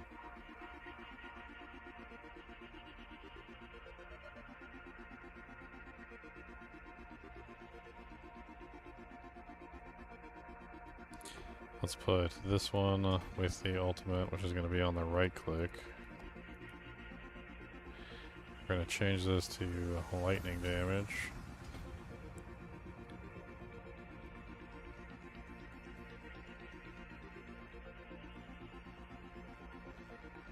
Stun is our main form of like damage effect, which also causes additional lightning to happen, so I think that one's pretty much just like a no-brainer.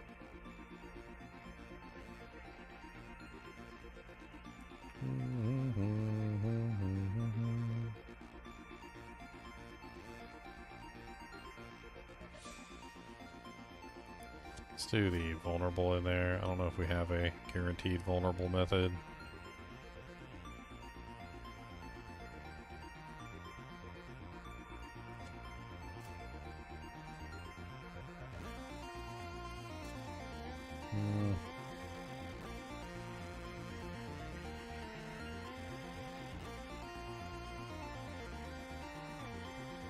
I don't like these frickin' like cast a spell doojings. Let's do the movement speed. Sounds like fun. Run around like a little crackhead. Okay, so we still need 2 more gems. Bomb.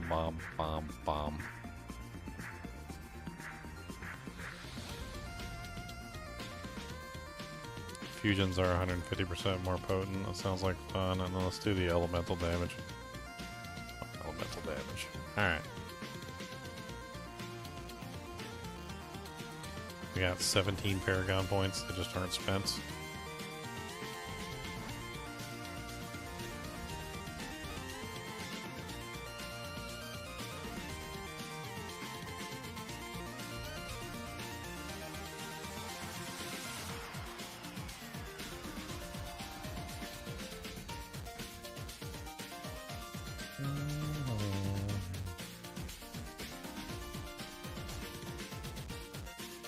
Dude, this is straight up Mario. Who's ripping off Mario? This is in my, like, copyright-free music, and that was straight up like a Mario rip. Alright, let's go to the training dummy first, and let's actually test this before we go out into the wild and, like, get our booty cheek clapped.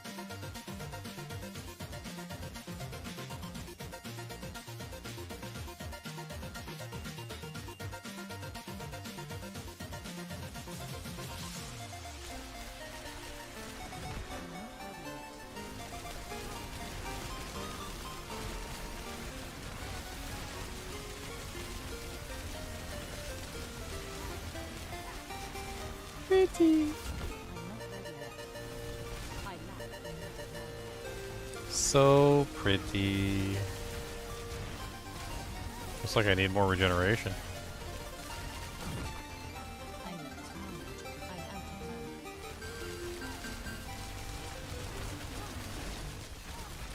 I need more regeneration. I need more regeneration.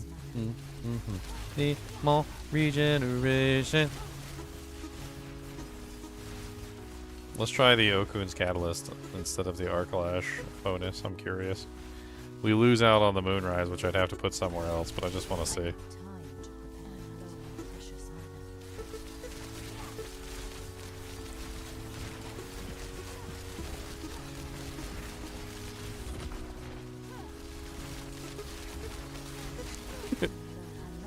Yeah, this is kind of ridiculous.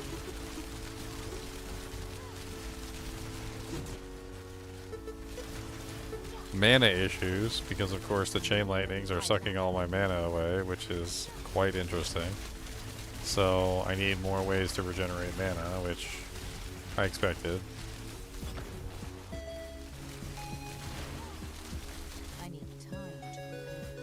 wonder if I couldn't just, like... If I added in, like, some resource... I don't know what exactly, but some kind of resource gen on anything. Oh, I forgot to put the aspect on the frickin' gloves, so I'm missing a whole aspect. It's impressive for missing an aspect. I need time to do that. Let's put the Moonrise aspect on the gloves for right now, just to like swap it out a little bit. Can't remember what I had on the gloves before. I should have put the Moonrise on there. So Moonrise is now on the gloves. We're wearing Okun's Catalyst. Let's get another Topaz to put in Okun's Catalyst.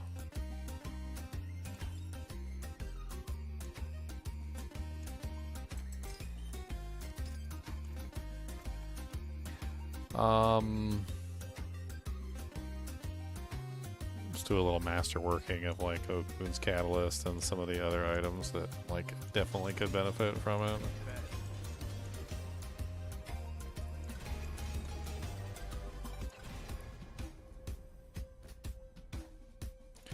Alright, this one needs the resource gen more than anything maxed out. Like, that's the most important thing. Because we need as much resource as we can possibly get.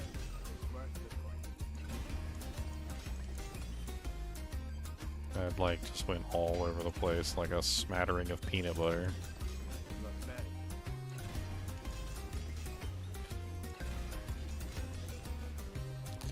Okay, so 79.6% resource generation and also maximum, so we're at 271 now, which is basically what we needed. Let's also masterwork. Why can I not masterwork that item? It doesn't have 2 mods. It's got unstable currents, cooldown, and attack speed. Let's try changing this because unstable currents didn't seem to have any trouble. Let's see if we can get like a primary resource restore percentage and then work in some crit.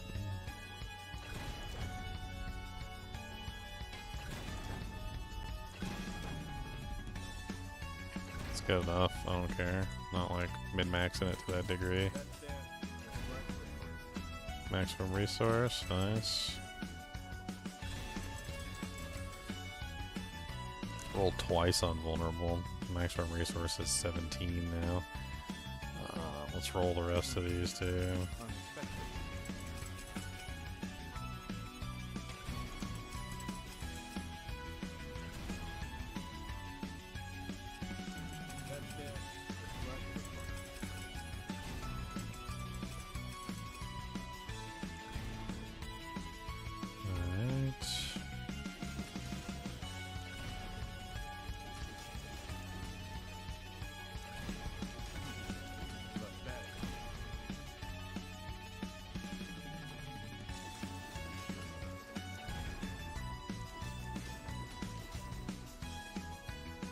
What is the, I might change that aspect to the Veer's Mastery aspect.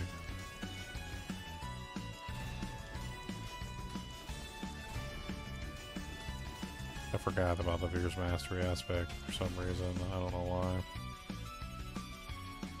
I'm trying not to like min-max these masterworks too much. Just hitting them, moving on. Just whatever they get is whatever they get. Let's masterwork this version too, just in case.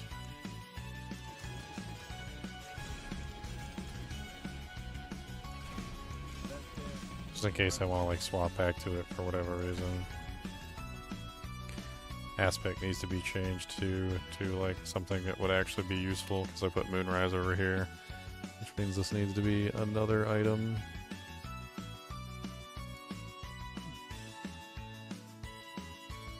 I don't even remember what the hell I had over here, to be honest.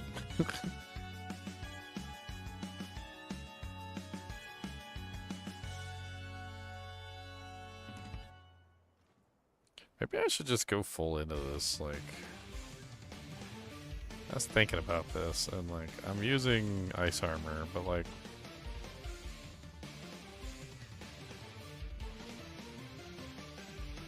Hmm.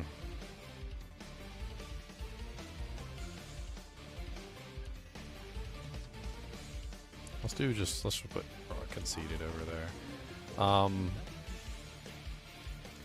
Isn't there like a Veers Mage Lord aspect, 10% damage reduction, crippled when fighting a close enemy? That's probably better anyway. What if I change this up slightly? So like instead of going with like ice armor, like ice armor's cool and all, but like what if I just pull that and go with like charge bolts instead, and just like really max this out like as much as I possibly can. I could even pull some points from like let's see, what can I yank points from? I don't necessarily need 3 into static charge. Okay. That's easy. And then like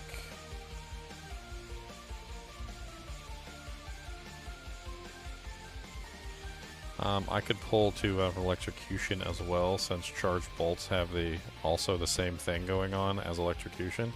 So it's kind of like the same exact like ability. And just like ride this completely into the lightning train. Just like every single lightning ability basically, like all at once. All lightning, all the time, all day long.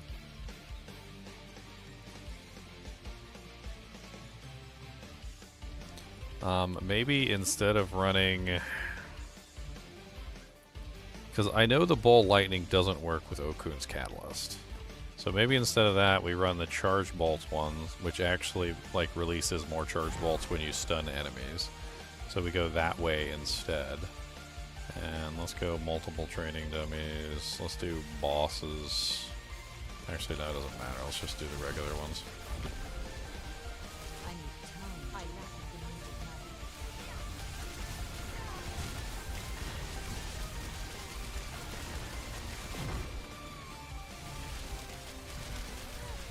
I need time to I don't even know why I have the stuff on the bar. Like, I literally cast it all the time anyway. Like, everything is active at all times. I got ball lightnings active at all times. I've got freaking chain lightnings active at all times. I've got everything is active basically all the time. This is definitely an interesting build for sure. It needs to be tested like out in the wild, like fighting actual like monsters though. Talk about freaking screen spam though. I've got chain lightnings going off. I've got ball lightnings going off. I've got lightning spears going off. I've got charged bolts going off. I've got arc flashes going off. I've got like a sea of like static fields and like regular lightning procs just like popping up underneath the monster's anuses, anis on a regular basis. Like it's like a sea of lightning that you get so bright you stare into it and it kind of like soaks into your eyeballs.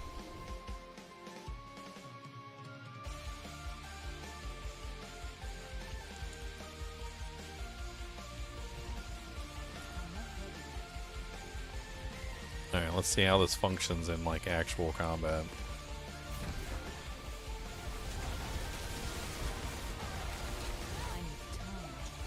I seem to be having trouble generating a barrier. Uh-huh. I thought I had like multiple ways to generate the barrier.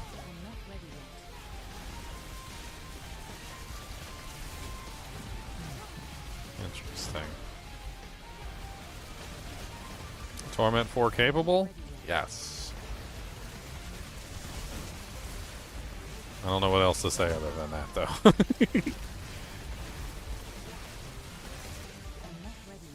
Yes.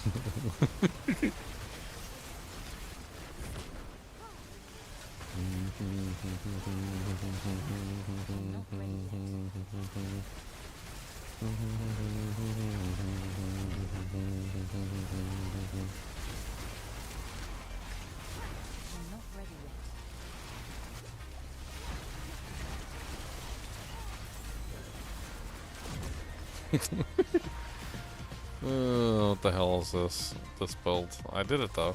I did it. I made another crazy build. That's a ball lightning, chain lightning, arc flash build. Everything. It's an everything lightning build. That's what it is. What do you want when you want everything? You want everything? Yes, I need everything. Yes, I do. Don't tell me not to, boo. I gotta go everything for you. Everything for you. I need time to prepare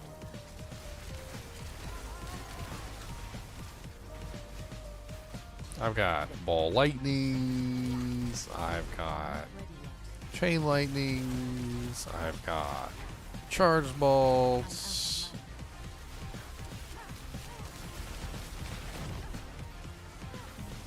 I need time. Dude, it's kind of impressive when it gets thick. Like when they get real thick, I need a pull in. That's what I need. I need a pull in. I need like a constant pull in, sucking all these monsters in my range. So that they're in the range of the chain lightning, so that they're in the range of the charge bolts, so that they're in the range of like all the like effects that I'm using, all like a whole bunch of times. Like I need them here. I need them with me, like ready to get annihilated. That's what I need.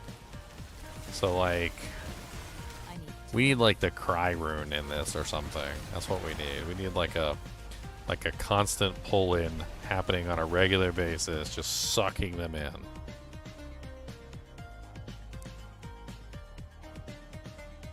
Suck, suck, suck, suck.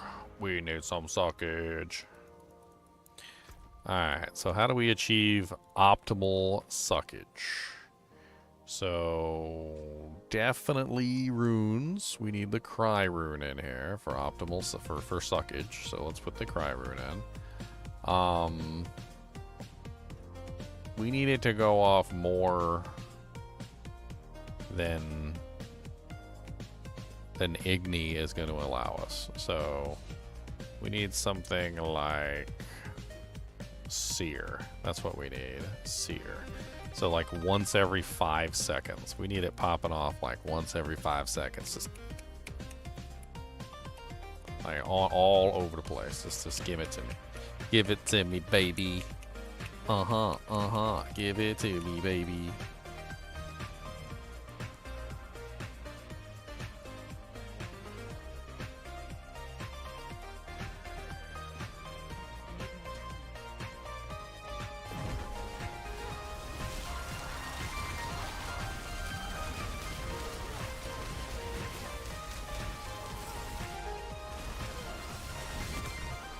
I need time to prepare. Okay, we need a barrier. Like, I got all this barrier gen, but I'm not making any barriers. Like, I don't know what's going on. I thought I picked the barrier options. Oh, there you go. Now I got like a whole little baby 629 barrier. Like, where's all the rest of my barriers at? I thought I had like a bunch of barrier options.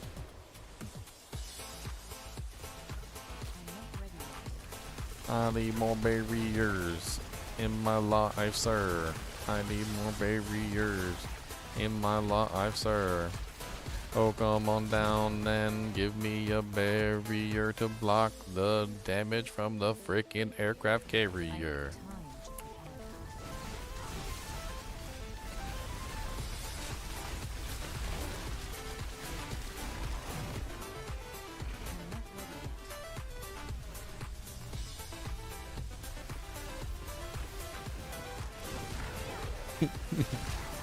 Suck 'em, man. Don't let 'em freaking win. Just suck 'em, man. Keep on sucking in. Just suck 'em, man. Don't stop the sucking in. Oh, keep on sucking and don't let 'em freaking win. Oh, they exploded on me. They exploded on me. It's gross. It's gross when they do that.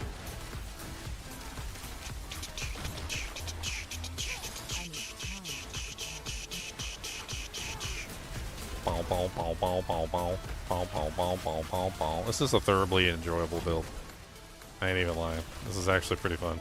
You know what we could probably do? We could add in that tenuous destruction. That would be really good. Tenuous destruction is a really nice multiplier. That would probably increase our damage by, well, tremendous amounts. Especially since we have no defensives on the bar right now. We have 0 defensives on the bar. I suppose I could include lightning on the bar or teleport on the bar, but then teleport's a defensive and I'd loot access. to the tenuous destruction.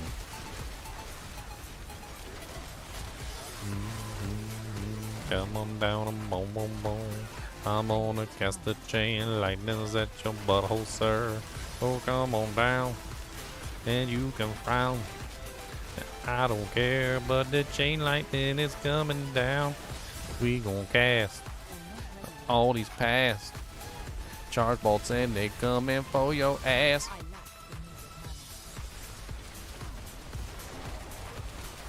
That's right, don't tell me what. That's right, in your butt.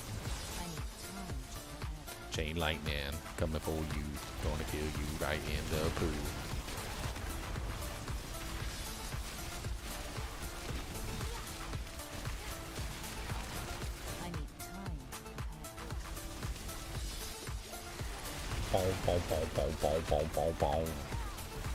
I bet this probably sucks on bosses. We gotta go test this on a boss and go die. Alright, time to go back to town and figure out which boss we can actually fight. What's our armor at? We're actually armor capped? Interesting. To check our resistances and see if we're resistance capped too.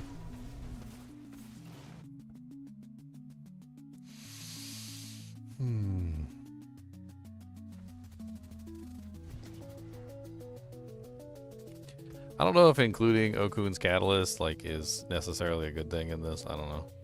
It says 68% attack speed for 5 seconds after casting a defensive skill. What the hell?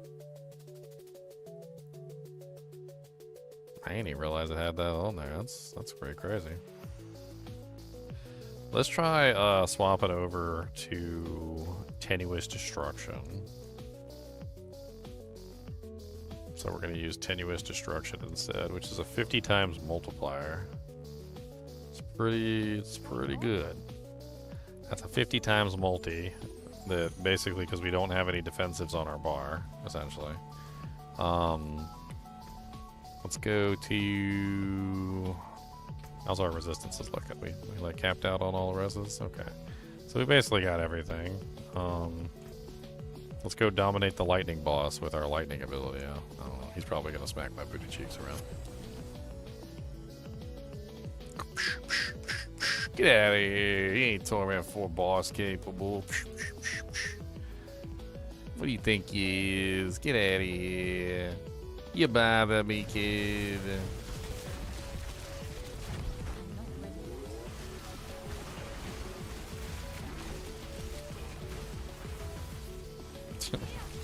The chain lightnings just fly off and start murdering everything. It's great. I love it.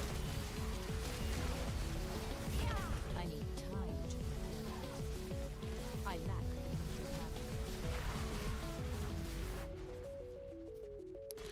I'm not sure which one I like better. The charge bolt is okay, but I think the charge bolt isn't as good as the ball lightning. So let's put the ball lightning back on.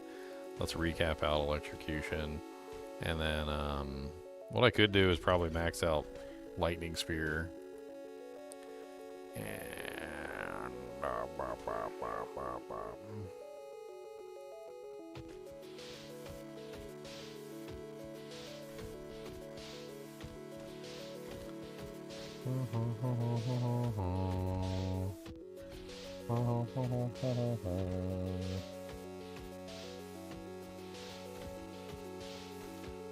that's right, we get mana regeneration when we use primal lighting. I forgot about that. That would actually help with the chain lightning spam.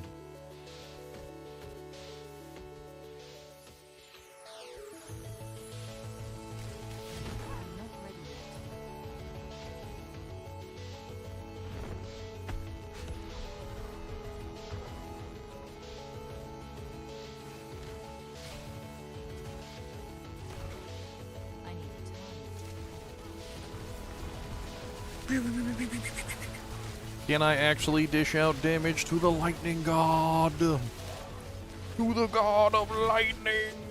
He's very frightening! 'Cause I'm not afraid of lightning. And I will tell you that I am a very frightening.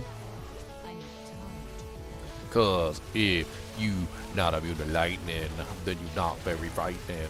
Cause I got lots and lots of lightning, and I'm gonna hit you in the butt with the frightening lightning. So the damage that she's doing right now, I didn't really expect it to kill a Torment 4 boss, but I mean, I've done about like 5% of his HP within a couple seconds. I mean, what was that, like 15, maybe 20 seconds for 5% of his HP? It's actually not bad at all. Like, that is actually quite decent. Considering that this is just something I just tossed together and obviously needs a lot of refinement, but like, that's not bad. It's not awful. It needs to be a lot faster, obviously. Like, in the grand scheme of things, if you're fighting a boss, you definitely want the boss to, like, die more. Like, hold on, let me put this one down here. Let's see if I can switch out to the ball lightning when I was supposed to do that. So I get the static ball lightning casts. I don't have a good way of healing myself, which is currently an issue. My barrier isn't quite as strong as I would like, which is also currently an issue. No defensives to speak of, but very tanky. Like, Veer's Mastery is handling the damage quite well. Like, so I'm not really worried about that all that much. I guess they took away the sorceress's ability to generate her own barrier through that one ability. Now it just generates every second instead of actually generating, like, when you generate mana. Yeah, they took that away, so it doesn't really work the same way as it used to. It's unfortunate. So does she just have, like, no way to actually generate barrier without an external source now? Is that basically what's going on? Or am I missing something?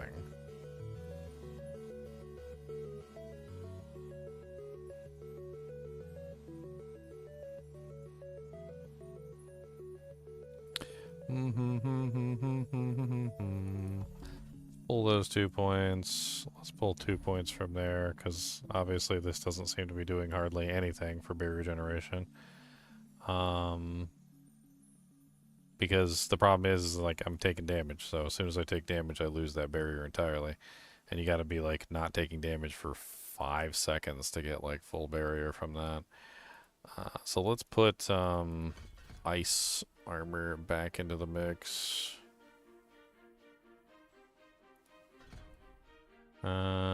Let's throw that on the doohickey bar down here.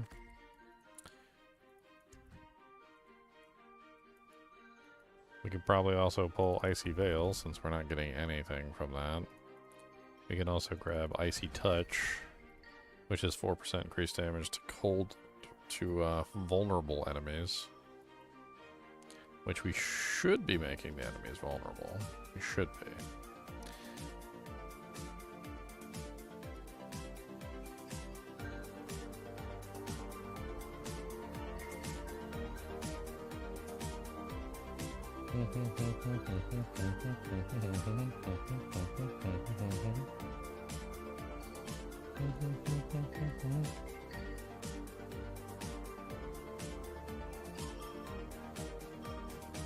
Trying to think what I can pull here.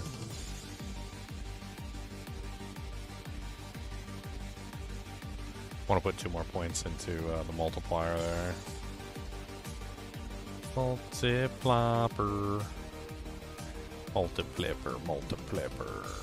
We can pull 2 points from there. That's fine. Alright, let's try it like this.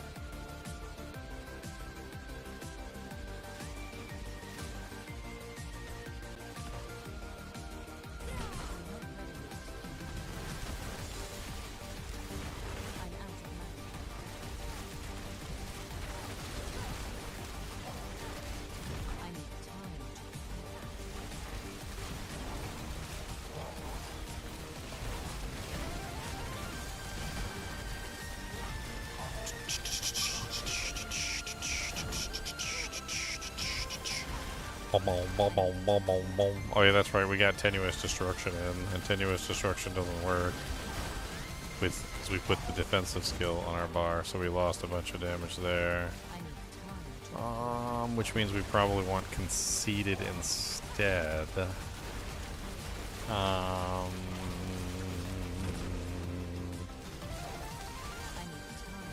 Yes, we want conceded instead. It could be better just going full arc clash too. Like that's another like option. Is just going full arc clash and just ignoring the chain lightning stuff.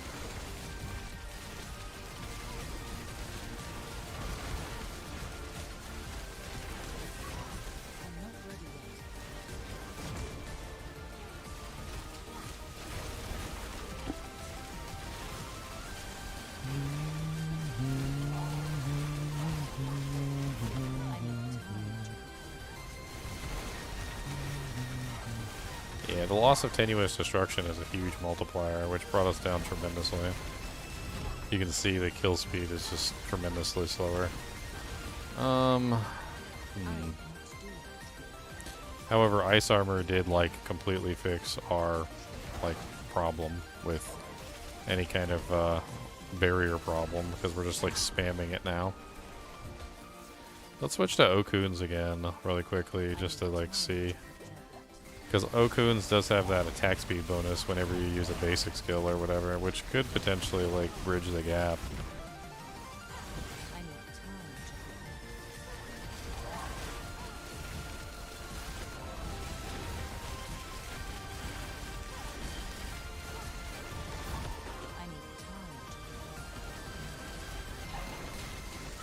It's an impressively fun little build. If only I could scale it higher. Why does it feel like every single build that I create and like flesh out seems to be like just barely capable of killing a Torment 4 boss? Like if you sit there and struggle with the Torment 4 boss for like an hour and a half or something. Like does it not seem that way to you guys? Like it seems like every single one. Is the gold glitch gone in Diablo 2? Only online. They did like some sort of server hotfix, and they patched it on the online section. I mean, I ain't mad they patched it. I mean, they should have patched it. Should have been patched a long time ago.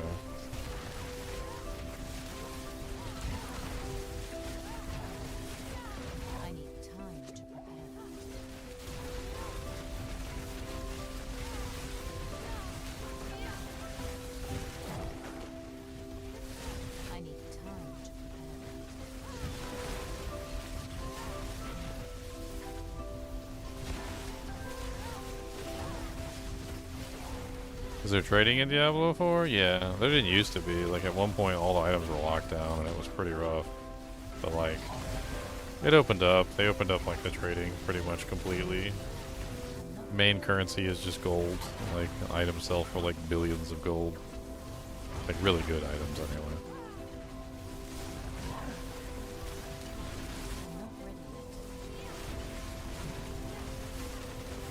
Joseph Claremont.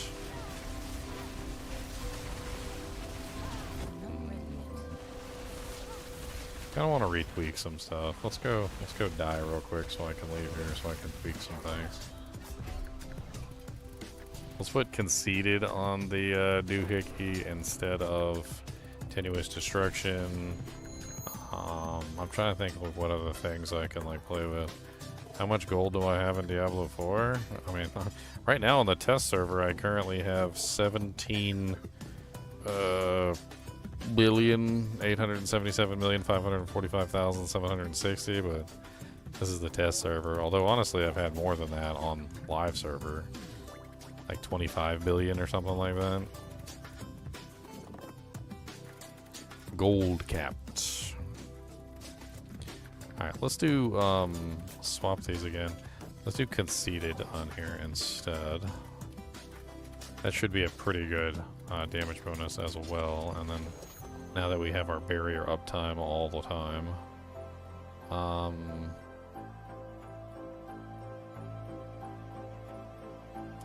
let's also take this unstable currents thing out and let's put in basic skill attack speed. Get our basic skill attack speed higher. Let's get that 35% bonus bump in.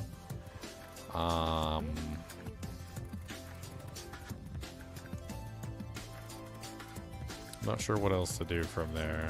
Let's play around with those two changes, and let's see how that changes things. I was thinking maybe also like these. I don't know. This one I think is good. This one, I don't know if that one's really all that amazing. It's okay. I don't know what else I'd put there, but that one's okay.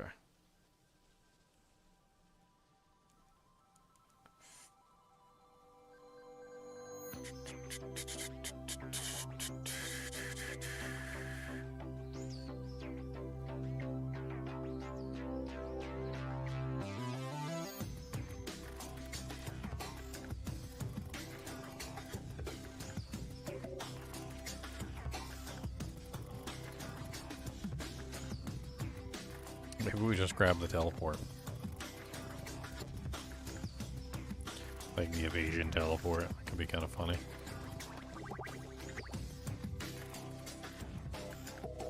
Or just go with the charge bolts. I don't know. Let's just stick with the chain lightning, I guess.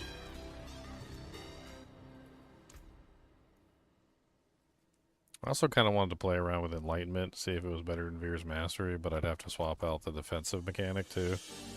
I'd have to swap back out the might instead of the mage lord's aspect.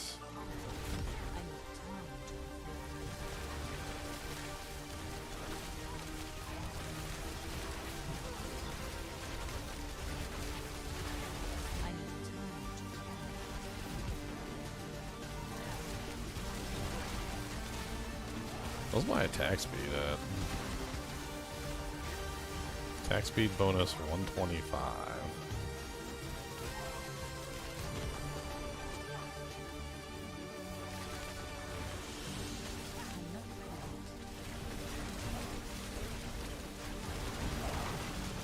Doesn't ever say higher than 125. It just says 125.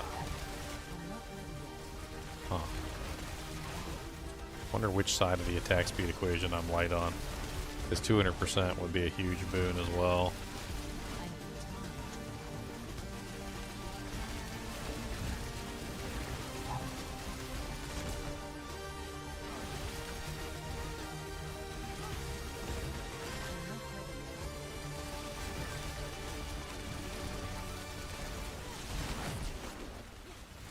Of switching the like the power would help too. I mean, I thought maybe this one might be the best power, but maybe something like oops. Don't really have time in the middle of a boss fight to play around with stuff.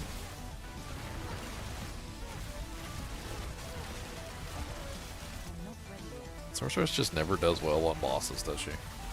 Either she sucks horribly with like AoE and like kills bosses, or she has really good AoE but like can't kill bosses to save her life.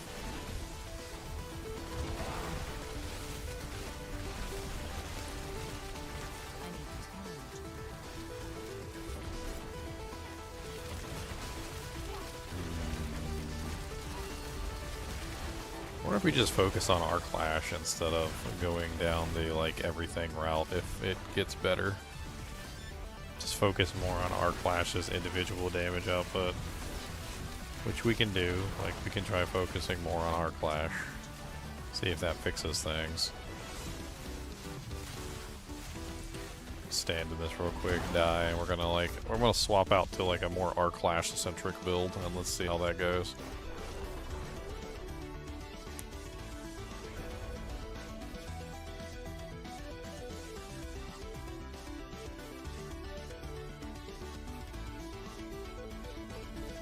Alright, so we got those Arclash pants. We're gonna put those Arclash pants on. And what was I using in here? Zan Chalk.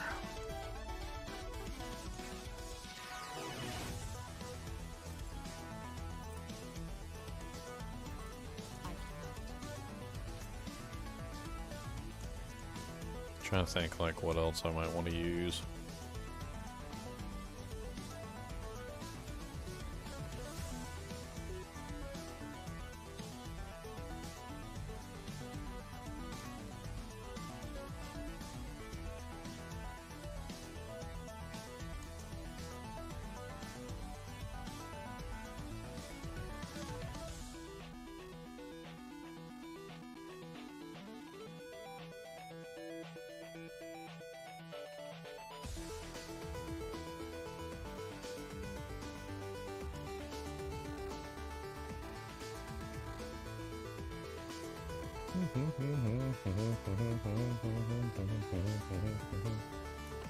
Alright, so what do we actually put on these pans?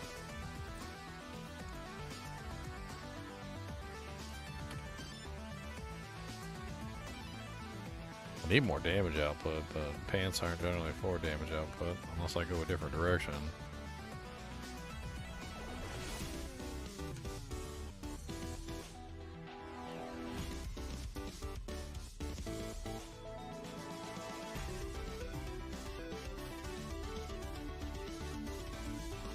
Turns gravitational aspect into a pull-in. Or it turns that into a pull-in, so all the ball lightnings explode and turn into pull-ins. That's kind of interesting.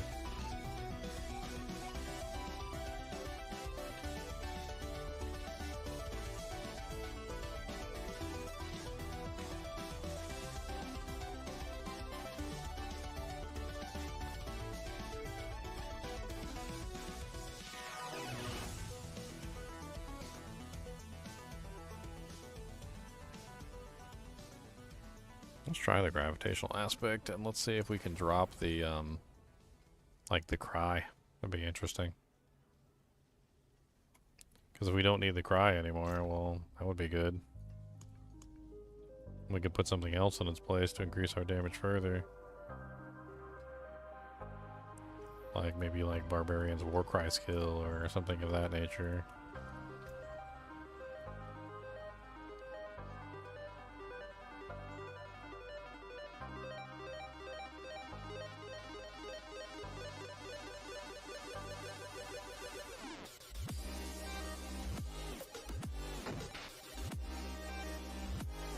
Try and get the arc flash points up too.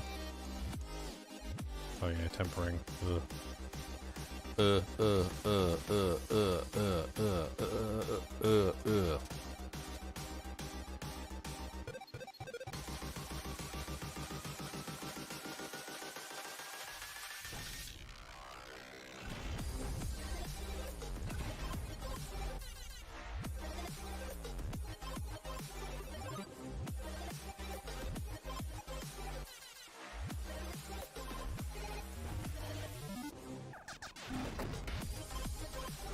Alright, let's just give it a try. Let's go back down and fight him again.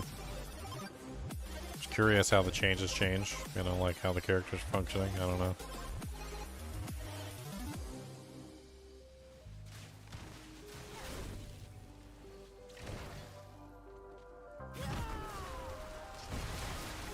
I need time. Much faster.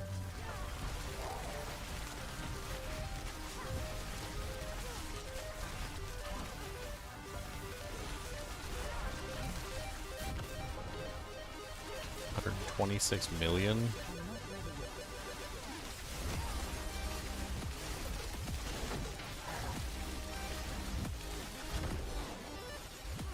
I mean, the damage numbers just aren't going high enough. The number of hits is extensively large. I mean, that's obvious.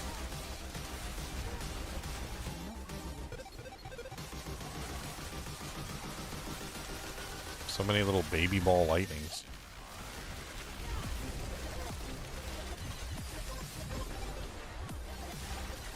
I need time.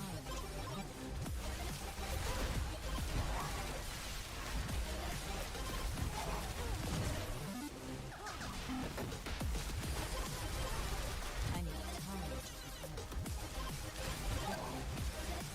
I don't really get the gravitational aspect combined together with the ball lightnings. Like, what's the... Like, how does that even work? I'm not ready yet.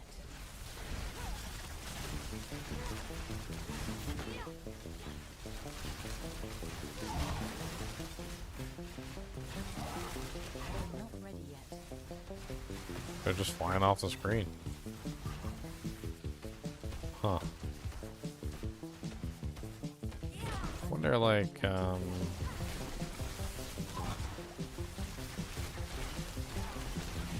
damage still isn't there. Like, slow but steady, like a turtle. You're a little turtle. A little turtle. Wonder if Spark does any better. Like, I wonder if I, like, swap back and forth between, like, Spark and Arc Clash, would there be any kind of like difference between them really? Alright, let's go. I gotta go masterwork some items. I forgot to masterwork. It's a good test. I'm just trying to like see how far I can push Arc Clash. The damage is getting better. Like, I think the damage was better than like the previous couple attempts. So let's masterwork the Arc Clash pants. Get the Arc Clash number up higher. So we can get that up to like 6 or 7. Easy. And then that'll increase the Arc Clash level from 18 to like in the 20s. So that'll be a good boost. Let's see if we can get the Arc Clash specifically.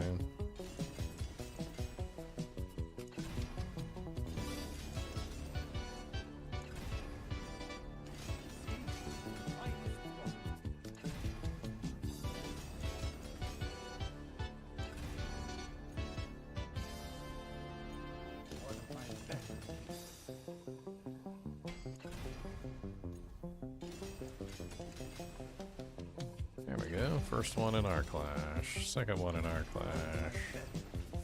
Didn't get the third one, but that's still +7 our clash, which brings us up to 21. So that's pretty darn good. And the other one landed on the intelligence, so that's a good roll. We also get the +4 ranks here. I don't think there's any other way we can beef up our clash. We've already got the +5 here. I guess I could try to like min-max this weapon a little bit more. Get that +5 basics or +3 basics a little higher. You have to buy potions in Diablo 4? No, they basically just regenerate on a timer, which I think is really annoying, honestly, but I prefer Diablo 2's method of doing it, in my personal opinion.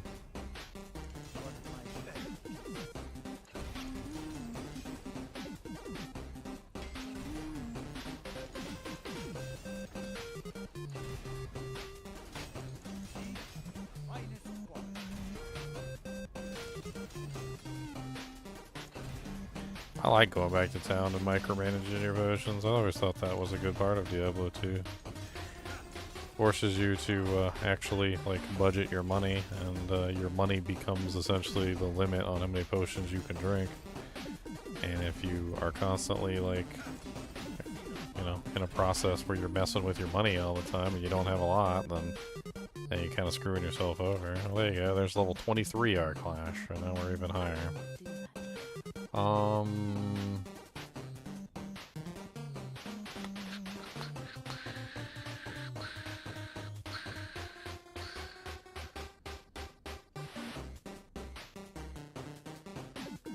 don't know what else to do.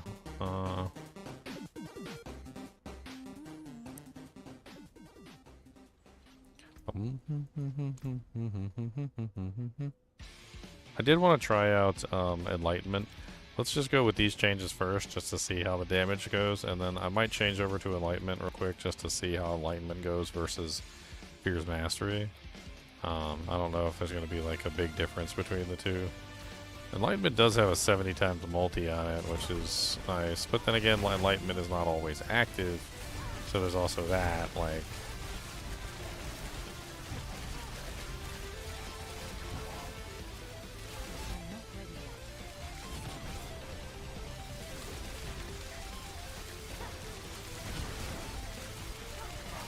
I see, you're just trolling, Rouge. Gotcha.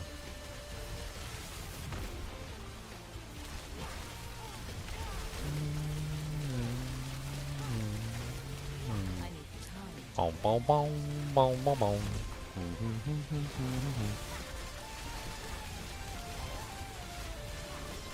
Trolling.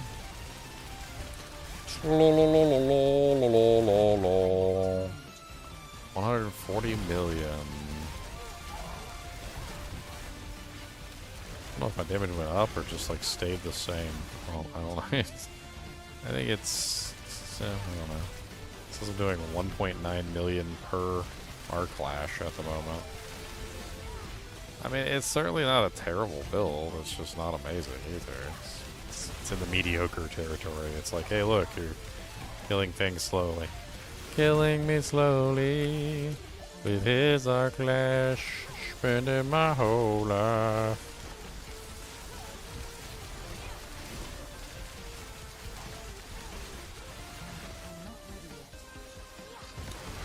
I forgot how useless the other like gravitational enchantment is when you're using when you're fighting bosses. Like it's basically useless.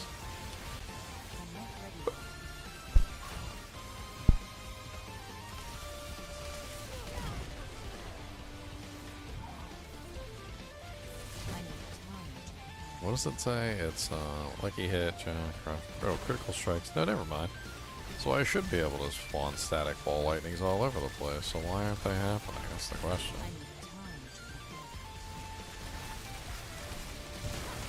Alright, down he goes.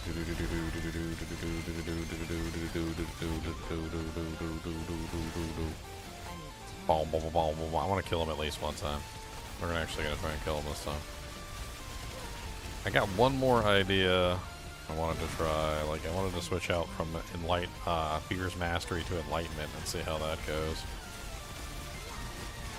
I think Enlightenment might be a better option for us. I don't know, but I think it might be a better option for us.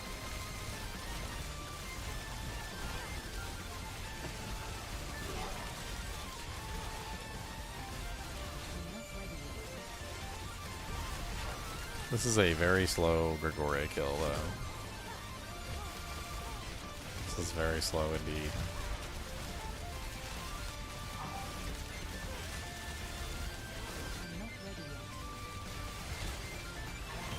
I swear, it's just like every character that I make in this PTR. Like, they're all ending up at the same place. It's like, build a character, deck it out, everything you possibly can, and this is exactly where you end up. Like, struggling at a Torment 4 boss.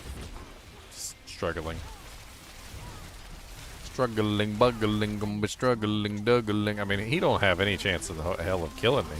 I mean, there's that. Like, he ain't got no chance to kill me as long as I'm actually paying attention and doing what I'm supposed to do and pressing the buttons in the right order. Like, he's got no chance of killing me, but like, I gotta like sit here and like suffer. Suffer.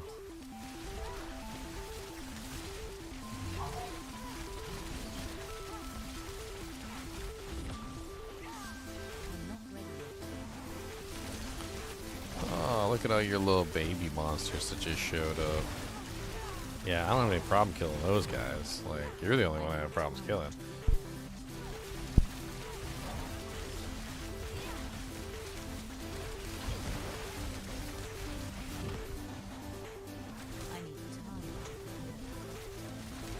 You're the only one I have. Any problems killing friend? You're the only one in the end.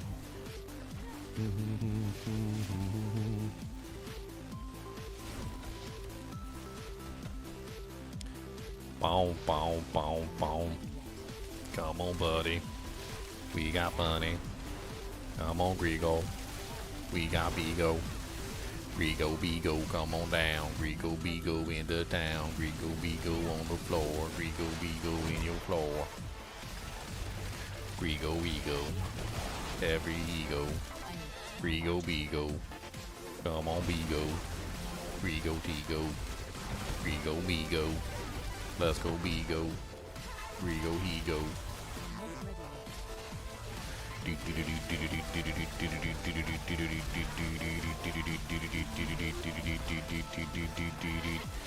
That's a little mage you got going on here. That's cute. It's cutesies. Cutesy tootsies.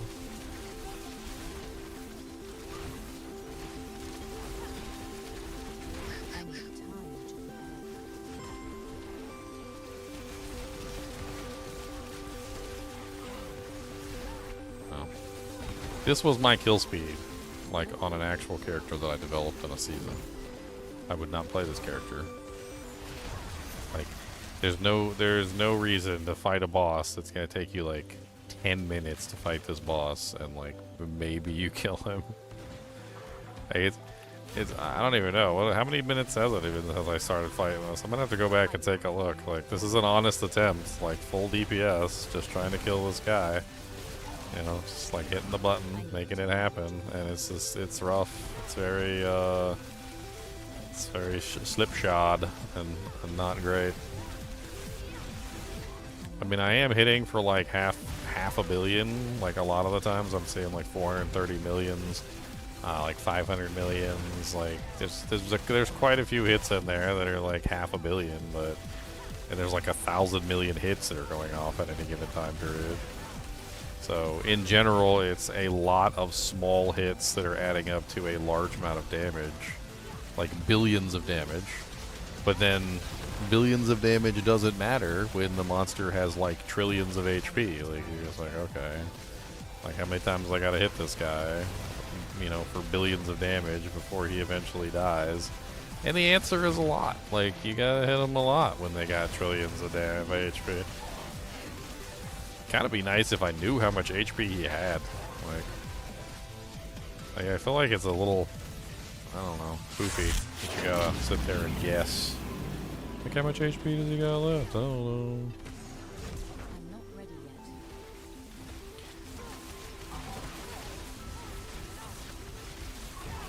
I feel like if they told us how much HP he had, we'd probably be like, holy Jesus, he's got 7 quintillion HP? Why does he have so much HP?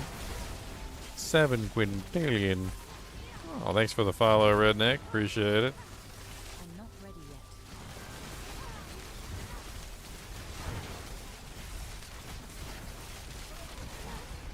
And then there's the bugged builds that are doing like so much damage, it's not even funny. They're out there just like hitting for max overflow negative integers. Crushing Blow is very effective. I wish it was in this game. I really do. Crushing Blow would be amazing. Dude, don't matter how much HP you have, you got Crushing Blow. Like, don't matter how much HP you got at all. Crushing Blow is way better. Alright, so that was a success. We managed to kill the Torment 4 boss with this build, so that's successful. Let me try, I want to try Enlightenment. That's my idea for just this second. I just want to go... Oh, hello, Belial. Yeah, about that. How much HP's you got? Like, because I just took like 10 minutes to kill your bro, so... It's gonna take me a little while. Are you weak to lightning? Like... If you're weak to lightning, that would be great. Could you tell me, could you like, can I use an infinity on you and like lower your resistance? If you don't mind. Belial, the Lord of Lies. He comes, but he has no pies. He said he was gonna bring pies, but he lied. But he lied. He has no pies. There are no pies. No pecan pie. No apple pie. No peach pie. No cobbler. He's got no pie. He lied.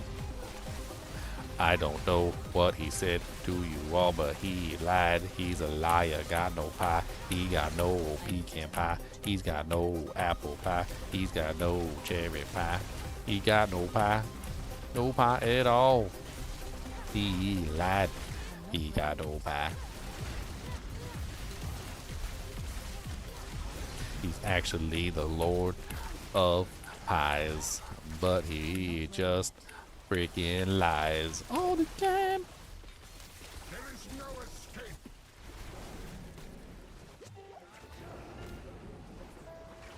Oh no, there's no escape. Oh, this is so sad.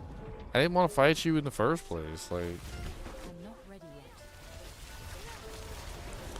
yet. I don't want to fight you. Your butthole stinks like the poo.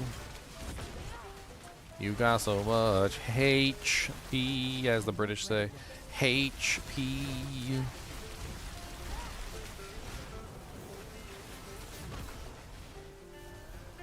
Alright, I'm just gonna die because I want to go back to town and I want to test something else. I've already tested this. I I can kill you. I know I can kill you. You're not even dangerous. Look at you. You can't even hurt me. Like, Like, what is this? Like, yeah, hit me. Stop trying to hit me and hit me already. Like, oh my god, I gotta stand there like 10 minutes for you to kill me. Like, what is the deal with that too? Like, the monsters are like impotent. The bosses are like impotent. They can't even do damage to you, but like, you can't kill them either because they have like 6 quintillion HP. Like, I am invincible. I put all my points into vitality. Ha ha ha. All my points into vitality. That's what I'm gonna be. And we're gonna try out enlightenment B. And I'm gonna change Veer's mastery over here. Gonna put something else in there, sir. Probably an aspect of might for defense, and we're gonna go for a little bit of defense. Try it one more time with enlightenment. I don't know if it's good, but we're gonna try. Alright, this is the last test. This is the enlightenment test instead of the Veer's mastery test. I want to see if enlightenment actually gives us anything better or if enlightenment is just worse. So first we have to actually activate enlightenment, which we do not have it activated yet. It's down here. Or is it activated? Yeah, I think it is activated right now because it's counting down.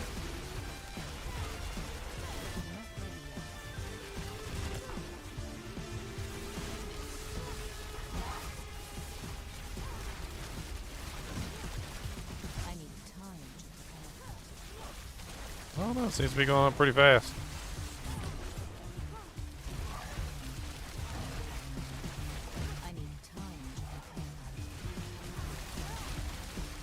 I don't know if that's faster or slower. Seems like it's a little bit faster. Like a wee bit. It's like same. It's very samey. It seems like it's just like a wee bit faster maybe. Just a wee bit faster, me hearty.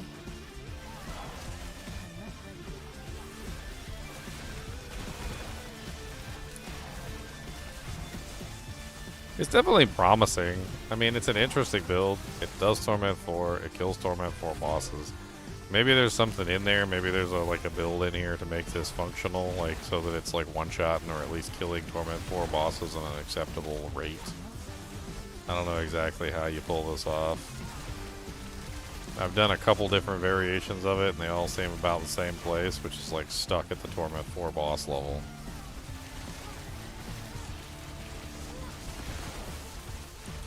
Oh yeah, I wanted to try out Spark before I finish too, so like I want to add Spark into the mix for no reason. Let's just pull a bunch of points from like one of the other abilities and add Spark. I don't know why I want to add Spark. I just want to try it. Like let's pull. We don't need Chain Lightning on the list. We're enchantmenting it. So we can just like let's put that there. Let's take Spark, put it here. I just want to like see how Spark does, just for lulz. And then we grab Spark, actually put some points into it. I don't care, let's pull Chain Lightning. And we can pull Ball Lightning too, I don't care.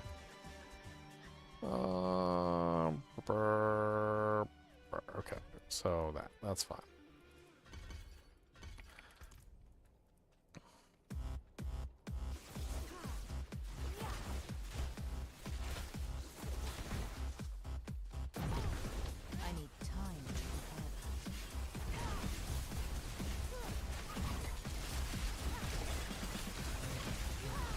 Interesting.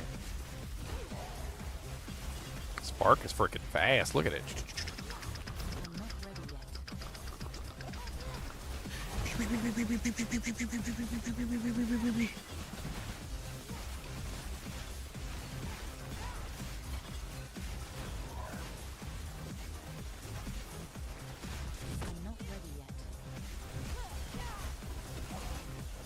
It doesn't do very much damage though.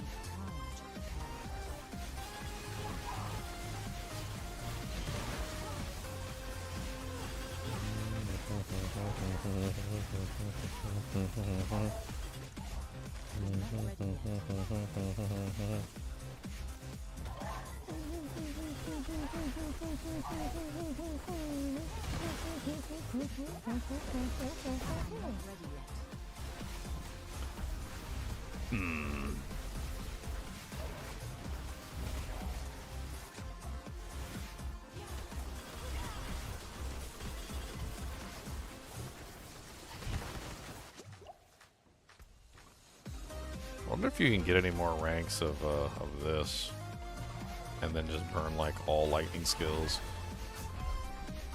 I died deliberately. Just testing things. I mean, overall, I like the build. I like how it functions. It's fun. Having unstable currents up all the time is amazing, and then like obviously being able to spam Arc Flash or Spark or whatever the hell the skill you choose is, like, gives you the ability to just like absolutely spam the skills involved in unstable currents, which of course gives you the option of having like tons of chain lightning, axiom conduit. You can put Oku's catalyst in there for ball lightning if you want to. Like, there's a couple different ways you could potentially push it. You get all the little Oku's catalyst things flying around you just for spamming Arc Flash, which is actually pretty powerful. I don't know if I really like it though, like as far as like the damage output, but I love it as far as how it plays. It plays really nicely. I just can't get the damage output to a place where I would be comfortable, like, you know, killing Torment 4 bosses. Like a 10-minute kill on a Torment 4 boss is just not acceptable. Like, no matter how you look at it, it's just not acceptable. It's one of those things. It's like, yay! Oh yeah, it took me 10 minutes to kill one boss. Meanwhile, like, some guy over there killed like 50 bosses in like 3 minutes. And granted, you shouldn't always be comparing yourself versus others, because that's not healthy, but like, dude, every single character I've built on this PTR, with the exception of the bugged ones, which are doing like 9 quintillion damage, or 18 quintillion damage actually, with the exception of the bugged ones, which are doing ridiculous amounts of damage, it seems like they're all just locked around like Torment 4 bosses unless you start like really getting hyper specific. I'd expect Torment 4 bosses to at least be killable with like the kind of gear that I've got. Like, I got 100 cinder, you know, freaking Paragon glyphs. Like, all my glyphs are at 100 right now. Like, I got full Paragon, 300 Paragon points. I've got, you know, like all my skill points, obviously. Like, I'm wearing like 2 mythics, or like 1 mythic at the very least, like 2 or 3 mythics on some of these guys. And like, freaking bosses are just laughing at you. They're like, ah ha ha, you can't kill me, you suck. I mean, quintillion HP. I need time to prepare that. I mean, tankiness is certainly on point with the build. That's not a problem. Definitely tanky. No problem with that.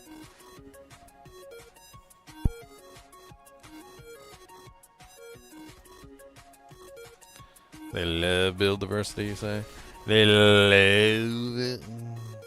They love it. I don't know, that one guy in the center looked like he was on crack cocaine or something and was jonesing for his next fix.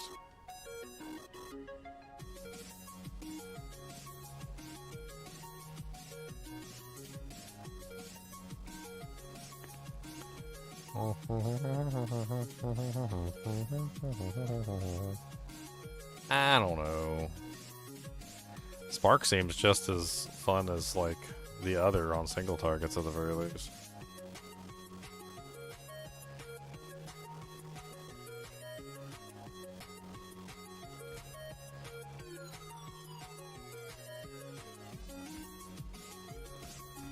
I mean, Enlightenment doesn't not seem strong. I mean, 70% multiplier is still very strong, and 45% mana regeneration and 30% increased attack speed is strong, but like, I was doing just as much damage with Veer's Mastery, it felt like. There wasn't much of a difference. I mean, it seemed like it was about the same damage output. In their effort to make all of these the same, like, you know, like multiplier, they've also made them all like the same in terms of like the choice that it's giving you. They're just like, oh, here, have a choice. And they're like, Like here's your choice, and then you choose, and then that's it. You don't get anything. There's nothing there. It's just yay. I don't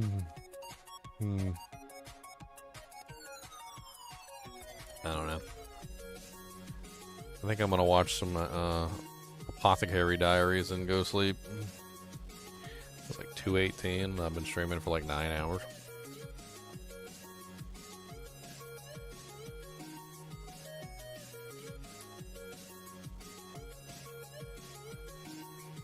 I mean,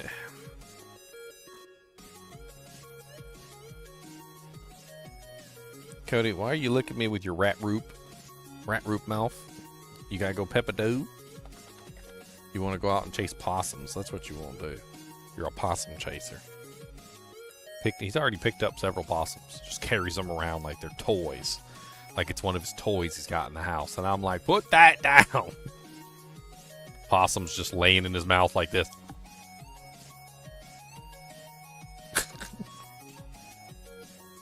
First time it happened, freaking Gina was like, my girlfriend, she's like, it's dead. And I'm like, no, it's a possum. She's like, it's dead. Look at it. And I'm like, it's a possum. They play dead. It's dead. Look, its tongues hang out and everything. I was like, that's a possum. Possums play dead. That's what possums do. They are good at it. They're very good at it. Extremely good at it.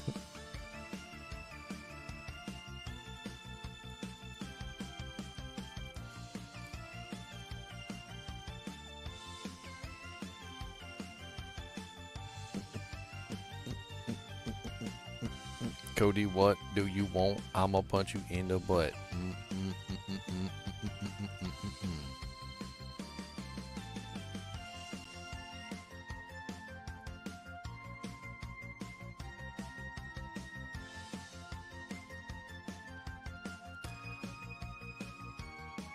W stream, W Apothecary Diaries. What? What's WWW?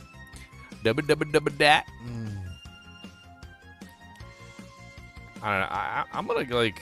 I'm not sure if I'm gonna stream this tomorrow. Like, so I'm gonna give like my opinions on the PTR right now. Like, these boss powers are so uninspired. Like, I don't know what to think about these boss powers. Like, most of this stuff is so uninspired and boring. You've got a total of 1, 2, 3, 4, 5 abilities that you can choose from. One of them doesn't even work half the time because it spawns, like, where you are instead of, like, behind the enemy. So you have to go behind the enemy. It's not always possible to go behind the enemy. And sometimes, like for instance, if you're fighting Belial, like, how do you even damage Belial with it? Like, spawn it on the other side of the map and then run over to the other side of the map real quick and actually use it. Like this ability right here seems kind of cool, but it sucks. This one here, like, is like these little stars that like fall randomly, like all over the screen, and it's about as useful as a fart in the wind when you're trying to like catch somebody off guard. You're like, I'm gonna fart on this guy, and then the wind just carries it away. Like, Celestial Surge is only useful if the monsters are standing still and let the stars hit them. Astral Pillar seems kind of interesting because it actually sits there and it actually does damage, but I can't tell how much damage it's actually doing because, like, I don't know. Maybe one thing they should probably do is, like, for these special abilities, they should give the damage numbers special colors because, like, fuck if I know, like, what damage they're doing, because it's lost in a sea of damage numbers. So, like, is this doing any good damage? I don't know, because I can't see it in a sea of damage numbers that are on the screen. Like, maybe make it purple or something, like, or like, what's the Herodrum special color? Like, make it like the Herodrum color or something, so I know that that's how much damage that thing is doing, because I can't tell how much damage it's doing. This one, I have no clue what the F this one's doing. I know what it says, but I've used it a couple times, and I can't freaking figure out what the hell it's doing. Says it has a knockback on it. Half the time, the monsters don't even get knocked back. Like I don't even know. Like I was playing with it, and like the monsters weren't even getting knocked back when I was using it. Is it bugged? And then this one, the Cosmic Anomaly, is like the only one that's really cool. And then the monsters just like suicide in and blow up. And then because they put the timer so low of like spawning every 5 seconds, and because of course you can like blow them up whenever you want to, like you literally just never really have all 5 of them, because it takes 5, 10, 15, 20, 25 seconds to spawn all 5 of them. So you pretty much never have all 5 of them because you're just constantly blowing them up all the time. They're kind of cool, but their damage is like really weird, and it's slow to hit the target. There's like one of the buffs is to make the damage hit the target instantaneously. It's the lightning buff. But like, this is probably the coolest one in the entire lot, and it also seems to be like horribly stunted by the spawn rate. And then like the infusions. Like the infusions are kind of cool. Like I'll give it to them. Like the infusions are okay, because like changing the element of the spell is important to get the element of the spell to be like what you want it to be, to match up with the element that you're using. But then they threw in this like, when equipped, your fire damage bonus is equal to that of your highest damage type bonus, basically making it so that you don't have to have like a matching element, which I think is kind of stupid. And then they'd left out the physical element, so there's no physical one on here. So you know, like big middle finger to the like the barbarians that, you know, like have like bleed damage or physical damage, or anybody that's doing physical damage at all, like big FU to them, because like, you know, there's no physical infusion to like change the spell into a physical spell. And then there's the modifiers. Like the modifiers are like almost all crap. Like invoking a catalyst grants unstoppable. Okay, for 5 seconds. Sounds cool. And then you realize that the cooldown on all these, like the disintegrate cooldown is what, 5.3 seconds? Is this actually reduced by like my Harlequin crest? So if I take my Harlequin crest off, does that go up or down? No, it doesn't. So 5.3 seconds on that, 11.2 seconds on that, 7 seconds on that, 4.3 seconds on that, and this one, like, you can just spam it whenever. But like, yeah, you get unstoppable or unhindered or whatever, or you get some movement speed. Like, okay, cool. Like, not really like end-all game-all like breaking of anything. Damage from your catalyst has a 50% chance to deal your Thorns damage. Cool for a Thorns character, I guess. Useless for everybody else. Invoking your catalyst has a 20% maximum resource generation per second for the next 10 seconds. So you get 20% resource gen. Okay. Alright, big whoop. Damage from your catalyst has up to a 60% chance to immobilize for 5 seconds. Who effing cares? Your catalyst will daze enemies. It damages for 4 seconds. Who effing cares? Invoking your catalyst grants stealth for 4 seconds. Alright, that's kind of cool. That's not bad. Once per enemy every 5 seconds, damage from your catalyst will fortify and heal you for 10% maximum life. Fortify, useless. Heal, kinda okay. You know why the fortify is useless? Because it's too long of a duration in between the prompts, all right? So when you fortify, the problem with fortification is that fortification will drain as soon as it basically hits a certain number of seconds that you haven't fortified in the past. So every 5 seconds isn't fast enough, and the fortification will just be lost, and you'll never be fortified. So even if you added like 500 fortification every 5 seconds, it's going to go 500, 0, 500, 0, 500, 0, 500, 0. It's never going to stack, because the fortification doesn't stack unless it's fast. It has to be like constant. You have to have a constant source of fortification, not a intermittent source of fortification. And if you do have an intermittent sort of source of fortification, it has to be a constant intermittent source of fortification. In other words, you need multiple intermittent sources of fortification coming in at multiple times. You need help with a Lilith boss, Bright Star. I don't think I can help you, buddy. Like, I'm on the PTR right now. I'm not on, like, the main game. Invoking your catalyst grants a barrier equal to 50% of your maximum life for 4 seconds. This one's kind of cool. Like, a barrier. Alright, that's good for everybody who wants to run conceited, needs a barrier, needs to survive. Nice. It only lasts for 4 seconds, though. So if you're using something like Celestial Surge, which is an 11.2 second cooldown, then it's pretty much never going to be up, because like that's only like 1/3 of the duration of the cooldown. So, you know, F you. Volatile Crystal. Invoking your catalyst grants 20% resistance and maximum resistance to the element of your infusion for 10 seconds. It's kind of cool, right? But it's only one element. I don't know. Like, it's okay, I guess. It's nice for that one element, I suppose, and you could potentially like change your infusion to match which element you want it to be. But then changing your infusion is going to lower the damage of all of your abilities because now you're not stacking like the multipliers and stuff for like that specific element. So I don't know. Potent Ally. Your catalyst destroys enemy barriers. That's really cool, but highly niche. It also knocks them down for 5 seconds. If an enemy has a barrier, this is amazing. If they don't have a barrier, completely useless. Fractured Core. Your catalyst deactivates monsters' damage resistant aura effects for 5 seconds, but you take 10% more stacking damage for the same duration. How many monsters have a damage resistance aura? Like, it's only that one monster and you kill that monster. I guess it could be useful if you were like trying to like speed run and you didn't want to have to worry about killing the damage resistance monster, so you just want to like fly through. But it doesn't really seem all that amazing, and you also take more damage for turning off the aura, which is kind of poopy. Sapping Crust, which is vulnerable, gives people an ability to make monsters vulnerable. But if you already have any kind of way to make monsters vulnerable, again, this one's like completely useless.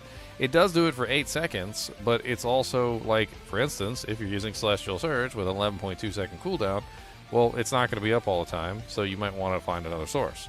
If you're using something like Disintegrate, then it could be up all the time. That's an option. Honestly, Cosmic Anomaly just seems like the best option total. Siphoning Gizmo. Lucky Hit damage from your catalyst has up to an 8% chance to consume damage over time effects and deal 100% of their damage instantly. Effing amazing. Works amazing, does exactly what it says. It's also extremely broken. Right now, if you utilize this particular ability, you can do 9 or 18 quintillion damage also, which is a really high number, by the way. If you've never seen it actually written out, it's kind of insane. Gleaming Conduit affects as the size of your catalyst is increased. This is honestly kind of useless. Like, the size of your catalyst basically just simply means, well, like the size of the ability. It's like increasing your Hurricane to be a bigger size, or your Bone Storm to be a bigger size. Like, in the grand scheme of things, a bigger Bone Storm is nice, but doesn't increase your damage in any way, and in general isn't really going to help you in the long run, except for maybe against like really big groups of monsters that don't behave. And most of the time when you're dealing with big groups of monsters, you want to pull them in, because pulling them all in allows you to hit them all at the same time, in which case you don't need 50% increased catalyst size at all, right? Bloody Charm. Your catalyst gains a specialized execute effect for non-boss enemies with 20% or less life. 20% or less life. That is so low. The only time this would ever be useful, is if you were fighting like really high tier monsters that have like amazingly high health, and a 20% execution would be worth it. In most content, a monster's at 20% HP and he's not a boss, he's probably dead within the next 2 to 3 seconds. So not really all that amazing. It does give you a 20% increased attack speed for 8 seconds when you get a successful execution, which sounds kind of cool, but that means you have to kill a monster. So useless against bosses. So overall, just a useless like effect. Pressurized Steam. Your catalyst gives you a stun effect that lasts 3 seconds. Also kind of useless. Might be mildly useful, which is the reason why I'm using it, if you are a character that's based on stunning. The particles from your anomalies deal their damage instantly and have 25% chance to stun. Now this was kind of interesting. It basically made it so that the cosmic anomalies actually did their damage instantly instead of over like this long, like when the cosmic anomalies attack, it's like this. It's like pew boop, pew boop. It's like the slowest thing ever. I don't know what they thought when they were making these things, but like this actually kind of makes it somewhat okay, because now they just attack instantly instead of actually having this like big long like mortar volley that they fire that goes like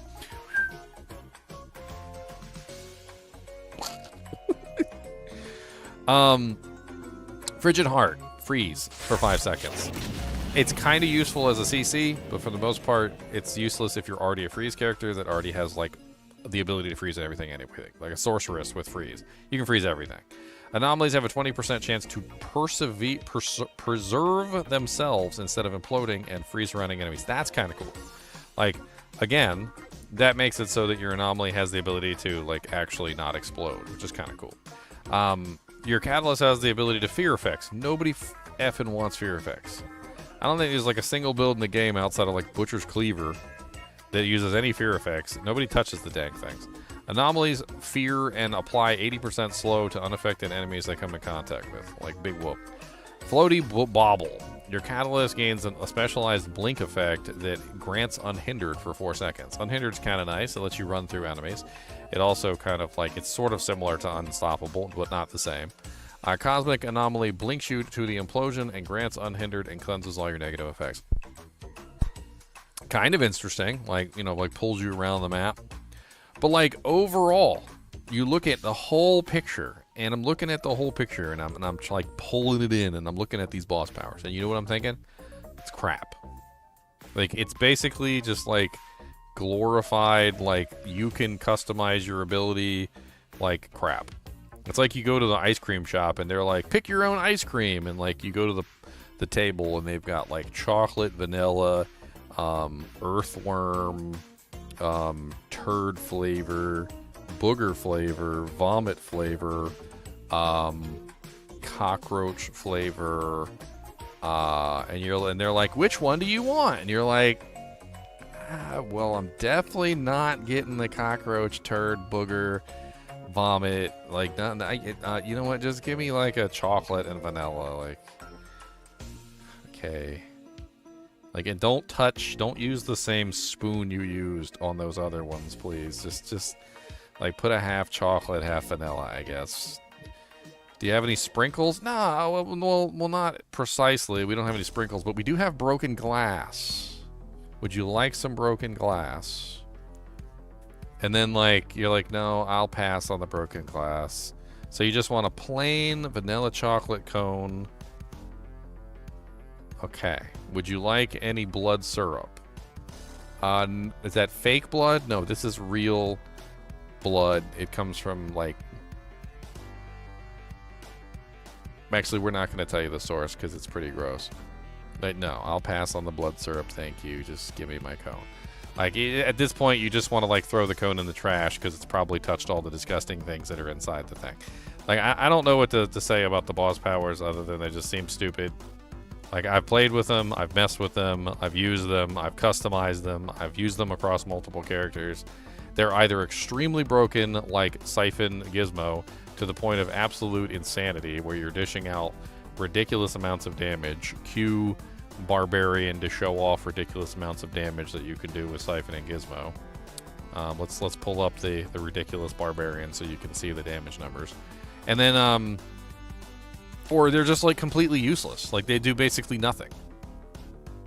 And when I say nothing, I mean like pretty much nothing. They're just doing nothing. It's like, oh, here, have like an extra 200k damage, and you're like, oh, that's great. Like, I'm doing like 2 billion over here. Can you pull some weight? And they're like, no. And then the unique items, like, I don't know, I tested out a couple of unique items. Like, the Hydra one is overpowered as all get out. It's super ridiculous. Like, if you want, unless they nerf it, if you want to be an overpowered character, just play the Hydra Sorceress next season. It's gonna absolutely annihilate everything. It's gonna blow up the servers. But you know what? It's also really boring. You're just gonna you're gonna want to tear your own eyes out with how boring it is. I didn't like it, and Leon even said he preferred the original version before they made the unique item. So let's have a look at the beautiful bug numbers just for love and sake.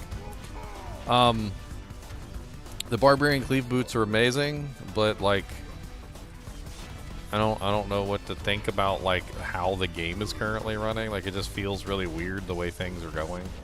It feels like they balanced everything very strangely. Like, here's Torment 4. Okay, you can do Torment 4. You can kill all the monsters. You can do everything you need to do. Yep. I'm flying through everything. All right, now go fight the boss. Why is he so tanky? Like, big giant damage sponge bosses that take like way too long to kill, unless you're one of the bugged builds that can just like fly past everything.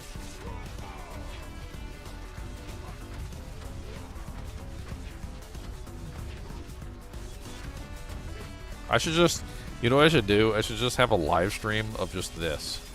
Just like find some way to like hold down the click button and just go AFK and just never come back. I'll just go like watch some movies or something and just have like a 12-hour live stream of my barbarian just like sitting here like attacking the training dummy, and I'll come by every now and then to make sure he's still there attacking the training dummy, like doing quintillions of damage, and then like, you know, I'll just make sure it's running just for like 12 hours straight. As some sort of like plea to the developers to like find a way to make the game more interesting, as opposed to like add more damage and add more HP. Like, do the developers not understand that increasing the HP of a monster does not make things difficult?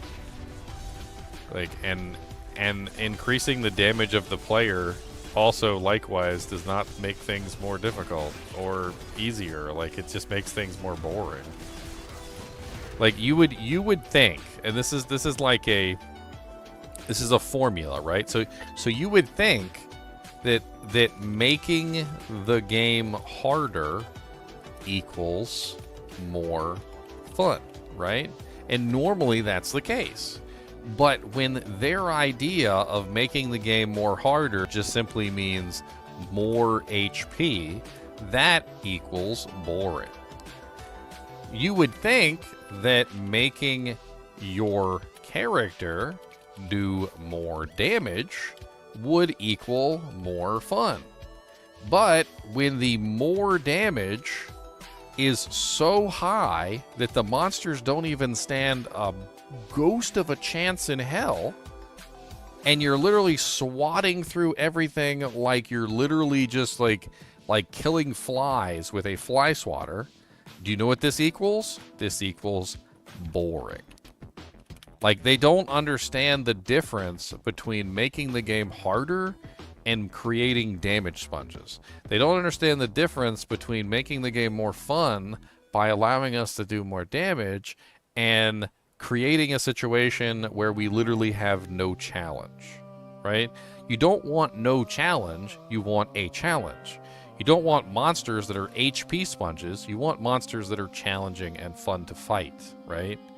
Like, let me give like actual analogous examples to this, okay? So an analogy for this, I got these stupid little things chasing after me. So an analogy for this example is like this. It's like a grand chess master playing against a 5-year-old, right? This is essentially what this represents. Like, it doesn't, if you're skilled at the game and you know what you're doing, why would you want to play versus a 5-year-old? That's just stupid, right? And this, the more HP part, a good analogy for this is something along the lines of like this. A grand chess master versus 10 million 5-year-olds, right? How long do you think it's going to take him to beat 10 million 5-year-olds? It's going to take him a long time. Does that mean it was difficult? Does that mean it was fun? Probably not. Like, it's probably going to be pretty boring playing chess versus 10 million 5-year-olds. In fact, they're probably going to be picking their nose and like putting their finger in their butt half the time while you're playing, and you're going to be waiting for them to do a move. Like, this is the equivalent of adding more HP to the monsters. And this is the equivalent of giving you 10 trillion billion quintillion HP and the monsters basically being like the easiest things in the world to kill. Like, what we want is this. We want Grand Chess Master versus Grand Chess Master. This is what we want. We want this. Like, this is the correct path. We don't want this. We don't want the game to be too easy. And we don't want this. We don't want the game to be boring because the monsters have 10 quintillion HP. We want this.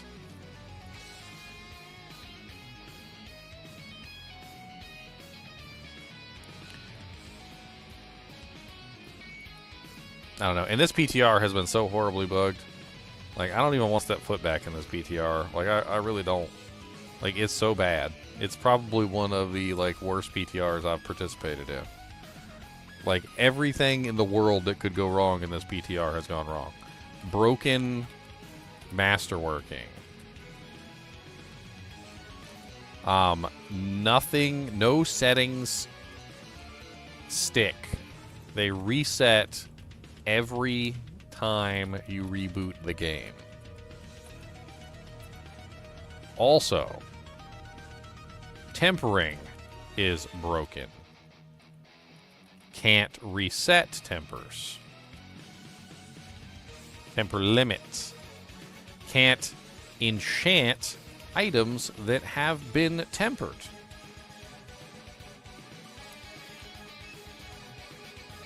Infernal Hordes, like Doojanks, the actual like compasses, don't work unless you find them. Seasonal powers did not work on copied characters.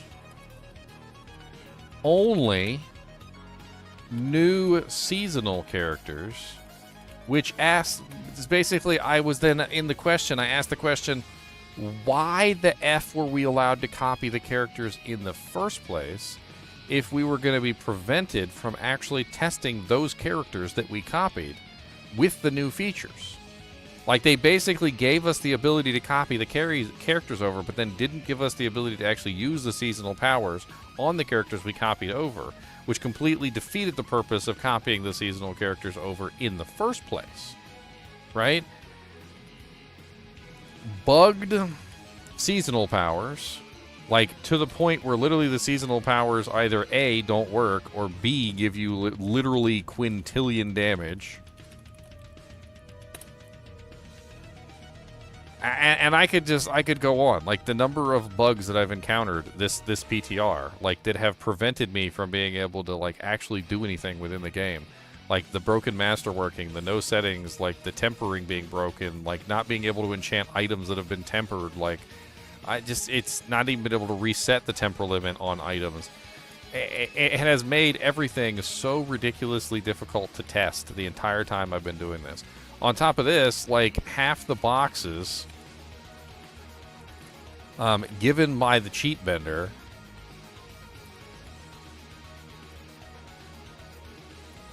were containing either A, defective items that basically didn't work, or B, only non-ancestral equipment, which made the entire, like, process of testing things, like, ridiculously difficult, or didn't contain the item at all in the case of the Necromancer, so the Necro gloves weren't even in the class box. Like, it's absolutely ridiculous how bad this PTR has been. The first PTR was really bad. It was really bad. And we complained about a lot of stuff because, well, it was awful. And it was very hard to test anything in the PTR. They didn't give us any ability to copy characters. We didn't have a cheat vendor. We had nothing, right? And it was horrible. Like, a lot of people complained. And this PTR has been worse than that one. Like, in many ways, I had to spend more time going out of my way to fix the things that they had, the bugs that they had created, essentially. To, like, test anything, like, with this system. Like, the system is so badly set up right now. I don't know what they did. Like, I really don't know what they did. They broke, like, half the mechanics in the game. Half the stuff in the game is just, like, not functioning properly. And then the crashing, too. Like, so the server was just randomly crashing, or you would randomly lag out and the game wouldn't crash, but you couldn't do anything. And then, of course, this exasperated this issue with the no settings sticking, because every time the game crashed, or you had to force crash the game because it would just lock up in a soft lock, all the settings would then reset, and then you would have to go through the process of turning things back on. Things that are really important, like, for instance, the ability to, you know, like, have your advanced tooltip compare and advanced tooltip information, which actually lets you know what the minimum and maximum rolls are, and other information that you need to know, like, that's actually pretty important for setting up characters. And even the, like, I don't know what was wrong with the gambling vendor either. It seemed like the gambling vendor was very wonky as well. Like, I know sometimes I was in, like, normal difficulty or, like, Torment 1 or something, but there was times even when I was in Torment 4 it was, like, spazzing out and doing weird stuff. You guys want to see one of my, like, triple masterworked items? I posted a screenshot of it. I thought it was hilarious. This is some of the stuff that you could do in, like, in this season. Let me post a picture of it because it's funny. I'll put it up on the stream. Where's my triple masterworked? Oh, here's my triple double. Here's my triple double masterworked item. That was beautiful. And then I also had a triple double in another way. So it's a triple double with a single. Sounds like I'm talking about hamburgers here.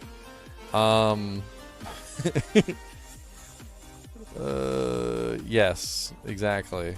Like, this is the kind of, like, craziness that was going on with the masterworking system, too. Like, 2 triple greater affixes and a single greater affix, or a masterwork on the same item. This one is 1 single and 3 double greater masterworks on the same item. Whatever they did to break that stuff is, like, absolutely bonkers. I don't even understand, like, what they did.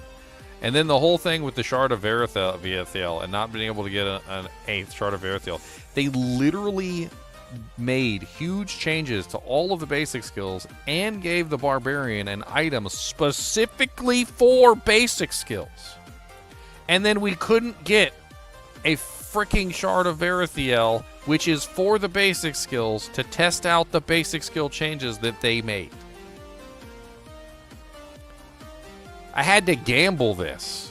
Like, I had to gamble this one. This 140 was one that I gambled. And this is not even a freaking ancestral. And I think they might have, like, fixed the box later, but... Start punching the air. And I want to test out the stuff. Like, obviously, I want to test out the stuff. I'm here. I want to test out the things. But, like, why is it so hard to test this stuff out? When they organize these PTRs, do they ever even come on here and test this stuff out themselves? Like, do they actually use these functions and, like, try and build characters with them? Like, at all? Like, past, like, a level 1 character that they put some white items on? Because I feel like if they actually used any of this stuff, they would have discovered these problems themselves. One person walking up to a vendor and masterworking an item and ending up with a double triple with a single masterwork on it, like a 10-year-old would have discovered this. Like, anybody who walked up to the vendor and masterworked something would have seen this bug. Anybody who tried to temper an item would have found the bug where literally if you over temper an item, it no longer allows you to reset, because you would have tried to reset it and you would have found out it doesn't reset anymore. Anybody who tempered an item and then moved over to here to freaking enchant the item would have discovered this stupid bug that literally makes it so that you can't enchant the item anymore.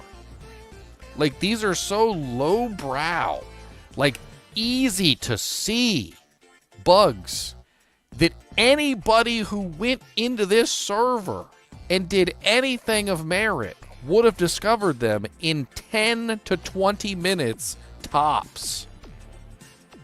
Why are they here?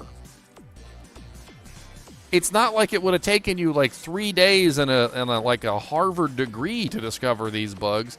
These are things that crop up the moment that you try and put a character together. The second you try and put a character together, you're literally like the first day I got on here, I triple double masterworked an item, and I'm like, well, that seems wrong. Huh. This doesn't seem right. This seems a little off. You're not supposed to be able to get 2 triple masterworks on one item and a single. Like, this doesn't seem right. I think something's off here. I could be wrong, though. I, like, posted it in Discord immediately, and then, like, immediately got this item, which was, like, a double triple. Like a triple double. Sorry, triple double, not a double triple. My bad. A double triple is 2 triples. This is a triple double. and a single. With it's got some like you got and the fries. It's got and some fries.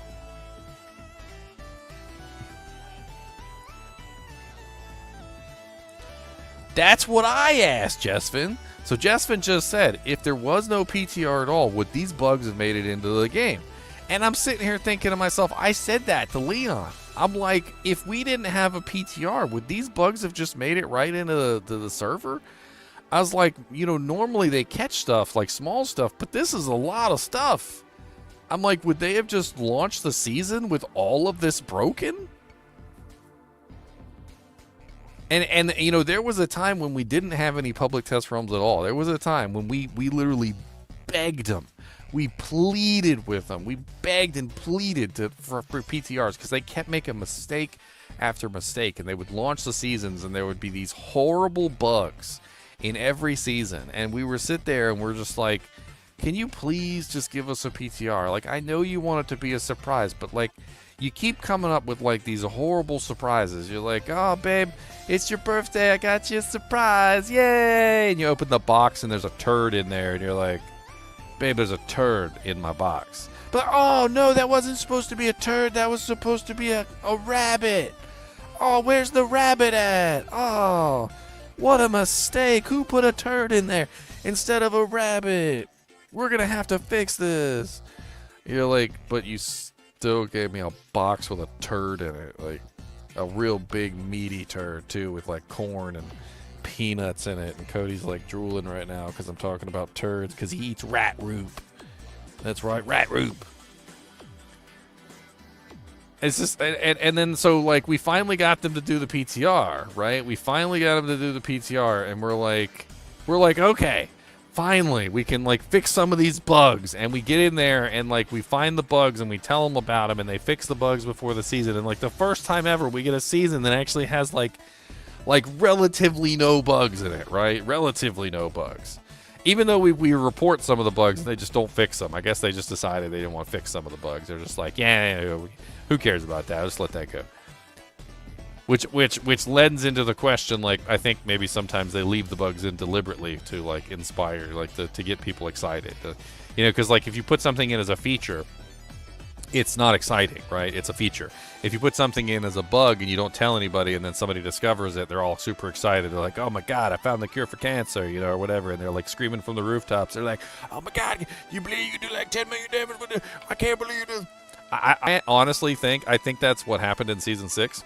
So my official, like, consensus on Season 6 that I have determined is that the Spiritborn was bugged. So everybody knows this. The Spiritborn was bugged in Season 6, right? He was so bugged. He was the buggiest bug that ever bugged, right? He was, like, amazing. Like, pit tier 150 speed running bugged. Like, that's how fast he was. He wasn't just doing pit 150s. People were speed running pit 150s and posting their times to fight for dominance in the season. That's how bugged the Spiritborn was, right? So this is my personal opinion of what happened with the Spiritborn, and I'm going to let you guys in on my consensus. And I've actually thought about this. I've looked at it from all the angles, and there's only one conclusion. Okay, and the conclusion is basically this. Blizzard wanted people to like the new class, okay? This is the consensus that I came up with. Blizzard wanted people to like the new class. So what they did is they deliberately placed a bug that would be found by the player base. Not all the bugs, okay? Not all the bugs, mind you. But they deliberately placed one or more bugs in the character. So, deliberately placed one or more bugs into the character, all right? And this was to increase hype for the character, right? Which isn't even really a bad idea, and I don't fault them for it, okay? The problem, now this was the problem, okay? there were more bugs than they left in. Okay? So let's pretend for a second that Blizzard left in like 1 to 2 bugs because they wanted to increase the hype of the character, which is reasonable and understandable. What happened is that in reality, there was more like 4 to 8 bugs plus the 1 to 2 bugs that they left in. And what happened is the 1 to 2 bugs that they left in were multiplying against the 4 to 8 bugs that were already existing within the character, which equaled literally quintillion damage. And this is my official, like, I really think that this is the case. I think that Blizzard deliberately placed bugs into the character to make people enjoy the character, and it was a good idea because it increases the hype for the character. The problem is they didn't fully vet the character, and there was like 4 to 8 other bugs in the character, which also rose up around the same time frame, multiplying against the bugs that they had left in, causing an untold feedback loop, essentially. A feedback loop, which is the same thing that we currently have right now. And the feedback loop eventually basically just made infinite damage. And that's what happens when you have 2 skills that interact with each other in a very bad way. You have a feedback loop. The feedback loop continually multiplies against itself until eventually you have infinite damage, or as infinite as you can get in a 64-bit environment, which is 18 quintillion 444 quadrillion damage. That's the maximum amount of damage that anyone can do in a 64-bit game. Now, we could go higher if it was a 120-bit game. If it was a 128-bit game, we could go higher. Like, we could, those are rookie numbers, my friend. We could go much higher than that in a 128-bit game. Because feedback loops don't stop. That's the problem with feedback loops. So when you have a feedback loop, it continues to rise forever until it hits some sort of ceiling. In the 64-bit environment, the ceiling is 9 quintillion 223 quadrillion blah blah blah blah blah. However, once you pass that, it starts to go into the negative numbers, and the negative numbers also go to 9 quintillion 223 trillion, which eventually adds up to a total of 18 quintillion 446 quadrillion damage, which is right there on the screen, as you can clearly see. 9 quintillion 223 quadrillion blah blah blah blah blah. See it? It's beautiful, isn't it? Look at it. Look at that. Look at that beautiful max negative integer overflow damage. See it on the screen there? It's glorious looking. I saw a max integer negative overflow. It was 9 quintillion 223 quadrillion 372 trillion and 36 billion 854,775,808.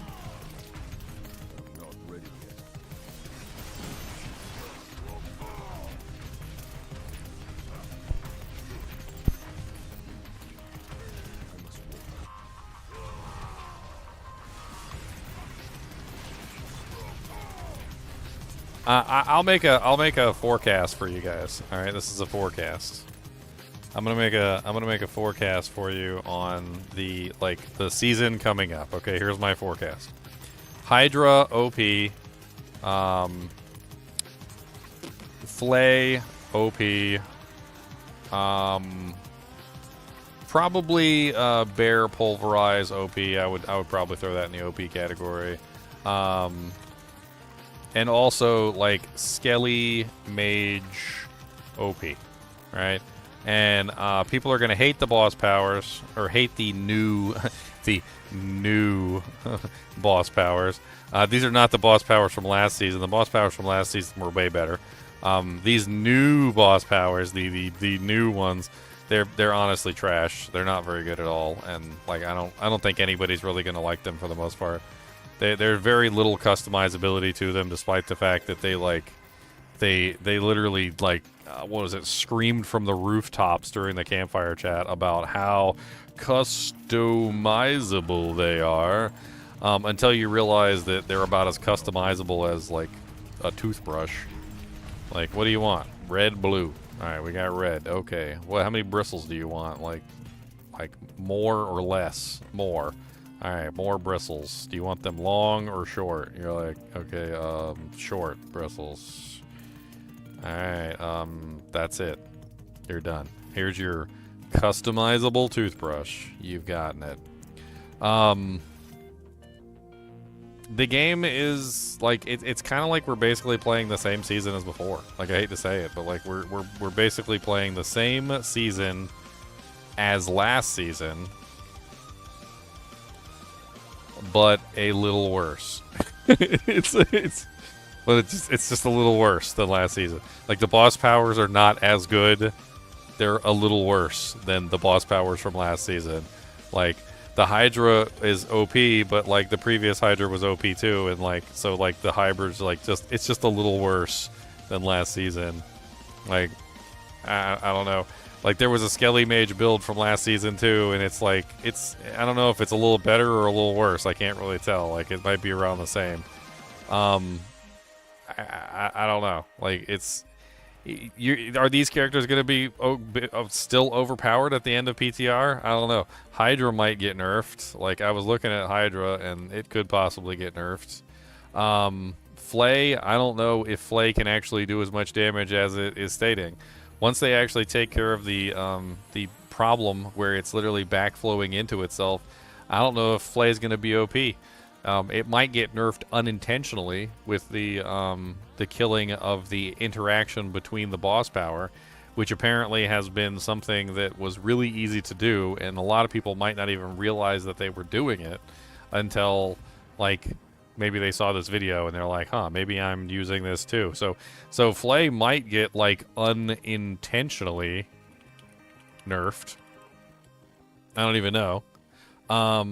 Skelly Mage, like, there's some glitches with it. Like, there's a couple problems with it, but it's pretty OP. I don't know if it's going to get nerfed. I think it might stay the same.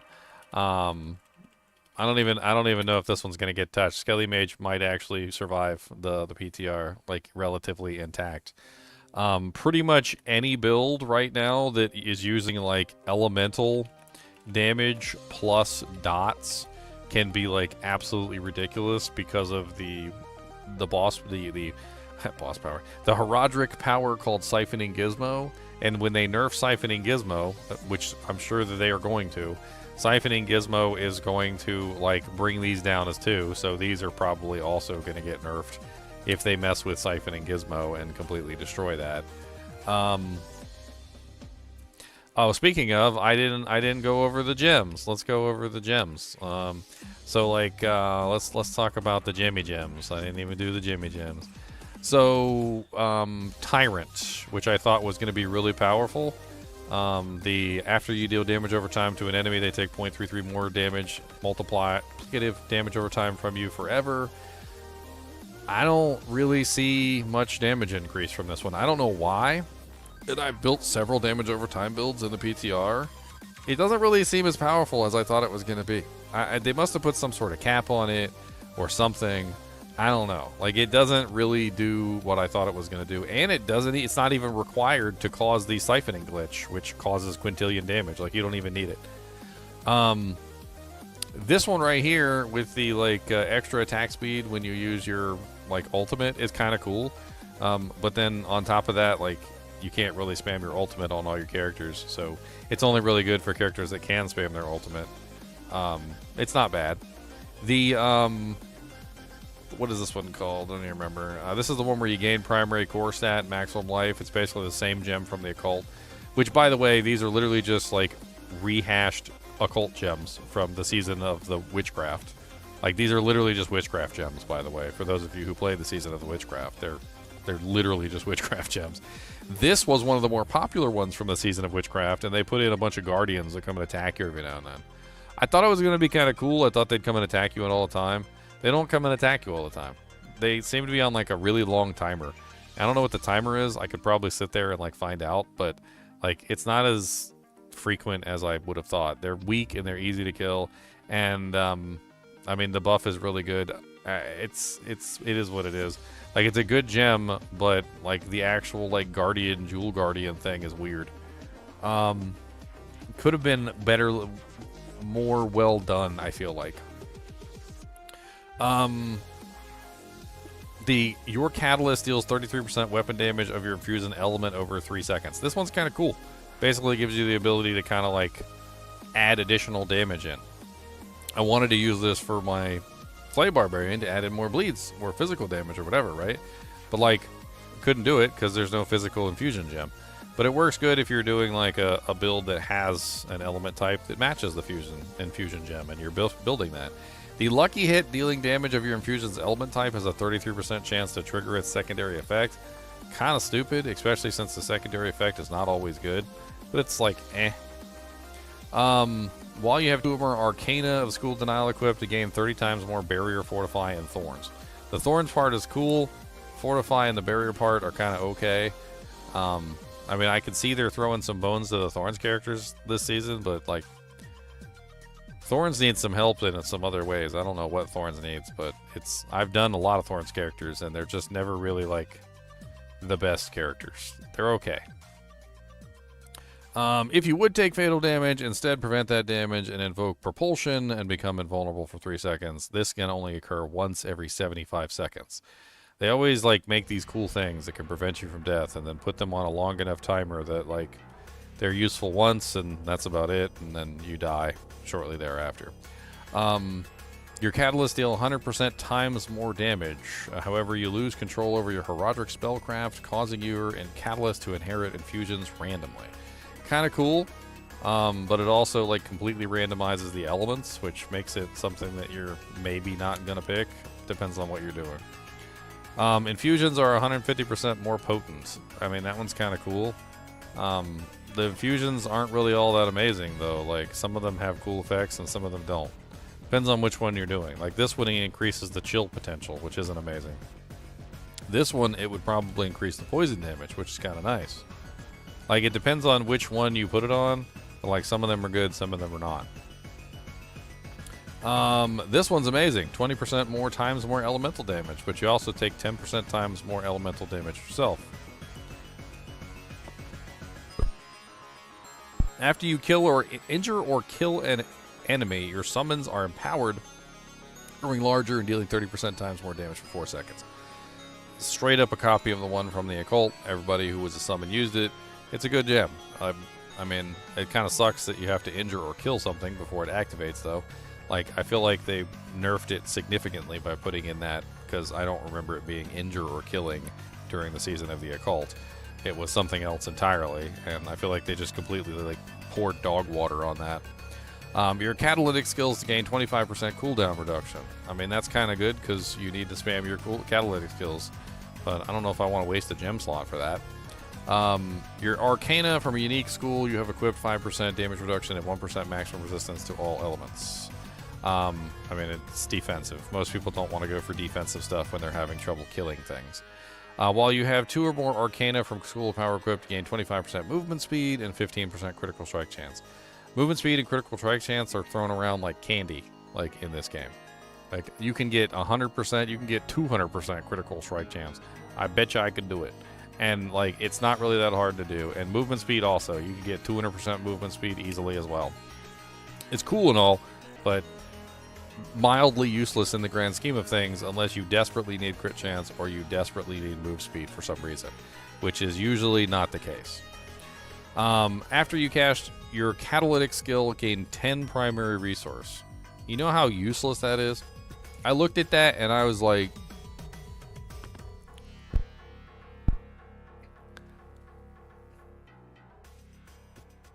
what's the cooldown on these abilities? 5.3 seconds. So 10 primary resource every 5.3 seconds. 11.2 seconds. 10 primary resource every 11.2 seconds. 7 seconds. So 10 primary resource every 7 seconds. Propulsion, 4.3. That's a little bit better. So 10 primary resource every 4.3 seconds. Cosmic Anomaly. Spawn rate 5 seconds. So you can only blow up 1 Cosmic Anomaly every 5 seconds. So you get 10 resource every 4.3 seconds at best. Who thought this one up? Like, who thought 10 primary resource every 4.3 seconds was going to be worth a slot? Did they really think that was going to be worth a slot? Did they think it was going to be like everybody was just going to be like, oh my god, I can't believe it, 10 primary resource every 5 seconds? Boy, I am never going to need resource again. Seal of Control. While you have 2 or more Arcana from the School of Control equipped, gain 45% times control duration and 30% lucky hit chance. The 30% lucky hit chance is kind of nice. Like, I can't hate them all. I can't hate them all.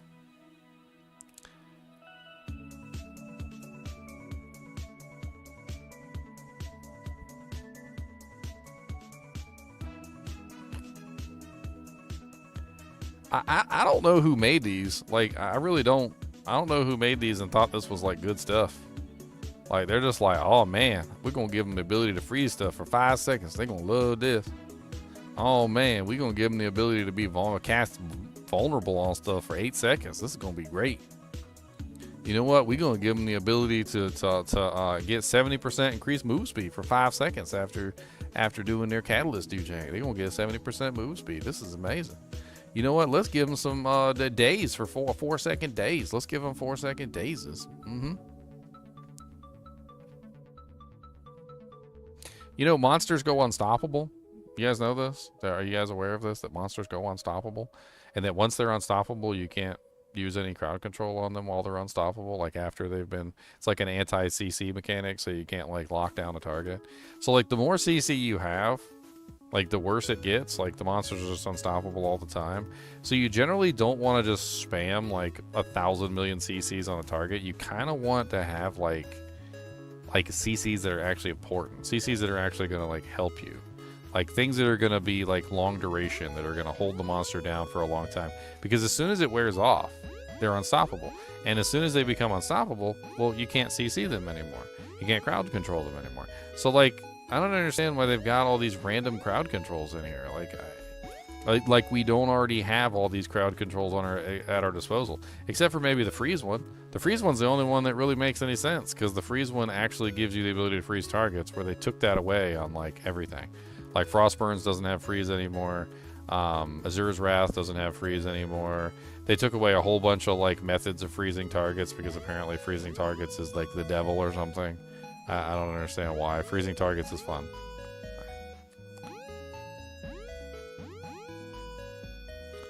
Like I honestly, if this was me, like and I had this going out for the next season, like I don't think I would let this go. Like I think I would stop the production team and be like, hey, we got to do better. Like we got to do better than this. Like this isn't like on like up to snuff. Like this isn't on par with like the minimum quality that we should accept. Like the minimum quality is like here, and like these boss powers are like down here somewhere. Like I don't even know. And that's only like even if you count the siphoning gizmo being broken. Like if I count the siphoning gizmo being broken, I'm ranking it like down here. Like even if they fix it and siphoning gizmo becomes useless, it's going like below the screen. Like we're hitting the bottom at this point.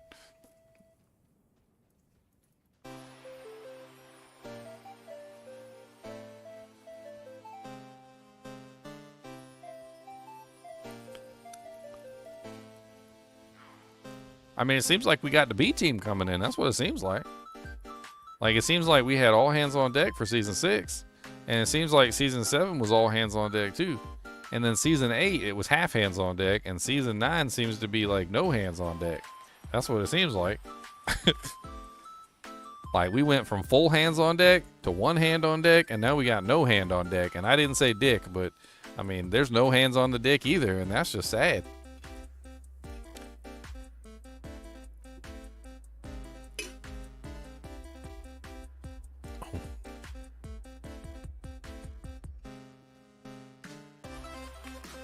I mean, don't get me wrong. I think the next season's going to be fun.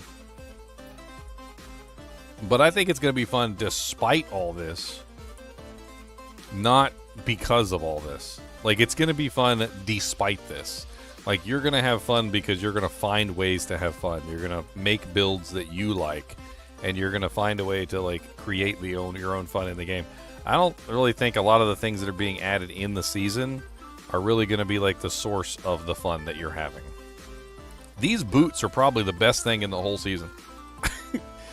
Like, I don't even think I'm joking. I think these boots are literally the best thing in the whole new season. Like, these boots, you might as well just play a barbarian and have fun with, like, a basic build. Because these boots are, like, the most fun thing in, like, the whole season. Maybe I'd include the Necromancer gloves. The Necromancer gloves are pretty good. The Hands of Nas, the ones that give you, like, a whole bunch of, like, mages, those are kind of fun, too. Like, okay, I'll say the Hooves of the Mountain God and the Necro gloves. Those are, like, the two most, like, amazing things in this season. And everything else is just kind of meh.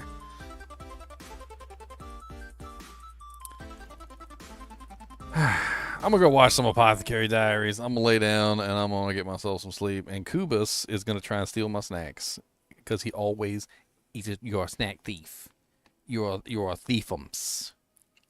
This boy will literally, like, I'll be eating a snack, right? I'll be eating a snack. Like, pretend you're me and you're eating a snack, right? So this is you and you're eating a snack, right? So you got the snack in your hand. This is Kubus. He's like this. What you got? What's that? Is that a snack? Do you like that? What is that? You gonna eat that? You're gonna eat that snack? Cause I like it if you're not gonna eat it. Are you gonna eat it? And I'm like, get out my face! I'm like, ah, dang! Why are you so close?